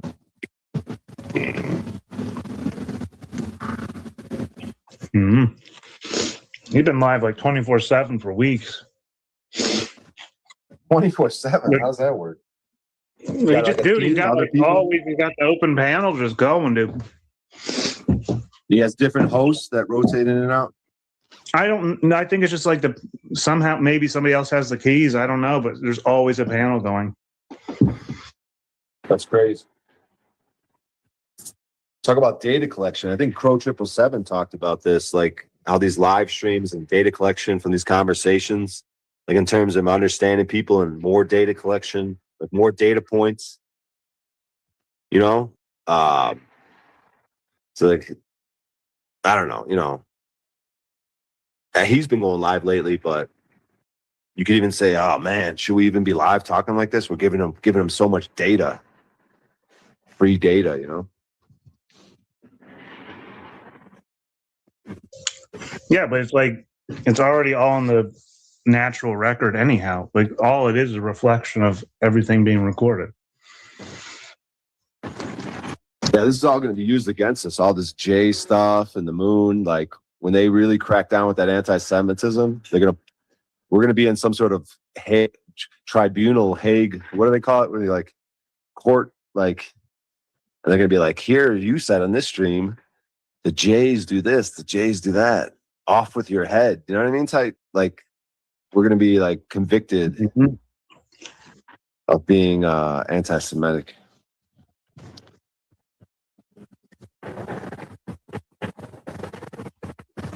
That's what they're pushing. They want everyone. They want everyone to make that comment, right? They love it. They love it. They want to whip it back at them later because they're saving all the comments and the data and everything people say online about the Jays. And when they do that crackdown, they pass that anti-Semite law, they're going to crack down, right? They're going to persecute all the people that were hateful to the Jays, that try to persecute and hurt the Jays, right? That's going to be the narrative. Oh, we have you saying on January 26th, such and such. You made this post. You like this comment. That's probably going to happen, right? As creepy as that sounds. I can see that happening in my lifetime based on Homeland Security's recent statement on the most recent shooting in Minneapolis.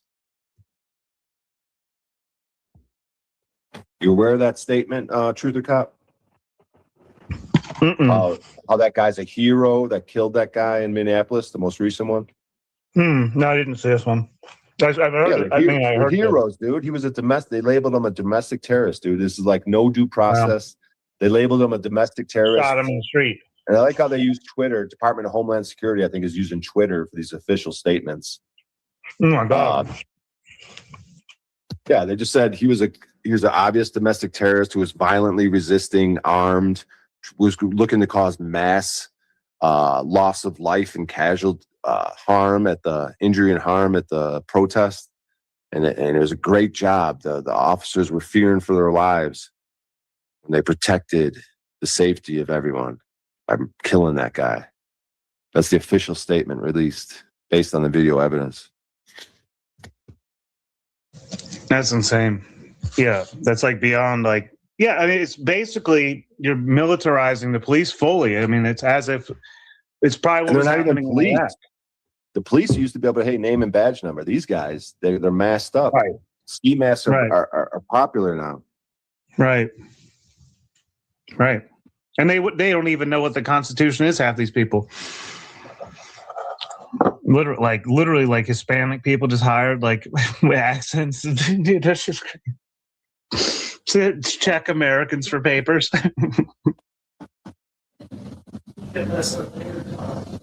So Paul said, I've been up since 8 a.m. LOL. I don't like coming right on into this world.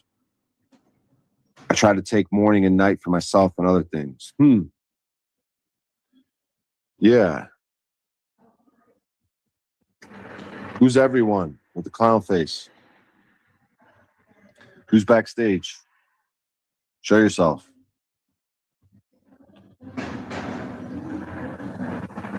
Who's this everyone person? I don't know, everyone. You gotta do something, dude. I'm afraid I'm gonna get porn bombed. All right, let me put up a banner. I'll put up a banner. Let's see. Now I hear you, Paul. The auspicious time, night, the transition from night, day to night, night to day. Those are auspicious times. Maybe you want for yourself, but things to think about. Let me put this banner up. See what banner. What's a good banner? I think this one's pretty good. Or should I go with? That one will probably work, huh? Let's see. That's the piss one. Golden Rain, the Piz Man, right? Everyone's forgetting about my piss. Was that Paul? Don't insult me. If I'm gonna put up porn, it's gonna be good porn, all right? I didn't know that was you, dude. Everyone. Yeah. Get a grip. So you're saying the mornings, yeah, they're auspicious times, right? You should keep those as well. So it says at the top of the page, it says, "For it is a commandment of the Lord not to be silent at a time when the faith is in jeopardy. Speak, Scripture says, and hold not thy peace.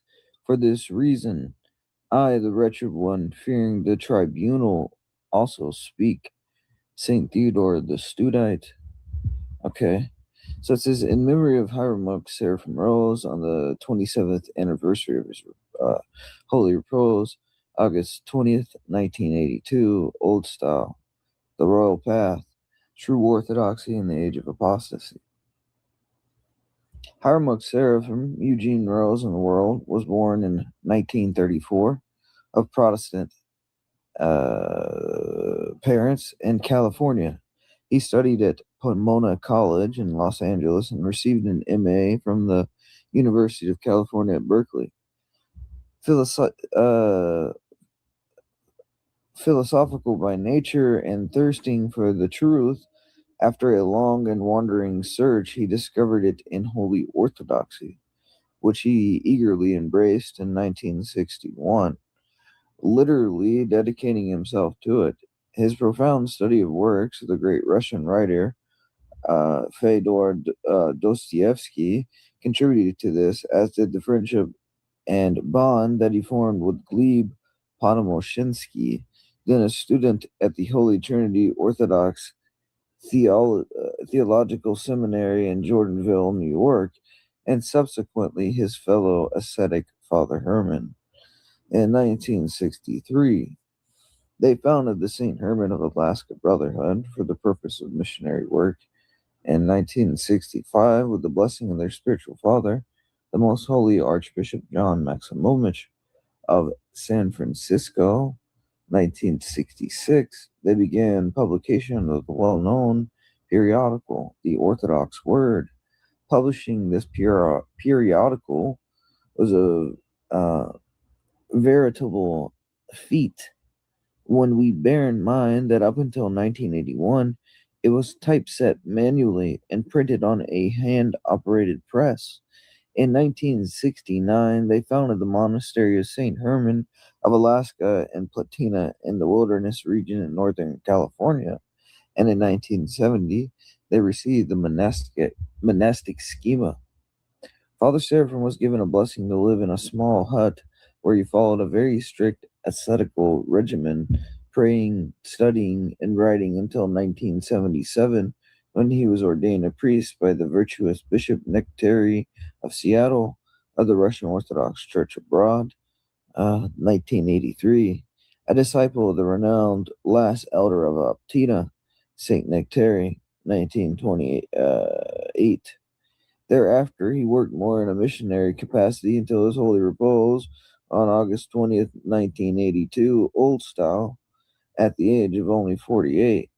Father Seraphim harmoniously combined in his person asceticism, astonishing in our days, with freedom from anger, meekness, humility, silence, unceasing prayer, profound love, and spiritual discretion.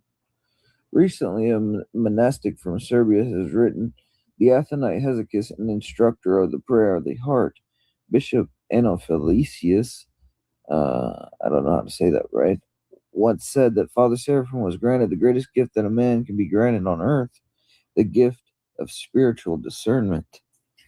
He is particularly distinguished from his gift of eloquence and wisdom, as attested both by those who knew him and by his numerous writings, a large part of which remains still unpublished.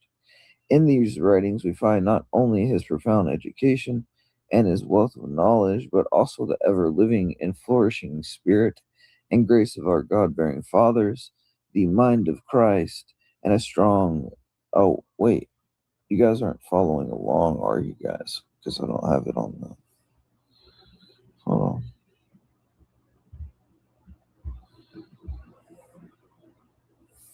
Let's see if that worked.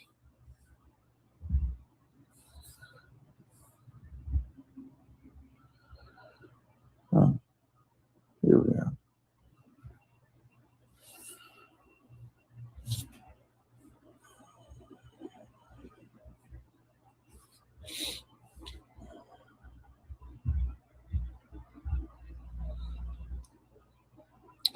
Okay, so it says he was particularly distinguished for his gift of eloquence and wisdom, as attested both by those who knew him and by his numerous writings, a large part which remain still unpublished.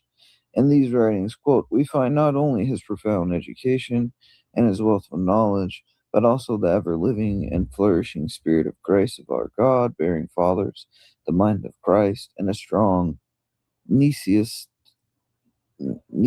towards a life that is lofty and fully consecrated to our life-giving Savior, the apocalyptic and prophetic dimension of our holy faith. His knowledge of many languages, and especially his deep knowledge of Russian, impelled him to produce a multitude of very noteworthy translations in order to make the treasures of the Fathers known in the New World. Quote, in his short life, Father Seraphim offered himself for the glory of God and the salvation of his fellow men. His preaching ministry helped many people to find the way to orthodoxy and their salvation, while his literary activity included hundreds of articles and dozens of books that bear witness to his anxiety to preserve and transmit genuine traditional orthodoxy.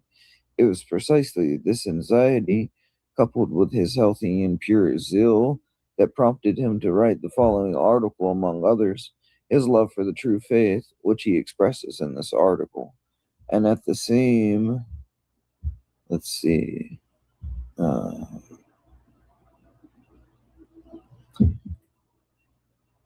time, his anguish and distress over the indiscernible trend among traditionalist Orthodox in America, Greece, and elsewhere, towards an inordinate zeal marked by extremist tendencies with very grievous consequences at a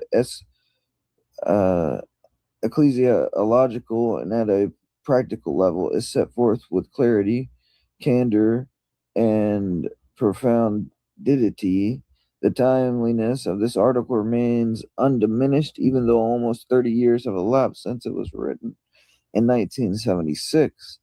If the sacred struggle for the faith is to succeed, it must be conducted, quote, properly and, quote, lawfully. The most important thing is to protect and preserve the faith from the insidious pollution of heresy, and to witness to it in a patristic, traditional, and orthodox spirit. The message of orthodox resistance on the part of those who abide by the traditions of the fathers must not be sullied by the injudicious activities, and unsound ideas.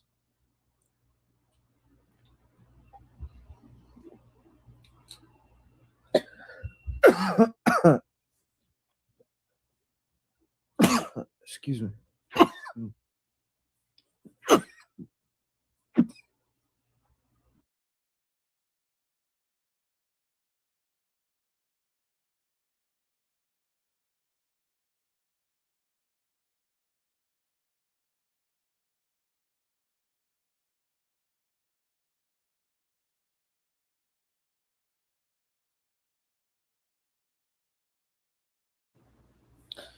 Oh, okay.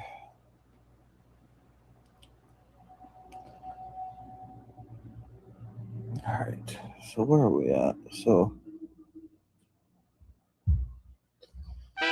and unsound ideas, the path of moderation, the royal path, which the late Father Seraphim chose and which he consistently followed in matters of faith, did not please everyone. Any who belonged to, quote, official Orthodox churches and enmeshed in the ecumenical movement considered him a dangerous fanatic. Although they admired his spiritual greatness and praised his otherwise indisputable contribution to orthodoxy, others, distinguished by their zeal,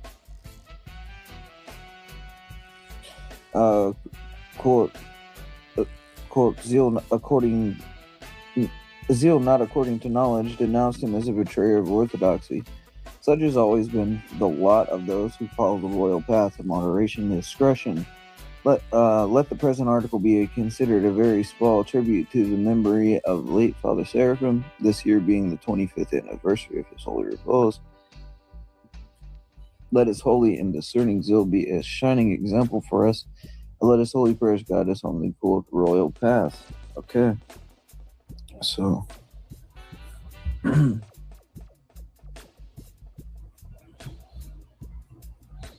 what is happening with this? Okay. All right. Starts off here, true orthodoxy in the age of apostasy. Quote, as the fathers say, the extremes from both sides are equally harmful. We must go on the royal path, avoiding both extremes on both sides. The extremes on both sides. 1. The devil strives to convert the body of Christ into a, quote, ecumenical organization. Orthodox Christians live today in one of the great critical times in the history of Christ's church. The enemy of man's salvation, the devil, attacks on all fronts and strives by all means not merely to divert believers from the path of salvation known by the church, but even to conquer the church of Christ itself. Despite the Savior's promise, somebody's like doing some construction work or something right now, so this is probably the worst time to do a reading, but it is what it is. So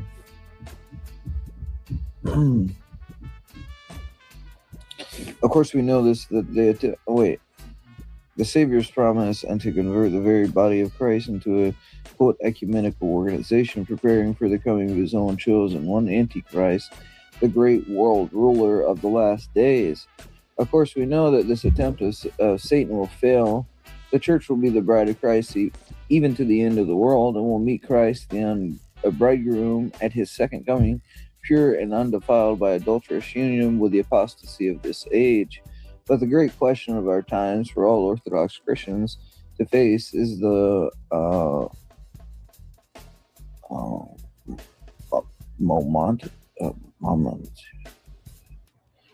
is a momentous one. I don't know how to say that.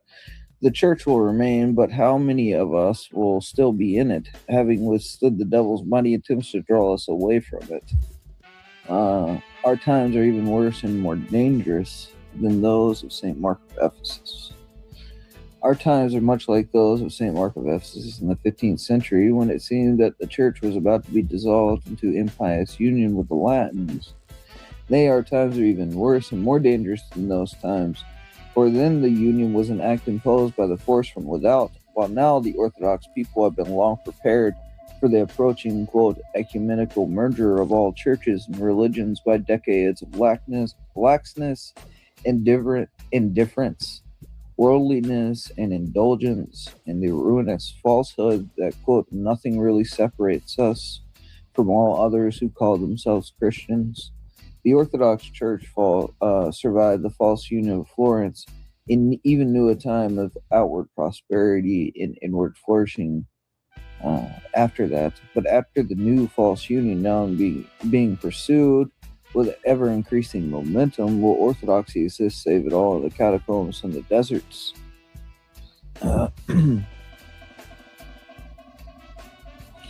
During the past 10 years and more, under the disastrous quote, ecumenical course pursued by Patriarch Athenagoras and his successor, the Orthodox churches have already come perilously close to total shipwreck. The newest, quote, ecumenical statement of the Patriarchate of Constantinople, the, quote, Thyatira Confession, is already sufficient evidence of how far the Orthodox conscience has been lost by the local churches that once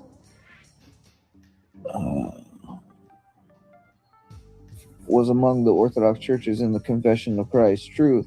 This dismal document only shows how close the hierarchs of Constantinople have now come to being absorbed into the heterodox Christianity of the West, quote, Christianity of the West, and even before the formal union, which is still being prepared. 3. The roots of ecumenism. The roots of today's ecumenism in the Orthodox churches goes back to the renovationism and modernism of certain hierarchs in the 1920s. In the Russian church, these currents produced first the, quote, living church movement, which with the help of the communist regime tried to overthrow Patriarch Tikhon and, quote, reform the church in a radically Protestant manner. And then, as a more, quote, conservative successor to the, quote, living church, the Surginist church organization, Moscow Patriarchate, which emphasized that the public political side of reconciliation with the communist ideology and aims in accordance with the infamous, quote, Declaration of Metropolitan Sergius in 1927, and only in recent,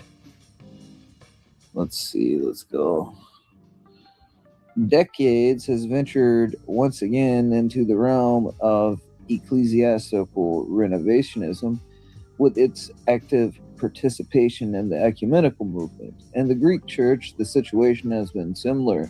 The renovation, quote, Pan-Orthodox Council of 1923, with its Protestant reforms inspired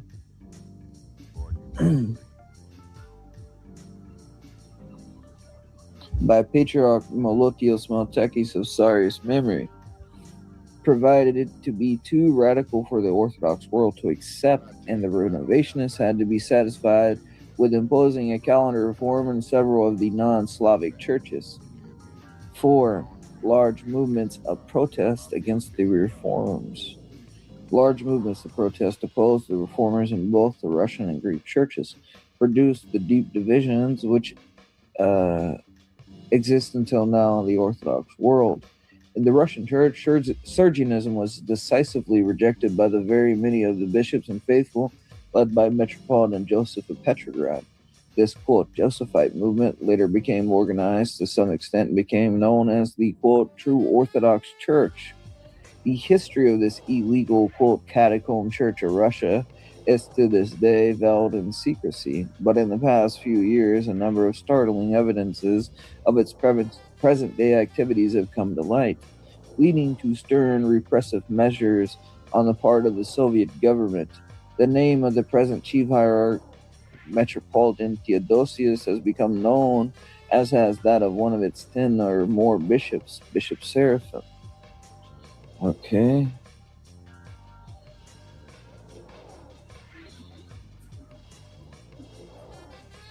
In the diaspora, the Russian church outside of Russia committed itself from the very beginning of Sergianism in 1927 to affirm an anti-Sergianist position, and on numerous occasions it has expressed its solidarity with the true Orthodox Church in Russia, while refusing all communion with the Moscow Patriarchate.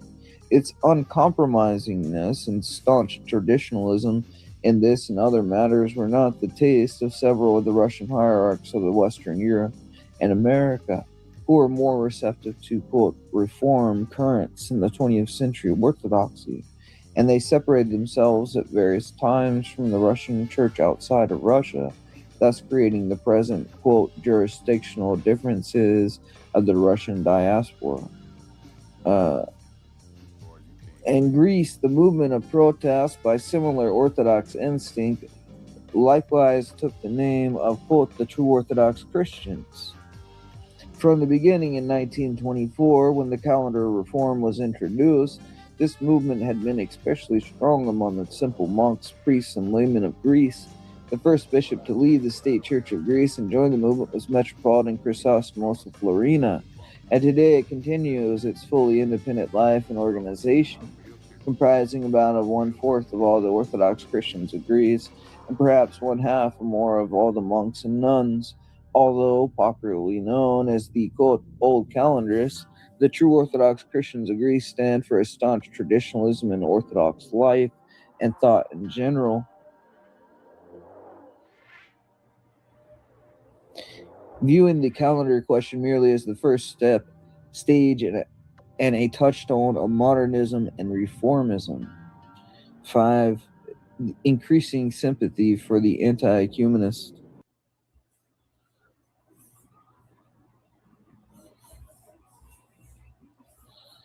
One second. All right.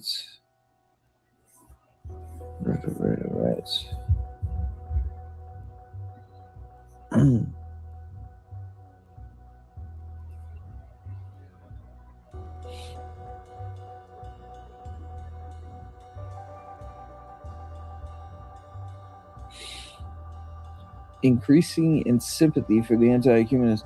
As the ecumenical cancer eats more and more away at the remaining sound organs of the Orthodox churches today, an increasing sympathy is being shown by the most sensitive members of the, quote, official Orthodox jurisdictions for the cause and the representatives of the anti-ecumenist, anti-reform churches of Russia, Greece, and the diaspora.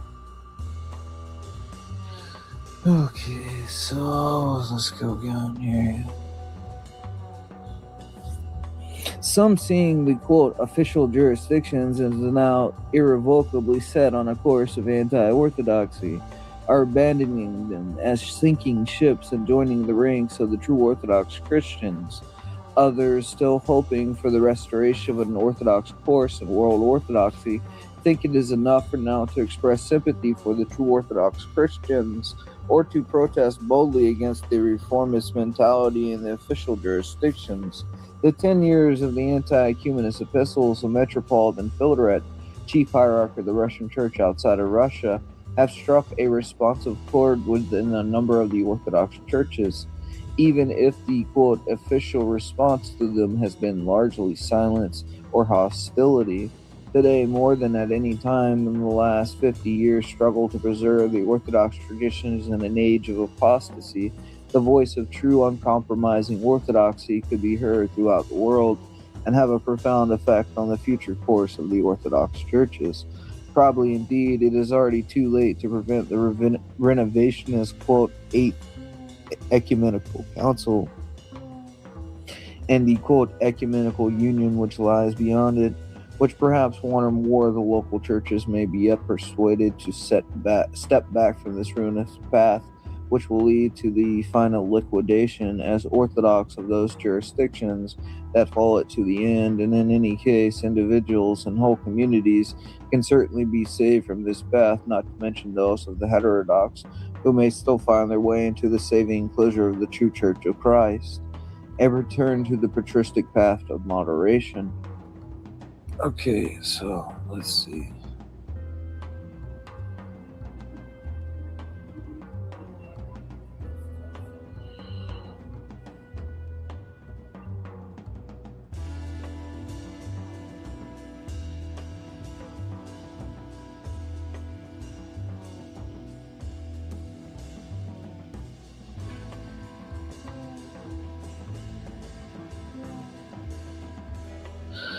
It is of critical importance, therefore, hold on.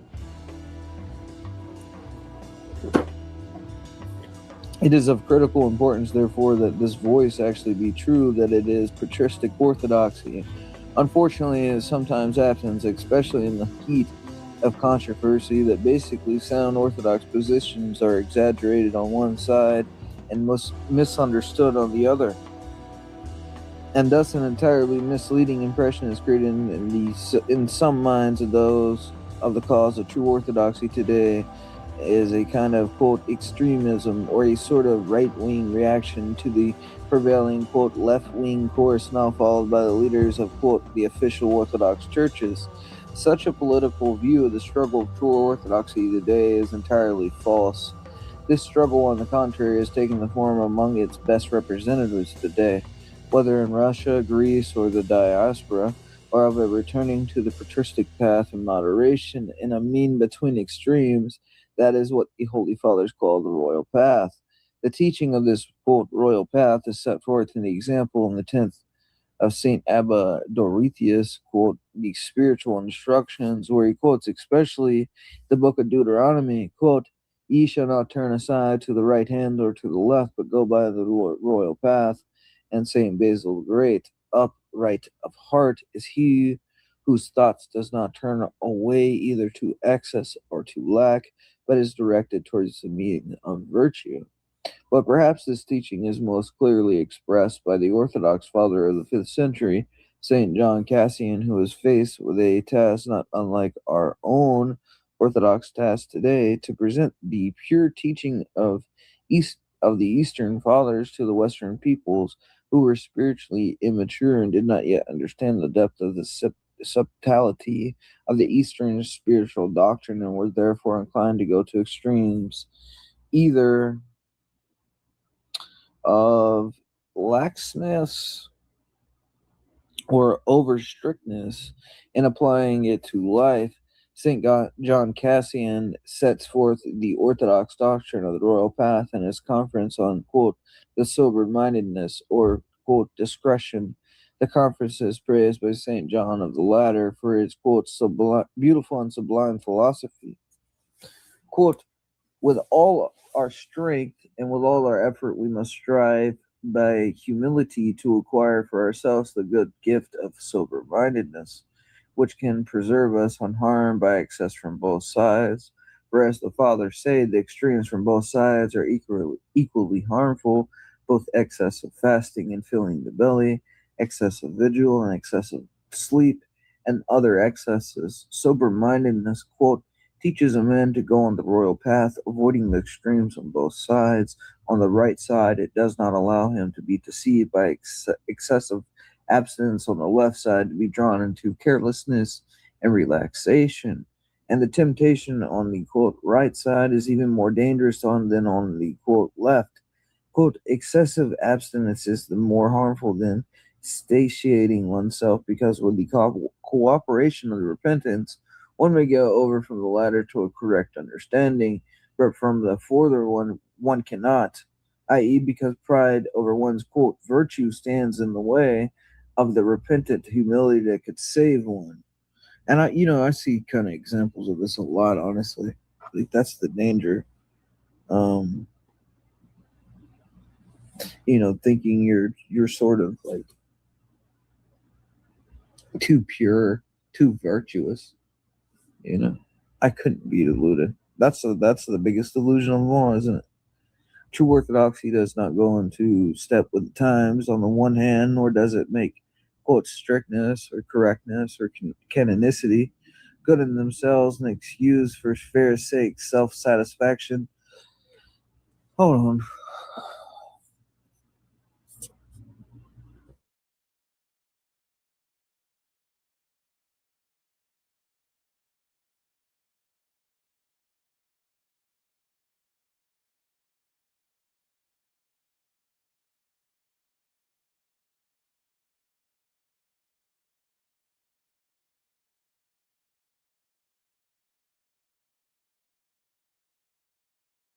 I don't know what's wrong. I'm losing my voice.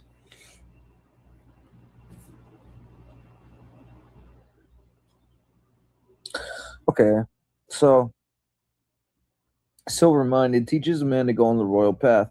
Avoiding the extremes on both sides. On the right side, it does not allow him to be deceived by excessive abstinence. On the left side, to be drawn into carelessness and relaxation. And the temptation on the, quote, right side is even more dangerous than on the left. Excessive abstinence is more harmful than satiating oneself because of the cooperation of repentance. One may go over from the latter to a correct understanding, but from the former one cannot. I.e., because of pride over one's, quote, virtue stands in the way of the repentant humility that could save one. Applying this teaching to our own situation, we may say that the, quote, royal path of true orthodoxy today is a mean that lies between the extremes of ecumenism and reformism on the one side, and a, quote, zeal not according to knowledge on the other. True orthodoxy does not go in step with the times on the one hand, nor does it say make strictness or correctness or canonicity good in themselves an excuse for Pharisaic self-satisfaction, exclusivism, and distrust on the other. You know, a big thing with this is, I guess it kind of proves for those that don't want to hear it, because a lot of people don't want to, I guess, is that, which I mean, I think it's kind of interesting because we have Father Peter Ayres, who recently, I think someone told me yesterday, he joined the New Counters Romanians, and he tries to pass off kind of like the royal path as if it's, you know, being a new calendar somehow becomes the royal path. Like you could be a new calendar, which, you know, that wasn't something that Father Seraphim Rose said. He said to not judge those that unknowingly found themselves under the yoke of the new calendar. But that was kind of like the position of Rokor on, you know, a lot of the Moscow Patriarch people, because a lot of those people didn't necessarily know they were under communist, you know, and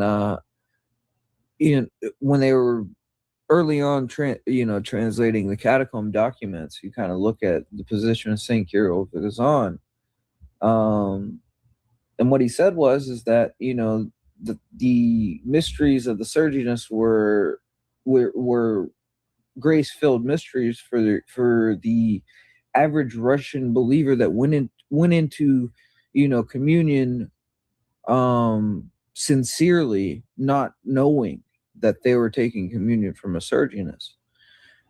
So that's an interesting distinction. A lot of people don't like talking about, but this was his position. He said those people, when they go in there and they don't know, then they're fine. They actually receive Holy Communion. But it's the person that does know that he's receiving communion from the Sergius, and does know all the evil acts that are going on. And, you know, the Sergius, of course, themselves is committing blasphemy by mocking the Holy Church, by being a communist and, you know, dressing up in a Cossack. So that's a distinction that's not often talked about, I think, that needs to kind of be talked about. Because, and, you know, they'll be like, oh, well, you know, I seen Orthodox Wisdom posted something about Elder Tavarian, who was he was a catacomb priest that had joined the Moscow Patriarchate at a certain point. And the view it was like, you know, Rokor seen some effort within the Moscow Patriarchate to stand against the forces of Antichrist. But there was this strong opposition between these communist clergy and these truly Orthodox believers that were just under the communist yoke, right? And, you know, some of the parishes were would be separate from, so you could kind of be in the Moscow Patriarchate without being under the, you know, kind of like the grip of the Patriarchate. And some of them, there were certain bishops that had no clue what were going on, because they were kind of just like in the dark. They weren't told anything, because they, you know, you can imagine, like, I don't know, for Orthodox people that have ever been into a monastery, you very well can know, like, you could be within a jurisdiction and not leave your little, like, isolated place as an ascetic and not know what the Sergius were doing and be in the Moscow Patriarchate at one time. But I mean, I don't know. So there's little nuances like that we, you know, that oftentimes Orthodox people, especially World Orthodox people, that try to defend this type, the ecumenist or the surgeonist or the Moscow Patriarchate, they kind of go back and talk about these Eleftherians and stuff. But this guy was a catacomb priest who went up and was like, look, the catacomb church is underground. I'm going to go to the Moscow Patriarchate and I'm going to start giving Holy Communion, and I'm going to try to, fight for orthodoxy and uproot the communists. I mean, it didn't end up working out. And there was a similar dissident. They were called dissidents, Father Dmitry Dutko. But the issue with Father Dmitry Dutko, it's like at a certain point, he renounces everything he said, and starts, issuing out these like passionate diatribes, like praising Stalin or whatever. And, St. Philaret was asked about it, and St. Philaret said, it happened because he was protesting outside of the body of Christ. So clearly they seen, the Moscow Patriarchate as this very faulty, like iffy thing, because they knew it was created by Stalin. They know the majority of the clergy are KGB agents.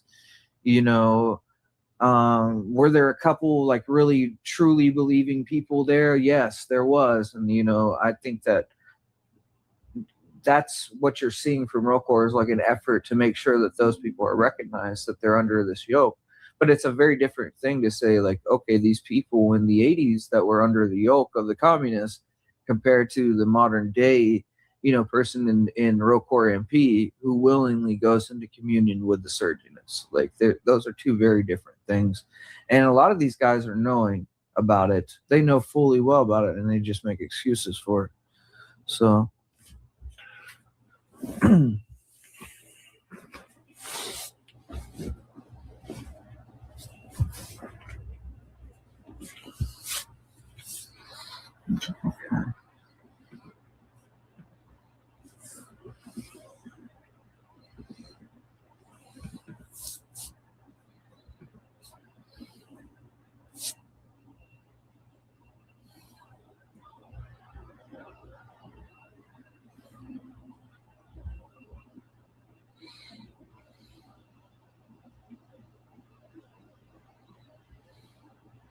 this true Orthodox moderation is not to be confused with mere lukewarmness or indifference with any kind of compromise between political extremes.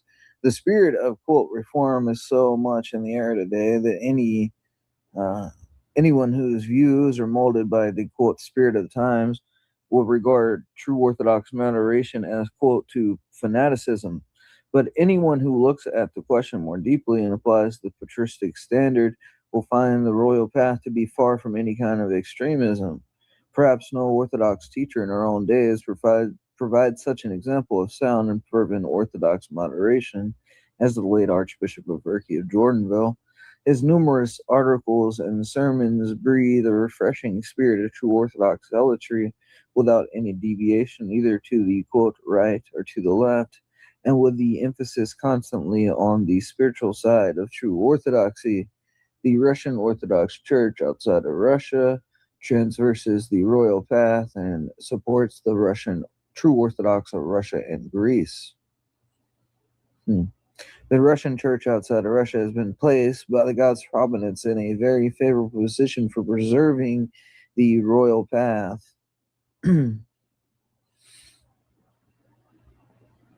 Amidst the confusion of so much of the 20th century Orthodoxy, living in exile and poverty in a world that has not understood the suffering of her people, she has focused her attention on preserving unchanged the faith which unites her people, and so quite naturally defines herself a stranger to the whole ecumenical mentality, which is based on religious indifference and self-satisfaction, material affluence, and soulless internationalism.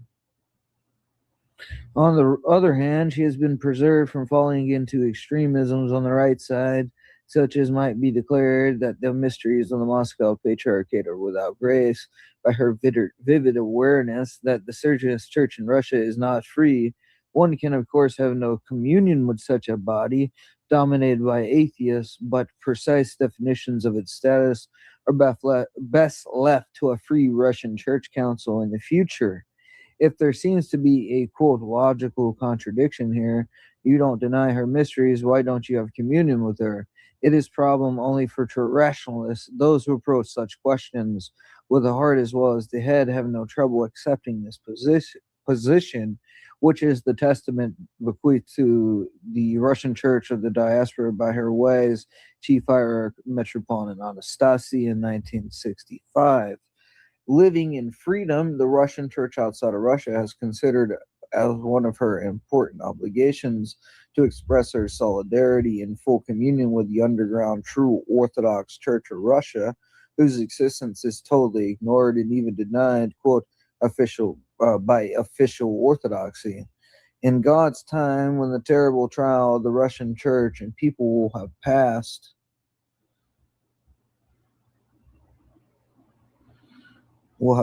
the other Orthodox churches might understand the Russian situation better.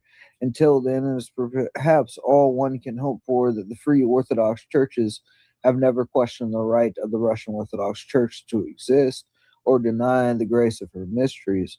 Almost all of them have long remained in communion with her until her non-participation in the ecumenical movement isolated her and made her a reproach to the other churches, especially in the last decade. Up to this day, they have at least passively resisted the politically inspired attempts of the Moscow Patriarchate to have her declared, quote, schismatic and, quote, uncanonical. In recent years, the Russian Orthodox Church outside of Russia has also given support and recognition to the true Orthodox Christians of Greece, whose situation also has long been exceedingly difficult and misunderstood.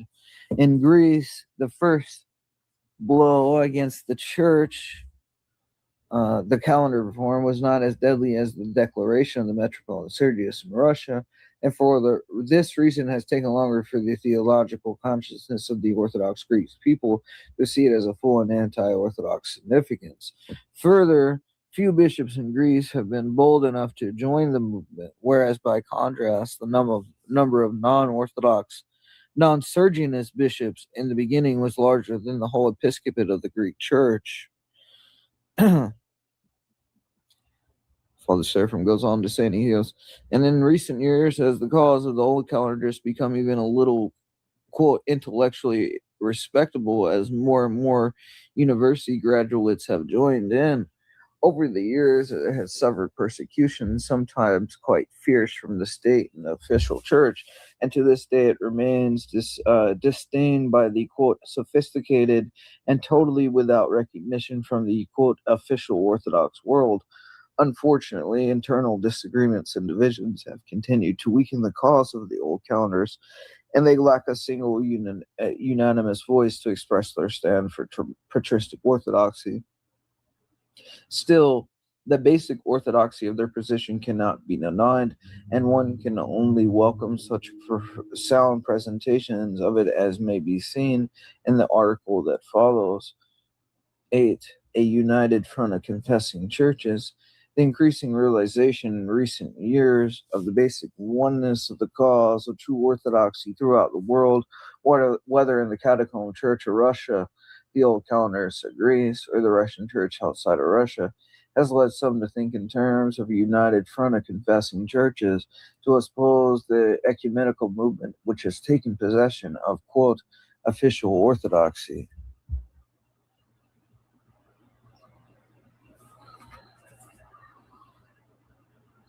However, under present conditions, this will hardly come to pass. In any case, this is a, quote, political view of the situation which sees the significance of the mission of true orthodoxy into external manner. The full dimensions of the true Orthodox protest against, quote, ecumenical orthodoxy, against the neutralized, lukewarm orthodoxy of the apostasy, have yet to be revealed, above all in Russia, But it cannot be that the witness of so many martyrs and confessors and champions of true orthodoxy in the 20th century will be in vain. May God preserve his zealots in the royal path of true orthodoxy, faithful to him and to his holy church until the end of the age. Okay, so there we go.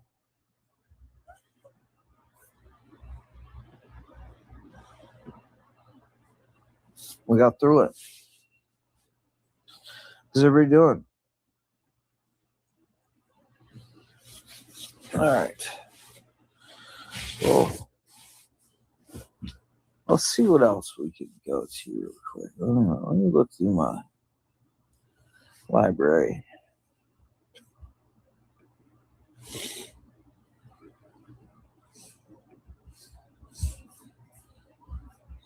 You know what I'll do? I'll drop a link too, and just in case somebody wants to stop by. I don't know. Who knows?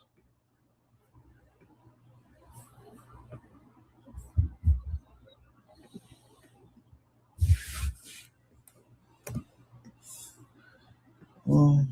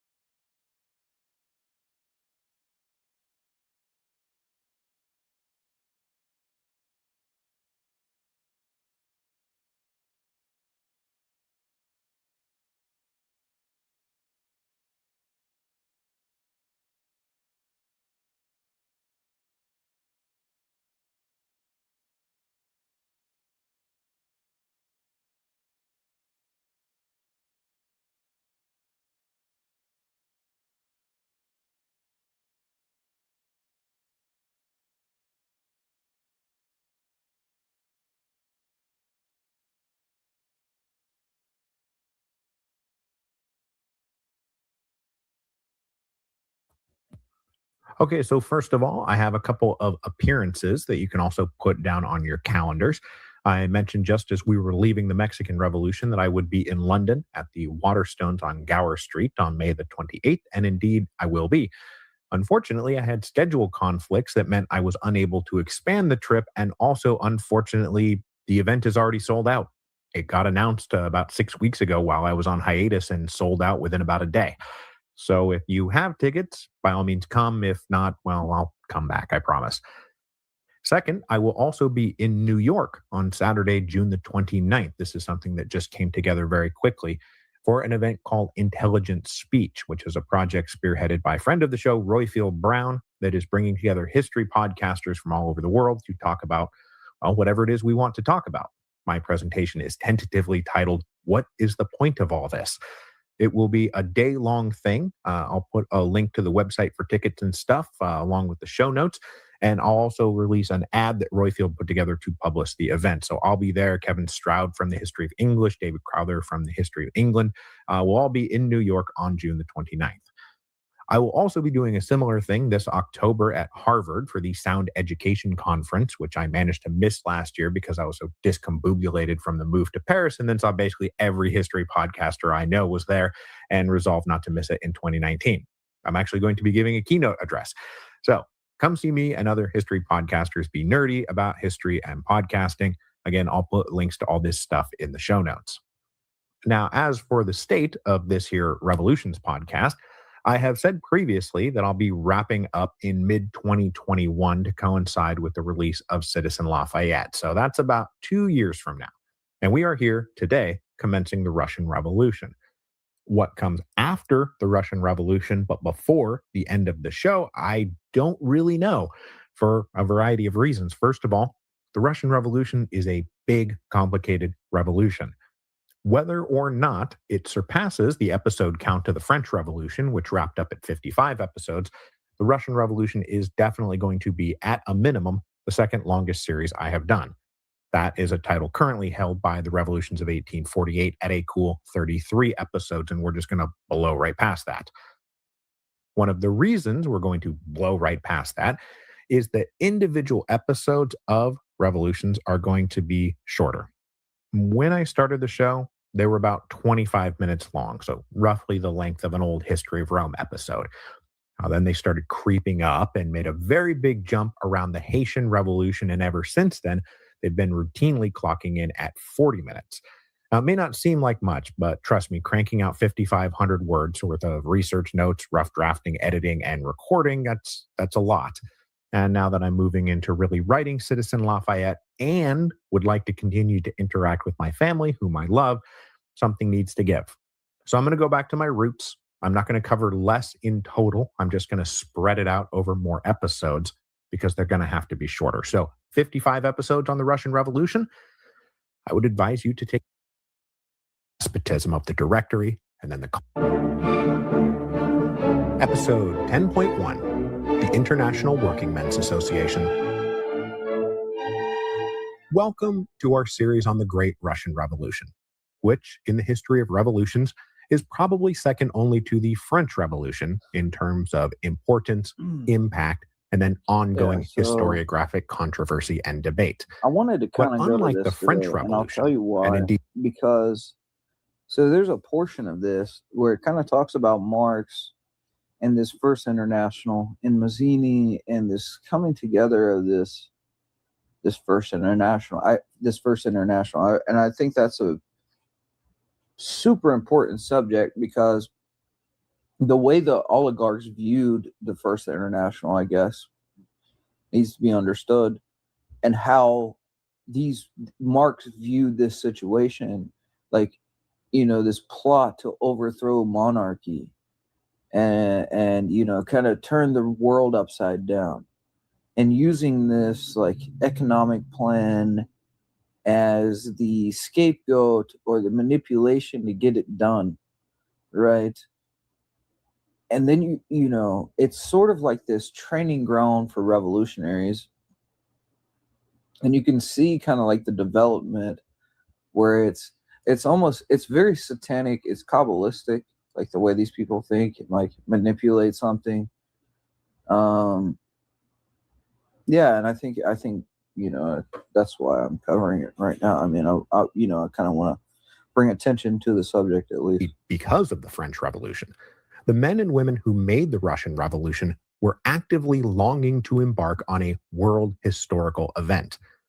Guys like Danton, Desmoulins, and Robespierre had improvised their way through a great upheaval. But now, would-be revolutionary adepts like Lenin and Trotsky studied the course of the French Revolution and then spent their whole lives planning for and anticipating a new great revolution. Not that the Russian Revolution is not also defined by spur-of-the-moment improvisations, just that the revolutionaries were aiming from the beginning at something as big as the French Revolution, and I think they succeeded. Now, before the Russian Revolution came along and added a new great revolution for everyone to focus attention on, be afraid of, want to emulate, etc., the French Revolution continued to hang over European affairs as the revolution that everybody focused their attention on, was scared of, or wanted to emulate. And if you remember back to the episode I did in our series on 1848 called The Spectre of the French Revolution, we talked about how the French Revolution played such a huge role in defining one's position inside of 19th century politics. That on the one hand, you had anti-revolutionaries. This group included both full-throated reactionary conservatives like Metternich, but also liberal constitutional monarchists like Francois Guizot, who believed that any further democratic or social reform would be the first step towards the return of Madame la Guillotine. But this group also included liberal reformers like Alexis de Tocqueville in France, the Count of Cavour in Piedmont, Sardinia, and István Széchenyi in Hungary, who were anti-revolution, but who believed that slow and steady reform was just the thing that would prevent that revolution, not trigger it. On the other hand, there were those who thought, actually, hell yeah, little revolution is just what the doctor ordered. And they broke into 3 camps, those representing what we might call the spirit of 1789.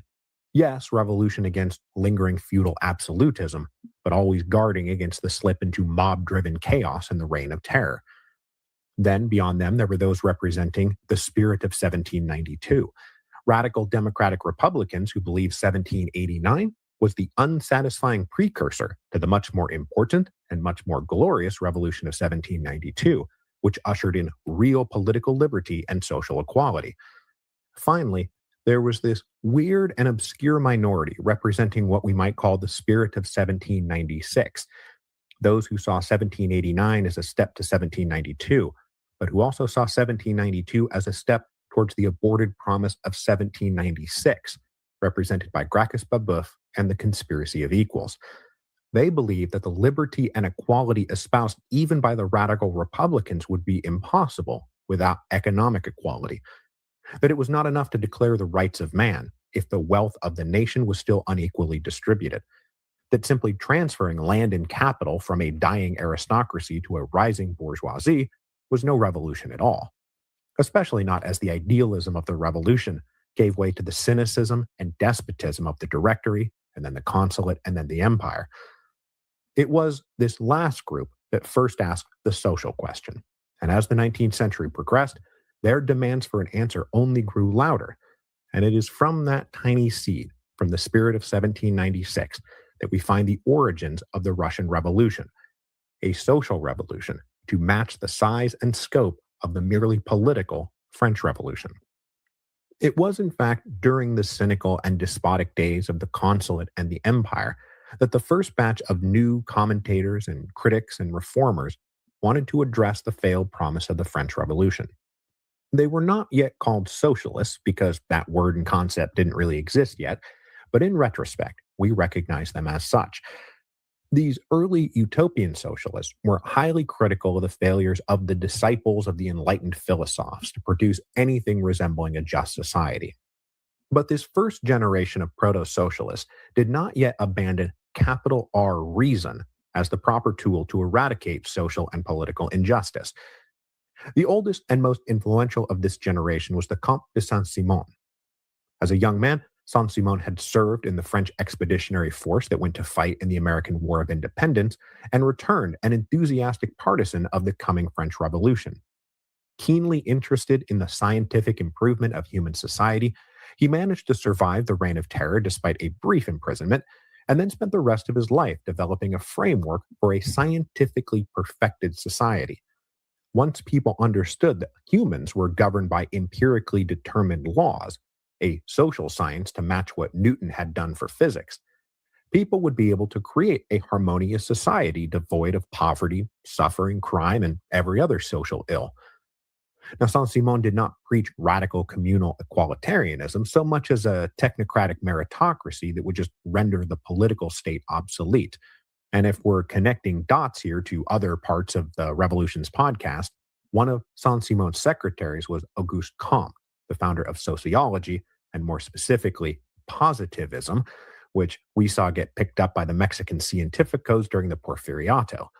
Saint-Simon, no less than Porfirio Diaz, wanted not much politics and a lot of administration. A younger contemporary of Saint-Simon's was Charles Fourier, a trenchant and witty social critic of post-revolutionary France, who developed full-blown and very detailed theories about the ideal environment for the flourishing of both individuals and the community within which they lived, that the individual should not be molded to fit society, but that society should be molded to fit the individual. Like Saint-Simon, Fourier believed that his great project was to discover laws of human relations to match Newton's physics. And he thought he cracked it with a very complicated metaphysics based on types of human attraction and passion that, once recognized and set free, would allow human communities to fall into a voluntary, natural, and harmonious balance. To help this process along, Fourier developed schemes for networks of 4-story complexes where 1,620 members would work and live, doing work that was tailored to their own proclivities and talents and passions, so that labor would cease to be labor and instead become pleasure. Again, armed with capital R reason, human conflict, poverty, and misery would be overcome.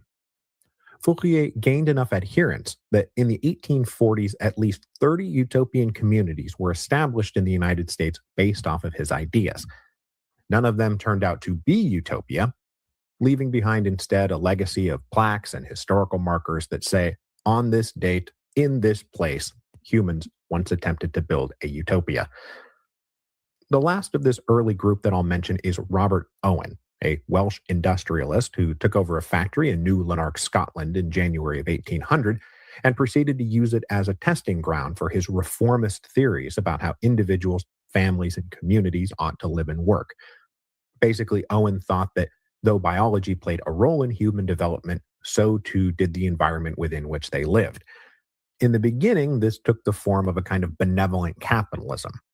At his factory, Owen instituted 10-hour maximum workdays. He insisted that company stores sell goods essentially at cost. He covered the education of children. He built good housing for the families. And for a long time, he was lauded in polite society for his noble, and more importantly, productive, efforts. But after the end of the Napoleonic Wars, Owen grew more radical, and he advanced from benevolent capitalist to outright socialist. This turned him from darling of polite society to pariah, but Owen didn't care. He started dumping his fortune into an attempt to build an ideal society, eventually buying an entire town in Indiana called New Harmony, where he tried to build his utopia.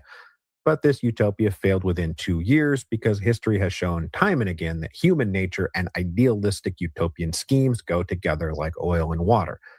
Owen was financially ruined by all this, but he remained an active promoter of worker rights right up until his death in 1858. And he played a role in advancing nearly every piece of British labor legislation in the first half of the 19th century. And he was the one who coined the enduring phrase, 8 hours labor, 8 hours recreation, and 8 hours rest as the perfect balance for the human day, which is a motto that still has some currency today. Big news, America! Wegovy now comes in a pill. This early utopian socialism was mostly of interest to a few dreamers and eccentric do-gooders hoping to change the world by force of example. Socialism as an active revolutionary political force was still barely in its infancy when the revolutions of 1848 broke out, though one of the greatest statements of revolutionary socialism was produced right on the eve of the revolution, and that's the Communist Manifesto. But the Communist League, who was issuing this Communist Manifesto, was an obscure group who had almost no impact on immediate revolutionary events, and the Communist Manifesto is only important in historical retrospect. The hurricane of 1848, though, scrambled things up and sent people and ideas flying everywhere. And after that storm passed, people took stock of what had happened. They drew lessons from their failures, and they began the process of building a stronger and more advanced socialist challenge to the political and economic status quo. The lessons learned were varied and often contradictory. Those, for example, who followed Pierre-Auguste Blanqui, the professional revolutionary par excellence, continued to insist that the solution was to create a hardcore professional vanguard of revolutionaries who could be trusted to be ruthless and see the job of toppling the tyrants of Europe done properly. This is not surprising, because that was Blanqui's solution to every problem. If Blanqui's car blew a tire, he would first want to forge a hardcore dedicated revolutionary vanguard before he thought about where to get a new tire. This vanguard would be secretive, few in number, and deadly in impact. They would not be distracted or dissuaded by weak-kneed liberals or ignorant workers who knew nothing of revolutionary politics. A diametrically opposed takeaway from the failures of 1848 came from Blanqui's contemporary, Pierre-Joseph Proudhon, the first self-described anarchist, who counseled ignoring the state and politics completely. Don't focus on overthrowing the state, just ignore it. Build worker collectives and voluntary associations as an alternative to coercive and exploitive capitalism. These voluntary associations will grow and spread, and the next thing you know, we don't even need a revolution because it's already done. There were also those who existed in between those extremes and who still believed that the answer to the social question could only come after political liberation. In France, this group would count among its number the neo-Jacobin Republicans, the spirit of 1792 guys, And elsewhere in Europe, those who still followed the national liberation doctrines and methods of Giuseppe Mazzini, that we must first focus on overthrowing the reactionary political powers that keep free nations in bondage, and then we can deal with the rest of it. It's fair to say, though, that in the years after 1848, those reactionary political powers were ascendant, and the power of these revolutionaries was limited, to say the least. They had been scattered and decimated by voluntary exile, forced deportation, execution, and imprisonment. So though one must always keep a watchful eye, the threat of revolution from below was pretty minimal. The violent aberration of 1848 thus survived. The great powers of Europe could get back to quote-unquote normal history, making war on each other, mostly to satisfy the dynastic ambitions of Europe's rulers. Prince President Bonaparte's coup of 1851 and subsequent creation of the Second French Empire ended what had been a pretty good run of great power peace since the fall of the first Napoleon back in 1815. And within a few years, Napoleon III was teaming up with the British to go fight the Russians in the Crimean War. And then a few years later, France teamed up with Piedmont Sardinia to fight the Austrians and restart the process of Italian liberation and unification. To match and counter the ambitions of Napoleon III, Prussian Chancellor Otto von Bismarck decided in the early 1860s that the time was just about right to make a play to consolidate the still disunited states of Germany under Prussian domination. At this same time, another nation of long-standing suffering renewed its dream of liberation and unification.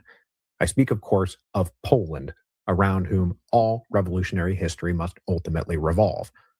Wiped from the map of Europe by Prussia, Austria, and Russia in the 1790s, and not reconstituted in the Treaty of Vienna of 1815, the keepers of the old flame of the Polish-Lithuanian Commonwealth had tried to restore themselves in the early 1830s, and then again during the revolutions of 1848, but had failed both times.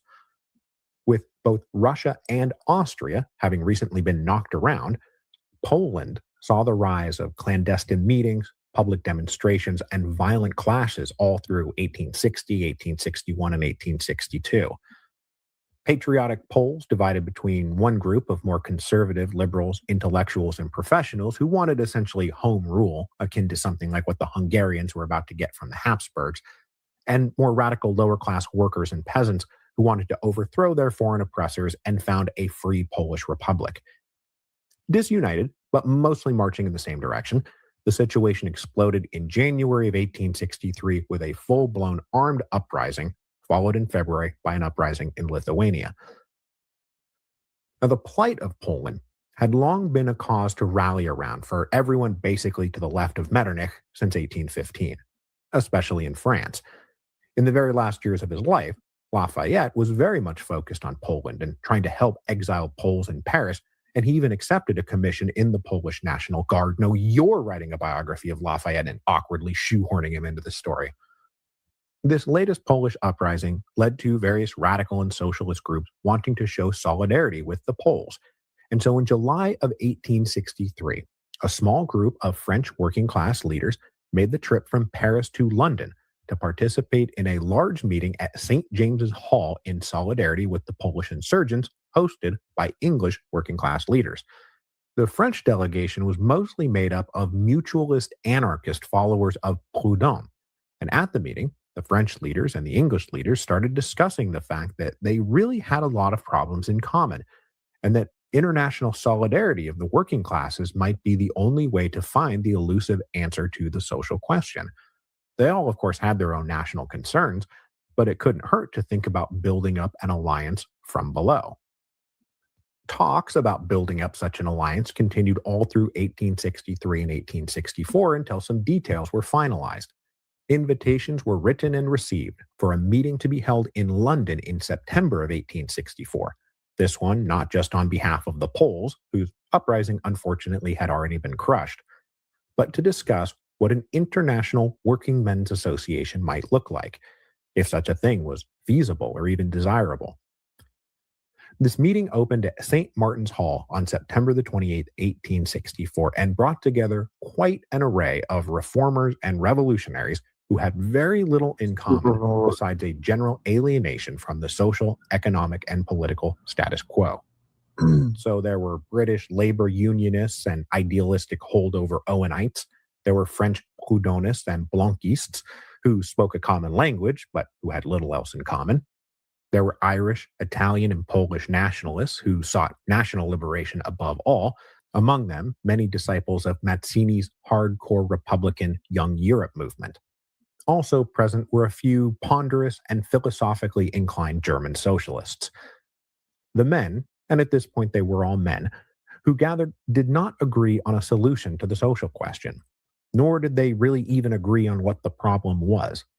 But there was a sense that as long as the enemies of the status quo remained separated from each other, that the reactionary defenders of the status quo who controlled the wealth and armies of their respective countries would always win. Sharing an enemy, they hoped that they could become allies, if not quite friends. Those assembled in St. Martin's Hall voted unanimously to found an International Working Men's Association, which they then creatively dubbed the International Working Men's Association. This is a bit of a mouthful, so in time it became known as simply the International, and is known to us today as the First International, because in the decades to come there would be a Second International and a Third International and a Fourth International, but let's not worry about them, because nobody at the meeting at St. Martin's Hall in 1864 knew that they were forming merely the First International. So among the small contingent of ponderous and philosophically inclined German socialists at this meeting was an exile from the Revolution of 1848 who had been living in London with his family since 1849. This guy was not particularly important. He didn't even know about the meeting until a week before it was held, and was invited practically just because the organizers wanted the meeting to be as international as possible and they needed some more Germans. He was at that point known principally as a radical journalist and polemicist, with a penchant for indulging in catfights with other members of the emigre and exile communities where he had lived in Germany, Belgium, France, and the UK. If you haven't guessed by now, I am, of course, talking about 46-year-old Karl Marx. So we're going to talk much more about the life and ideas of Marx next week, because though he is obscure at this moment, he obviously looms large over the revolution and every subsequent revolution in the 20th century. In fact, part of the reason we're here talking about the founding of the International Working Men's Association is because this is the organization that helps take Marx from obscure and isolated grump to an intellectual leader with actual followers. Again, partly because he was simply a German who lived in London, Marx was appointed to an executive general council of 21 men who would guide the formation of this new working men's association. Now, Marx wasn't really planning on playing a huge role on this council, and over the next few days, he only sporadically attended meetings. But then it was brought to his attention that the followers of Mazzini were coming to dominate the council, and that seemed to get Marx off his ass, because Marx and Mazzini hated each other personally and professionally. So when the larger General Council created a smaller committee to actually work on drafts for the rules and opening statement of the new International Working Men's Association, Marx not only got himself on the committee, but he offered to host their meetings at his house. And given the fact that this was a working class operation, and he was likely the most gifted writer amongst them, he got this smaller drafting committee to delegate to him individually the task of drafting these crucial founding documents of the International. The documents he produced at the end of October 1864 were unanimously approved on November the 1st and let Marx put his early stamp on the International. Now, at this point, there was no such thing as Marxists. Marx himself had very few friends, let alone followers, in the early 1860s. But he coded a bunch of very Marxist language into the DNA of the International Working Men's Association. The inaugural address begins by breaking down the phenomenal growth of the capitalist economy since 1848, and then laying out all the ways that the workers have been screwed over. That despite massive percentage growth in profits and productivity, that the conditions of the life of the workers was appalling. It was worse than at any point in history, that they were not even receiving sufficient calories to stay alive, and that this was all according to the British government's own reports. The address lamented the destruction of the nascent working class movements in 1848 and went on to praise efforts to ameliorate the worst conditions by various reformers in the 1850s. But then Marx slipped in some editorializing aimed at mutualist anarchists who supported non-confrontational cooperatives that would supplant the ruling capitalist class rather than accepting the necessary logic of class conflict to overthrow their power. Marx wrote, quote, "The experience of the period from 1848 to 1864 has proved beyond doubt that, however excellent in principle and however useful in practice, cooperative labor, if kept within the narrow circle of the casual efforts of private workmen, will never be able to arrest the growth in geometrical progression of monopoly, to free the masses, nor even to perceptibly lighten the burdens of their miseries." Marx went so far as to say outright that such cooperatives were welcomed by their oppressors because they would distract the workers from the real threat that the workers posed, that what they had was numbers, and that if they combined internationally, that they could be a force of great revolutionary strength. So for Marx, social revolution lay through the seizing of political power, and he wrote, quote, "To conquer political power has, therefore, become the great duty of the working classes," end quote. Marx also drafted the general rules of the International, which were prefaced by more strong language that followed from his own analysis of the situation. He wrote, quote, that the emancipation of the working classes must be conquered by the working classes themselves. That is, they can't rely on any other class or group, neither friendly aristocrats nor charitable bourgeois liberals. They must do it for themselves. He also wrote, quote, that the economical subjection of the man of labor to the monopolizer of the means of labor, that is, the source of life, lies at the bottom of servitude in all its forms, of all its social misery, mental degradation, and political dependence. That the economical emancipation of the working classes is therefore the great end to which every political movement ought to be subordinate as a means. So clearly, the social question must always take precedence, that mere political rights and constitutions aren't going to be enough to magically solve the problem. But that said, political power was a key component of the answer to the social question. But though what everyone would later understand to be very Marxist language being coded into the DNA of the First International, the actual rules of the organization were very clear that this was meant to attract as many affiliates as possible and not have some doctrinal litmus test for membership. The inaugural address was just that and nothing more. The General Council in London would be there to act as a coordinating and correspondence bureau, not some central executive handing down orders from on high. In fact, all somebody had to do to join was, quote, acknowledge truth, justice, and morality as the basis of their conduct toward each other and toward all men without regard to color, creed, or nationality. There would be lots of latitude about how national, local, and individual groups who elected to affiliate with the International could operate. Self-directed autonomy and freedom of ideological choice was literally in the rules, and it said, while united in perpetual bond of fraternal cooperation, the working men's societies joining the International Association will preserve their existing organizations intact. This meant, for example, that whatever shots Marx had just taken at Proudhon's mutualists, that the vast majority of French sections that affiliated with the International were mutualist anarchists. And really, up through the Paris Commune, it was the followers of Proudhon, not Marx, who were the single most advanced and influential faction inside the International. The founding of the International Working Men's Association was a momentous event in the history of labor, socialism, communism, anarchism, and revolution. It was also the beginning of a hot, holy mess of disagreement and rivalry between those who now affiliated with the International. Intentionally casting the net as wide as possible was the point, but that meant that every fish in the sea wound up coming on board, and that would produce some major conflicts. And just to give you a flavor of some of these disputes, British Union leaders wanted this all to be a reformist movement. Continental radicals demanded full-blown revolution. Professional revolutionaries who followed Blanqui wanted this to be a secretive and focused vanguard, while others, like Marx himself, wanted it to be an out-in-the-open mass movement. Some supported union activity as a necessary focus for worker direct action, while many anarchists hated the unions because they granted the capitalist premise that some were powerful owners while others were mere workers. The anarchists instead wanted to emphasize worker-owned collectives, not organizing factories for better wages. Some felt that the international movement couldn't work without powerful direction from a central authority giving orders from the top down. Others thought that it would be pointless if it wasn't an inverted pyramid built from the bottom up, with the guys at the center working for those at the periphery, not the other way around. Some wanted to form political parties and challenge parliamentary elections.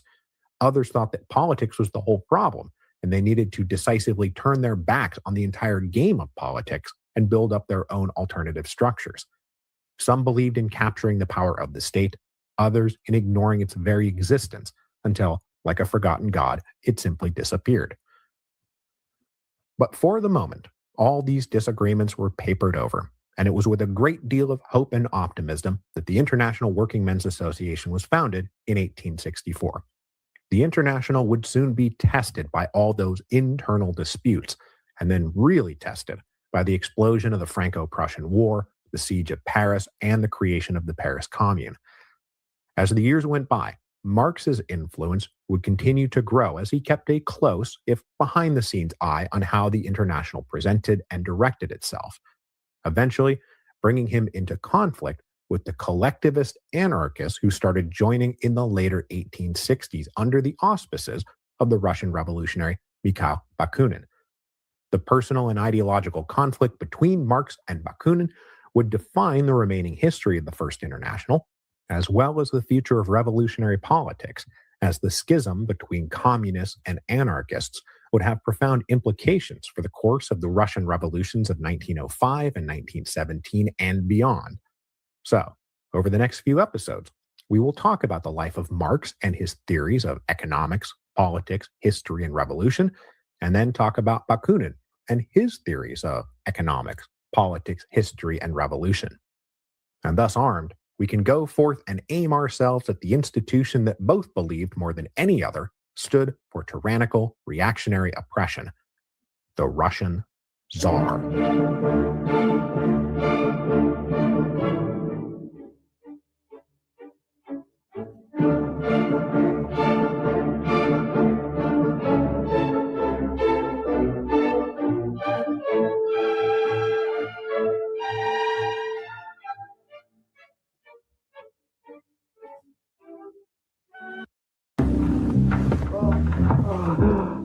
Your setup wants Opera GX.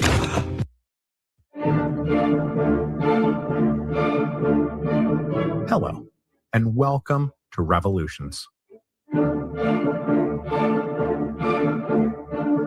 Episode 10.2, The Adventures of Karl Marx and Friedrich Engels.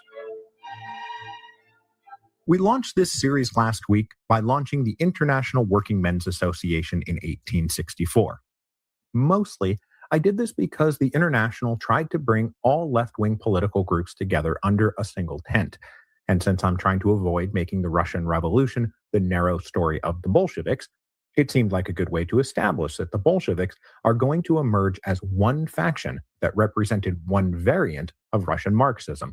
But there were a lot of other factions and variants out there: unionists, anarchists, socialists, communists, reformers, revolutionaries.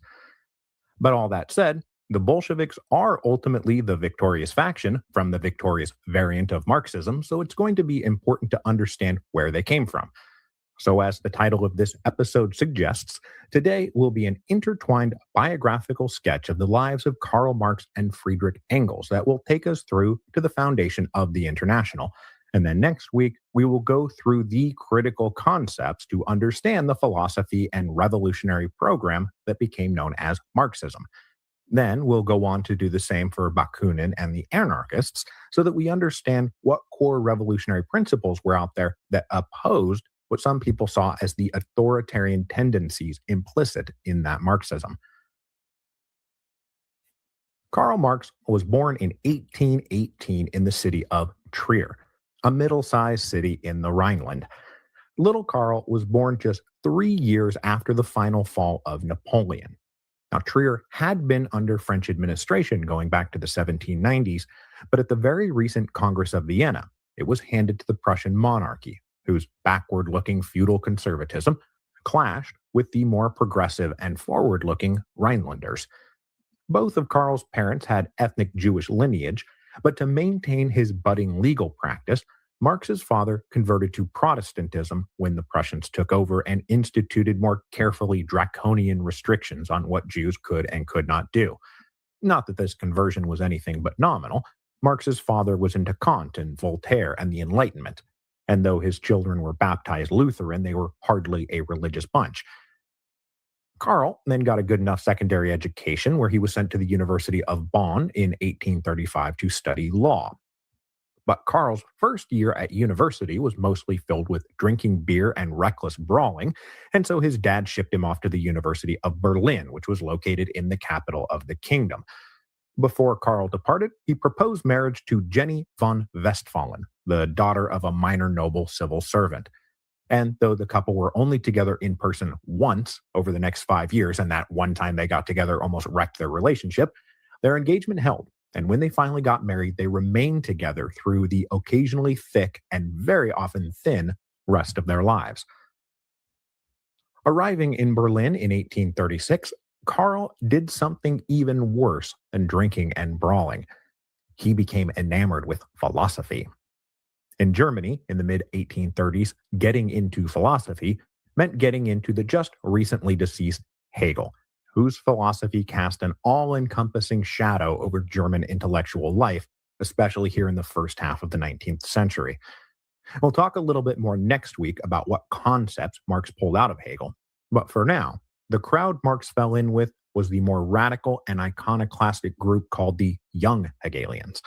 The Young Hegelians were working from themes that came from the early days of the French Revolution, and they took Hegel seriously when he said that the purpose and course of history was all about the abolition of anything that restricts freedom and the use of reason. The Young Hegelians were obviously critical of the repressive Prussian government, but unable to express their opposition openly, they turned to theology and philosophy. They published challenges to the reliability, historicity, and believability of Christianity and the Bible. They believed that by doing this, they could undermine one of the core pillars of the Prussian monarchy's alleged legitimacy. Marx fell in with the Young Hegelians at the worst possible moment, because while their controversial philosophy was tolerated by King Friedrich Wilhelm III of Prussia, when he died in 1840 and his son, Friedrich Wilhelm IV, ascended to power, that tolerance evaporated. Now, you know Friedrich Wilhelm IV from our episodes on 1848 because he will be the king of Prussia during the revolutions of 1848. He's the one who had to crawl on his belly away from Berlin. Conservative, romantic, and evangelical, this Friedrich Wilhelm had no tolerance for seditious blasphemy, and so the Young Hegelians were marked and blacklisted. In spite of this, Marx pressed on with a doctoral thesis that used Hegelian methods to analyze ancient metaphysics, even though his conclusions were now outside the boundaries of acceptable thinking. Knowing he couldn't submit his thesis to the University of Berlin, Marx instead sent it to the more permissive University of Jena, which made him a doctor of philosophy in 1841. But as I just said, this was a bad time to be a young Hegelian, and Marx's dream of a university position was squelched. To make matters worse, Marx's father had died in 1838, beginning endless rounds of bickering with his money over money from the inheritance. To make a living, Marx, like many of his ideological comrades, turned from academia to journalism. So this newly minted doctor of philosophy moved to Cologne, where he submitted articles to a progressive paper called the Rhineland News, showing off a rhetorical style that was acerbic, witty, intelligent, sarcastic, and occasionally savage. This was also the period that, by his own account, he started being handed socialist and communist ideas, moving him away from abstract philosophy towards the realities of social and economic life. When the editorial brain trust of the Rhineland News fell apart, Marx became its de facto editor-in-chief in the middle of 1842. The paper was successful, and that looked like that. Karl Marx was going to be a newspaper editor in Cologne. But the paranoid hand of conservative censorship dug up Marx's new roots before they even had a chance to settle. The Rhineland News was suppressed and banned in 1843. Whatever plans Marx may have had for a normal life with a steady income were turned upside down by his politics. During his stint with the Rhineland News, Marx came into contact with a young, semi-anonymous contributor named Friedrich Engels. Engels was 2.5 years younger than Marx, born in 1820 in Barmen, a city about 35 miles east of Cologne. The Engels family were, first, devout evangelical Protestants, and second, industrial pioneers in the Rhineland. They owned textile factories in the region and had further expanded up to Manchester, England, which was rapidly transforming into a hive of industrial factories. The scion of this rich, capitalist, and very religious family rebelled on nearly every front. In 1842, Engels did a requisite year in the Prussian army, and stationed in Berlin, he attended lectures and came into social and intellectual contact with both the young Hegelians and various proto-socialists. Engels took to thinking and writing, and he submitted pieces to the Rhineland News, anonymously, as I said, since he was the son of filthy rich capitalists. Scandalized by their son's new friends and his new ideas, his parents sent him to Manchester to apprentice in a family-owned factory there. And in the annals of parents trying to halt the radicalization of their children only to see it backfire, sending Friedrich Engels to Manchester may be the single greatest backfire in world history. Now, despite having lost his job, Karl Marx and Jenny von Westphalen married and moved to Paris in October of 1843.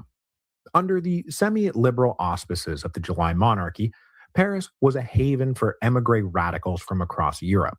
Russians and Poles, Italians, Germans, Spaniards, creating a swirling milieu of nationalists and Democrats, socialists, anarchists, tepid reformers, and single-minded revolutionaries. The Marxes settled down, and their first daughter, little Jenny, was born in early 1844. Marx worked as a contributor and editor for a couple of different German-language publications, meant for audiences in the émigré community, but also for audiences back in Germany. None of this work, though, was steady or particularly profitable. Engels, meanwhile, went off to Manchester, where he embarked on a program of self-radicalization. He was absolutely appalled by what he found there. Shortly after arriving, Engels met an Irish worker named Mary Burns. They fell in love and began a 20-year non-marriage marriage, where they never tied the knot because they both rejected the oppressive bourgeois institution that was marriage. Mary Burns was Engels's early guide to Manchester, and he was deeply affected by what he saw. And basically, he saw every single stereotypical thing you might cram into a period piece drama about England during the Industrial Revolution. Crowded slums, ill-fed, filthy workers, men and women walking around with missing limbs, child labor, environmental degradation, grinding metal, choking black smoke, the works. Engels started writing articles and submitting them to various outlets, among them those Marx was working on in Paris. Pretty soon, Engels decided to collect and revise his notes and articles and ideas and turn them into a book that he called The Conditions of the Working Classes in England, which became his first contribution to mid-19th century socialism. Now in semi-regular correspondence with Marx, Engels swung through Paris on his way back to Germany so they could meet. And on August the 28th, 1844, they got together at a cafe near the Palais Royal. It was not technically the first time they had met, but it was the first time that they realized what kindred spirits they were. The two young men, both still in their mid-20s, got along famously, and Engels wound up staying at Marx's home for the next 10 days, the beginning of a lifelong collaboration and friendship. Marx, by this point, had begun thinking deeper and more seriously about the link between economics, society, and politics, and not just in the abstract. Marx was a man who dreamed of revolution, and he had hit upon this idea that the new industrial quote-unquote working class might just be miserable enough to be the engine of the next revolution. And when Engels came along with these horribly evocative descriptions of working class misery, they agreed with each other that they were really onto something, that they had discovered the revolutionary proletariat. Both Marx and Engels then got involved, at least peripherally, with a radical group of emigre German artisans who had formed themselves into something they called the League of the Just to promote socialist and anarchist philosophy and prepare for the very revolution Marx and Engels now believed was coming. The Marxes probably would have stayed in Paris indefinitely, or at least until the revolution came, but Prussian diplomats complained to the French government about radical German propaganda being produced in Paris, and in 1845 demanded that some of the more offensive elements be expelled from France, specifically citing this guy, Karl Marx. To his horror and dismay, Marx discovered he had 1 week to leave the country, and the order was signed personally by Francois Guizot, earning lifelong enmity from Marx, who then had to pack up his wife Jenny, who was pregnant again, and little Jenny and scoot over to Brussels to start over. Again. To keep himself free of the long arm of Prussian conservatism, about 6 months after arriving in Brussels, Marx renounced his citizenship. You know, they say that AI is the future, but Apartments.com has been using apartmental intelligence for... Their arrival in Brussels happened to coincide with the beginning of the Hungry 40s. The potato blight and harvest failures were going to send recessive shockwaves reverberating through every sector of the European economy. So the going was hard for the Marx family, and his son Edgar was born in February 1847 at a very difficult time, both for his family and for families across Europe. In Brussels, Marx and Engels also reconnected on a more permanent basis, and they actively collaborated on various book ideas, some of which, like The Holy Family, were published at the time, while others, like The German Ideology, sat around in piles of paper until Soviet researchers put them out in the 1920s and 1930s. Most of these ideas, though, revolved around their various beefs with other German radicals and philosophers. Old friends and mentors became derided rivals as Marx and Engels moved decisively towards the idea that material economics was the basis of everything else, and if you disagreed, prepared to be skewered with a sarcastic and acidic pen.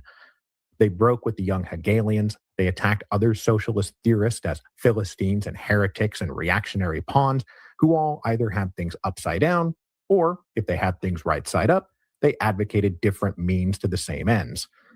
Now, Marx and Engels were not unique in this regard, and in return, they were attacked, derided, and mocked just as hard and with just as much venom. But outside of these beefs, they continued to keep an eye out for the revolution. And in one of Marx's works from this period that only saw the light of day well after he was dead, he wrote that, quote, "Philosophers have hitherto only interpreted the world in various ways. The point is to change it." But when it came to changing the world, Marx was never a fan of Blanqui-style revolutionary vanguardism, and he wanted the working class movements to be out in the open, not secret, that their great power was in their great numbers. Let the ruling classes tremble. Exerting more intellectual force inside the League of the Just, Marx succeeded in getting them to make a strategic shift. In June of 1847, the League of the Just rebranded itself as the Communist League and then came out into the open. To attract members and announce their program, they commissioned Marx and Engels to draft a manifesto.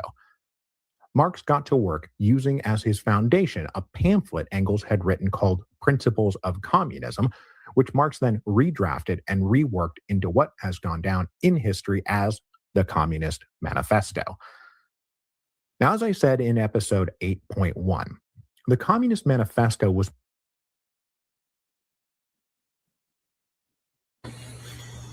What's up, man? Yo, what's poppin'? Checking out this Mike Duncan's Revolutions, you know. Oh, I've never heard of it. Yeah, it's pretty cool. Detailed, for sure. Right. First time I listened to it, I was really surprised about how detailed he got into Marx and Engels and Yeah. very early history into the First International.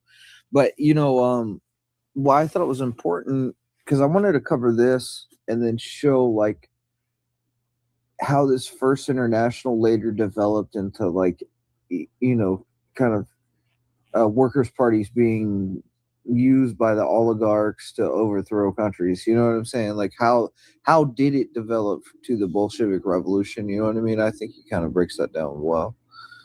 So Yeah, there's a huge instance in the Islamic world of this.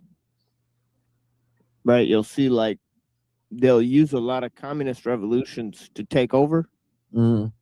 You know, and a lot of them claim that they're secular, you know, but then they make certain alliances that prove that they're not Right. against certain groups of you know, religious people and so on and so forth, and they're usually set up by international banks and stuff to go ahead and you know, pull the plug on like a certain country, and so on and so forth.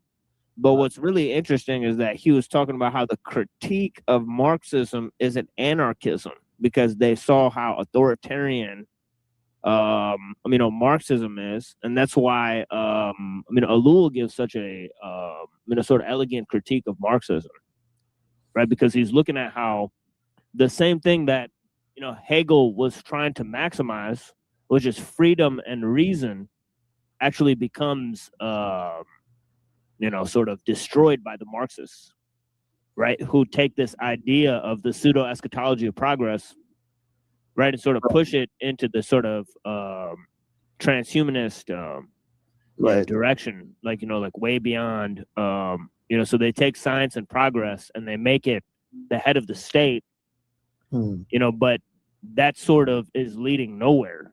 Right, it's leading to a sort of you know, like as you know, Marx says, his movement is a sort of international movement, right? So in this international movement, he wants to overthrow both religion and the family.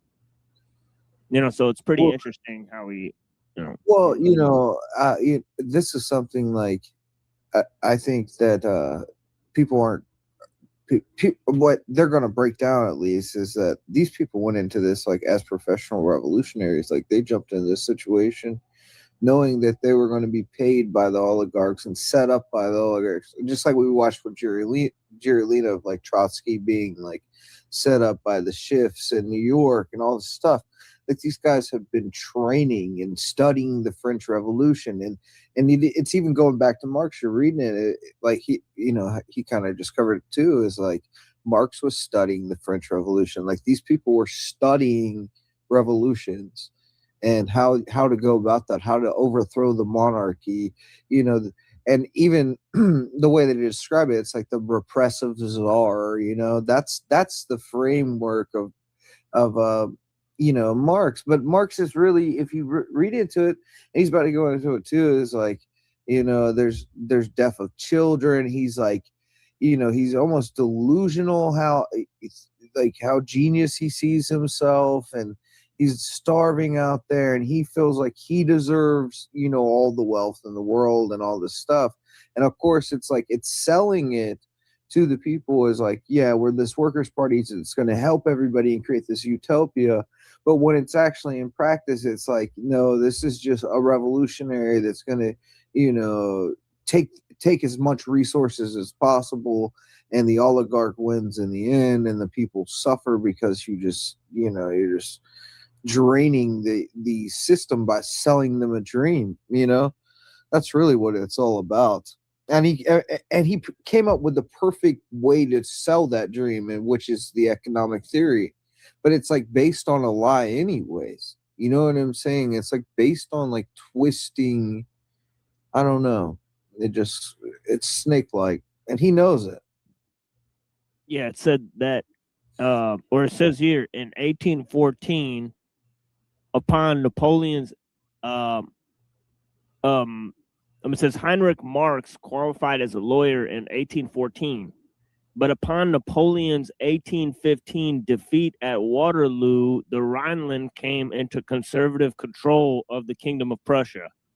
An 1812 edict, unenforced by the French, asserted that Jews could not occupy legal positions or state offices, and Prussian enforcement of the law led to trouble for Heinrich Marx.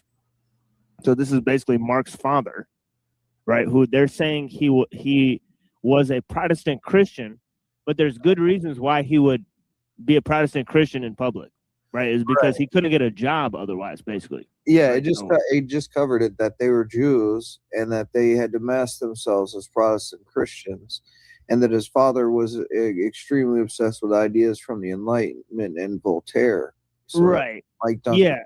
Yeah, that's another thing I was gonna say is that Marx is basically, as you said, his family supported the French Revolution as a result, right, of all these reforms taking place, because as you could see, it sort of directly affected their lives, right? So when he went with Schelling, right, as we looked at, over there in I think it was Paul Stuthern who said he went with Schelling to go plant a tree of liberty in the marketplace, for the French Revolution. This is Hegel. Great reason, right? Like worshiping reason. And it's Right. so So Hegel supported the French Revolution, even right. Right. Well, the they Marxists were all thoroughly- looked at it like they romanticized about it. Right. Loved that, but that's the same way with Lenin and Trotsky. Like all these guys romanticized about it, and like even during the Russian Revolution with Lenin and Trotsky, they're sending letters to the Grand Orient in France, exchanging notes on the relations between the current quote Russian Revolution. It's not. It's the October Revolution. It's not Russian, really. You know what I mean? But it's Jewish. Yeah, you know what I mean? They're exchanging notes with the Grand Orient on how the Illuminati actually, because if you read into that, it's like Jacobins and all this stuff going on in the fridge. I want to get into that too because he covers that. But I think I'm going to go to Father Seraphim Rose and how he covers Nesta Webster and all that eventually. So. Yeah, it sounds like a lot of interesting material for sure. But in in Marxism as a sort of reaction to Hegelianism, right? Sort of Peter Singer said that the dialectic that Hegel sort of rolled out, which is affirmation, then negation of the affirmation, then a negation of the negation. Right. So how this works out in metaphysical domains, you have existence, then you have non-existence. And as a result, you have becoming, because becoming is sort of the synthesis between existence and non-existence. Right. So so in terms of Marx, right, he applied the dialectic to a historical sort of engine. Right. So he said the dialectic is sort of the engine of progress in history. Right. So he said it's the thing that's moving societies along, getting societies to overthrow their leadership, and then things even out. Right. They reach an equilibrium of power, and then the rich get back on top and the poor get back on the bottom, and then the poor overthrow the rich, and then it equals out again. Right. And he sort of said this is a dialectical materialism that's pushing history. Right. So Peter Singer sort of said that just as Hegel was metaphysical, Marx was deeply material.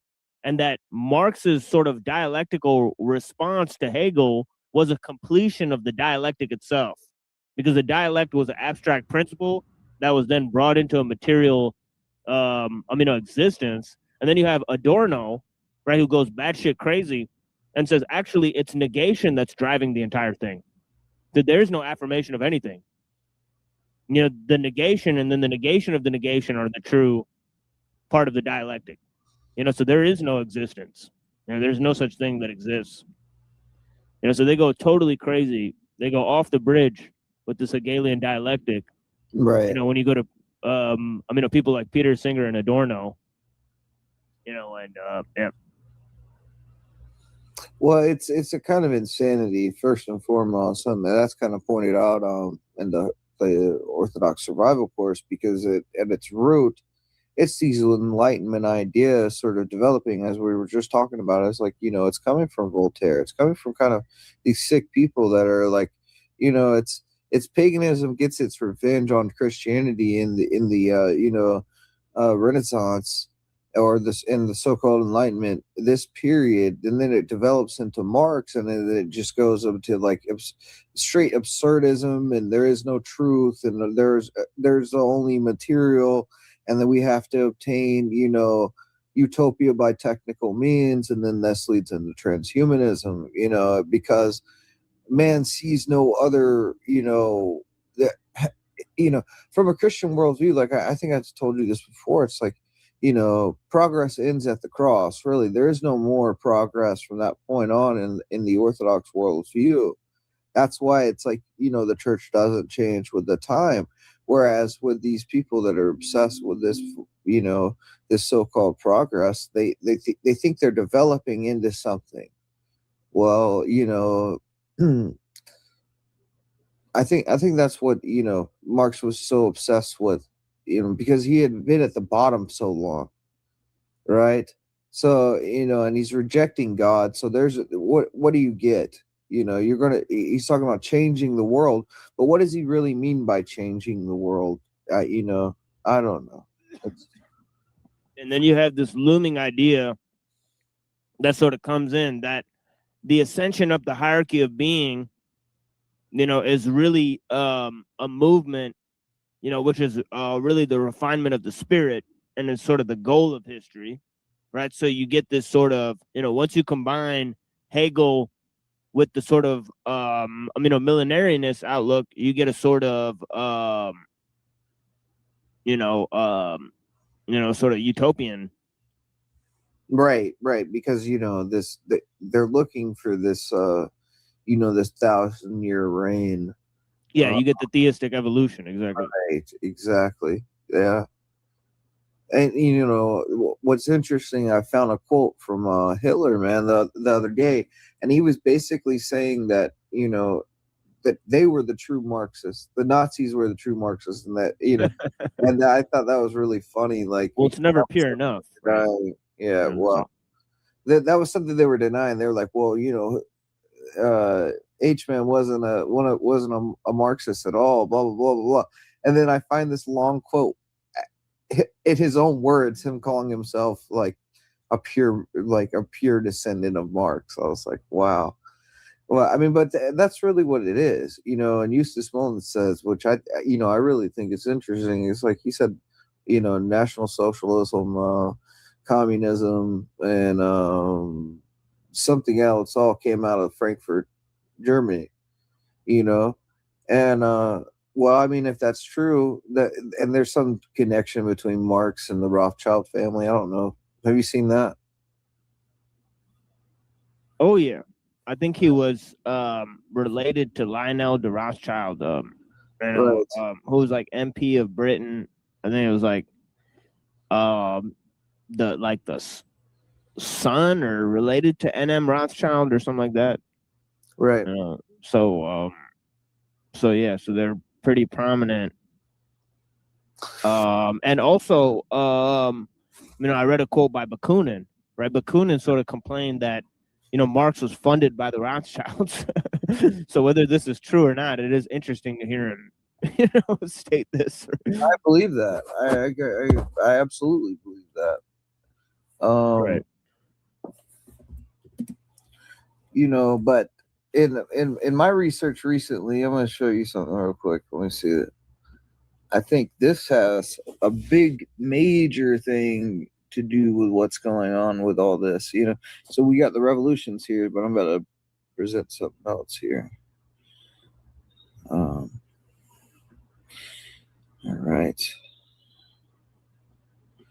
Here. You ever looked into this? Yeah. Oh yeah. Yeah, what this is Hadrian put this down, or who? Who's Hadrian? The Roman guy? Or I don't know. I don't know. I haven't read it. Yeah, but I have seen, but they thought this guy was the Messiah. Correct. So that's the problem with like with another Sabbatai Zevi, or they were looking for a military leader, a military style leader, and they didn't get one. Right. They were looking for somebody to take over the land there. And that's like the obsession. That's been the obsession since that time. And that's the Rothschild obsession that, from this time period, that's been the development. And all revolutions are almost based on this first revolt right here, and even prior ones. I think like that's really what the root of the revolutionary mindset is. This Yeah, look at this. It says Kokbo was declared a Nasi, Nasi. You see Prince that? of Israel. What the fuck? That's good. Well, no. Nasi means Prince of Israel. Oh, that's gonna go over well in the Discord. Right. Yeah. Explain this. But anyways, that's funny. The things you look at, but that studying my book, that kind of like came up because I'm trying to like connect this utopian idea and like throughout history, this kind of lawless spirit where going back to the Sanhedrin, what they expected. Because from the Christian viewpoint, it's like there's this rejection of Christ at the Sanhedrin because they wanted this worldly Messiah that's going to, dominate for them and make everybody else their slave. And it's not until they acquire this land that they can be the collective Israel. It's this very Kabbalistic mindset, right? But that goes back to those revolts. But these same revolts are influencing Marx. This same spirit has gone throughout history, and I think in the scriptures it's called the lawless spirit, because it's. But I mean, even Protestantism, it's a lawless spirit. You're rebelling against something. You're protesting something, and even up into the '60s and everything else, really, and in our times too. That 10 minutes. The lights go out in New York City, everybody's revolting and throwing bricks through windows, and we're kind of in a lawless time. And I'm not saying it's just them, but I think that, it's clear from the scriptures, we understood that from a Christian's perspective, the Sanhedrin were definitely influenced by Satan, and they had this very rebellious, they wanted a worldly kingdom, so they're revolting for that purpose. So it's not necessarily, we could find instances where it's like you could have a righteous battle, but this seems like it's not over a righteous thing at all. It's over, a deluded so-called false Messiah in this occasion where they thought he was going to, dominate for them, and it just didn't happen.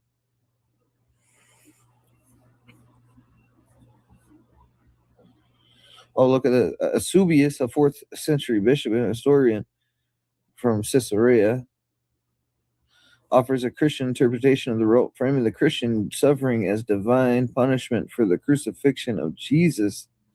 Wow. That's pretty crazy. See that?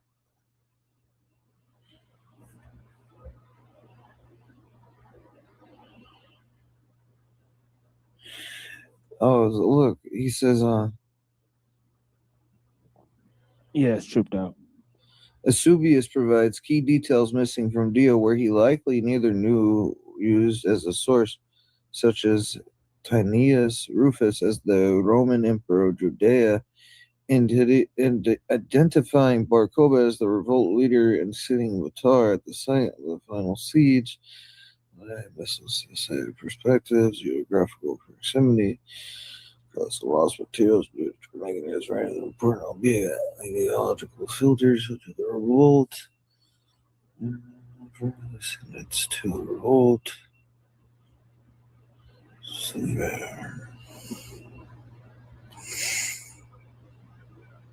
Rabbinic literature offers significant insight on how Jewish communities experience interpreted events, while these texts primarily focus on Jewish law or not intended as historical chronicles. They contain narrative sections that preserve stories, teachings, legal rulings, and reflect related to the period, though shaped by the theological and didactic goal. Some of these traditions are connected to preserve historical memory.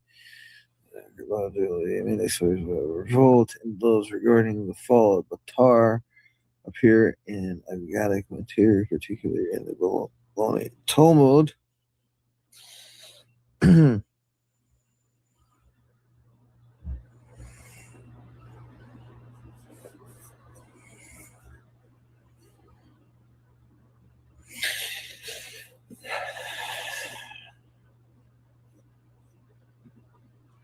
You see that what was it that I sent to you? I think it was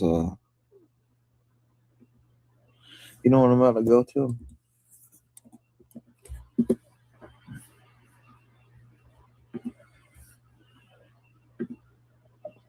But yeah, it's crazy. Like 4 Ezra, 2 Baruch.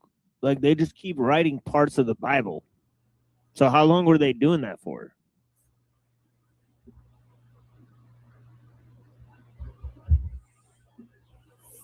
You know, it says, meanwhile, the trauma of Jerusalem's destruction left profound mark on Jewish messianic and apocalyptic expectations, endured with works such as 4 Ezra and 2 Baruch, expressing hopes that Rome would soon be overthrown. It's like, okay, but, you know, what is Ezra still writing books?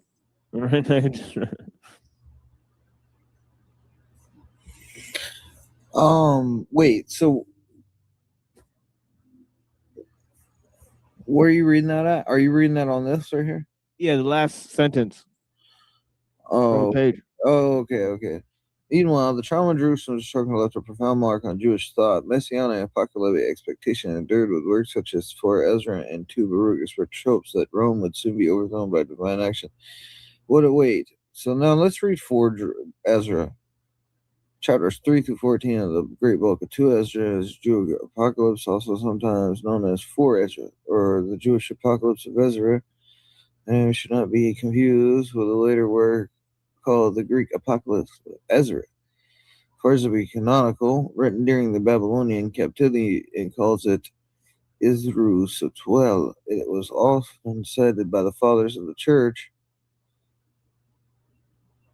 In the Eastern Armenian tradition, it's called 3 Ezra. It was written in the late 1st century CE, following the destruction of the Second Temple. I've never read it. You want to read it? You want to see what it says? It's kind of weird. Yeah, I've never heard of that for sure. Yeah, okay. It says 4 Ezra consists of 7 visions of Ezra the scribe. The first vision takes place as Ezra is still in Babylon. He asks God how Israel can be kept in misery if God is just. The archangel Uriel is sent to answer the question, responding that God's ways cannot be understood by the human mind. Soon, however, the end would come and God's justice would be made manifest. Similarly, in the second vision, Ezra asks why Israel was delivered by the Babylonians, and is again told that man cannot understand this, and that the end is near. In the third vision, Ezra asks why Israel does not possess the world. Uriel responds that the current state is a period of transition. Here follows a description of the fate of evildoers and the numerous. Ezra asks whether righteous may intercede for the unrighteous on the judgment day, but what is told that the judgment day is final. The next 3 visions are more subtle in nature. The fourth is a woman mourning for her only son. She is transformed into a city when she hears the desolation of Zion. Uriel says that the woman is a symbol of Zion. The 5th vision concerns an eagle with 3 heads and 20 wings and 12 large wings and 8 smaller wings, quote, over against them. The eagle is rebuked by a lion and then burned. The explanation of this vision is that the eagle refers to the 4th kingdom of the vision of Daniel, and the wings and the heads as the rulers. The final scene is the triumph of the Messiah over the empire. The 6th vision is of a man representing the Messiah who breathes fire on a crowd that is attacking him. This man then turns to another peaceful multitude which accepts him. Finally, a vision of a restoration of scriptures related. God appears to Ezra in a bush and commands him to restore the law. Ezra gathers 5 scribes and begins to dictate. After 40 days, he has produced 204 books, including 70 works to be published last, 2 Esdras 14 and 44. And in 40 days, they wrote 204 books. And it came to pass when the 40 days were filled, with the highest spake, saying that the first that thou hast written published only, that the worthy and unworthy be read. And keep the 70 last, that thou mayest deliver them only to such as be wise among the people. This is kind of interesting.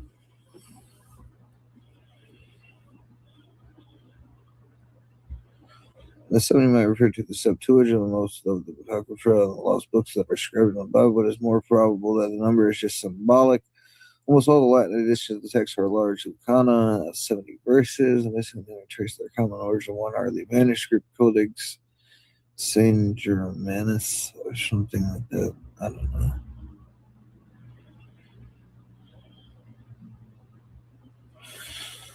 know.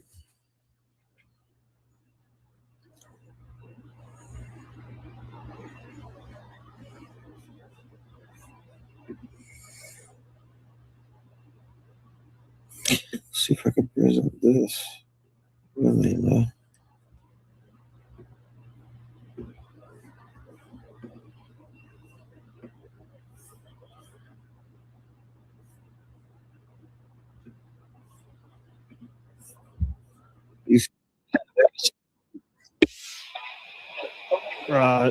What'd you say?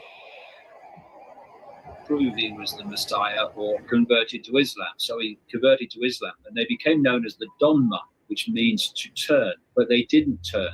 And then the next century, along came Jacob Frank, and Jacob Frank took Sabbateanism on to another level of evil.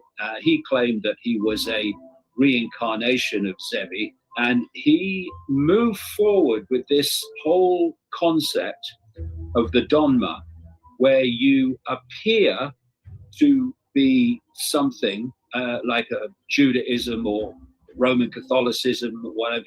Well, actually, you are this Sabbatean Frankist cult, and you manipulate or have yourself manipulated into positions of power in these different religions and different cultures. But actually, you're representing this Sabbatean cult all along. And the Rothschilds are Sabbateans. Sabbatean Frankists. And funnily enough, you had this connection between Mayer Amschel Rothschild, who basically started the Rothschild dynasty. You had Adam Weishaupt, this Jesuit-educated Jewish guy, and they created the Bavarian Illuminati in 1776. What a lot of history doesn't include is that the third person in that trinity that created that Illuminati was Jacob Frank, who was a friend and associate of Mayer Amschel Rothschild. And Frank moved in on the Roman Catholic Church and basically took that over. It was the Sabbatean Rothschilds and Sabbateans in general that created modern Israel.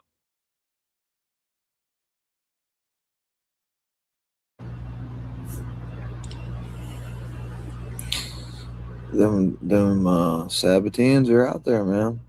I gotta watch out for them.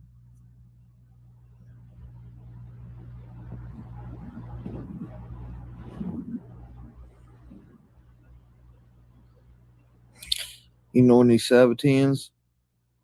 Any Sabbateans out in the audience? Well, I think it's evolved right into accelerationism. Right. So there's a sort of philosophical version of sort of Sabbateanism and the holiness of sin, causing sin to bring about some result. In other words, sort of LARPing as a sinner, LARPing as a religious person, all at the same time. Well, I read something about Sabbateans that they had, they considered that, the more that you sin, the closer that you would get to salvation in some way, or that would save you. The salvation through sin. That's pretty crazy. Right. And Jacob Frank also said you got to burn the Torah. You got to burn the Torah. And keep the Zohar. Yeah, I almost said Tohar, but yeah, burn the Torah, keep the Zohar. Man.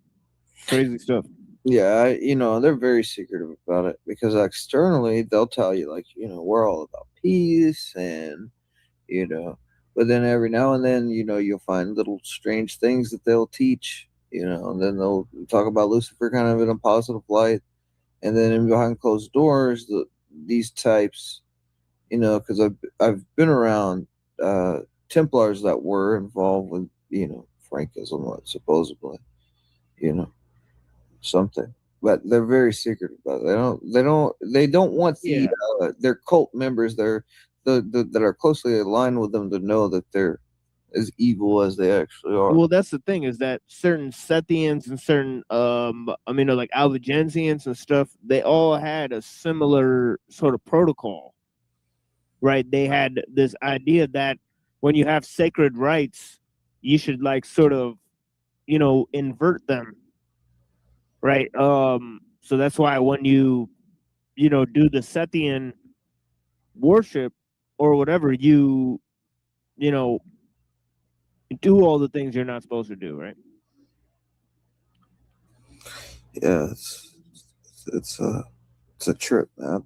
Definitely. Yeah, so they had these like sort of cults, like obviously Jacob Frank, who was a Sabbatean, right? He had like orgies and stuff. So like this is the kind of stuff they were into. But what I'm trying to get across is there are certain Jewish sects of antinomians and Gnostics, right? Like in the Second Temple, and also all these crazy Gnostic groups that St. Irenaeus talks about. And some of them had like females, some of them were doing like weird rituals, like they do pagan stuff, like all sorts of stuff. So what text is that from St. Irenaeus? Let's go to it. Let's just go look at it for a second. Why not? I can bring it up. I'm kind of, excited because I got my, Yeah, I don't know if he's got like stuff on the Sethians, the Ophites, and stuff. Let's see what St. Irenaeus has to say. You know who else St. Augustine has some good stuff as well. Right, because he's writing about the Manichaeans. And there's obviously a bunch of sects, and the Manichaeanism sort of led to the Albigensians, and the Cathari. So there's wild sort of Manichaean sects where they would do weird rituals and obviously if people don't know, like Manichaeanism, that St. Augustine talked about, sort of like an offshoot of Gnosticism and Zoroastrianism. So it's combined.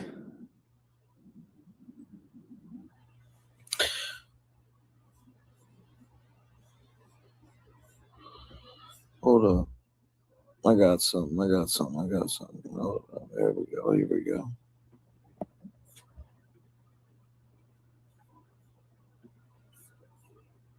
When Irenaeus was appointed by the Christians in Lyons to be their church's bishop or overseer, he had at least 3 enormous tasks in front of him. 1. Many families in his congregation were grieving the losses of nearly 50 martyrs from the previous year. 2. The gospel needed to be spread into the region surrounding Lyons, where people were polytheists or atheists, or the Christians needed their local churches to be organized. 3. There were discussions and disagreements between Eastern and Western Christians regarding how to respond to heretical groups claiming to be Christians, who were seeking to gain converts away from the universal church. Among the heretical groups who were falsely identifying as Christians were those later referred to as Gnostics. The word Gnostic derives from the Greek word gnosis, which translates in the English to knowledge. Although the Gnostics were not a single group, they did share some general theological tendencies. Irenaeus believed the Gnostics presented a serious threat to the correct presentation of the gospel and to the unity of the universal church. He therefore collected as many Gnostic writings as he could find and wrote a detailed expose of Gnostic beliefs and behavior. The full title of Irenaeus's expose is A Refutation and Subversion of Knowledge Falsely So Called. But in time, Christian scholars have shortened the title to Against Heresies. It was written sometime between... I like the original title, actually. What was it? It was like, it was pretty long. Hold on. He said what? That was kind of cool. A refutation and subversion of knowledge falsely so called. That's kind of wild. But in time, Christian scholars have shortened the title to Against Heresies. It was written sometime between AD 182 and 186 and is considered to be the best description of Gnosticism from the early church era. Against Heresies is organized into 5 distinct books. The first book is an exposition of the beliefs and behavior of various Gnostic groups. Of the Gnostics, Irenaeus wrote, "These men falsify the teachings of God and prove themselves to be evil interpreters of the good word of revelation. They also overthrow the faith of many by drawing them away under the pretense of superior knowledge."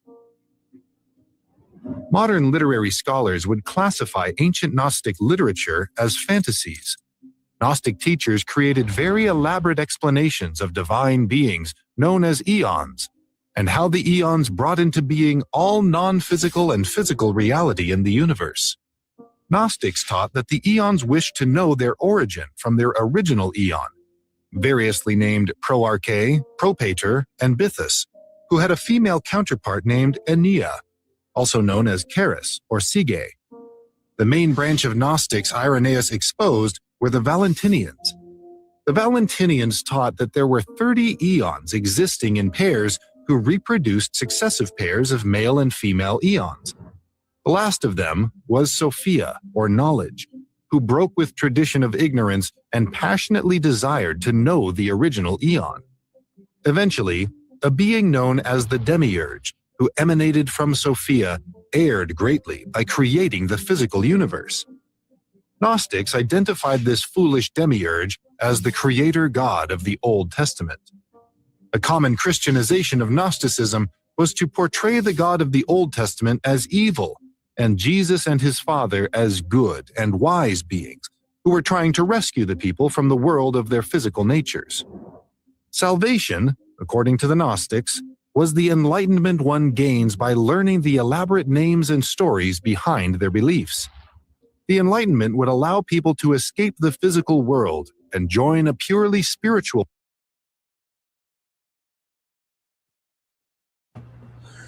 There's like name worshippers, right? And like they pose as Orthodox Christians, and they kind of say like, I think I've talked to you about it before, but they kind of say that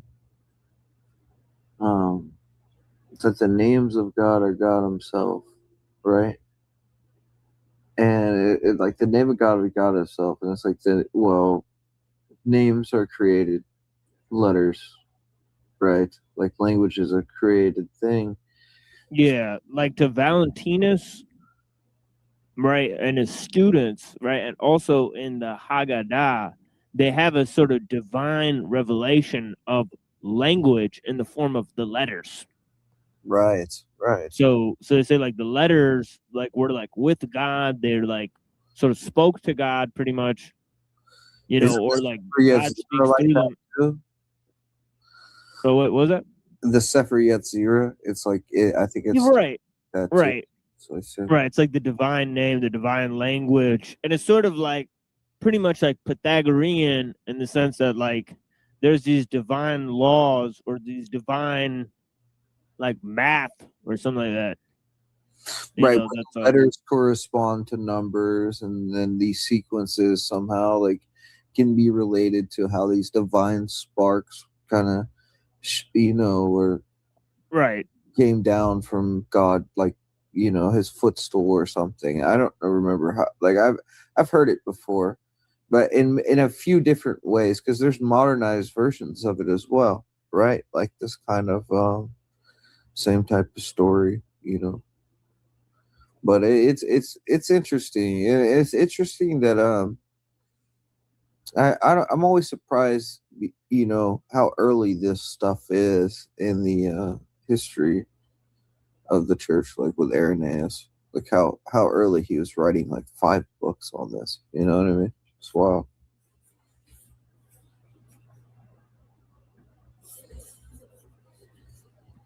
Realm, where they would be reconnected with the original eon. Irenaeus did not just expose the overcomplicated Valentinian teachings, though. He described the beliefs of other Gnostic groups, whose names and stories were different from the Valentinians. Most of the groups were nameless, but Irenaeus also exposed the teachings of Gnostics named Secundus, Epiphanes, Ptolemy, Marcus, Simon the Magician from Acts 8, Saturninus, Basilides, Carpocrates, Marcellina, Cerinthus, the Ebionites, the Nicolaitans from Revelation 2, 6 and 15, Cerdo, Marcion, and the Encratites. Irenaeus hoped by exposing the mutually inconsistent opinions of the Gnostics to persuade anyone from being seduced by their teaching. If the mere exposure of the confusing overcomplexity in Book 1 did not persuade Irenaeus's readers to avoid Gnostic teaching, Book 2 provided an argument that the Gnostics used poor logic to arrive at their conclusions. For example, the very idea of polytheism, or there being multiple gods, is absurd. For if neither of two gods are perfect, then there must be a reality or God greater than they are. Likewise, if angels created the world apart from the will of the greatest eon, then the greatest eon is not really that good, wise, or careful. Irenaeus also pointed out that the teachings of the Gnostics were inconsistent with the rule of faith, which was the consistent and comprehensive teaching about the Trinity, creation, salvation, and other doctrines. Shifting the burden of proof to the Gnostics, he exposes the emptiness of their system, showing that they copied their ideas from pre-existing stories, but just changed the names. They also made extensive use of math to show that numbers which could be added together to arrive at 30 were proof enough that there were 30 eons. One of the chief theological contributions of Irenaeus in his Against Heresies was his doctrine of the atonement, called the recapitulation theory. The recapitulation theory suggests that all parts of Jesus' life on the earth, including any physical suffering he endured, are indispensable to the salvation of other human beings. The recapitulation theory emphasizes God's role as the redeemer of creation, not one who merely wanted to help the spirits imprisoned inside people's flesh to escape. The second book concludes with a refutation of the absurdity of the migration of souls where people might spiritually transfer from one form to another. Finally, books 3, 4, and 5 investigate specific passages of Scripture to demonstrate Gnosticism's broad and deep contradictions with a historical understanding of Scripture. Throughout the work, Irenaeus shows how faulty the interpretations of Scripture by the Gnostics are. No sane scholar would read a piece of literature like the Gnostics read the Scriptures. However, in the final 3 books, Irenaeus reminds his readers of passages in every section of the Scriptures and in which ways the passages contradict the most prominent claims of Gnostic theology. By the end of the 5th book, Irenaeus has well demonstrated that the historical events portrayed by the Scriptures, especially physical creation and the physical life, death, and resurrection of Jesus, are essential to a proper understanding of the truth, Christianity, and God himself. Irenaeus engages in a negative apologetic, or defense of the faith, when he dismantles the heretical claims of the Gnostics. But he also engages in a positive apologetic when he gives biblical evidence for specific features of God and salvation that directly contradict Gnostic claims. In the end, based on the Scriptures and the consistent teaching of the Church handed down from Jesus through clear lines of apostles and their disciples, the truth of the gospel can be and is clearly known by the Church around the world. Irenaeus not only exposed the fallacies of Gnosticism in his chief work Against Heresies, but he used ideas and language that later theologians would use and develop as they formulated their own theological expressions in writings, creeds, and liturgical formulae.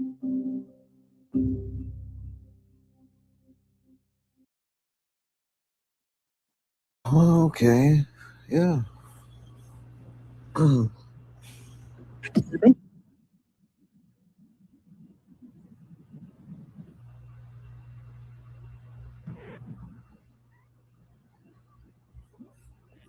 So yeah, Marcion And I mean, the Ebionites, they're kind of different from the Gnostics in that they don't really believe in like the Sophia and all that type of stuff, right?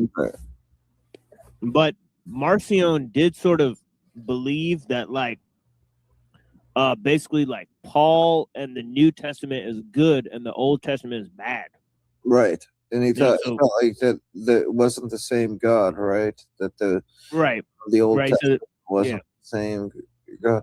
Right. He said he said it's a different God. Whereas the Gnostics, they said it's basically the demiurge. You know that's what doing it all is? that until Jesus. You know what it is? Like people really don't understand this. For instance, like when you're dealing with the Old Testament, you know, a lot of times, and you're dealing with God in the Old Testament, you're dealing with an unruly people a lot of time. When he's when you know what I mean? So when they're like, oh, he's mean or something like that, it's like, well, I don't know. He did tell them like 20 different times not to do this, and then they go and do it, and then you know Moses is up there, you know, receiving revelation. He comes back down, they're already worshiping a golden calf. You know what I mean? It's like it's kind of hard to say like it's not justified. I mean, it's impossible to say it's not justified. It's God. You know, I mean, it's. I think the biggest mistake a lot of people go into the scripture, and I think I made this mistake when I was younger too, because I was just kind of prideful. I think it's like kind of going into the scriptures thinking like, you know, you're in a position of judging God. It's like, no, God's the judge, right? And it's like each man has to be. We're gonna have to face God. It's not you that judges God, rather God's the judge. And if we go into anything in the scriptures looking at it the other way around, we misplace our own selves, and that's a misplaced judgment off the top, you know, I think. So some would see that as kind of like just like a blind obedient type thing. I don't see it that way. I just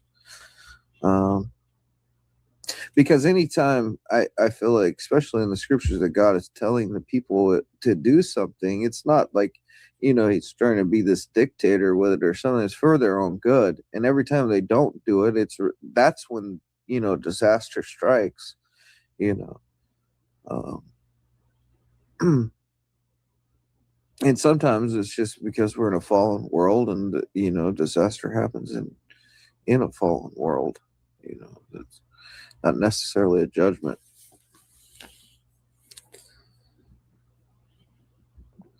So what's been on your mind lately, man? What have you been thinking about? Nothing really. You know, try to keep the old, you know, storehouse clean there. You know, but yeah. How's your show been going, man? I haven't been tuning It's in okay. because I've been a little like busy lately. I've just finally gotten some time to chill out. Not a thing has changed. Not a I damn wouldn't thing has think changed. so. I wouldn't think so. Yeah. Yeah, not anything has changed. Just more, basically pointed discussions. Right. So, you know, as you've probably seen, I've been trying to sort of clean house to sort of make sure people stay on the topics and stuff. Good. And so, so yeah, I mean, most of my shows just basically just 6 hours of cold hard discussion until people show up. Then I let them talk. Right. Right. I let them talk, especially if it's like 3 or 4 people. I'll just go ahead and just let them talk. But yeah, but most of the time, there's not 4 people on the panel, so it's just like 3 people usually, and 2 of them are pretty silent. Yeah, so we just sort of present like we've been going over the pre-Socratics. Oh yeah. So. I seen you say something the other day. It was like, you know, we're the most shadow banned channel on the internet. We don't even Just the group, the entire group. Like, you know, you got DK. I think you're right. I think you're right about that. You know, not just the channel, but you know, as a group, I believe that is right. They funneled us into one group. It seems like yeah, kind of weird. Yeah, because there's a bunch of weird people that have a bunch of different ideas, but none of them seem to have, you know, the one, you know, sort of common denominator is they can't seem to pop off, right? Despite the fact that they have talent, they have comparable material, right? So, hey, so I got a question for you. So, did you watch the Rogan episode with the, you know. No, I'm afraid not. Yeah. Well, I seen a clip from it, and it's like a channel. It was like it was a channel that was on YouTube Shorts, right? And it was for Andrew Wilson, and this channel was like, he said what everybody feared to say or something, scared to say or something. It was like really weird like that. And then it went into the clip, and then it was like, Andrew Wilson just like downing on Don Lemon. You know what I mean? Yeah, he was just this token black dude that people listened to because he was woke or something like that. Like that was his take. And Joe Rogan's like, yeah, definitely. Like, oh, everybody says that about Don Lemon. What are we talking about? But I don't know. It's kind of weird that I'm not hating on the guy. It is what it is. He's there, but I don't know.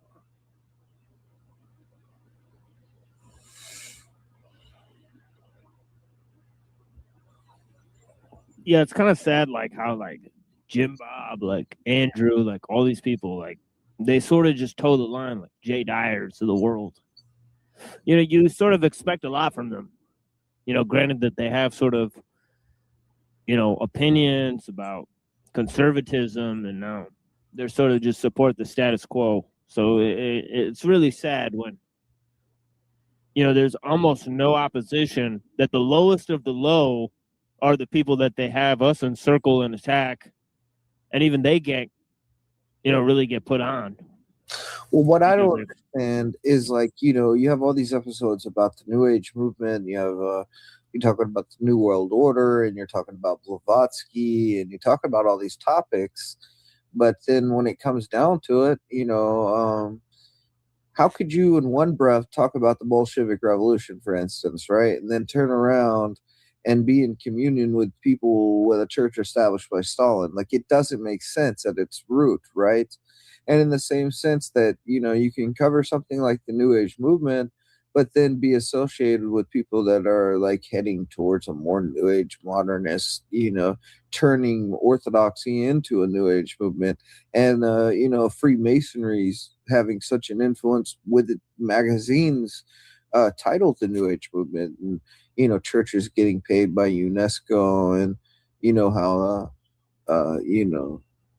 like people have been saying all those type of connections are going on, where it's like it almost feels like the subjects are getting covered almost to cover their tracks rather than to actually like sincerely cover the subject. I don't know.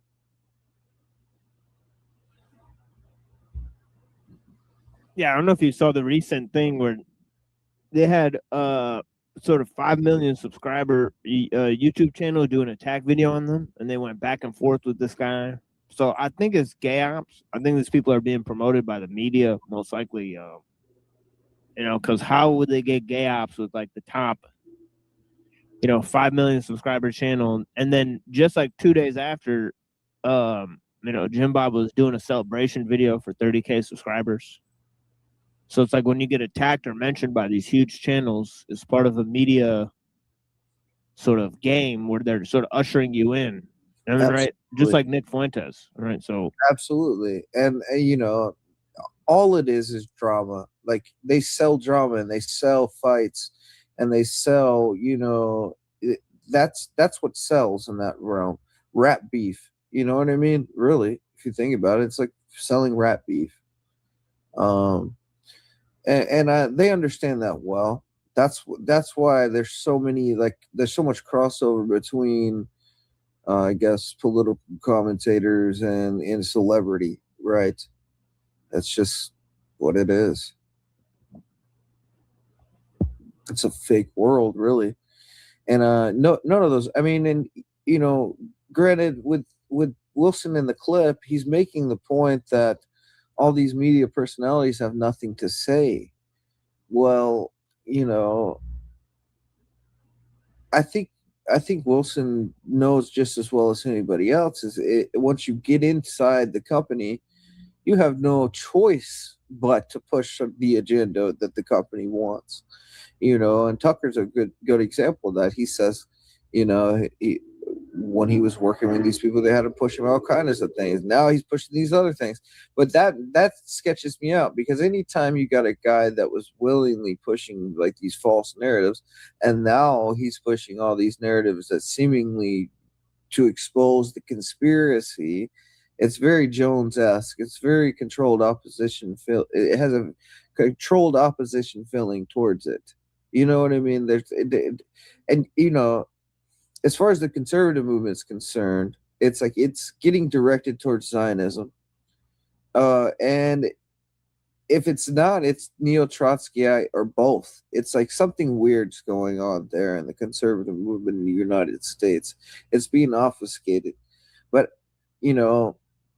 I don't know. It all feels kind of pointless politically lately between all this infighting and what's going on until, I think Eustace Mullins made the biggest point. It's like until that Federal Reserve Bank gets out of the way, the left and right paradigm isn't really serious, right?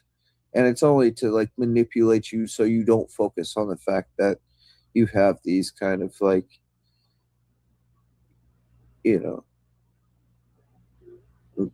gnarly banking cartels running your government, really, Well, that's the thing, is like before the entire scheme where like these guys were, put in support of the the major media talking points, and I'm talking about people with 200,000 or less subscribers on YouTube. Right. They're totally put in service of major media talking points for some reason, right?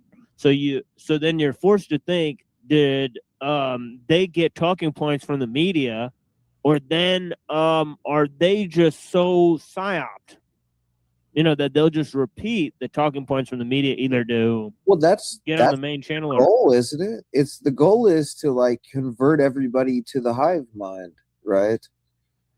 So you wouldn't know anyways who's being paid and who's not, because everybody's like, once the status quo is out there, then everybody's got to comply.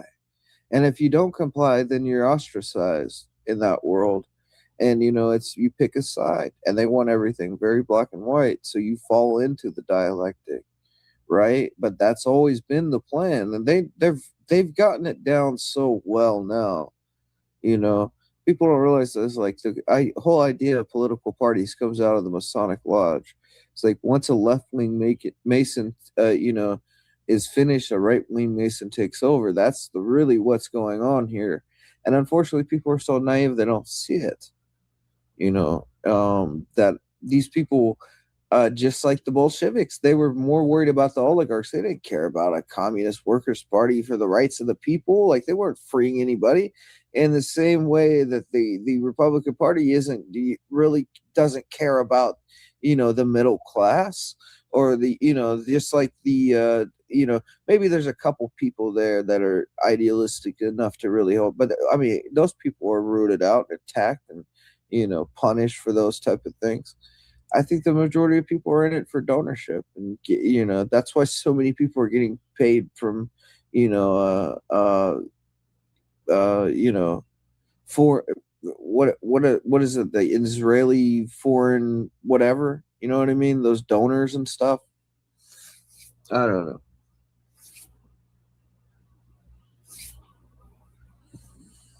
It's IFCJ or something like that. International Fellowship of Christians and Jews or something. Well, I was talking about there's Zionist APAC. Is that what it's called? Yeah. Oh yeah, of course. Yeah. Yeah. So that was what I was talking about. It's just like, all these Congress people and politicians getting paid off by Zionist organizations, And now it's to the point where there's women talking. I watched this Zionist woman talking about, she was going to make sure anybody that spoke out against Israel couldn't get a job or have a relationship. She'd ruin their life. You know what I'm saying? Like that's how these people are talking about. And it's antichrist in nature. It's going back all the way back to that Bolshevik revolt and the French Revolution and Marx and all this stuff. That's really what it's all about. It's like the Zionist movement is all that. This is the culmination of an antichrist movement that's developed. It's like festered at this point. Now that the monster was buried over time to this point, now it's grown, and we're dealing with this ungodly, lawless, reality we're in. And it's unfortunate for a lot of people. I think, with this Epstein stuff, I think, what was in the dark is finally coming to light. And what 10 years ago would have called you insane and sent to a mental institution, now it's being attested to. And it's like, this is real. This is what's happening. These people are really out here, and they're really talking like that. He's talking about, it sounded like you were reading the Protocols of Zion, a lot of that. The emails, am I tripping? Or, guys are recommending Dugin to him, and, right. He's with Putin. He's got a membership to Chabad. He's paying for one of their schools for this messianic cult that's, accelerationist. Right? It's insane, man. Right. He's friends with like a French lady who's like a Rothschild. It's just like right. And she's like talking about how, like, the Rothschilds were behind Hitler. And did you see that shit?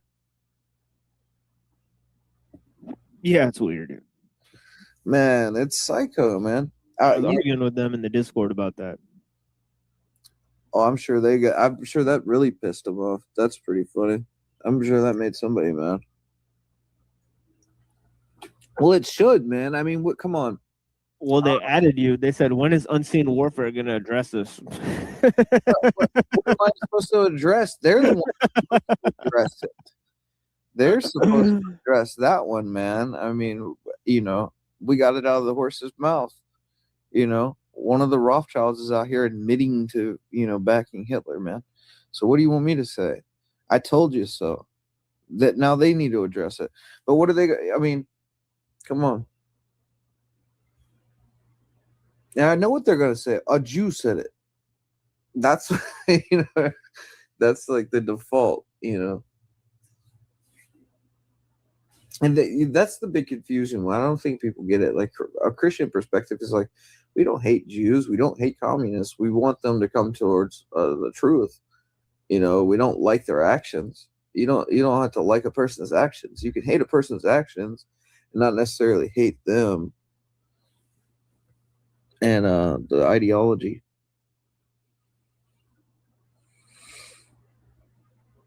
And and that's not to say, like, I've read some things where it was like maybe there was some sincerity there to some degree, but I really can't see it. I think that, like all politicians, Hitler was, he sold a dream to the people. They thought he was going to be the savior against, the Bolsheviks and the communists. In reality, he was one himself, and that's documented. He was under a Kurt Eisner. He was going to a communist funeral. He was in communist getup.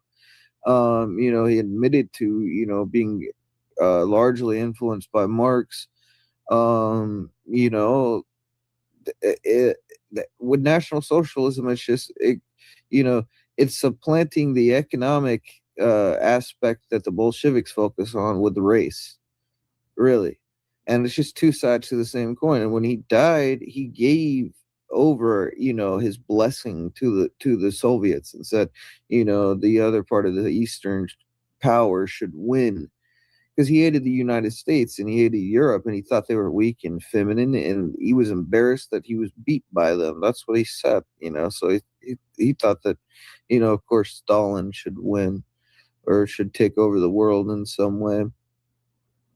And that was supposedly what he said. But I really don't buy it. I think they were all in on it in some way. I really do. There's something to do with the Thule Society and this, you can look into it. There was swastikas seen on the rubles of the provisional government of the Freemasonic government that took over the government of Russia from the Tsar.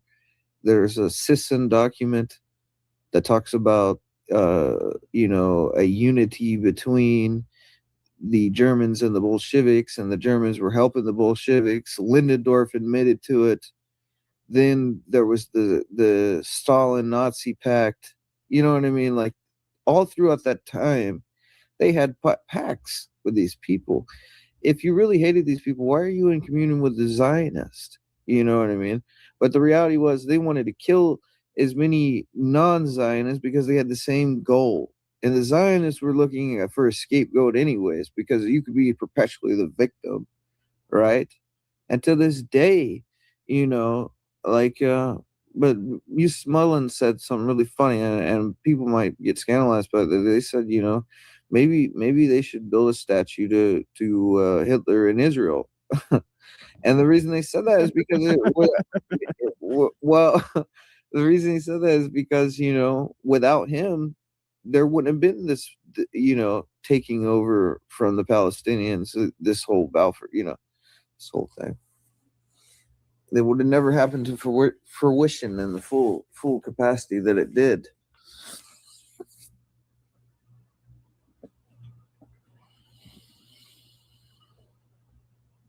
Yeah, it's kind of messed up.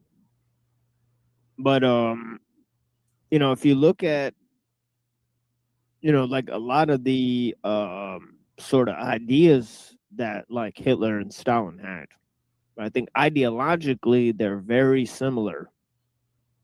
Like they had like a distrust in like democracy. They were going to use like a sort of conservative social conscience in order to guide the masses. Right. They both believed in industrialism and making that the central place of government.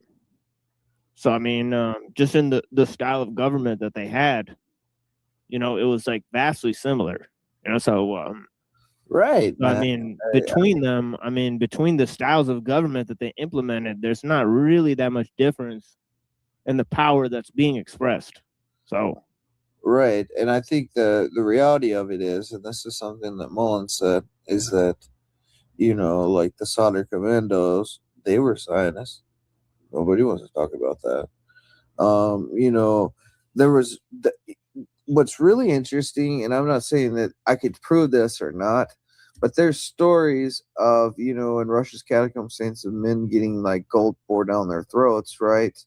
Well, then at the Nuremberg trials, then there was also documentation of the same thing. Well, what some people seem to thought was that maybe some of those bodies that were being killed were actually the Bolsheviks killing Christians, and they were counting it as Nazis killing Jews. You understand what I'm saying? Because that was what's going on as well. I'm not saying that the Jews weren't being killed, because they were, but I'm saying in some cases they could have been counting Christians as Jews. They just didn't care at that point. I feel like it was very, I don't know. And the big cover up, it's like, why is it, I grant the 6 million. A lot of people don't grant the 6 million. I grant the 6 million. I say he did it. I say they did it, right? But I say that it was, why is the focus on the 6 million when there was 100 million Russians, right? What's up with that? So a majority Jewish population can kill 100 million Russians, Ukrainian, Slavic people, and then the Western world is only focused on this 6 million, and that just seems like a scapegoat to me, especially when you had Zionists involved with the Nazis. That's the very strange thing. And I'm not a Nazi supporter whatsoever. I'm really not. I don't like Hitler. I believe he was Antichrist. He was very religion as far as Christianity is concerned. I know that he had a copy of the Secret Doctrine. I know that Stalin and the communists had a copy of the Secret Doctrine that they were very obsessed with. He had a copy he was obsessed with. They were supposedly, he had some weird belief. This was what Michael Hoffman talks about, where he wouldn't give his soldiers and generals any weapons because he felt that, they should will it, that they were superhuman in some sense because they were German, the chosen people. So they should will it because they had some kind of magical power or some sense because of this occult book that he had read. And, he has outlines in this occult book, and Michael Hoffman covers that in his book, Adolf Hitler, the Enemy of the German People. It's worth a read. I highly recommend it because, it's a kind of often overlooked point. But there's documented things where generals were ordering like ammunition and food and different things, and they weren't getting it.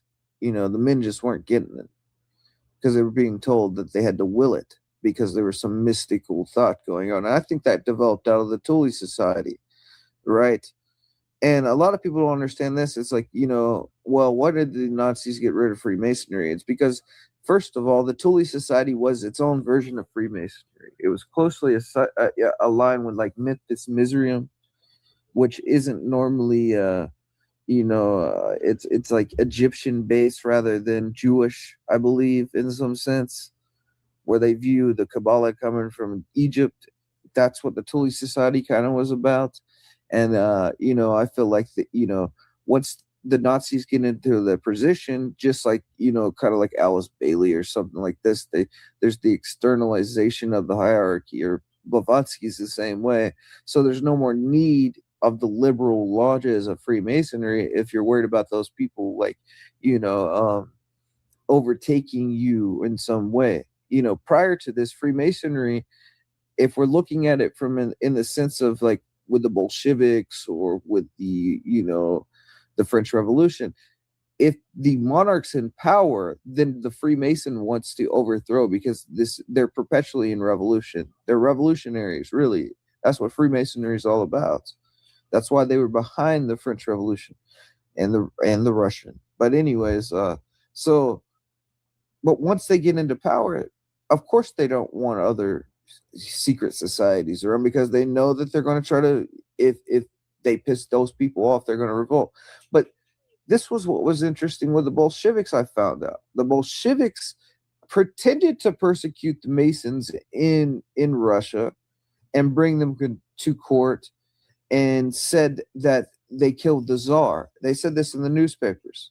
And that they said that they were going to be murdered or sent to the prisons or something like that. Well, neither of that happened. And there's documentation on this that's in Oleg Plantanov's Secret History of Secret History of Russia or something like that, Volume 7. But he talks about that the Bolsheviks would persecute so-called persecute the Freemasons, so the public wouldn't actually know that there was a connection between them. And the entire time, like they had helped Kerensky get to the Grand Orient of France, and they were exchanging money and material on the revolution. It was really very close relationship between the Bolsheviks and the Freemasons, and many of the Bolsheviks were Freemasons.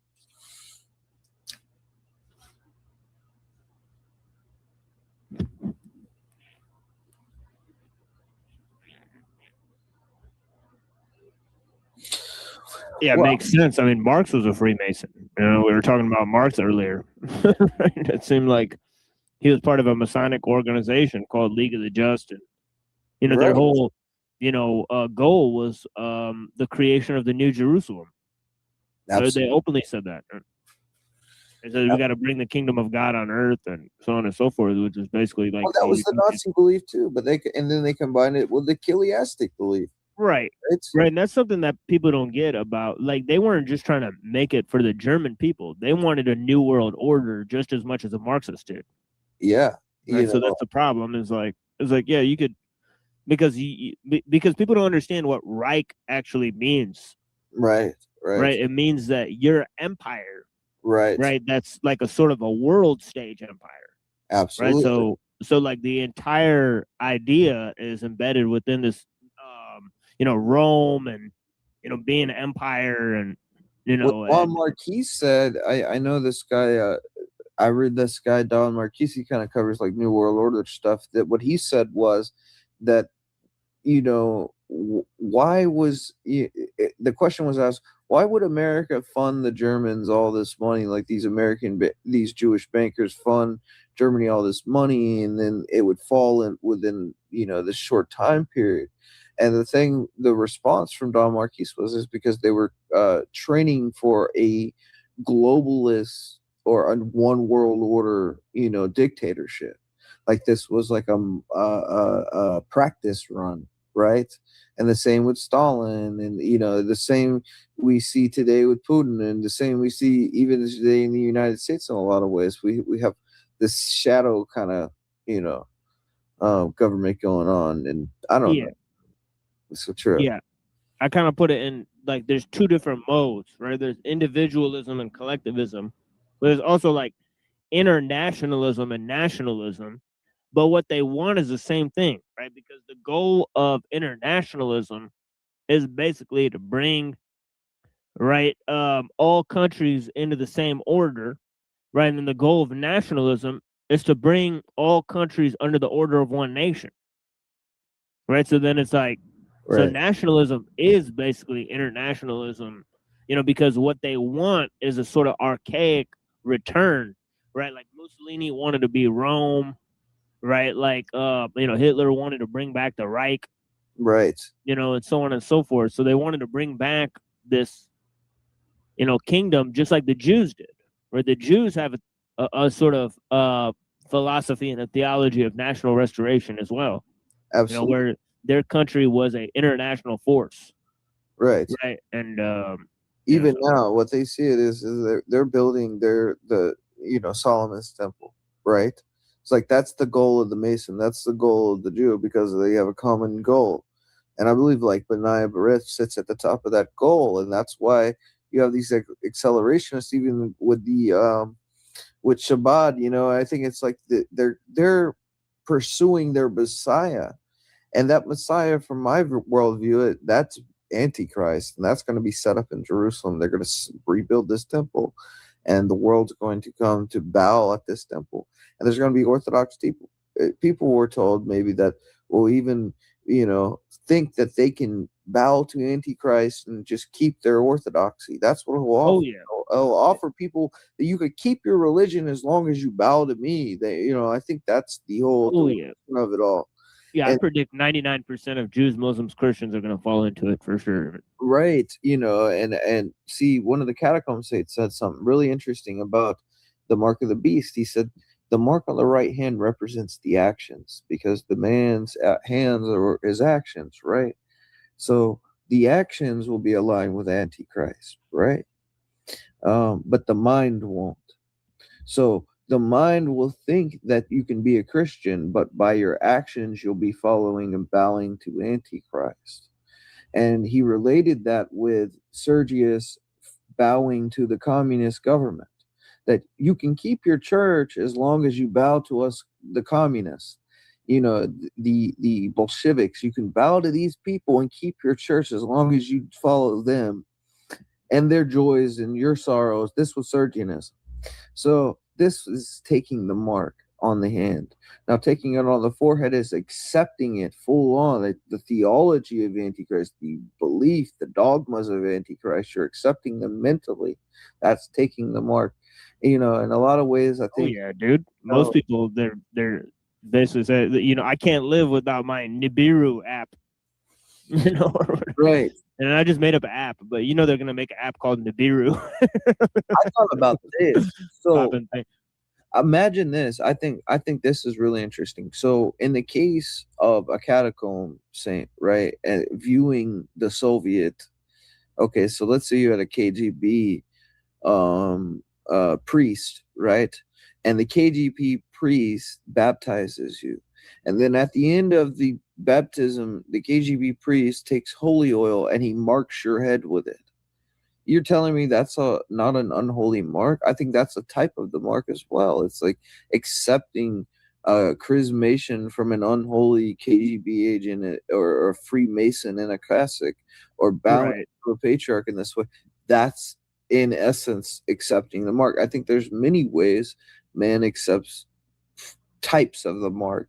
But these are I think those kind of patristic texts are like going to be leading up to a final mark. And a lot of times people think of it only in terms of material. They don't think of a spiritual mark a lot of times. I think they only think in terms of, oh, it's going to be an RFID chip or something like this. I think we need to really be thinking more spiritually. Right. Especially when they have the means to put that type of technology in you, and nobody would even know that they put it inside you. So, so there's no physical chip anymore, right? It's a whole confluence of things. You know, they could just use a gel, you know, nano gel, you know, or whatever, and you know, and it'll reassemble inside of your body. So this is the thing is like, you know, you don't even need you know, physical chip anymore. So what that's I thought was really interesting hat. is you know, this whole concept of you know, okay, so what was it? What about the mark that was so interesting? Well, I'm sorry, I lost my train of thought. I didn't mean to interrupt you.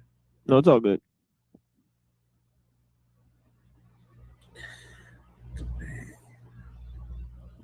You're talking about the mark of the beast. Yeah, I know it. So what was it? I can't really remember what I was gonna say. But yeah, you know, there's been multiple times I've kind of looked into this subject to try to figure out exactly what it is. You know what I mean? And I think that you know, there is aspects of it where if someone were to accept something like, you know, putting some technology in your hand or something in your right hand, then you know, that doesn't seem good, you know. And it does talk about not being able to buy or sell, but you know, I think in a lot of ways, yeah, but they have like what they call non-surgical implants. Right. Now, so all you need is the nanos, right? So, and you can ingest them, you can inject them, right? So, so this is the thing is like, anytime you go to the hospital and pass out for 2 hours, you could have had this done to you. So it's just like, you know, and I so think that's the problem. Man. I think another problem too is, you know, with the, you know, it's a difficult topic. I'll just say, you know, the subject that starts with a V, right? And the people taking the thing with the right. V. Okay, so that particular subject, I think that. Well, you said it last night. I mean, I replayed a clip of you. Yeah. You know, saying that it's an anti-communion. I was like, this It's is kind of great like that. I think it is like that. I think that, you know, like it feels as if that it's in that direction, doesn't it? You know what I mean? Like right, yeah, like they're trying to